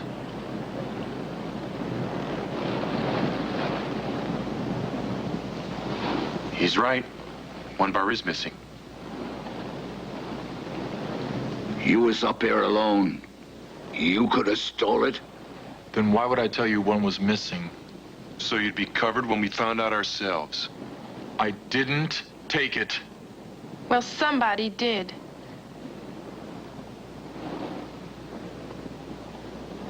I want my share now, and the rest of you can do what you want. Suits me fine. Let's divide it up here and now. I'm hiding mine. Yeah, maybe that's the only way. Then everybody can look out for their own, huh? Let's count them. All right, I start. 1, 2, 3.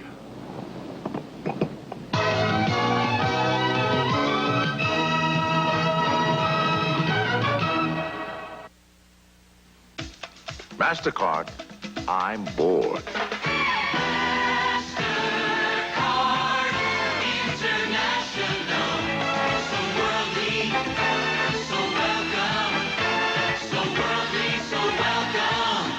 Oh, my interest is piqued.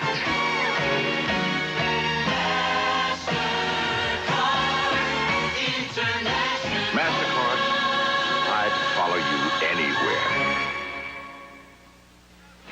There'll be 50,000 people here tomorrow.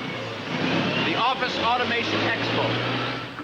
This company is big in computers. They're just announcing their first system. But one company has it all right now. Professional workstations, electronic printers, file servers, and they can all work together. They've already installed more than 800 networks worldwide.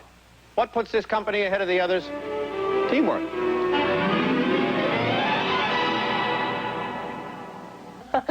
I said that thin pads didn't work. I was totally skeptical about this product. I said I don't believe it. So what changed your mind? Sure and natural. Sure and natural. Sure and natural. Sure and Natural took out Maxi Bulk and replaced it with a super fiber system so the pad can be thin. It's true. Sure and Natural replaces any thick pad. You can get thick pad protection out of this thin pad. I'm sold on it. I'm sold on Sure and Natural. Sure and Natural. So much protection, you'll never go back to thick. You're crazy. He looks perfect. We just told Cindy Hancock if she's got cotton, she could do better for her family wash. My fabric softener does a perfect job on his shirts. Compare these all-cotton shirts. One done in your fabric softener, the other in Final Touch fabric softener. Which is better? Both shirts are soft. This shirt is definitely whiter. That's right. No, this is Final Touch. For a soft, whiter wash, add the Final Touch. Now with a new, fresh, clean scent. I want us to both start using Final Touch. Wednesday, the fall guy meets Elvira, mistress of the dark. Then on Dynasty, Alexa's trial begins. What are you trying to do to me, liar? Guilty or innocent, Stephen holds the key. I know who killed Mark Jennings. All starting at 8, 7 Central. Wednesday.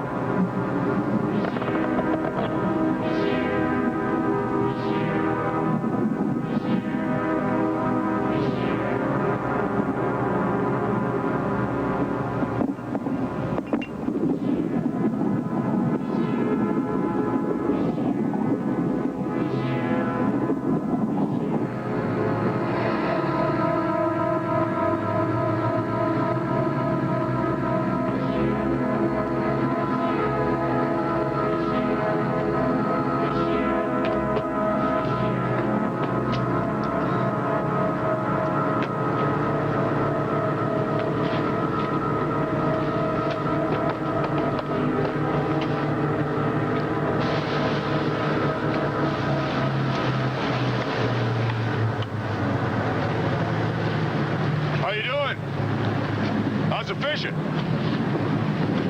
Pretty slow. Nothing biting. Where's all your friends? Well, they're napping, you know, below. Too much rum. Well, I'll see you. I'm always around.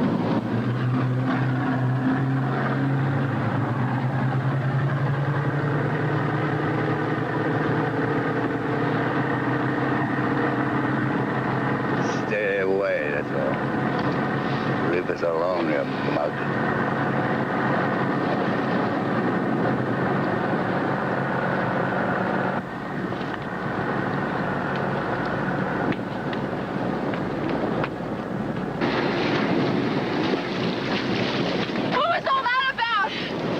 That ape at the bar last night was snooping around here.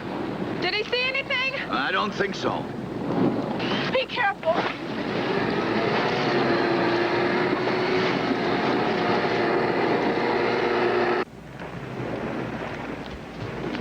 Stop or you're dead. I know what you're up to. You nuts? Get away or I'll shoot! Oh, so this is where you've hidden your stash, huh? Chris. I think we found our thief, Laura. Move it! I dropped my lighter under there. That's all I want. Pick up the seat. If you're lying, you're dead.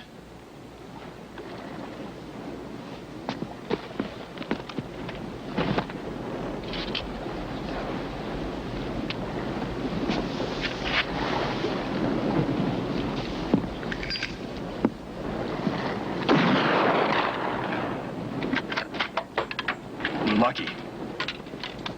Now get down below, all of you. Stop spying on me. Look what's happening to us. Go!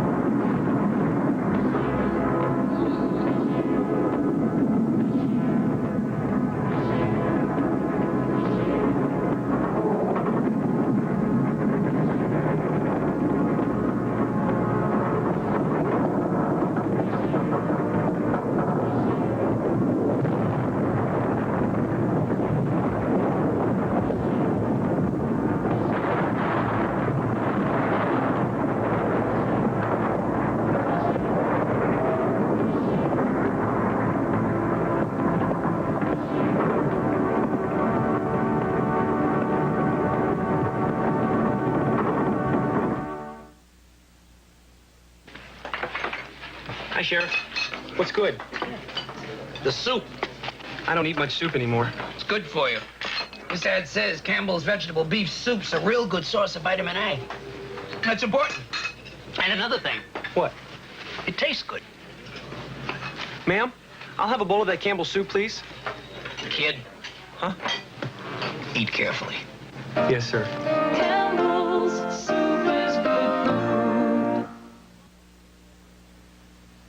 You know, if I'm playing a match on Wednesday, I take my Bic and shave down on this cheek. If it's a semifinal, I shave up. But if it's a month with an R, I take my Bic and go across. Except on Tuesday, of course, when I start on my chin. All this might give you the idea I'm superstitious. No way. It doesn't matter which Bic I use. Superstitious? Nah. Superstitious or not, avoid all shavers with more than 3 letters. McDonald's presents the 15 hardest words to say. 2 all beef patty, special sauce, lettuce, cheese, pickles, onions on a sesame. Beef and all 15 words. Never get hurt, just start to say it. Pickles, onions on a sesame seed. Then you got to take a bite of one. It's a good time for the great taste of McDonald's. All beef patty, special sauce, lettuce, cheese, pickles, onions on a sesame seed. Bun, bun, bun.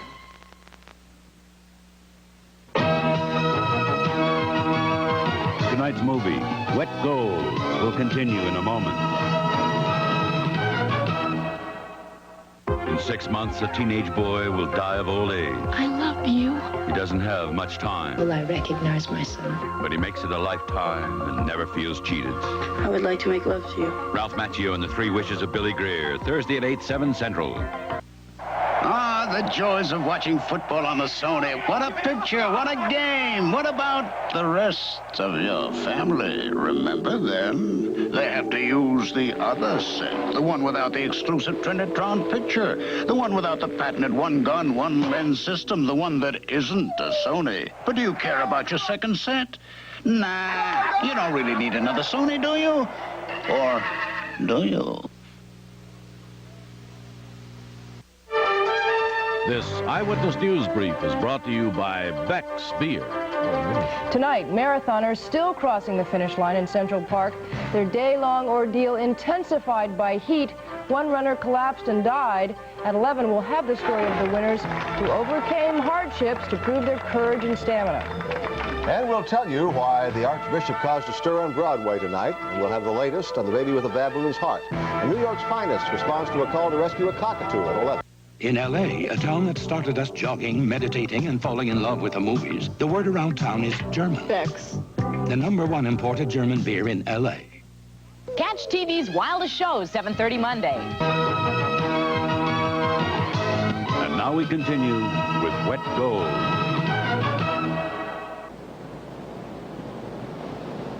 That ship could collapse at any second. There's still a lot more. We should call it quits. A few more hours, that's all it's gonna take.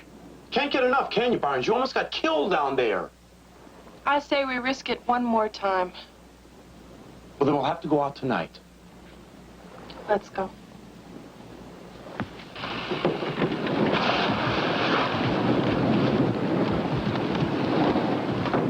Take the rope! We're coming aboard! The hell you are! Get out of here! Shove off! Get down!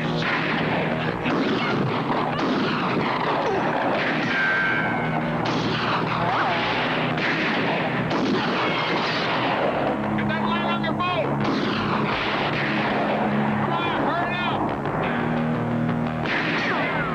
What's the spear gun? Get a shot at it. Wrap us around it. Can't see him now.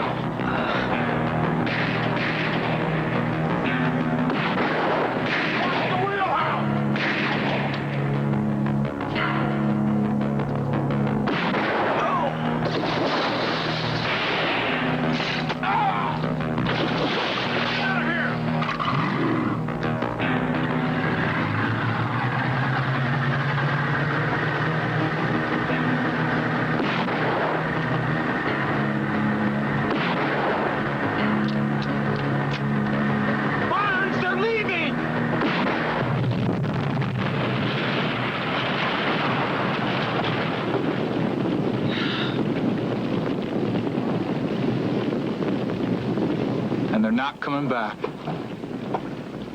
Now let's get the rest of our gold. Are you out of your mind?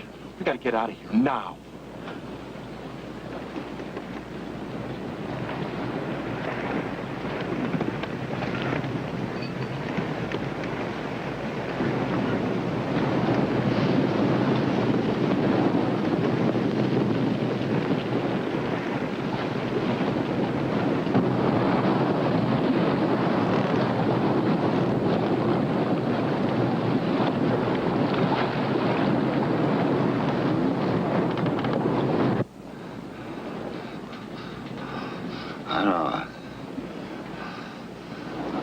I feel like I'm dying.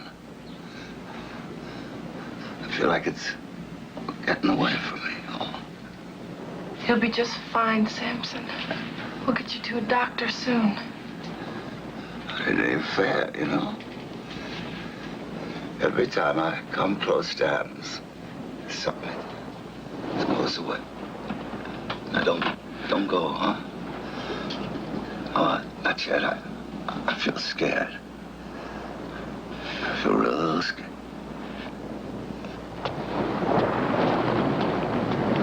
Hey, I've been trying the engine. Nothing happens. The battery's dead. Samson's getting worse. The wound's infected. He needs a doctor and antibiotics. I'm not taking the boat into port with this load. It's too dangerous.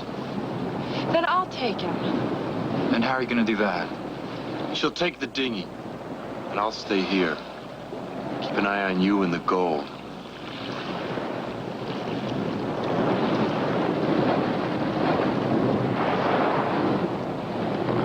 Easy. Hold on there. I got you. We'll be back tomorrow. But if you have any ideas about taking off, just try steering without this.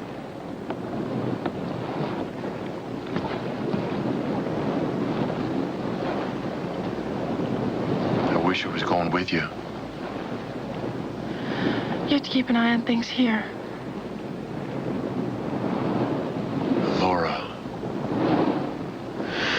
Look, I've never been any good with words.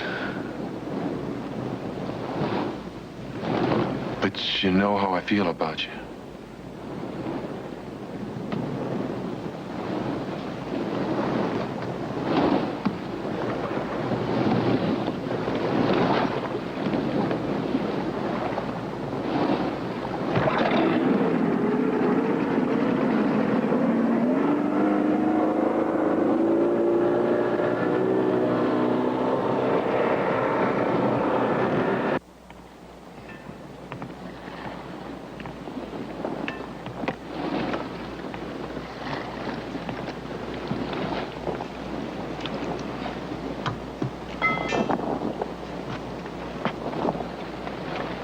It's funny. Yeah, what is? Laura and Samson leaving us here alone? I don't get it. I know where they hid their gold. I've been watching. Well, that doesn't really matter, does it, Barnes? We can't go anywhere until they get back. It'll take some work, but I'll figure out a way to steer this thing. What do you say we share it all 50-50? You are really low, Barnes. You can't do it.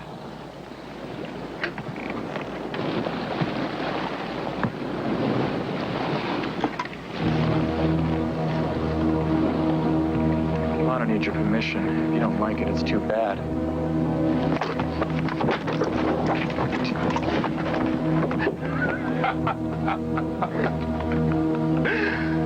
Oh, did you honestly think I didn't know what was going on? You and Laura? She loved me, she did, that's what she kept saying, but maybe she only loved to where it was convenient. Maybe she was just using you to protect her share of the gold. Go ahead. What are you waiting for? And then you and Laura can live happily ever after. Until the next guy comes along. You really think she's gonna care about you once she's got all that money? You're too raw, Keating. That's enough, Barnes.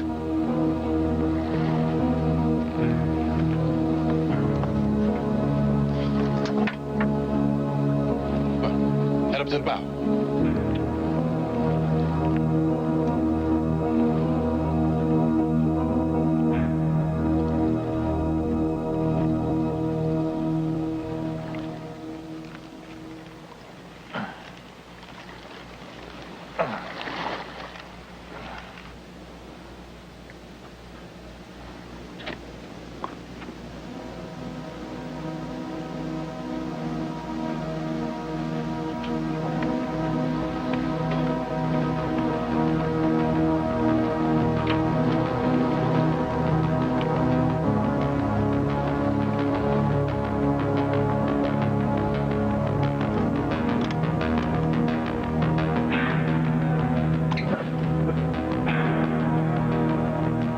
turn, Keating.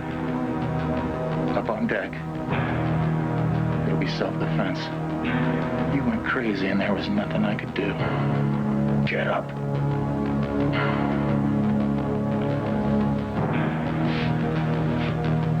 You'll get away with this. Come on, come on. Come on. Use your head. Go!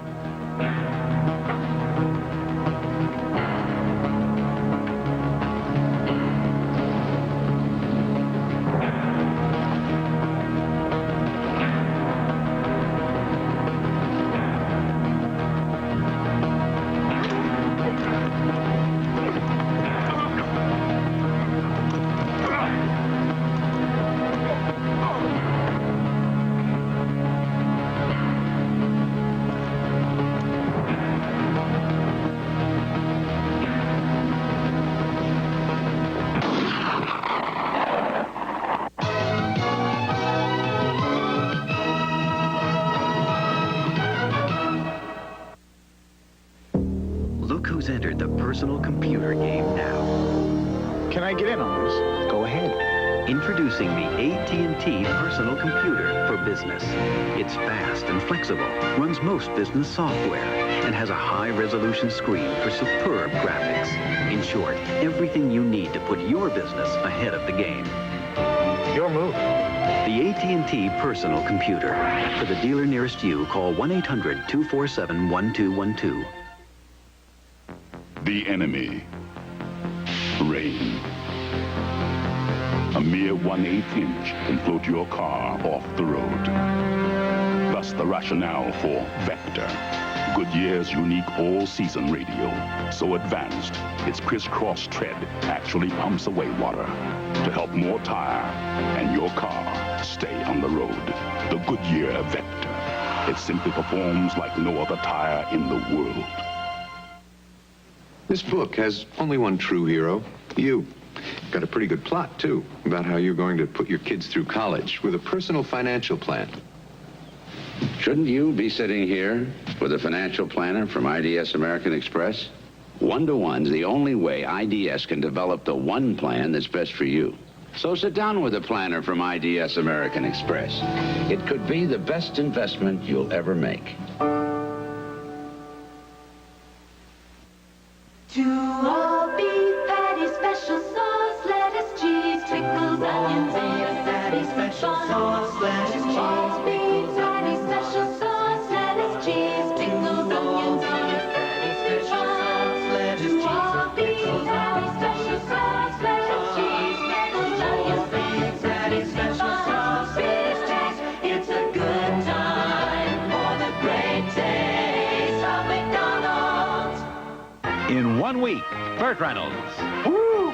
Dolly Parton. Ta-da! And Charles Durning are breaking all the rules. Go on over here and give me a little lip lock. It's the best little whorehouse in Texas. Parental discretion advised 1 week from tonight.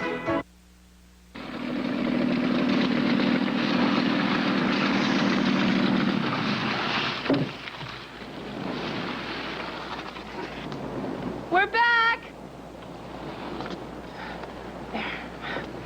Ben!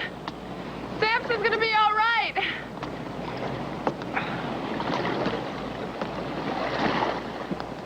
Hi. Give us a hand. I'm glad you're back. You're looking a lot better. We found a doctor and got some medicine. Where's Keating? You guys must be starving. I'm gonna cook you some eggs.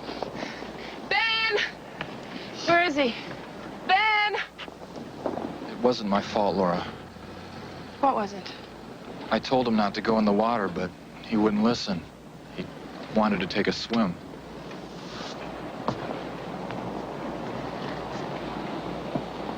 What are you talking about?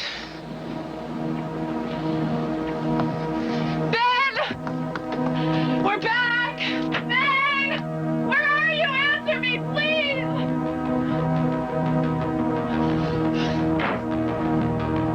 Where is he? You tell me where he is! He wanted to take a swim. I told him the waters were full of sharks, but he wouldn't listen. I was trying to save him. I was trying to get to him, but there was so much blood. The water was red with blood. You're lying. You're lying! Ben!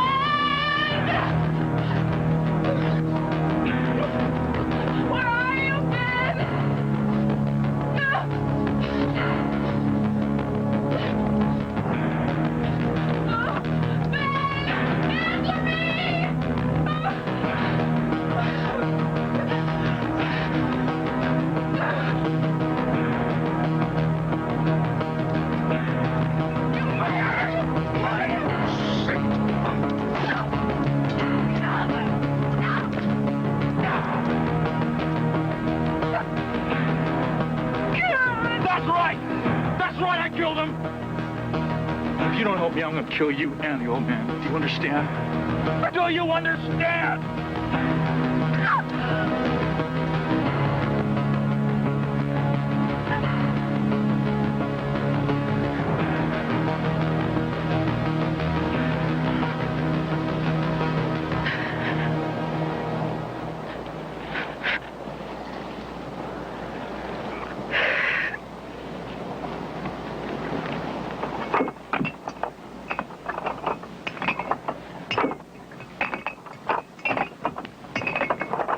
Chris, what's the point of all of this? I'm not gonna let the government get it.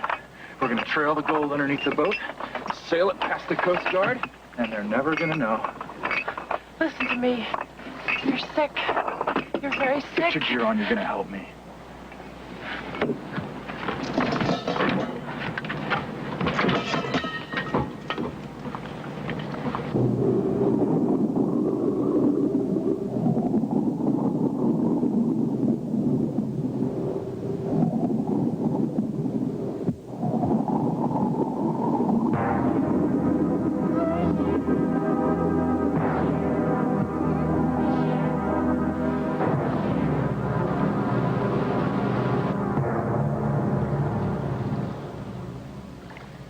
Where next, Samson? Let him have it, all of it. I'd rather be poor and alive than rich and dead. He'll kill us. We've got to get out of here. Now's as good a time as any.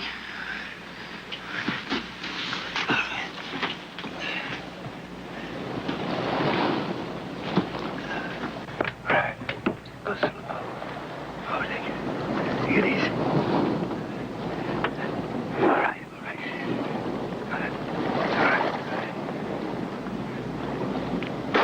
Pair of thieves! What? Gotcha! What's the matter, kid? We didn't take nothing. The gold is yours. Just let us leave. We'll get out of your way. Well, I don't know. I think you're gonna go to the Coast Guard, and you're gonna tell them about Keating. And, ooh, they're gonna love that. No, I promise. You can have everything, all of it. We won't say a word. Well, I do have everything. Now, don't I? All right, get in the dinghy. Let's go. Come on. Do what he said. Go on! Do anything. Go on. Throw the gas can in the water. Chris! Move it! Throw it. Good. Now the oars. Go on.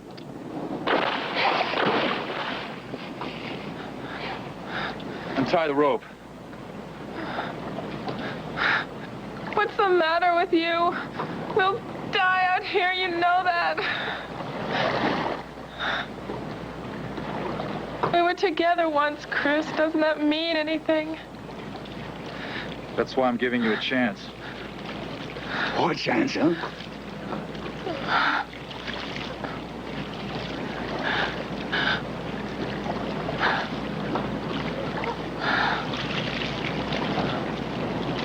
Nobody's gonna stop me! Nobody! It's all mine now!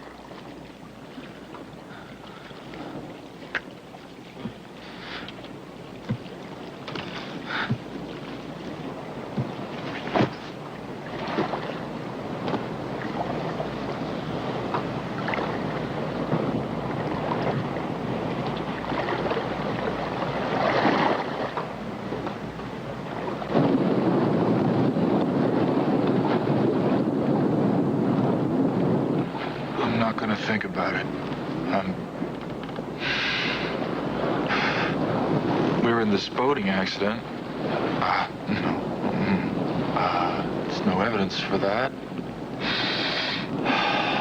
I should have killed them.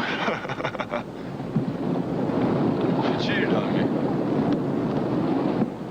That's right. She deserved it.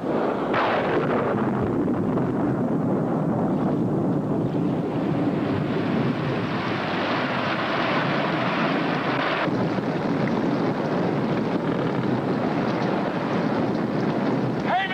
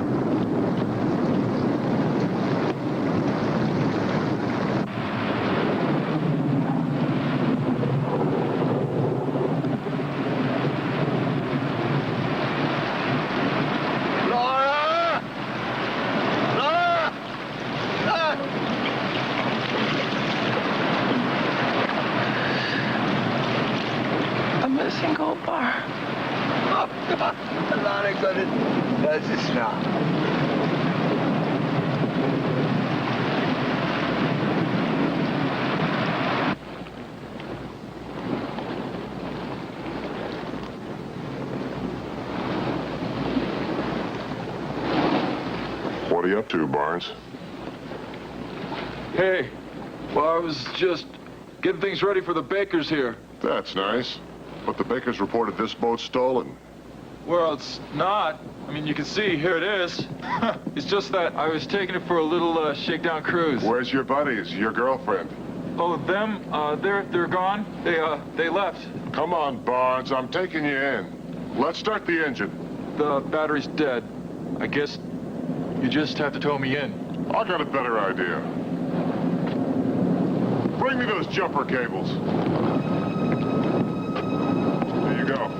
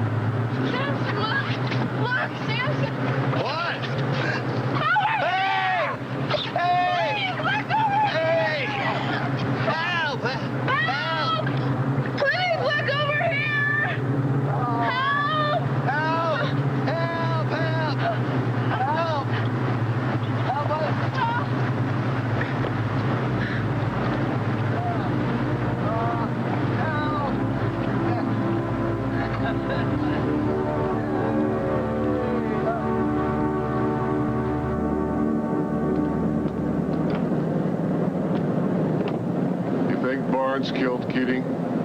He must have. He went insane. A raving maniac. Who knows what really happened anyway? I knew that Barnes was trouble, but I never figured anything like this. He wonders what really happened. What did happen, Sampson? What happened to all of us? I don't know. I don't know.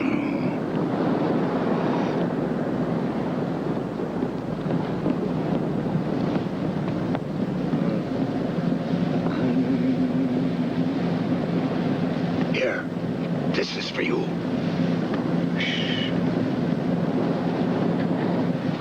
Skin almost. Yeah. Perfect. And shining.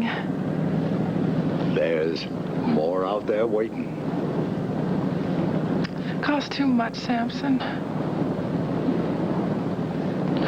I don't want it. You take it. You can get a little place and open up Sampson's bar, remember? No. I want you to take this, and I want you to buy a ticket to one of them faraway places that you said you was always dreaming about. And just remember, there'll always be a piano waiting for you in Sampson's bar. Anything is possible.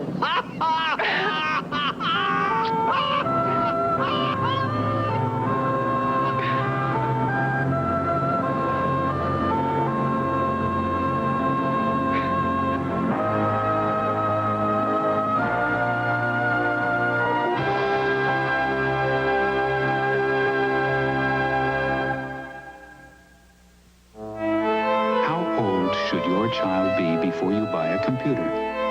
High school, when he's planning a career? Elementary school, when she can either fall behind or leap ahead? Or preschool, to give him a head start? When you buy is up to you. But Commodore makes the decision easier than any other computer. Because it's a 64, it's very powerful. Because it's Commodore, it's very affordable. The flavor I love best. Wholesome, real cheese. The texture so supreme. Real cheese is made from real milk. The taste that's dairy fresh. With no artificial flavors. Oh no, you can't take that away from me. Imitation cheese doesn't stack up to the pure, natural goodness of real cheese. Oh no, you can't take that away. Make your meal sing with real cheese. Put on the power of sheer energy. Put on the power of sheer energy. And work all day to leave your legs as lively as can be. So put on the power of sheer energy. The power of sheer energy pantyhose comes from special springy fibers that massage and soothe your legs. Energy you can feel to put on the power, day and night. Put on the power of sheer energy. Sheer energy pantyhose from Legs. Breathing's tough on this job, especially with a cold. To clear up my stuffy nose fast without drowsiness, I take Sudafed. Imagine doing that with a cold. A little while ago, my nose was stuffed up, but I got fast relief with Sudafed and no drowsiness. How fast can Sudafed work for you? Clinical testing shows Sudafed begins to unclog nasal congestion in as quick as 22 minutes without drowsiness. With Sudafed on the job, I can stay on the job. Sudafed. Relief begins in 22 minutes without drowsiness. This is David Hartman. Tomorrow I'll talk with Velma Barfield. She's to be put to death this week, the first woman to be executed in our country in 22 years. Also Paul McCartney and Raquel Welch on Good Morning America. This is Peter Jennings. Monday on ABC's World News Tonight, a puzzling health phenomenon in Puerto Rico. Thousands of girls and boys are experiencing abnormally early sexual development. We'll discover what is causing it.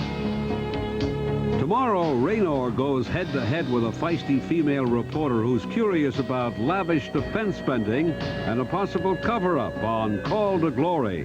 Then AFC West rivals go at it when the Seahawks battle to stay in the division race against San Diego on Monday Night Football.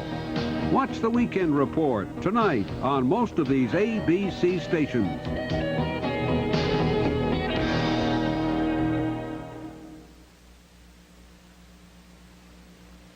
I'm Peter Jennings. Monday on ABC's World News Tonight, a puzzling health phenomenon in Puerto Rico.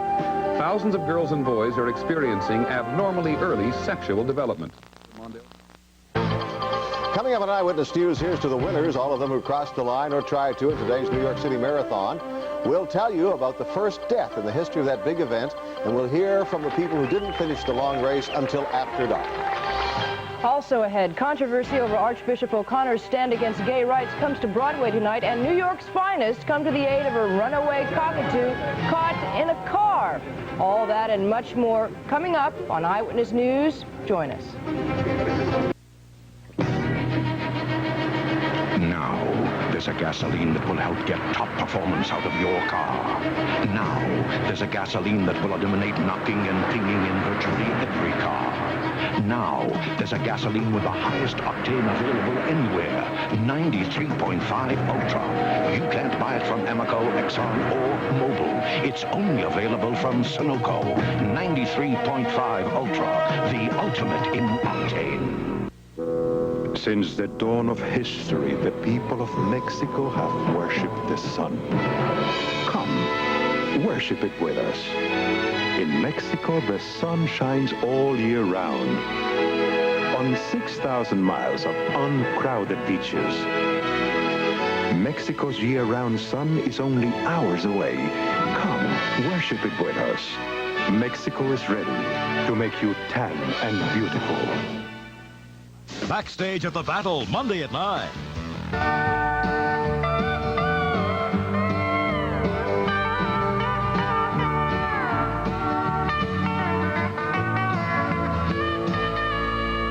Teach your parents well. Their children's hell will slowly go by. Don't you ever ask them why. If they told you, you would cry. So just look at them and sigh. And know they love you. Man may no longer pretend that the quest for disarmament is a sign of weakness. For in a spiraling arms race, a nation's security may be shrinking, even as its arms increase. John F. Kennedy knew that it took strength and vision to control nuclear weapons. He turned this important idea into action in 1963 by signing the Atmospheric Test Ban Treaty with the Soviets. 4 later presidents signed 15 arms agreements with the Russians. But Ronald Reagan opposed them, proposing always to build more. With 7,000 new nuclear weapons in 4 years, Reagan now plans to take the arms race into space, an irretrievable step, preparing for Star Wars, not knowing where it will lead.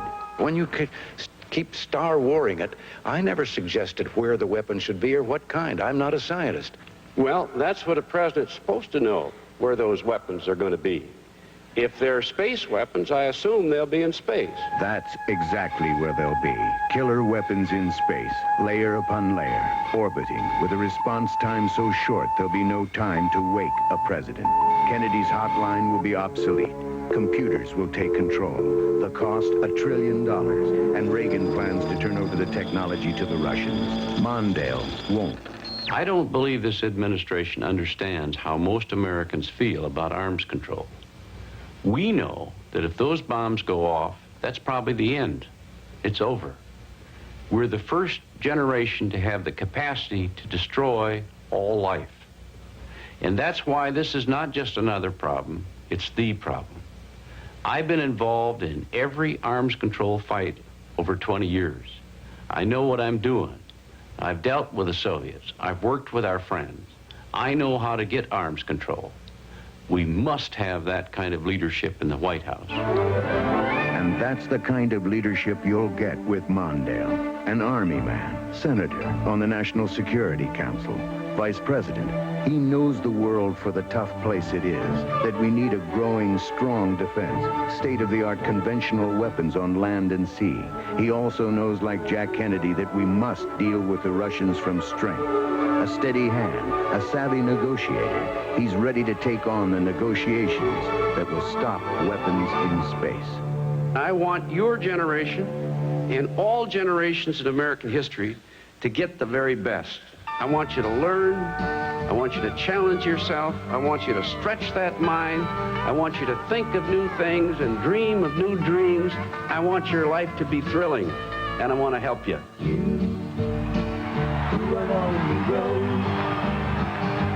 The future stands before us. We must choose which kind it will be. A future with killer weapons orbiting above us, or the promise of a better future. It's not too late if we act now. I say it's time for new leadership. It's time for America to move on. Draw the line at the heavens on Election Day. No weapons in space by either side. Wherever you live in America, if you want to help the Mondale campaign, call this number right now. 1-800-258-6700. Thank you. This is ABC. Look, I got it. We're with you on ABC with you. Good evening. I'm Ted Koppel, and this is a special edition of Nightline.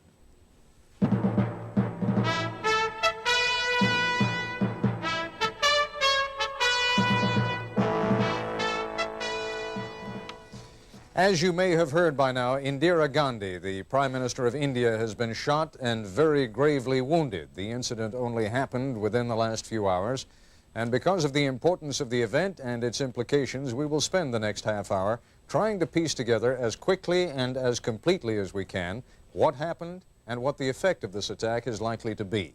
First, what we know.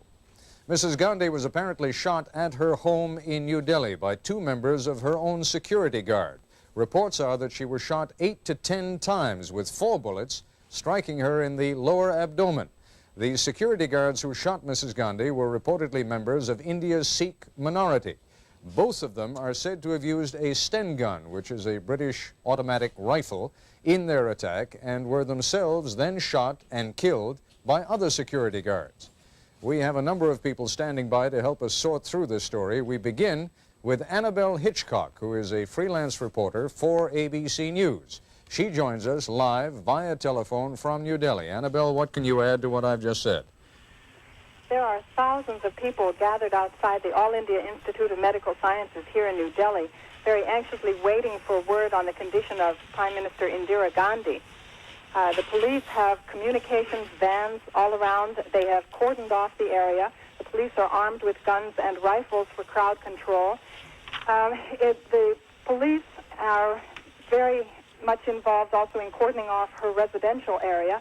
And within the hospital itself, ABC News learned that spokesmen are not, doctors are not saying anything specifically about her condition. There have been a number of unconfirmed reports. All of them do indicate that she is very seriously hurt. There have been at least 8 bullets removed from her body, according to a number of different sources, primarily abdominal, some reports also of chest injuries and thigh injuries. So again, thousands of people very anxiously waiting around the All India Institute of Medical Sciences, which is a very large and well-equipped hospital here in New Delhi, for word on the condition of Indira Gandhi. Annabelle, what is the significance of the fact that her security guards, the ones who apparently shot her, were Sikh? The army action that took place last June up in the Punjab, which Indira Gandhi ordered as Prime Minister, was very controversial. The army was sent in to remove terrorists and militant Sikhs from the premises of the Golden Temple, which is historically a very famous temple within the Sikh religion. The Sikh religion is a minority religion but has a large number of followers, I believe 10 million followers in India. And following that army action, in which hundreds of people were killed and a large number also of security forces who were involved in the operation, there have been a number of threats by Sikh militants against Mrs. Gandhi and against other Indian leaders as the retribution or reprisal, whatever, for this attack or operation, the Indian government calls it, on the Golden Temple to try to get the militants out of the temple and restore it to its regular functioning as a place of worship. Annabelle, let me ask you to stand by for a moment, if you'd be kind enough. Joining us now from our London bureau is David Taylor, an Indian expert at the University of London School of Oriental and African Studies. Mr. Taylor, first of all, there have been reports for some time of threats by Sikhs against Mrs. Gandhi. She must have taken those threats seriously. Analyze for us, if you would, the potential significance of what has happened here today. There has been violence in India many times in the past. Is this likely to lead to further violence? Certainly it will lead to very great upheaval, and a great deal of violence might well flow from it, though I think not immediately from this particular assassination attempt or assassination. I think the possibility of retribution from Sikh extremists within the 10 million strong community was always a possibility, and the security forces must have been taking the most stringent steps against it. At the same time, Mrs. Gandhi had been trying to secure more of a political settlement, and in recent weeks it looked as though she was on the way to that. Let me just interrupt for one moment to underscore the fact that Mrs. Gandhi, to the best of our knowledge, is still alive. She is reported to be in very critical condition. As we have heard, she has been shot at least 8 to 10 times. 4 of those bullets are said to have been in the lower abdomen. She is also believed to have some chest wounds.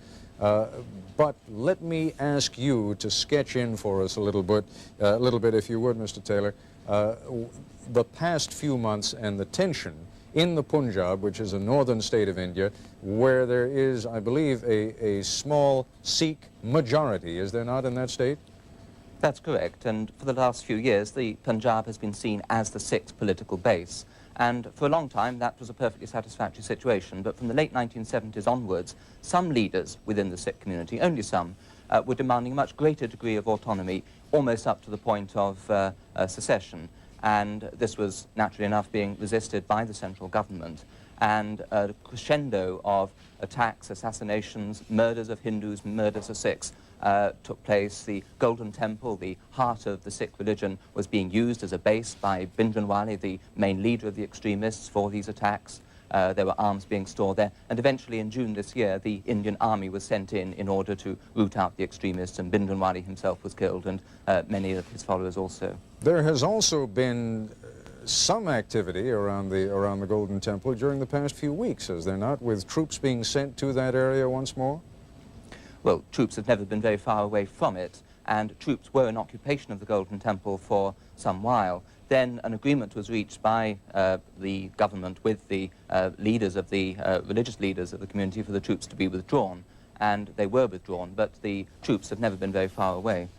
All right, if you'd be good enough to stand by, Mr. Taylor, we still have Annabelle Hitchcock standing by in New Delhi. When we return, we'll talk live with two other experts on India, Richard Sisson of UCLA and Ainsley Embry of Columbia University. Joining us live now in our Los Angeles bureau is Richard Sisson, a specialist on India and chairman of the Political Science Department at UCLA. In our New York studios, Ainsley Embry, cultural counselor at the U.S. Embassy in New Delhi from 1978 to 1980, now chairman of the History Department at Columbia University. And of course, still with us in our London bureau, David Taylor, an Indian expert at the University of London School of Oriental and African Studies. Mr. Embry, I come to you. Help us sketch in the role that Mrs. Gandhi has played over these last, my Lord, it's really been over the last 20-some-odd years, hasn't it, that she has been a major figure in Indian affairs. Sketch it in for us, would you? Mrs. Gandhi came to power at a time when the previous Prime Minister had died. She was very much intended to hold the Congress Party together. Then in 1968 and 69, there was a split in the party. And since then, Mrs. Gandhi has sought to build up a strong base, not only in North India, which is her main base of power, but throughout the country. During the emergency, she became virtually dictator, then lost the election in 1977. Which emergency are you talking about? In 1975, Mrs. Gandhi declared what she called an emergency, in which she suspended a great deal of the conventional freedoms of the press and public access and free speech and so on.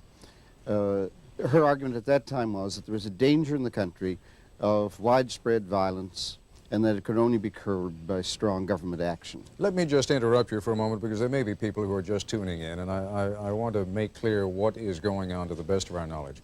Some hours ago, I believe it was at 11:10 Eastern Time here in this country, in New Delhi, Mrs. Indira Gandhi, the Prime Minister of India, was shot. Apparently, she was shot by two members of her own security guard who are members of India's Sikh minority. They, in turn, were shot by other security guards. There is said to have been a third Sikh police official who was involved and who has been arrested and is being interrogated. Mrs. Gandhi, meanwhile, very seriously injured. There are indeed some reports now that she may be in a coma, is in a hospital. Operations have already begun in an effort to remove the 4 bullets that went into her lower abdomen. She is also said to have been injured in the chest. All of that is going on right now. As soon as we hear anything new on that, we will, of course, inform you. What we're trying to do now is kind of sketch out the overall picture that exists in India today. And let me use that opportunity to ask you, Mr. Embry, that crisis, the one that you were referring to a moment ago in 1975, was that when there were indications that she was trying to hand over power to her son, Sanjay? No, at that point, there had been a great deal of criticism for her because of activities in regard to an election. The opposition was led by an extraordinary figure from India's national movement, Jayaprakash Narayan. And her argument at that point was that there was a threat of violence throughout the country, a threat of disorder, but above all, the argument that India needed strong leadership, and it was for that reason that she called what she called the emergency. And what happened thereafter? Now, she has been Prime Minister over the, as I say, over the past 20 years or so, on 4 separate occasions. Most recently, I think she was elected in 1980, was she not? The very end of 1979, January 80, yes. Let us take a look for a moment, and Professor Sisson, perhaps you can help us in this regard, on what is likely to happen. I mean, it certainly seems that she is, at the very, very least, incapacitated, and it may be critical. Who is likely to take over? Her son? This is crystal ball gazing. It's really unclear. what would happen. The President of India would consult members of the majority party, which is the Congress the Congress Indira party, in Parliament and see if there is a consensus leader. One of the, this is of course an enormous tragedy, and particularly so for Indian politics, given the fact that the 8th national election is anticipated to be held either towards the end of December or the first part of January, certainly by the 20th of January.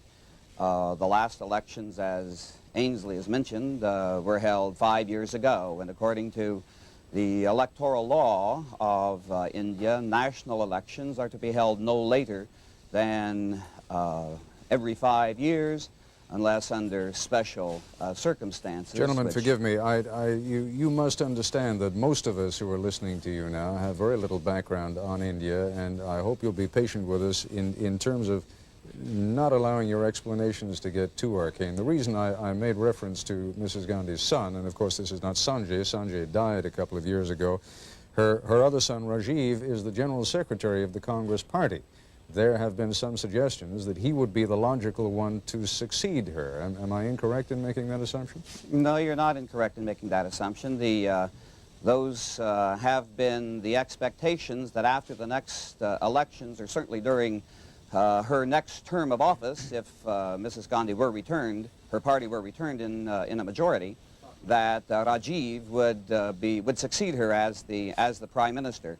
Whether or not that will prove to be the case is very uncertain. I would be reluctant to spin scenarios that would put any of a number of people as the next Prime Minister or as Prime Minister at one time or another over the next few years. I would imagine that if Mrs. Gandhi has in fact been assassinated, that there would be a period of considerable instability, and as different groups within the Congress Party and also between the Congress Party and other opposition parties try to arrange a working coalition, a coalition that will demonstrate stability over some period of time. All right, let me turn once again to Mr. Embry and address to you, Mr. Embry, the question that I posed to Mr. Taylor a few minutes ago, and that is the likelihood of further tension between the Sikh minority and Indian supporters of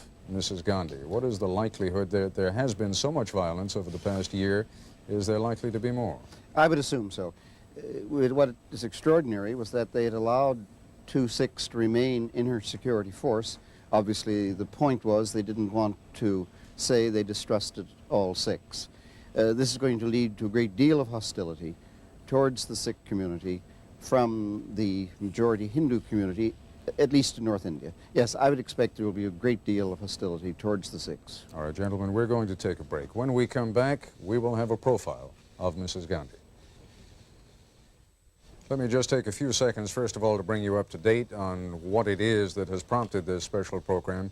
Mrs. Indira Gandhi, the Prime Minister of India, 66 years old, was at her home this morning, actually Wednesday morning Indian time, when apparently 2 of her bodyguards, both of them members of the Sikh minority, pulled Sten guns, which are small British automatic rifles, and fired them at Mrs. Gandhi, hitting her with an estimated 8 to 10 bullets. Those 2 men were themselves instantly shot and, we are told, killed by other security guards. Mrs. Gandhi was taken to a hospital. Operations have already been performed on her. She is said to be in very grave condition. Indeed, there are reports, unconfirmed I must add, that she has fallen into a coma. What we are doing now is to try to get some background, not only of Mrs. Gandhi, but also of what her incapacity is likely to do to India today. We will be talking to our live guests again in a moment, but first we have a profile of Indira Gandhi from ABC News correspondent Stephen Gear. Indira Gandhi was born November 19, 1917. She is the daughter of Prime Minister Nehru, who guided India to independence from Great Britain, and she has been closely associated with Indian politics all her life. She is not related to the famed Indian leader, Mohandas Gandhi, who was a close friend of her father. She was married to Feroz Gandhi, also active in politics in India. When Nehru became the nation's first prime minister in 1947, Indira Gandhi became his official hostess and housekeeper. In 1959, she was elected president of the Congress Party, and she became prime minister in 1966. One of her first actions reversed one of her father's policies. She agreed to the creation of a separate state for the western Punjab's 7 million Sikhs. In 1977, she lost a re-election bid, but returned to the prime minister's post in 1980 and angered the Sikh population by her handling of Sikh violence in Punjab. Government troops besieged the Golden Temple, the Sikhs' holiest place of worship. Mrs. Gandhi's government said the siege was necessary to root out Sikh extremists who were waging a terrorist campaign. Her foreign policy has been centered on maintaining India's independence. In March of 1983, Mrs. Gandhi hosted a meeting of non-aligned nations and told the delegates the world was on the edge of a disaster. Humankind is balancing on the brink of the collapse of the world economic system and annihilation through nuclear war.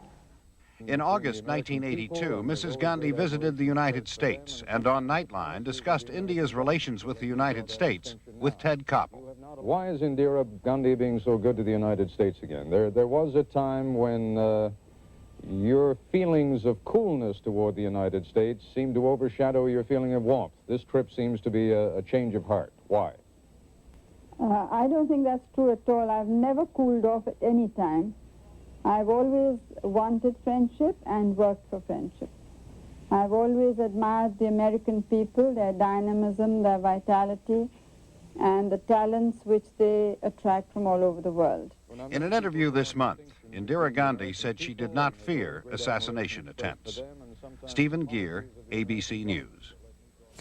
We're going to continue our discussion now with David Taylor, who is an expert on India from the University of London School of Oriental and African Affairs. Mr. Taylor, your projection of what this is likely to lead to now in the immediate days ahead and in the weeks and months ahead. This is a huge country, 750 million people, second largest country in the world, largest democracy in the world. What happens to it now? I think in the short term, things won't be too bad, simply because of the strength of India's central institutions. I think the bureaucracy, the army, the police, the politicians on both sides of the political fence will come together to make sure that the damage is limited as far as it can be. But I think the longer-term consequences are much more serious, because these elections were the ones that were going to be held next month or the month after that, were going to be critical ones. If Mrs. Gandhi could come through them successfully, could demonstrate that she still has a hold on most of the country, then the transition probably to Rajiv would have been a simple one, and then he could have attempted to build up his own political base. Her son. Really, at the moment, he doesn't have enough political base of his own. You were speaking of her son. Her son, yes. Now, who are the other major political figures on the scene right now? If you can give us a little bit of a thumbnail sketch of the two or three who would be likely to take over. She has been an extraordinary figure. As I mentioned earlier on, she's been prime minister 4 times, has really dominated the Indian political scene over the past 2 decades. Anyone there who could readily step into her shoes other than her son? Not really. There are several major opposition figures. Charan Singh, the man who was prime minister for a brief period before she was in 1980, he's trying to project himself as the major opposition leader, but of course under present circumstances it would be inconceivable that an opposition leader could take over. And within the Congress party itself, there, apart from her son, there are really very few other solid political figures. There are 1 or 2 good politicians, people who can run the show. For example, the Home Minister, Mr. Narasimha Rao, could certainly take over for a short time, but he couldn't take over in the long run at all. Let me interrupt you for just 1 second. And I emphasize this is only one news agency, but the French news agency, Agence France Presse, has just announced that Mrs. Gandhi is dead. That is their report. We have not had it confirmed. But it seems to me likely, it's an excellent news agency and they have very good sources in New Delhi. It seems to me likely that they know what they're talking about. And as we have been saying throughout this program, it seemed hard to imagine how a 66-year-old woman could sustain an attack with a Sten gun, be hit by 8 to 10 bullets and survive it. But Dr. Taylor, your final thoughts as we bring this program to a conclusion. My final thoughts are that I'm utterly stunned by the event, and I find it very hard to think exactly which direction India is likely to move in, and I imagine that goes for virtually everybody in New Delhi and in India at the moment.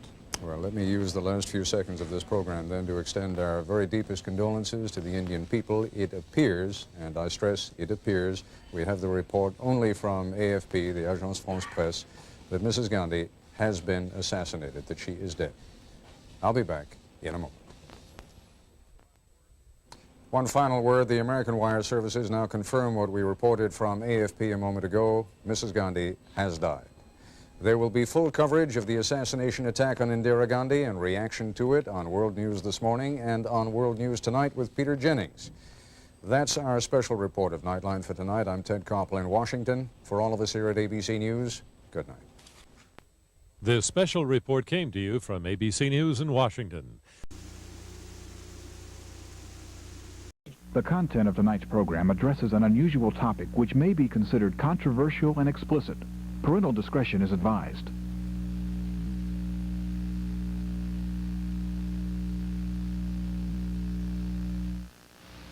These jurors, and you at home, will weigh the evidence presented to you in a dramatic reenactment of an actual court trial. Judge Paul Howard presiding. Do you swear to tell the truth, the whole truth, and nothing but the truth, so help you God? That cop tried to kill me! You'll retire and begin your deliberations. And decide for yourself whether you think the defendant is guilty or innocent. Ladies and gentlemen, this is Guilty or Innocent, the show where good judgment pays.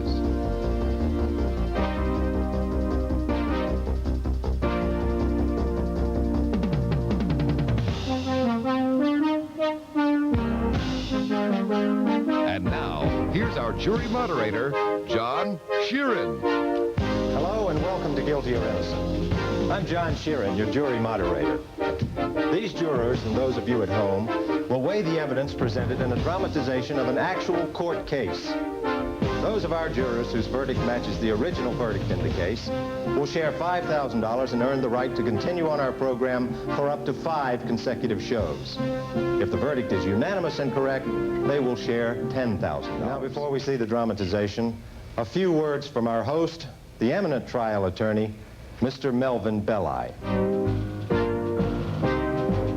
You know, we've got a macabre one for you today.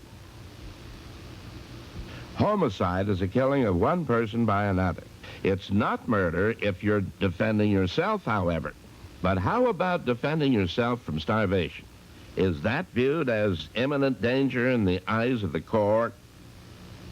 4 men find themselves adrift in a lifeboat without food or water, uncertain when or even if they'll ever be rescued.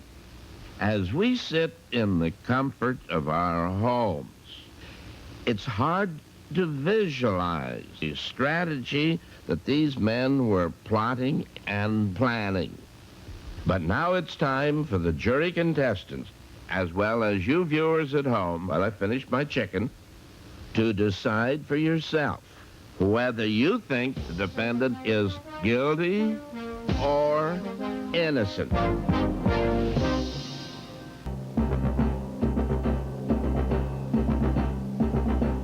Today's case on Guilty or Innocent, Seafood Special. As we enter the courtroom, the defendant, Patrick Alahanti, has been charged with murder in the first degree. After 18 days adrift in a small lifeboat with little water and no food, the defendant slashed the throat of the decedent in order for the remaining 3 to survive off his flesh. You done. Hey, wait, hey, give me out. Give me out. You killed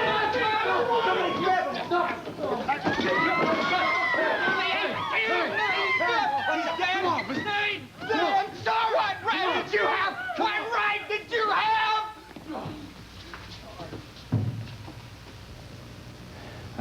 Now then, Brad, will you relate for the court the events leading to your ordeal?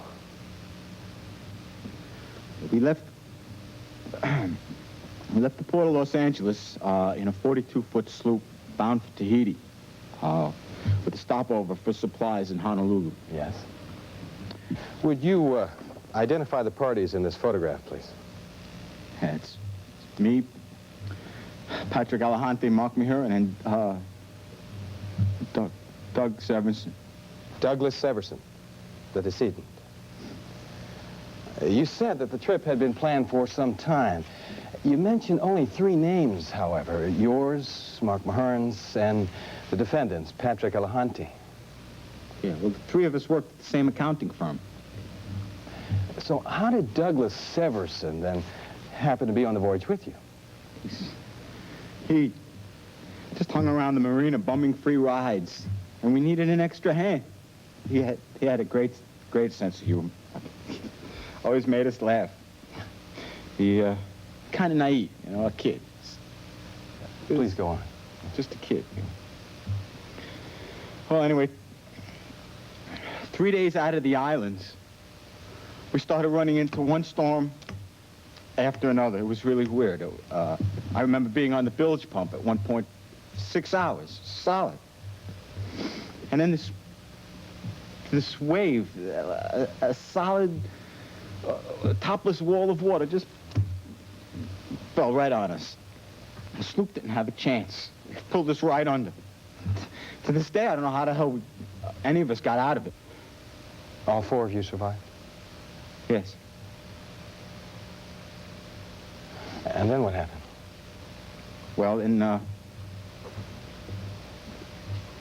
after that, we made it to the sloop Stingy.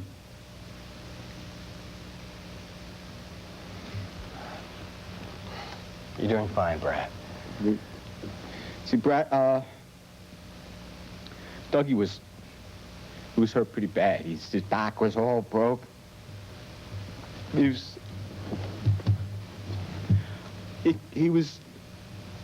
couldn't feel anything below his waist. And he must have been gored pretty bad because he was bleeding a lot. And he didn't even know it. He didn't.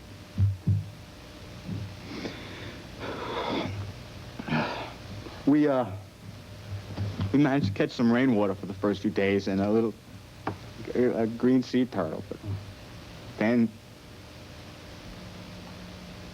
nothing. Just ocean and that sun just beating down on us.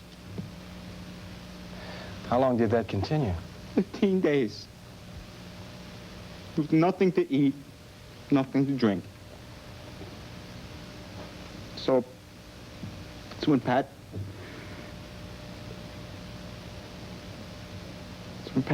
suggested we draw lots.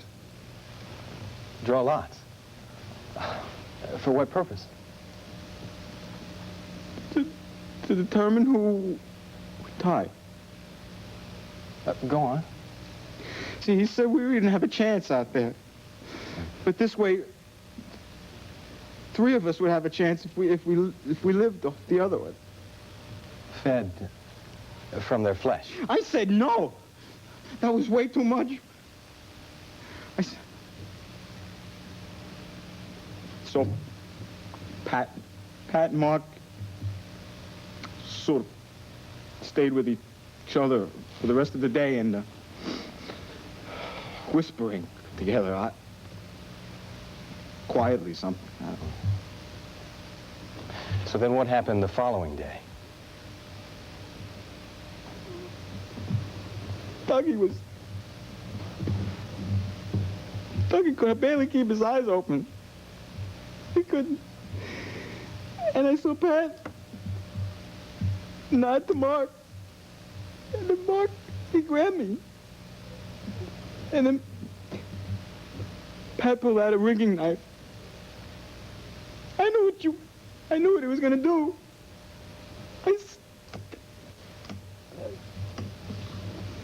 I screamed at him. I told him it was gonna be murder. Yes?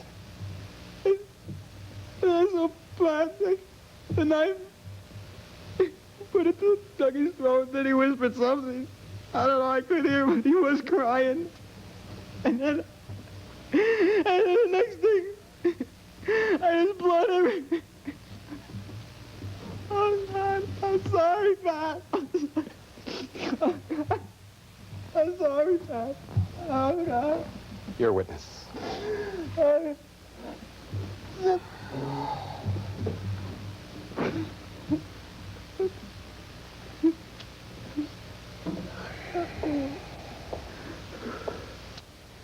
I won't keep you much longer, Mr. Zetlin. It was pretty rough out there, wasn't it? And all of you were thirsty and hungry?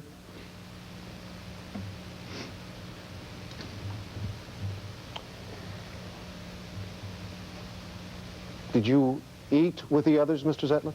I didn't want to. There was nothing out there. Nobody was around. I was nothing out there. Did you eat with the others? There was nothing I could do. There was nothing I could do. We were starving. We've been out for 3 weeks. Mr. Zetlin. We were starving. Leave him alone. Your Honor, I must protest.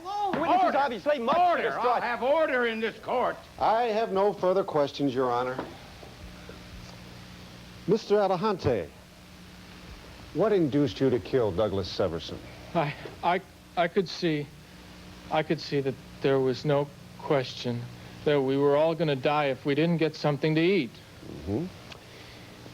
And then you offered to draw lots to determine who would die, isn't that correct? Yes, as things stood, there was no question that we were all going to die.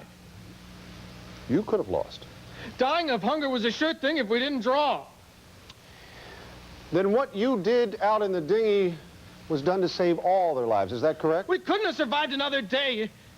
We had to do something. It was our only chance. We were all dying. Thank you, Patrick. Your witness?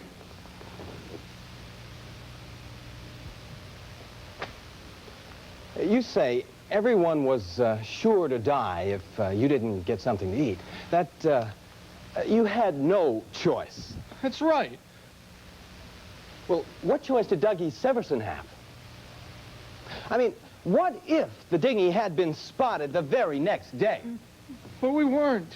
I mean, what if you had been spotted 5 minutes after cutting the boy's throat? Objection, Your Honor. Besides unnecessarily provoking the witness, counsel is trying to suggest that the defendant should have been able to look into the future. Your Honor, by murdering Doug Severson, the defendant showed that he could look into the future. Sustained. Sustained. Thank you, Your Honor. I think we'll be busy enough here with the facts, Mr. Kincaid.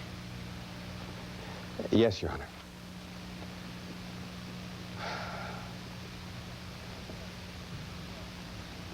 There was a chance that you would have been picked up.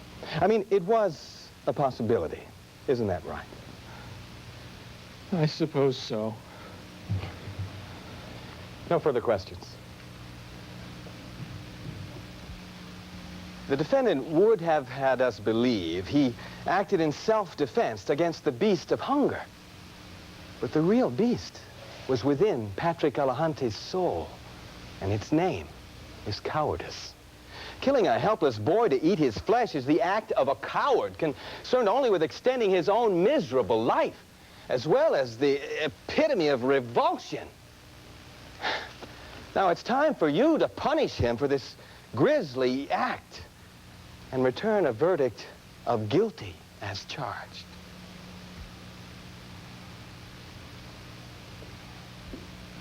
When Patrick Alahante acted, he was out of necessity. The essence of a crime is the intent. And Patrick Alahante's intent was clearly to preserve the lives of those who still had some chance of survival. The fact that Mark Maher died only hours after they were rescued demonstrates how close to death they all had been. The prosecution's star witness is alive today because of that courage.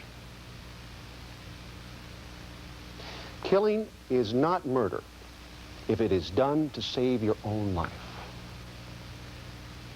Now, don't condemn that life now by returning the wrong verdict.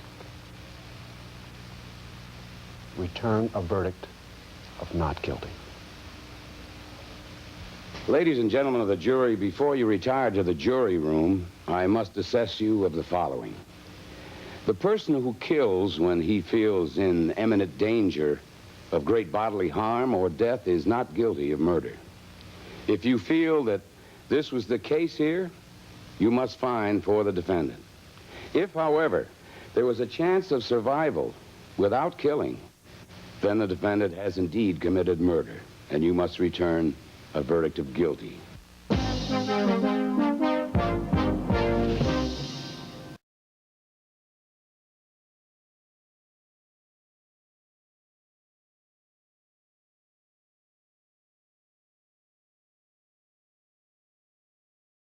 The content of tonight's program addresses an unusual topic which may be considered controversial and explicit. Parental discretion is advised.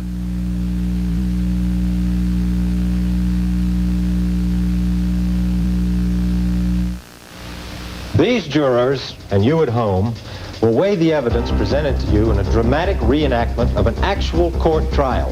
Judge Paul Howard presiding. Do you swear to tell the truth, the whole truth, and nothing but the truth, so help you God? That cop tried to kill me! You'll retire and begin your deliberations. And decide for yourself whether you think the defendant is guilty or innocent. Ladies and gentlemen, this is Guilty or Innocent, the show where good judgment pays.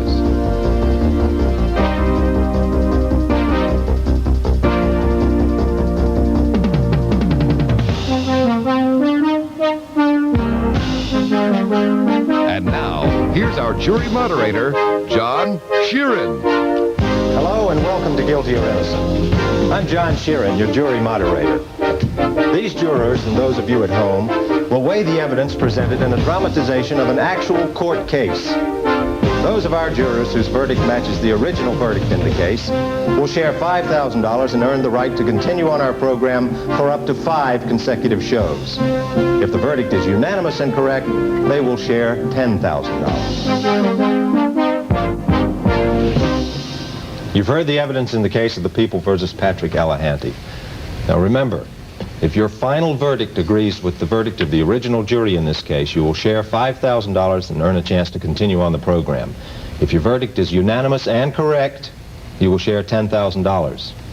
Now, before we begin our deliberations, I would like to take a preliminary poll of the jury. At this time, in your opinion, is Patrick Allahanty guilty or innocent?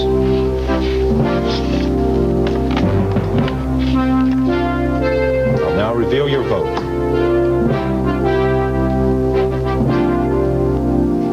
See, we have 8 for guilty and 4 for innocent.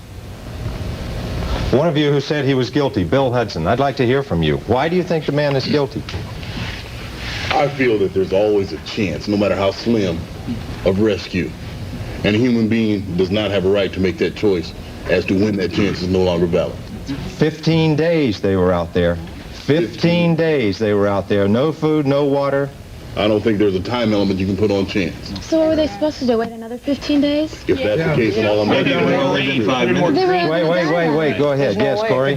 Please, what if there had been more rain, more green turtles swimming by? They don't know that there won't be a chance of either sustenance of life or rescue. Yeah, exactly. They don't know. What? But if they don't know, can you guy take a life? What, hopefully the love boat would cruise on by later, or what? Maybe a cruise ship, maybe a shipping One of the survivors what do you want to say? One of the survivors died 2 days from hunger after they rescued them. They never said it was hunger he died. They said he did die. Well, he obviously died of exposure or hunger or something to do with the shipwreck.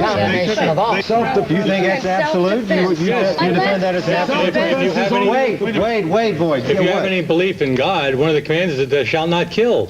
What about self-defense? Mercy killing is not even Thou shalt kill 4 of them, absolutely no chance. Which is better? A man cannot change himself into a god. Okay, one thing that the judge said was, did this person, did he set out to kill Douglas? Yes, he did. He certainly did. Wait. He discussed it for an entire day with his accomplice, and they set out, they restrained the It was a premeditated event. There's no doubt about that. And then they took and methodically slit this kid's throat.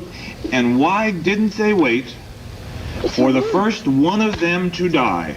Right. Why didn't they do that? And then if they were going to commit cannibalism, they could have eaten that in one. order to protect yourself against anything or death is not. This is not a case of self-defense. Boyd, you've been wanting to speak to this point now. This is not a case of self-defense. The only time you can use a self-defense plea is if the party that is being killed was the threatening party. I would think This boy was half dead and laying there. He was not a threatening party. And their actions didn't make any difference anyway, because one of the accomplices in the murder died. I guess he still ate of the flesh, I don't know.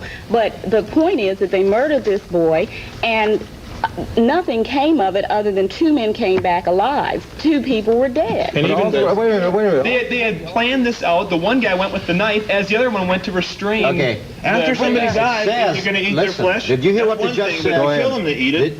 The judge said you can say a verdict not guilty if to kill to protect yourself of danger or death. Did you hear the judge or said? death? When the judge said he may be guilty if there was any chance that there may have been rescue or survival. Which means Wait, Lewis. The question on rescue. Wait, please. Lewis. The question on rescue or survival is just mere conjecture. You can play what if all day long, and we don't know. The circumstances in front of us are that they reached a point where they felt that their survival was necessary. Even if the vote, if they were going to draw straws, even if that was legal, the man that was injured was not even coherent. He couldn't even vote. Wasn't there a Wait. point to one Speak to that point, Tris. No, I'm saying he was practically dead. Okay, the judge said, okay, it's not murder if you acted in self-defense or if your life was in danger. But practically dead, that's like being practically pregnant. It's the same thing. What? If you feel... I really feel that that man took that man's life, whether he was half dead or not. He could have lived. Who knows? Sure. And they could have been rescued in 5 or 6 minutes. So what are you saying they should wait until he die and then eat him? There's no way they can rescue That in essence is what you killed him. All right, thank you. Thank you all very much for your participation. It's now time to proceed to the final vote. Ladies and gentlemen, in the case of the People versus Patrick Allahanty, is Patrick Allahanty guilty or innocent?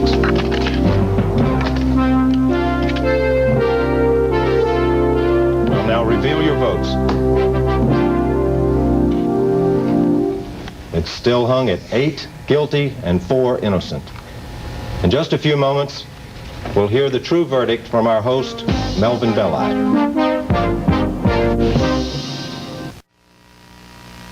Without food or water are in a desperate situation, imminent peril. I'm sure that the actions Patrick Allahanty took to stay alive may seem brutal and gruesome, but on the other hand, he did stay alive. We can only speculate as to what each of us would do given the same situation. The verdict in this case was guilty. I'm Mel Bellon.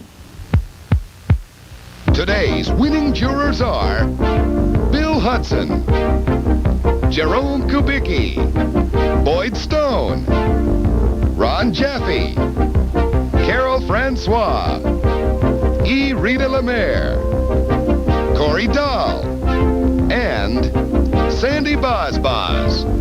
These jurors share a cash prize of $5,000. Thank you for joining us on Guilty or Innocent, the show where good judgment pays.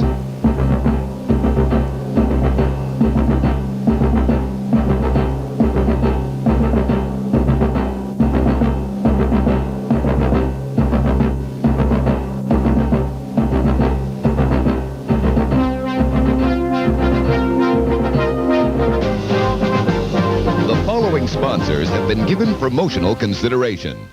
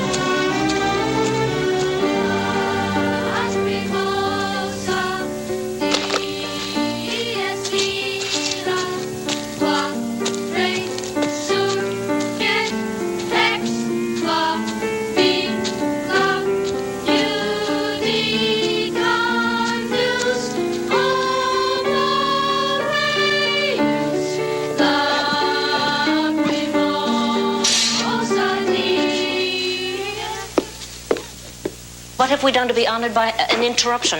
David and Wyatt need to know that their bus is leaving this afternoon Don't you think at 1:15. that you could have waited until lunch to tell them I could have forgotten.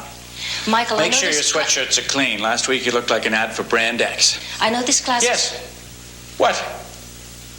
What can I do for you, my loveliest of lovelies? I would like to have a class. This is the result of women's lib. In Ethiopia, they keep them in corrals and sell them like cattle. Would you like to take a little trip to Ethiopia, my darling? I think we've finished our class for today. Perhaps we can try again tomorrow. Equals 13. Carry the water. And this is where the fat is stored. And these 3 lobes here, 1, 2, 3, liver. This is the heart. Ooh, looks like it's still beating. Maybe it's still alive.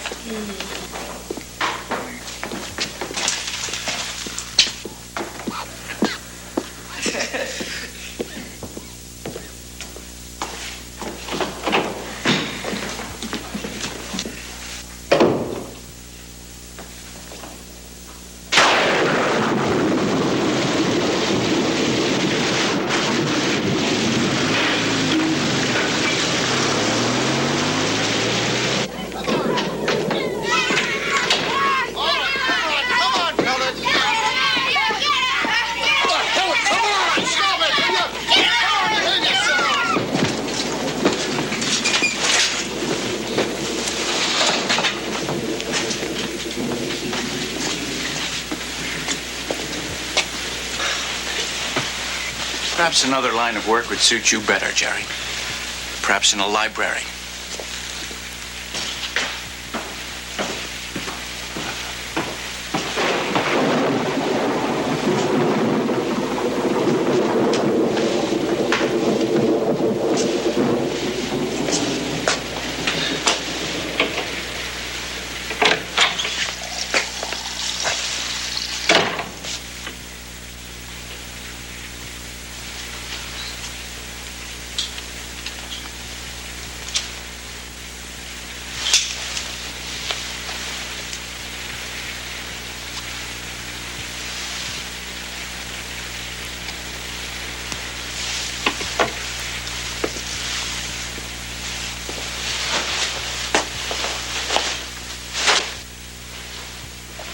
Why are you staring at me?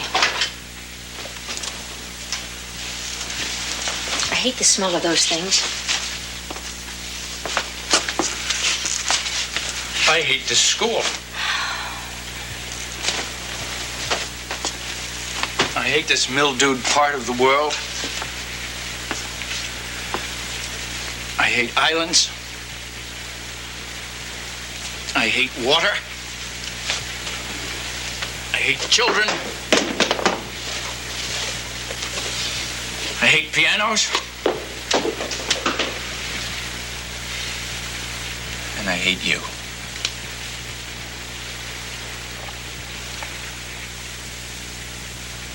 So what? So leave. Put this place on the market. Give me my half and I'll leave.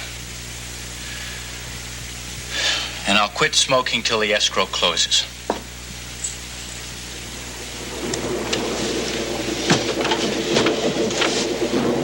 This place is worth $2 million.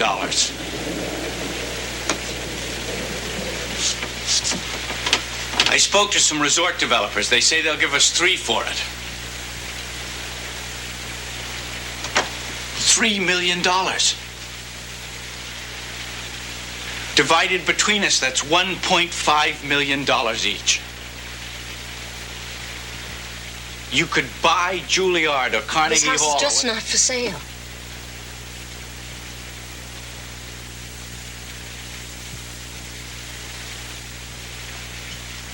I love these terrific talks we have where you try to see my point of view about things. My great-great-grandfather built this house. Oh, please, let's not have that old song again. Michael,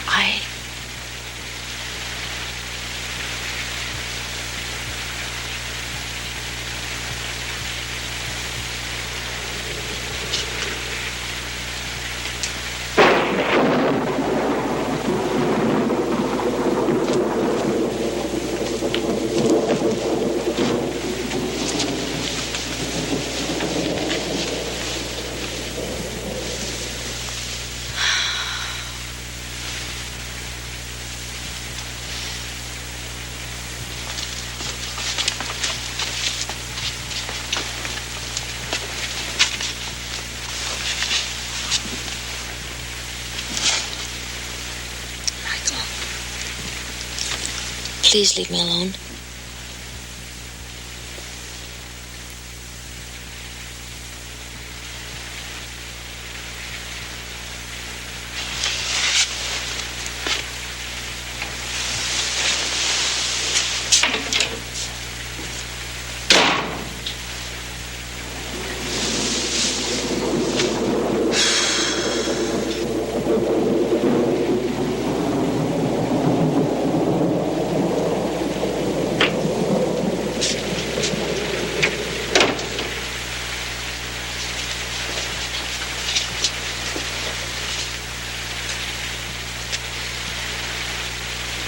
What'd you do? Strike out across the hall again?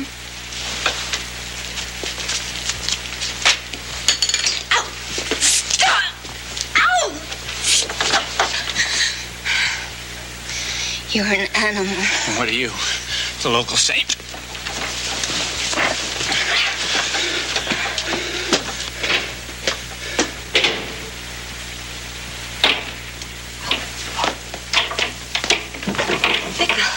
What is it? What happened, Vicky? Your husband is getting worse. Well, I don't believe it. Sit down. Oh, look at that. Well, why would he do that? What is he doing? He's digging his own grave. That's what he's doing. His own... Oh, I get gangrene from that lech. Ow! I'm sorry.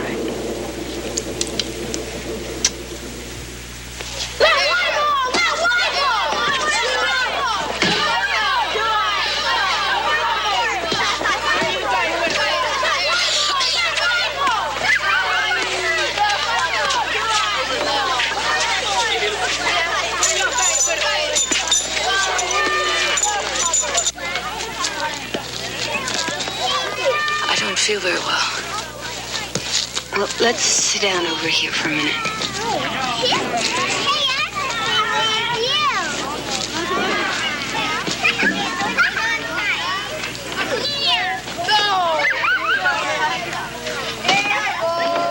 What are you doing this weekend, wench? What did you have in mind, lover? Well, anything. I'm going to Portland. I got room in the car. Well, I'm very expensive. You'd have to rent me by the hour. That's what I like about you, Vicky. Your subtlety, your finesse. Yes. Who's looking after the pygmies? Don't call them pygmies. Please. She isn't feeling very well, and I wanted her to sit down. Now, is that a crime? I fear for my life when the two of you sit down together. You've got a bizarre sense of humor, Jerry. Why don't you try it out on the pygmies? Now. Yes, sir. Say nice things about me, girls.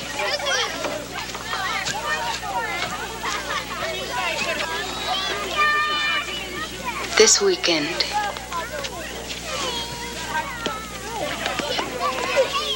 We can't do it. You wait and see. Well, I can't do it, and I won't. You will surprise yourself. No, I don't want to talk about it anymore.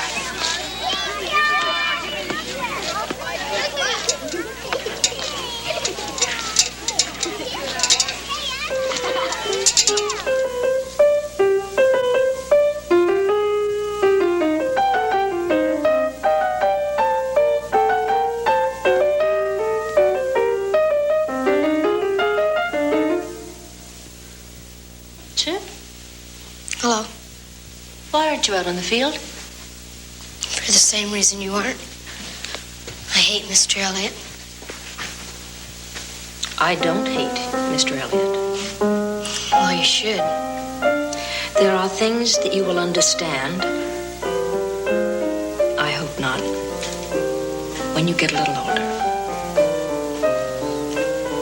The only thing I don't understand is why you don't divorce him. Nor is it any of your business. Please, tell me.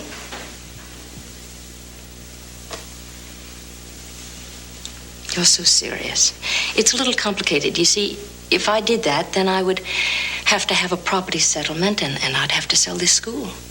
That wouldn't be any worse than it is now, would it? I think it would be.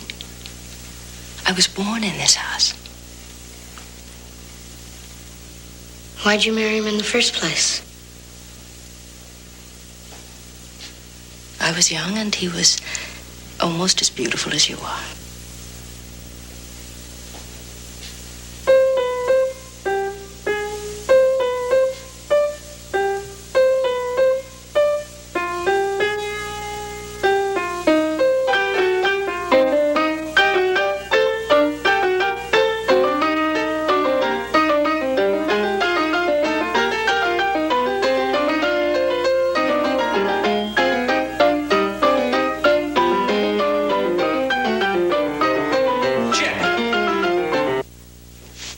Lesson with Mrs. Elliott was for 3 o'clock, I think. Yes, sir, it is. Instead of coming here, report to me on the field. We'll do some hurdles. For the whole 2 hours? For the whole 2 hours.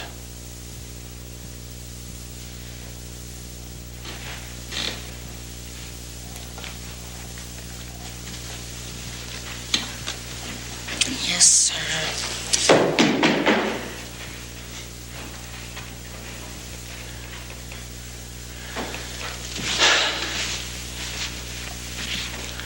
I thought you liked these boys.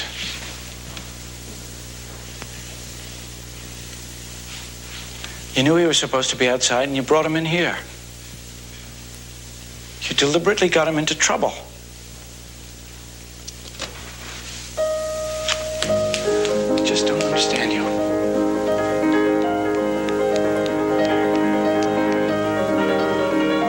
Listen when I'm talking to you.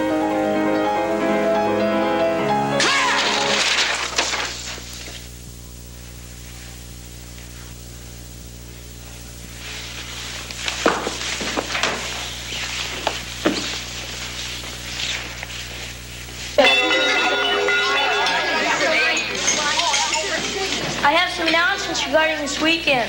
Because of the new ferry schedule, breakfast will be at 8, inspection at 8:45. The bus for the ferry will leave at 9:30 sharp. If your rooms don't pass, you miss the bus and miss the ferry. Coats and ties are required as usual, leaving and returning to school. The first ferry on Monday leaves Seattle at 7:15 a.m. If you miss it and don't return till Monday noon, you get 8. That's 8 demerits. You're not eating. I think that's all.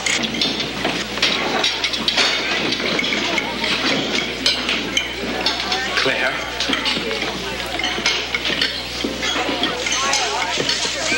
I don't think that falls under your duties or responsibilities as the athletic coach.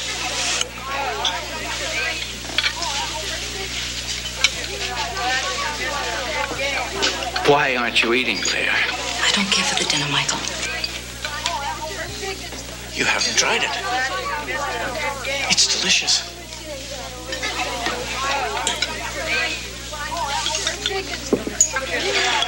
We're here to set an example.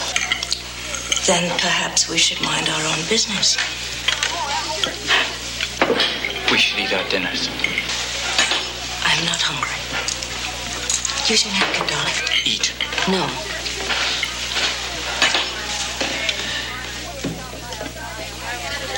You can see why Mrs. Elliott is pale and fragile and unhealthy. She doesn't eat. You can see why she has a bad heart. She doesn't eat. You can see why her hands tremble. She bursts into tears at the slightest provocation. She doesn't eat. What shall we do with Mrs. Elliott? Make her eat. Make her eat. That's a good idea. Will you leave her alone?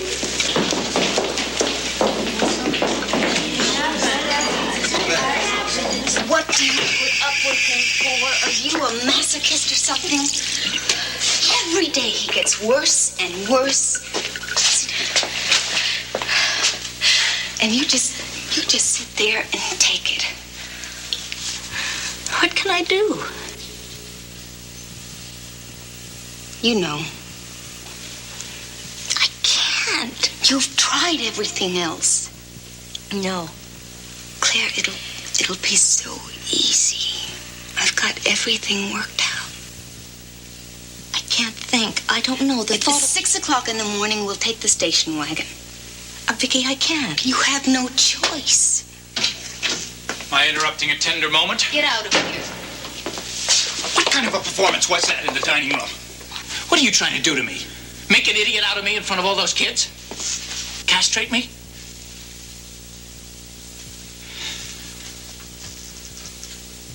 Then what earthly use would I be to either one of you?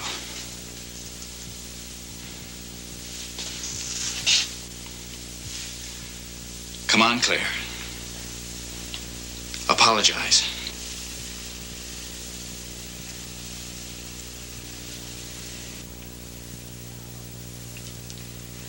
No!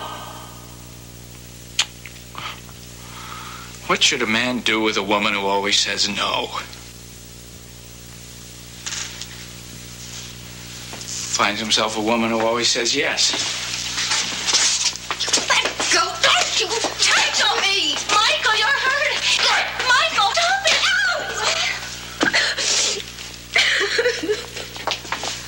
Ow! Oh,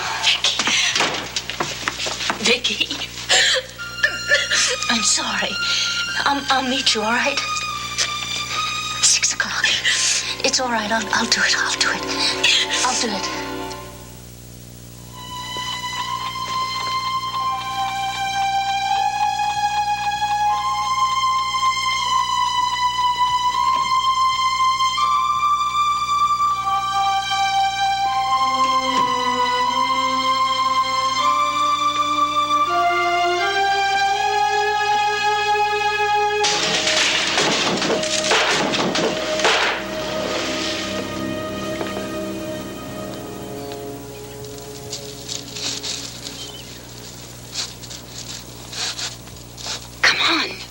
The other end. Okay, up.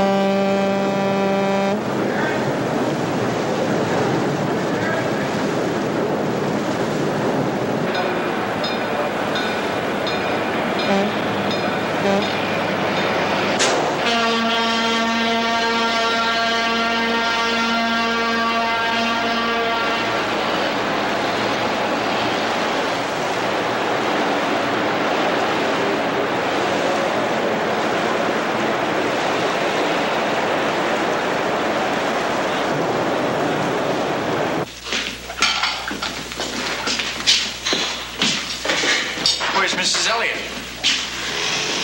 She have breakfast for the staff early? She's gone. Her coat's gone. Yes. Well, where did she go? Who'd she go with? Miss Vicky. I thought you knew. Of course I knew. What'd you think? I don't know. Tell Mrs. Marsh to get my breakfast. Yes, sir. And get this garbage out of here.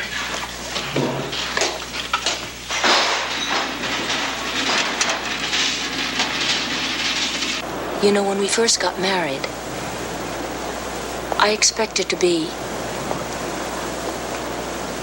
loved, protected and loved.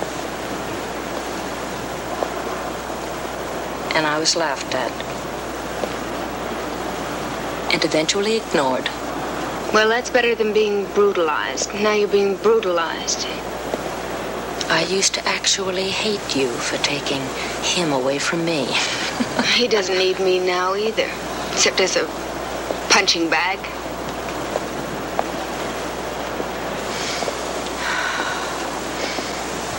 It's beautiful.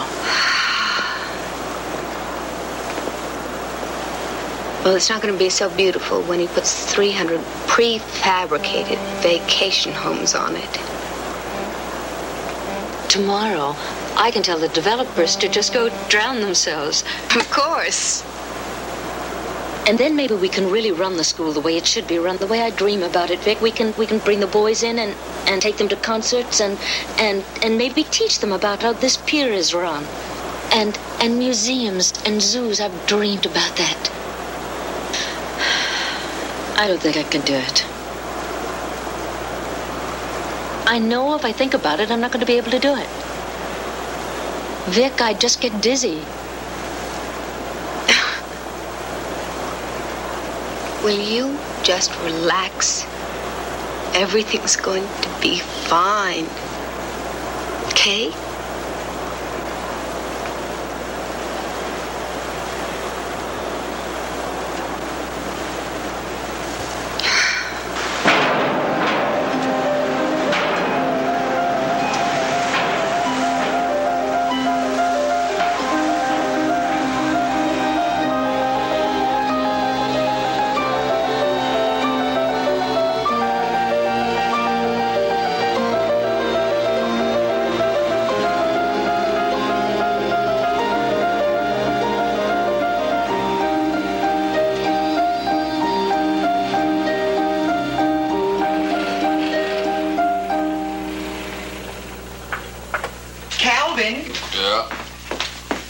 Guess what? What? Vicky's here.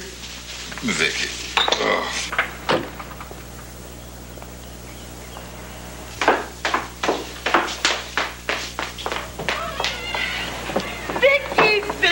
Vicky.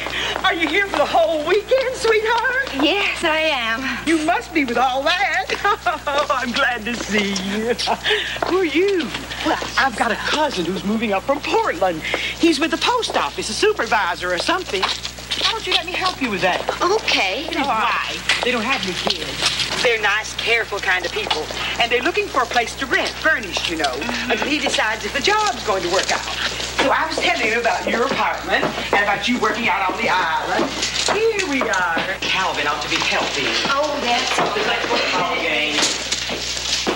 Would you lock the car, please? Well, this reminds me of school.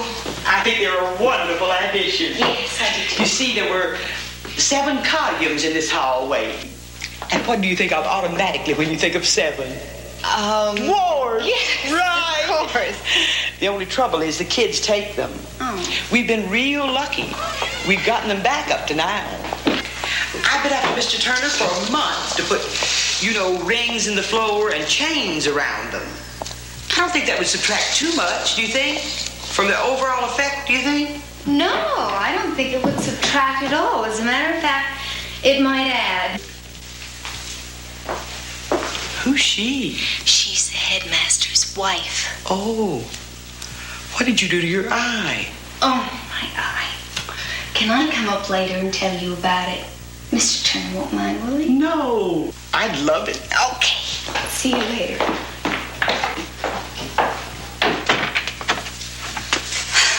How you like it? How are we going to do anything with all of these people all around? Well, what do you mean? How else are we going to prove that we were here? Well, suppose somebody sees him come up. Nobody will see him. People come and go here all the time. Wait a minute, Vicky. I've forgotten everything I have to say. Wait, can't I have a cup of tea or something? I'm not ready. Something. We've rehearsed it enough. Mr. Elliot, yes, there's someone here who would like to speak to you. I'll make you some tea. Damn it, Vicky, where the hell's... Claire, are you there? Michael, stop it, please. Let me just say something. I didn't call you to get yelled at. I'm not trying to make a fool out of you. I want a divorce. Well, I spoke to another lawyer, and he said there is some way. I didn't make that up. No, I don't understand it myself. He said that he was going to come over this afternoon with the papers, and I thought that if he came over, then maybe you'd come over too, and then we could get the whole thing all finished. Well, I don't know, Michael. Make something up. For heaven's sakes, for $1 million in your own freedom, I think that you can invent something, couldn't you? What? Hello?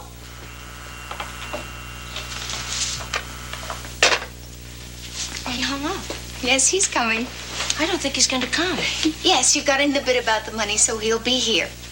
And see, there's a ferry coming at 2 o'clock. That means he'll be here between 4:30 and 5. Just in time for a drink, right? How do you joke about it? He's just getting what he deserves. I think I better get that started. It'll look a little better.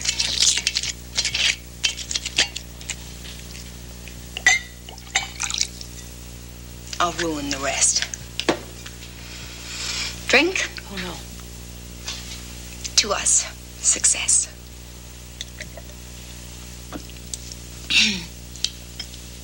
Oh. Vicky, really? You'll never notice.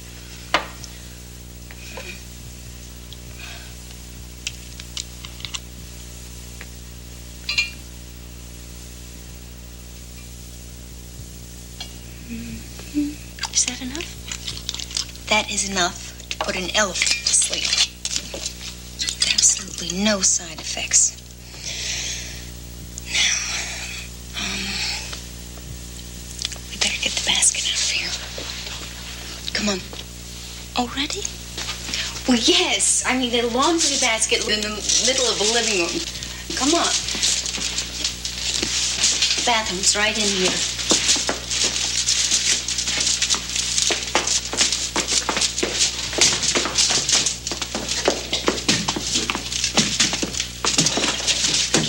All right. Get it over in the corner.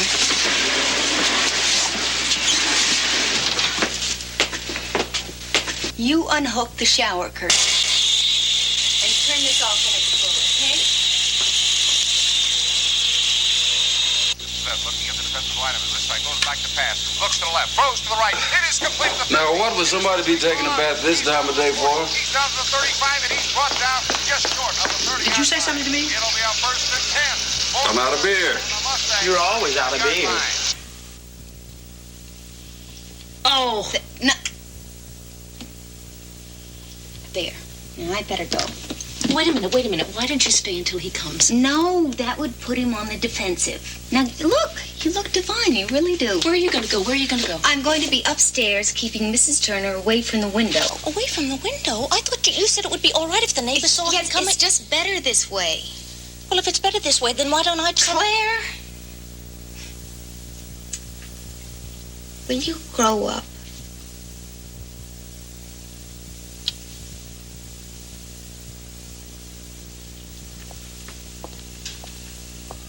Smith now breaks the huddle. Vicky! Hi, am I busting in at a bad time? Oh, are you kidding? I've got 6 dozen cookies to cut out for church. Right halfback up the middle. He's up 5, 6, 7 yards. He's down 7-yard line. Is this all you have? Down 3. As the Cardinals continue their drive. Coming back after being 12.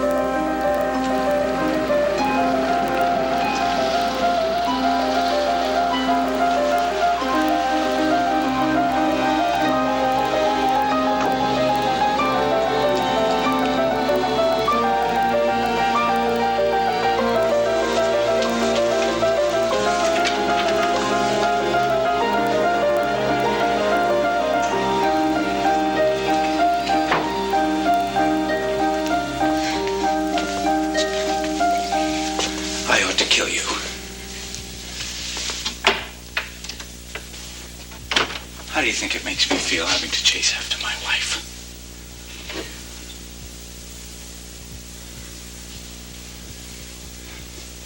I had to lie to Griffiths.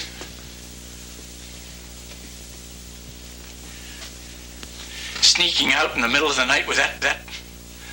You know what we're gonna do? First thing Monday morning, we're gonna fire her. She's nothing but trouble.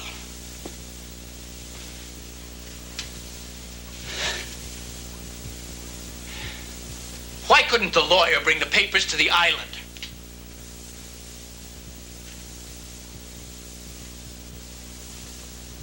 Where is he, anyway?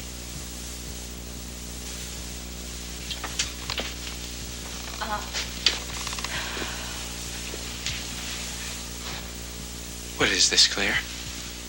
I just wanted to speak with you, like Michael, I thought... There isn't any lawyer. Well, yes, there is. There is a lawyer. He'll be here any minute.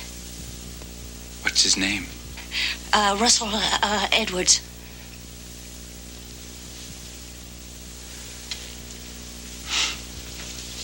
What's his phone number? Well, why do you want to call him? Well, I want to see if he's left the office. I want to see how many drinks I can have before he gets here. It's Saturday. And he's not...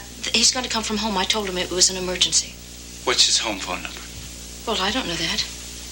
Well, then what's his office number? I'll get it from them. There won't be anybody there now.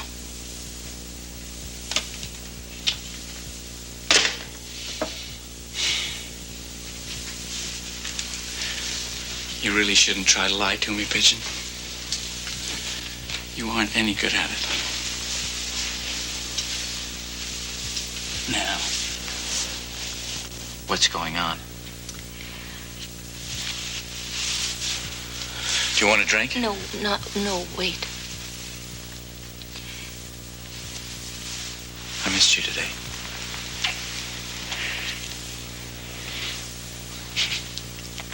You smell good. You know, you put me in an awkward position at the school. Yes, I know. We could have talked out there. You didn't have to make an idiot out of me again. I want a divorce.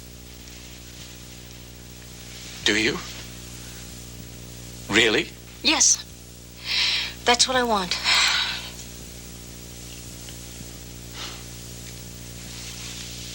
It's been impossible for you, I suppose. I really don't know where we went wrong.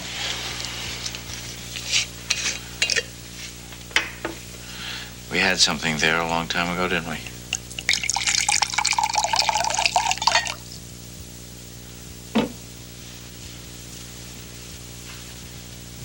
You were magically beautiful. You still are. Wait. Michael, maybe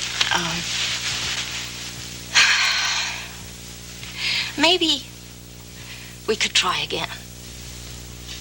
Maybe we could make it work. I'll try if you'll try. Please tell me that you will. Just say that you are, all right, please? Oh, for God's sake, Claire! Michael, please, just tell me. Just tell me that you will. Give me a towel! Michael. Gotta go to the cleaners now? Michael, please just say that you are. Please. Give me another drink. Talk to me first. It's him. Did you raise your voice? Important.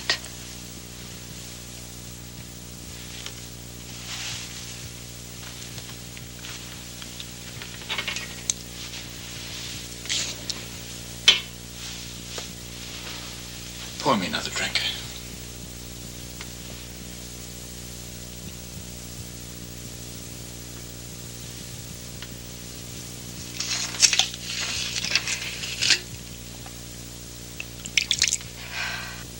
More, you're not paying for it.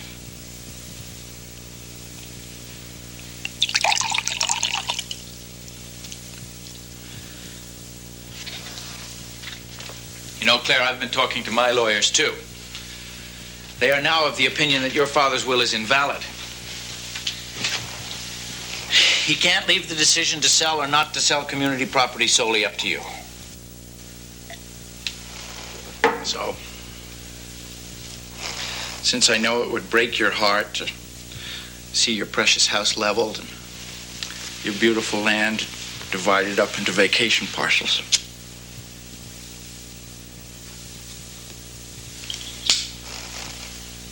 I will grant you your divorce. And I'll send your share to Rome or Madrid or Crete or wherever you choose to live.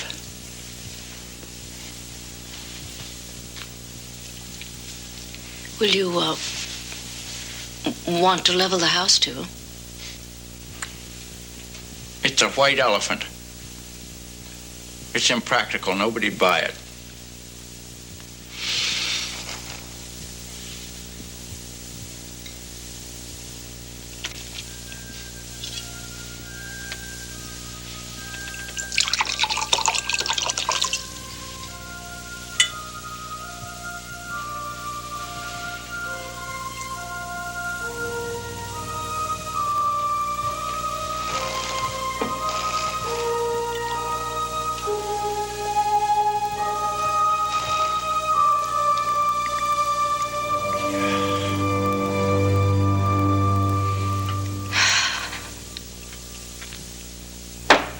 Charlene O'Brien, remember her? They busted her about 2 months ago.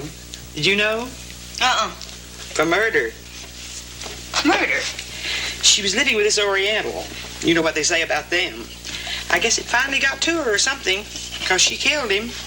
No kidding. Killed him dead. How? I think she tied a sack around his head while he slept. How'd they catch her? You know Charlene. 5 minutes later, she was blabbing it all over town.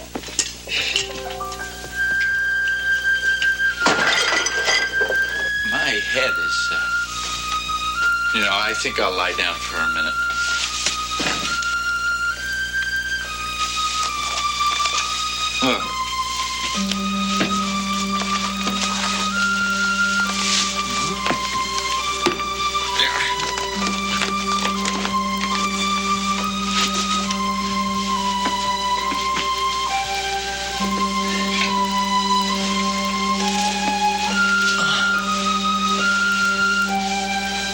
Fix me another drink.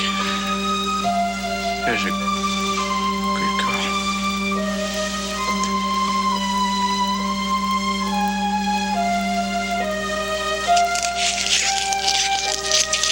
Oh.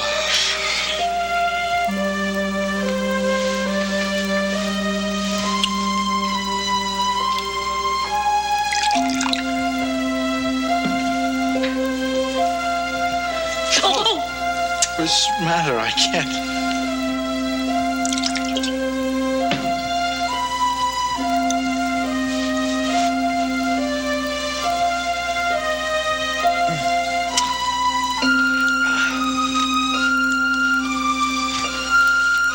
You're a good girl, Vicky. I got to remember to take this jacket to the cleaners. I will. Good.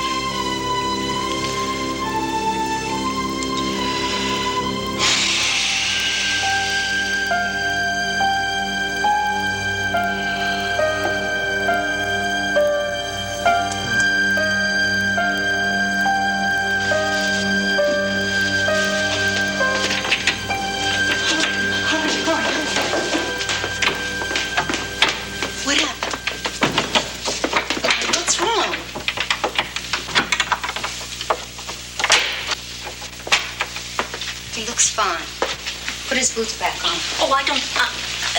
How much did he drink? 2. He only had 2 glasses, a little bit more. He didn't want any ice. He didn't even ask for it. What's wrong? Where are you?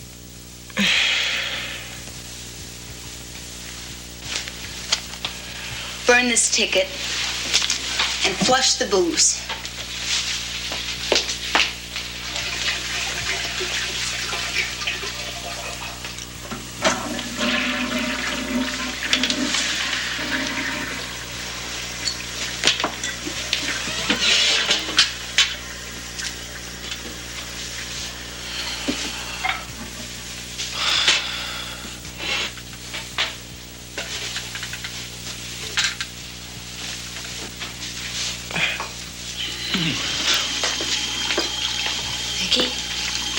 What are you...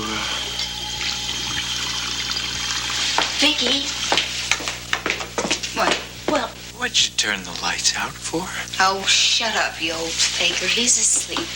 Get his feet. Well, he's talking. I mean, He is sound asleep. He's just dreaming. Oh, get his feet. His feet? I can't carry him myself. Carry him? Will you pull yourself together? We're wasting time. Now get his feet. Oh.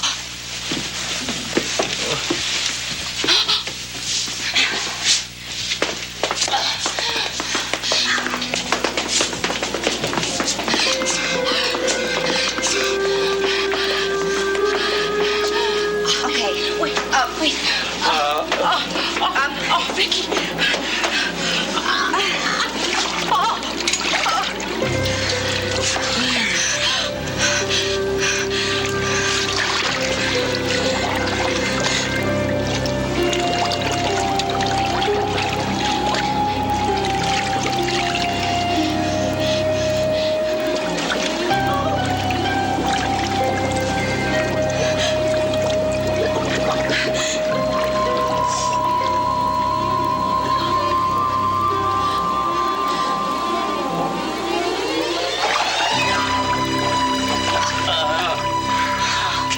something heavy. What? I don't know. I don't want to have to hold him under for the next hour. That long? Get something! A lamp, something? Out in the hall and get one of those cement things.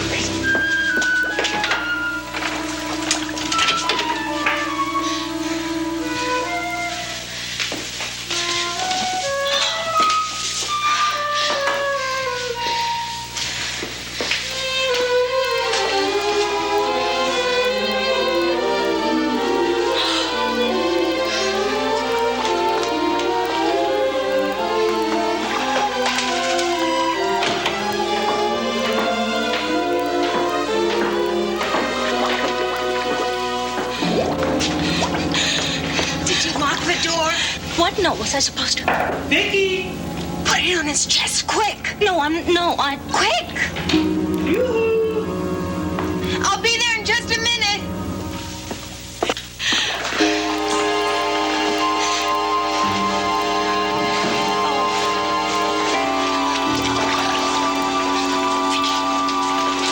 You stay in here.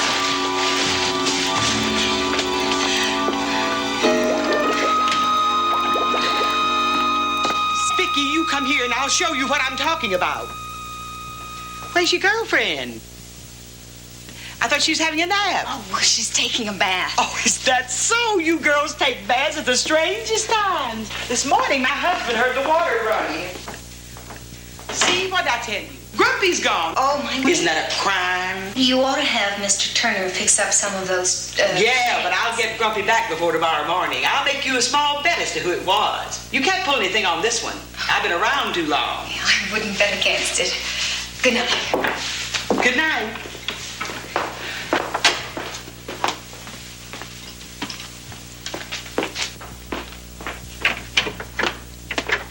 Guess who almost tripped over these? Oh, no. I told you to put them on him. Didn't I tell you to put them on him? I'm sorry. Put them on him now. Now? They are his boots, and if they find them on his body back at school, nobody's going to believe her. It'll be her word against the facts if she saw them. Couldn't we bring him back tonight? If only you hadn't forgot them boots. Everything else has gone like clockwork. If we brought him back tonight, then it would be done with, finished. It'd be such a relief. Couldn't we, Vicky? Please? No, obviously not. This whole thing hinges on our being able to prove we were here tonight, all night. So when they find his body back at school, they won't suspect us. Now I'm going to have to make up some story just in case she saw the boots. Get his other foot.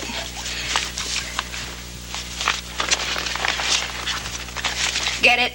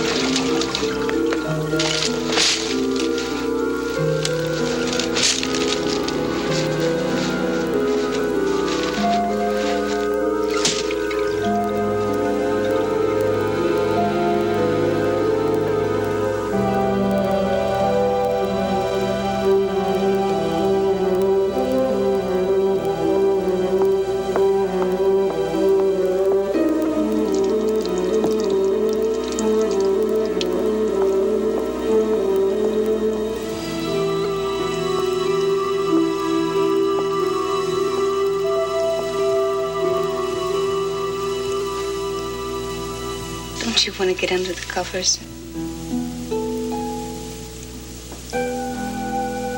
Fine.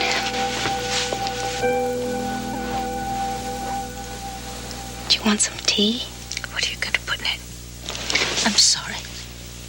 Please talk to me. Please just sit down. Talk to me, all right? Stop running around looking at fish. Somebody has to.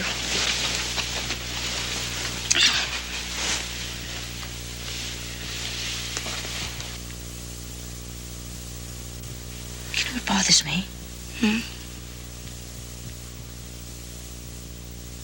It's so easy. Well, anything's easy if you want it badly enough. What do you want? What? Everything. What is everything? A sunny day, a stack of 50s, I don't know. Come on, Vicky. Tell me.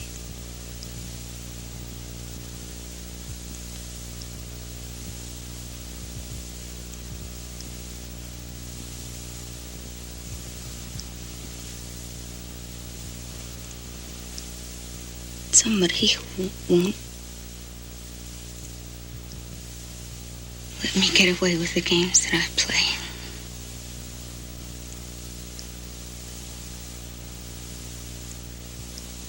Someone to love.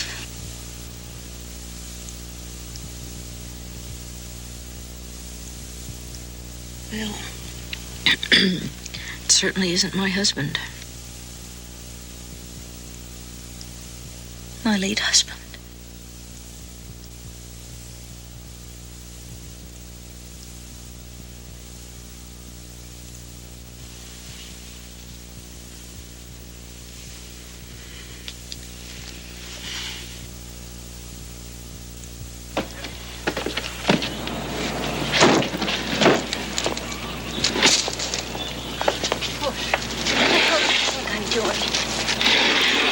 Look at this.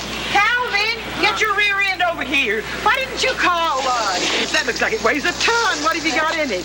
Vicky, did you notice they brought back Grumpy? I told you they would, didn't I? No. This weighs a ton. What you got in it? Well, I found a cider press, and I'm going to make a planter out of it.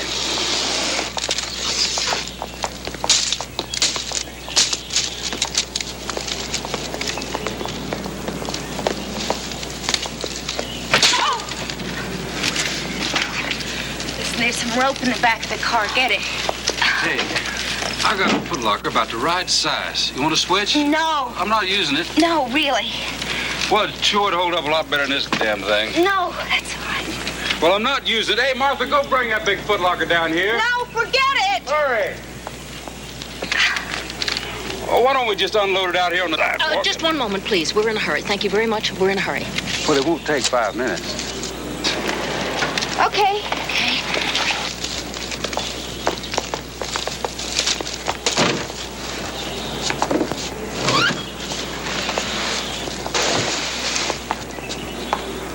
Here we are. All right.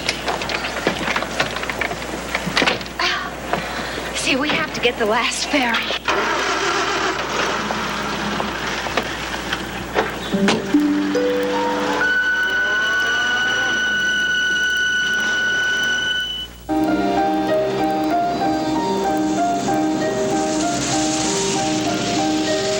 Why'd we have to wait until the last minute? Now we're getting into rush hour traffic. We're going to miss the damn ferry. The whole thing is going to backfire. We had the whole day. Yes, I can see us driving around Seattle all day long with a dead body in the back of the car. Well, we're right on schedule anyway.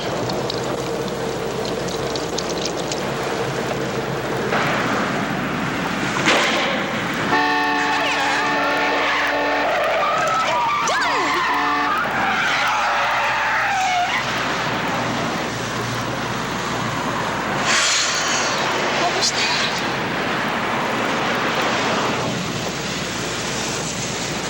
Is the jack in the back of the car? How do I know? This is all Michael's fault. He wouldn't buy a pair of tires for this lemon if his life depended on it. Now, if we can move this back, will you help me?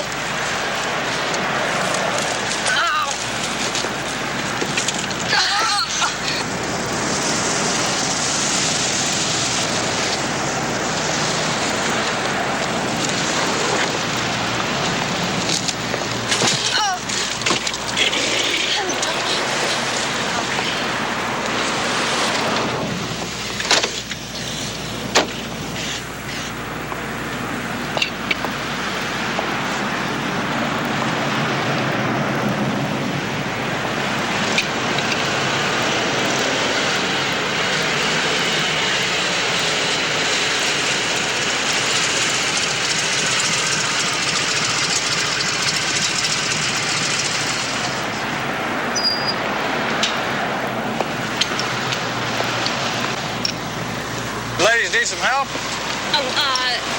No. I've got everything under control. Brought your lunch, huh?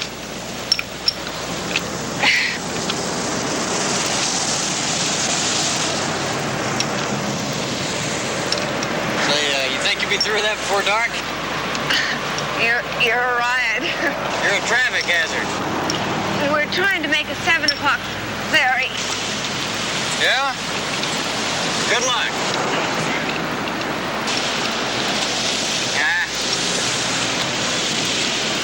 Hey, there's something leaking back here. Yes, I left the back window open. The rain must have gotten in. There's something wet in there, too? Yes, it already was wet. It's my laundry. You see, her dryer never did work over the weekend, and it never got dry.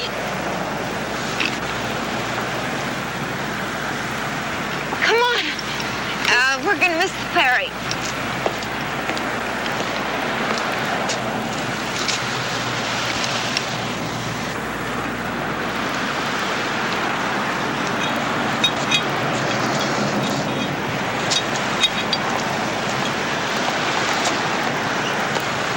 I'll put that away for you. Just a minute. Well, that looks awful heavy for laundry, I'll tell you that. Yes. Thanks a million, officer. Catch a crook for us tonight, will you?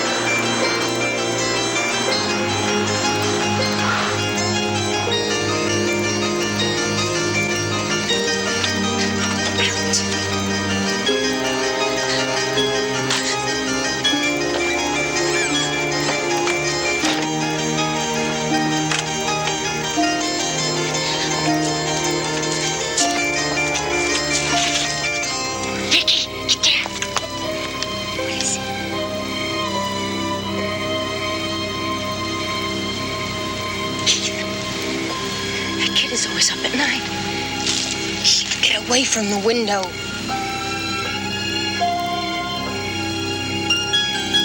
Okay. Shh.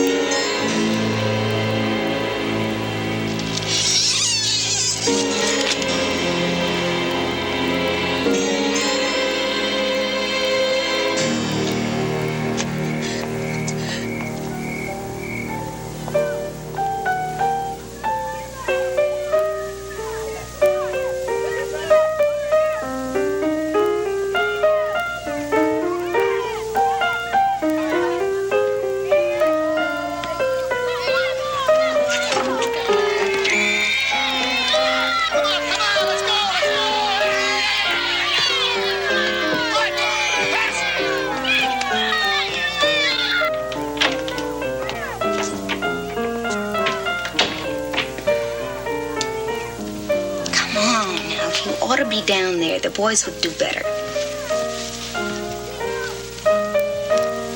When's it going to come up? I don't know. It should have come up yesterday. Well, why don't you know? You're the expert. You've got all the details worked out. Well, it's not exactly my fault that he hasn't come up yet. You should have prepared for any possibility. Now, what are we supposed to do? Nothing?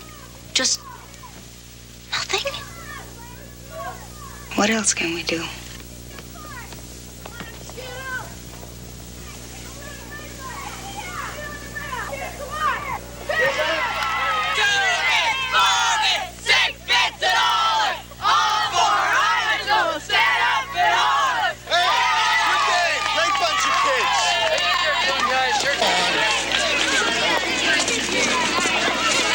Missed Elliot over the weekend, Vic. Wear him out?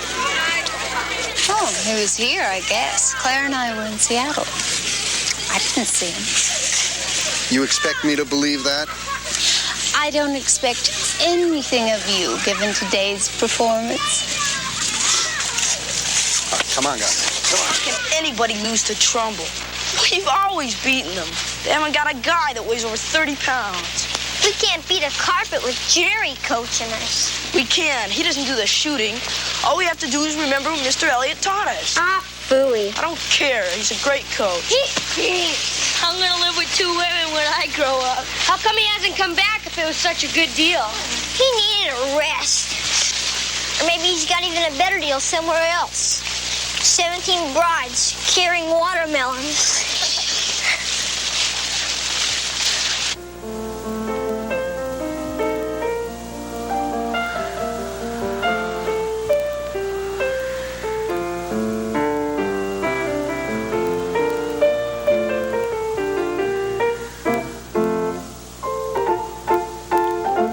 You're not listening. Yes, I am. You're not. You haven't been listening for 3 days. What was I playing? The sonata in D major. Wrong. Well, then play it. That's what you should have been playing.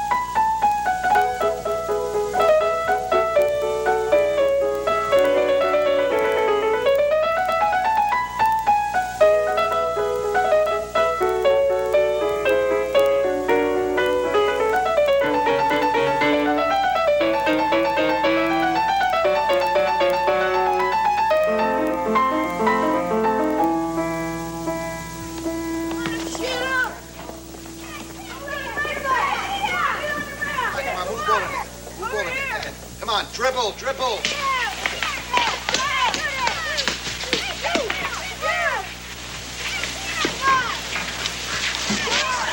To do with you.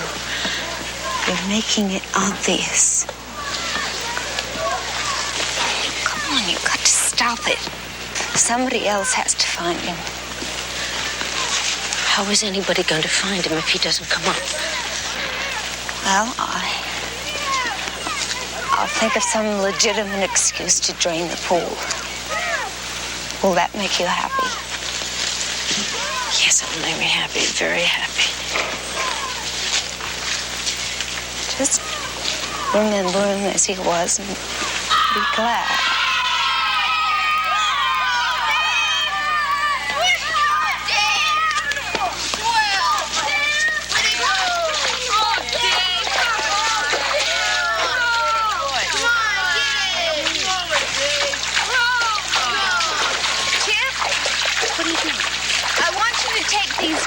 And get the pole from the pool house.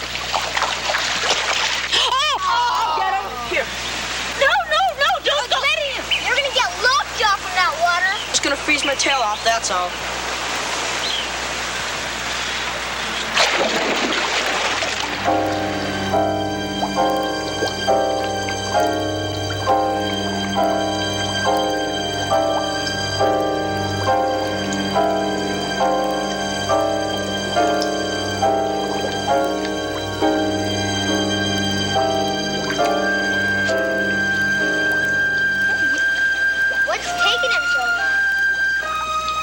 drowning. Look at the bubbles.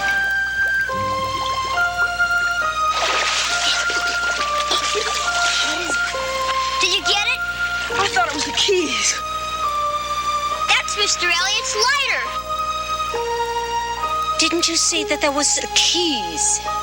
They're swimming around in the fog down there. All right, come on. I'll figure out a way to get the keys. You go get dressed. You know, Claire, maybe you should have the pool drained. What? I'll have it drained. That's what I'll do. All right, I'll have it drained. Yes. I'll call now.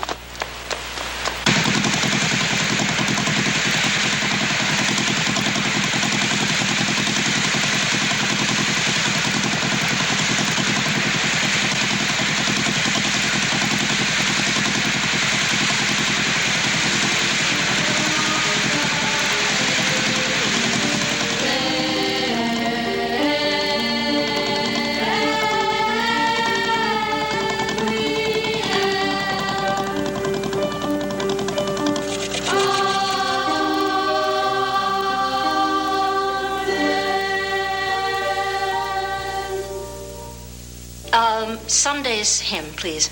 Saints are gone.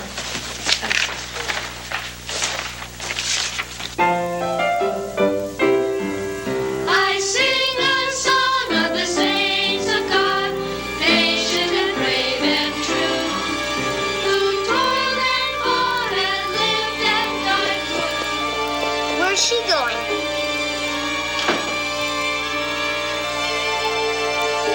Come on, let's go after her.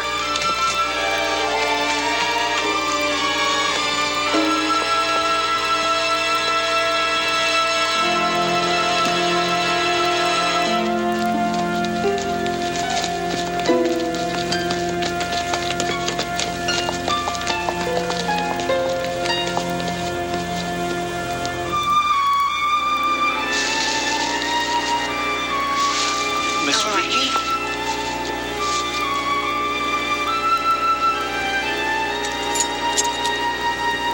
Okay, kids, let's get Mrs. Elliott upstairs. Easy.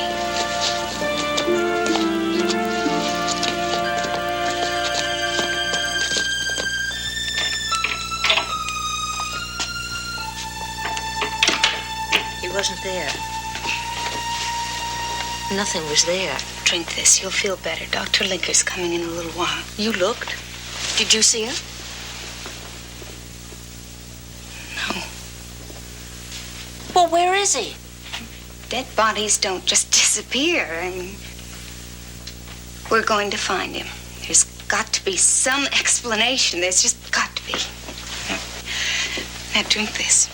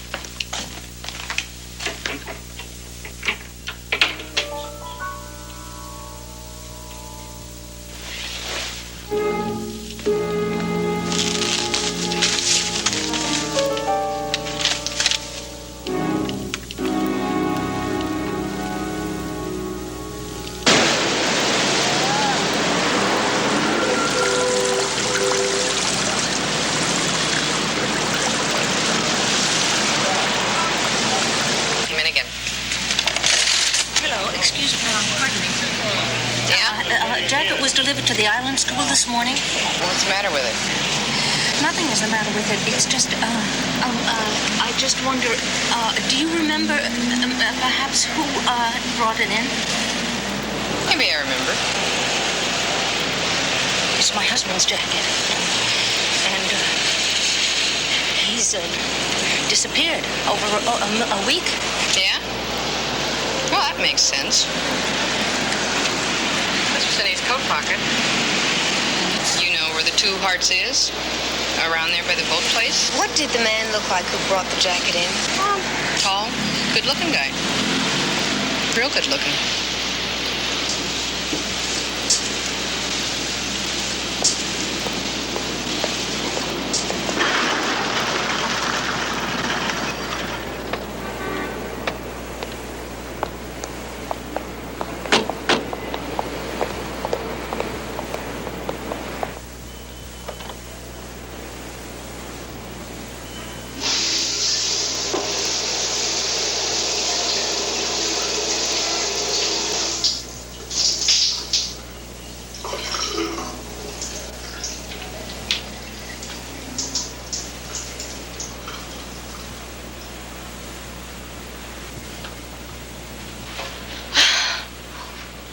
I'm finished now. Are you all right? Who are you? What are you doing here? Well, whose room is this? None of your damn business. Get out of here, both of you. I found that in my husband's jacket. Your husband, huh? Please tell me when you saw him last. He sends me a check in the mail every month. He keeps the key. Does he use the room? He rents it, is all I know, all I care. If you want to ask questions, ask him. Well, how long has he had the room? A year, maybe more.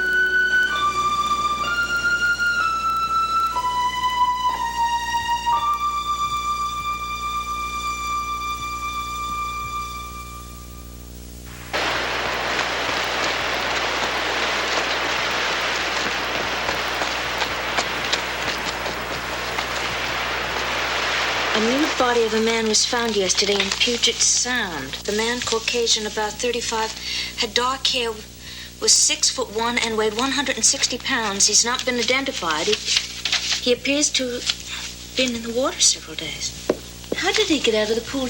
Do you think we're being blackmailed or something? Where are you going? I'm going to Seattle. I'm going to go to the morgue. No, you're not. Not without me. Oh, yes, I am. What if it is Michael? What are you going to do? Throw yourself on the floor and foam at the mouth? That's insane, Claire.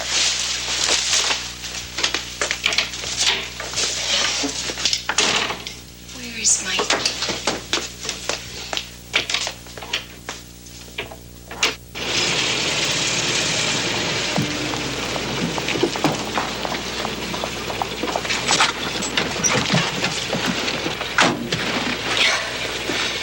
Claire, you are not going to know what to say. You're going to blow the whole thing.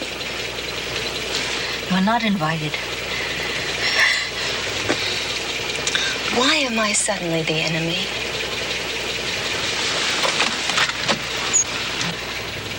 You're not suddenly. You always were.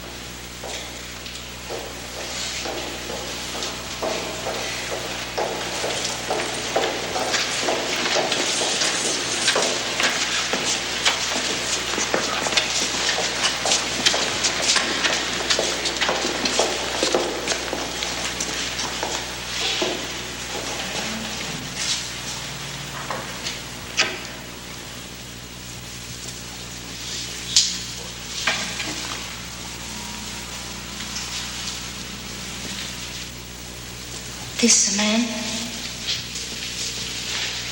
I think that I know him.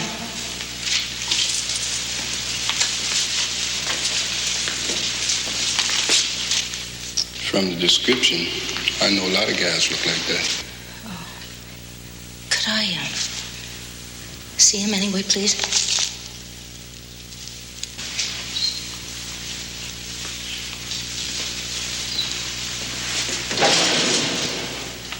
This guy you say he is, does he have any identified features? No. Right shoulder, left shoulder? Birthmark. What else? That's all. Below the right kneecap. Oh, a scar. He got that, in a hunting accident 2 years ago. Medical ID? No? Are you sure? Left wrist? No. No, I guess it's the wrong man. Wait a minute. When did you say your friend disappeared? 5 days ago. Did you file a missing persons? We live on the island. He goes off for a week sometime. Hunting or something. Without telling anybody? He wouldn't tell me. Your boyfriend? My husband. And you didn't report him missing? No, I didn't. I don't know why I didn't.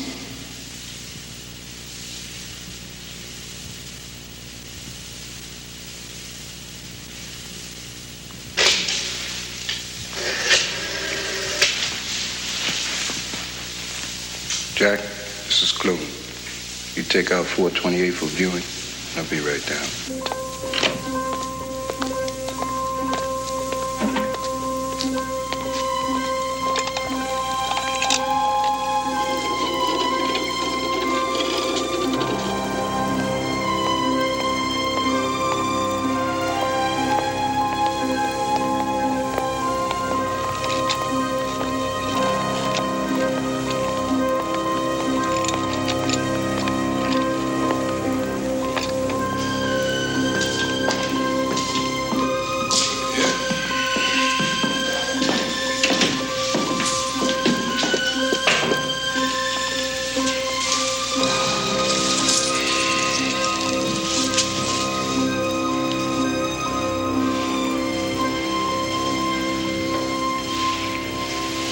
Wasn't him. No. Excuse me. Look, if you want to file a missing person on your husband, police department is right around the block. I want to get out of here. Or is there some reason why you don't want the police involved in this? What is that supposed to mean? Just a question. Just a question. I don't want to talk to you anymore. I need to go home. Look, I can take you over there myself if you want. I can walk to my car myself, thank you. Well, if you're not feeling well. It was just the air down there. I'm much better now. When's the last time you saw him? I'll call the police when I get home.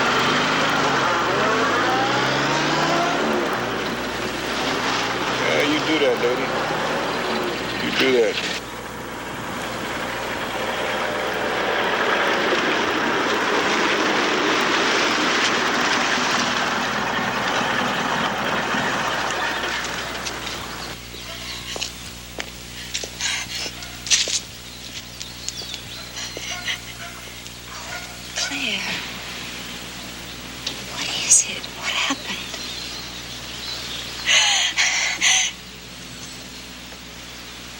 It wasn't him. Come here. Come on. It's... Oh.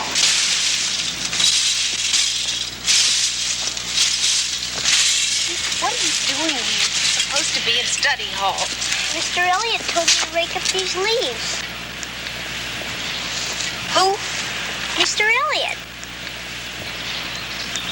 Mr. Elliot isn't here. He took my slingshot away and told me... You are lying. Why do you lie? I don't lie.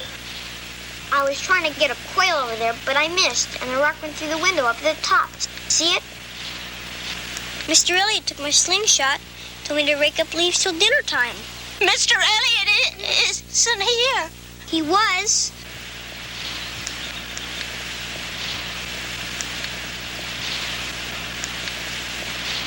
Now, look, when you decide what actually happened, you come and you tell me, all right? All right? But I'm telling you. You're telling me a lie.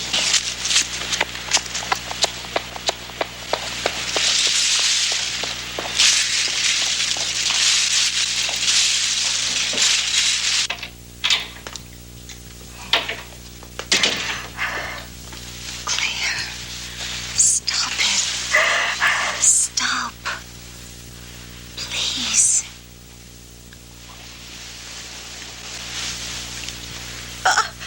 I found that on Michael's desk. I know what's going to happen. He's going to come through the door, and he's going to smile at me and say, "Hello, Pigeon. Why are you trying to kill me?" And I'm going to say, "I'm sorry, Michael. I didn't." No, he's dead. He's dead, Vicky. His body isn't anywhere. He isn't anywhere. He isn't anywhere.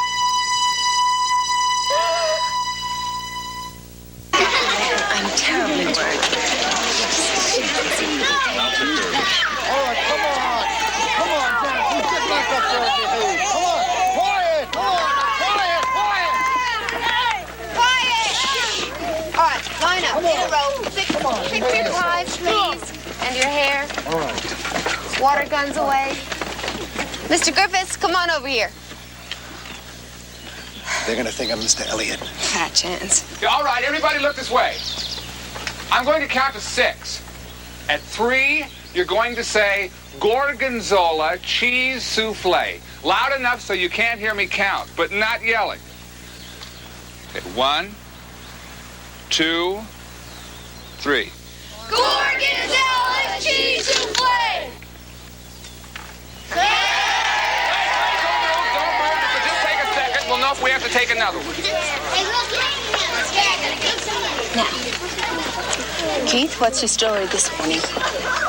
But I told you the truth.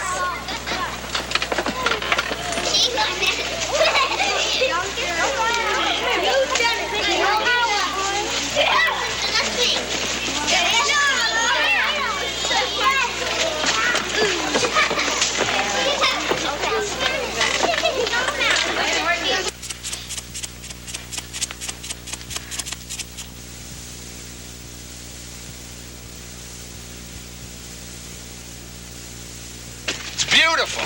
We don't have to take any more. Oh, that's very good. Look at this. Look at that fellow. Forceful, austere, dignified.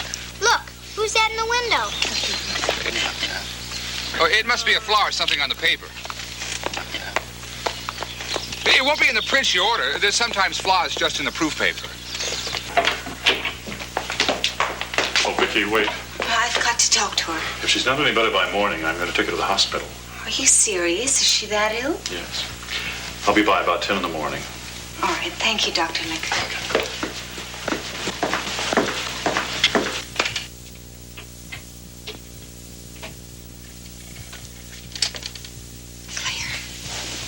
Claire, you see there? Now, I'm getting us both out of here, and I can have us packed before lunch.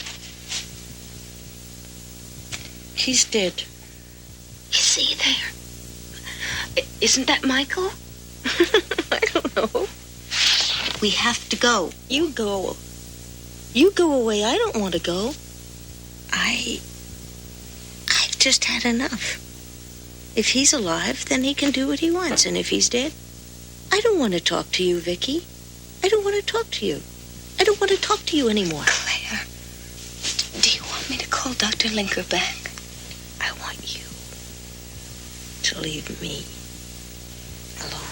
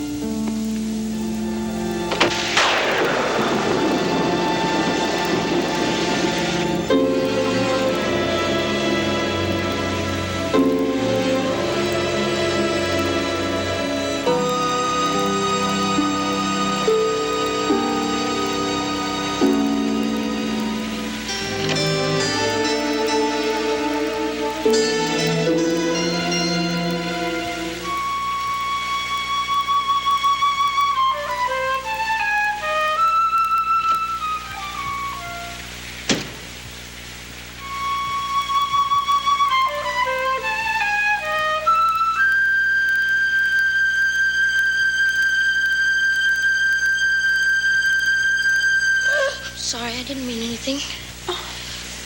Just brought you some flowers. Didn't mean to scare you. Oh, Chip. Chip.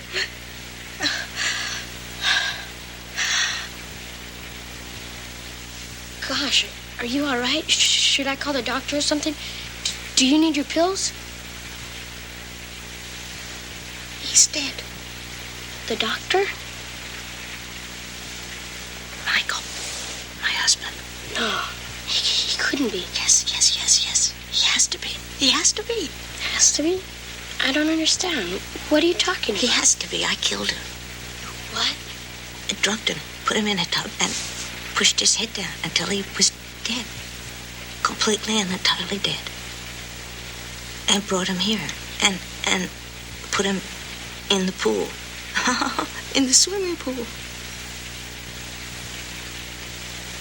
Everything went wrong then. We drained it. And all that was there was a silver lighter, a cigarette lighter, and a silver cigarette lighter. Then he was in Puget Sound. No, but that was somebody else. He was in the picture. He was in the picture. But he couldn't be. He couldn't be because I killed him. I killed him. Michael, please. Let me die.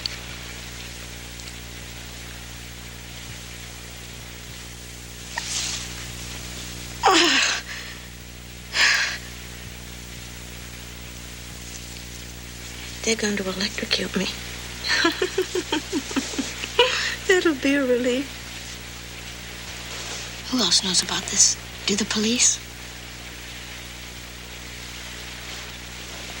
Vicky.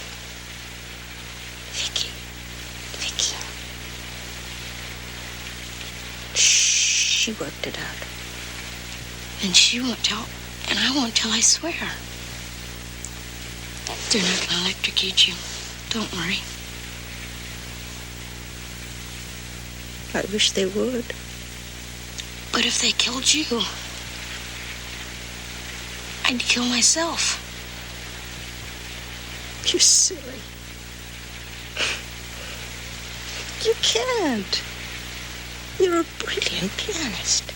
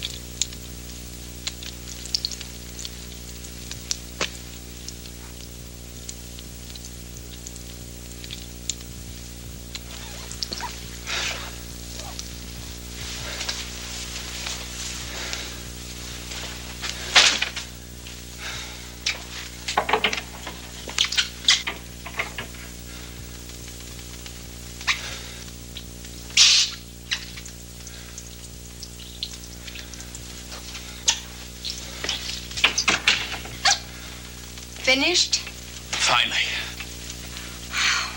Was she tough? Oh, you're sopping wet. You're gonna catch your death of cold.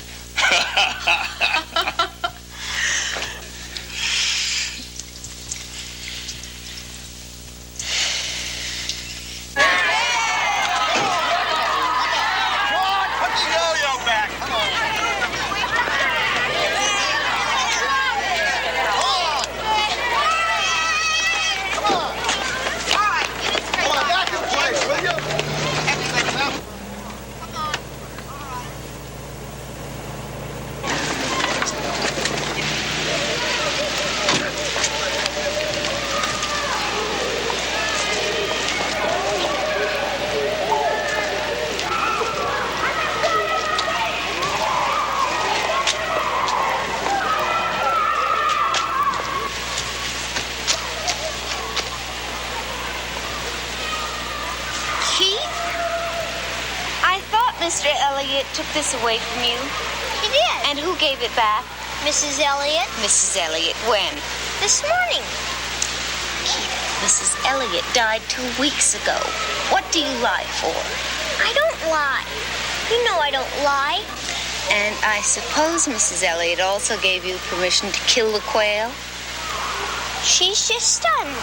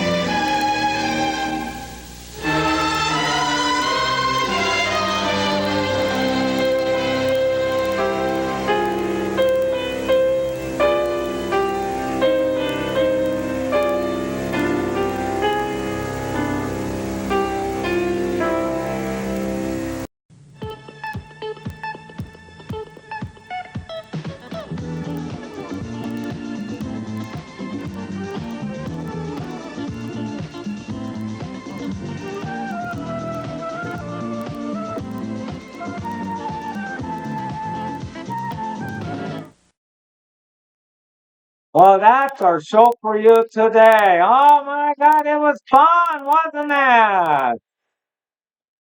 Oh yes. Next week, next Sunday to our WOR Time Warp. Again from November of 1984.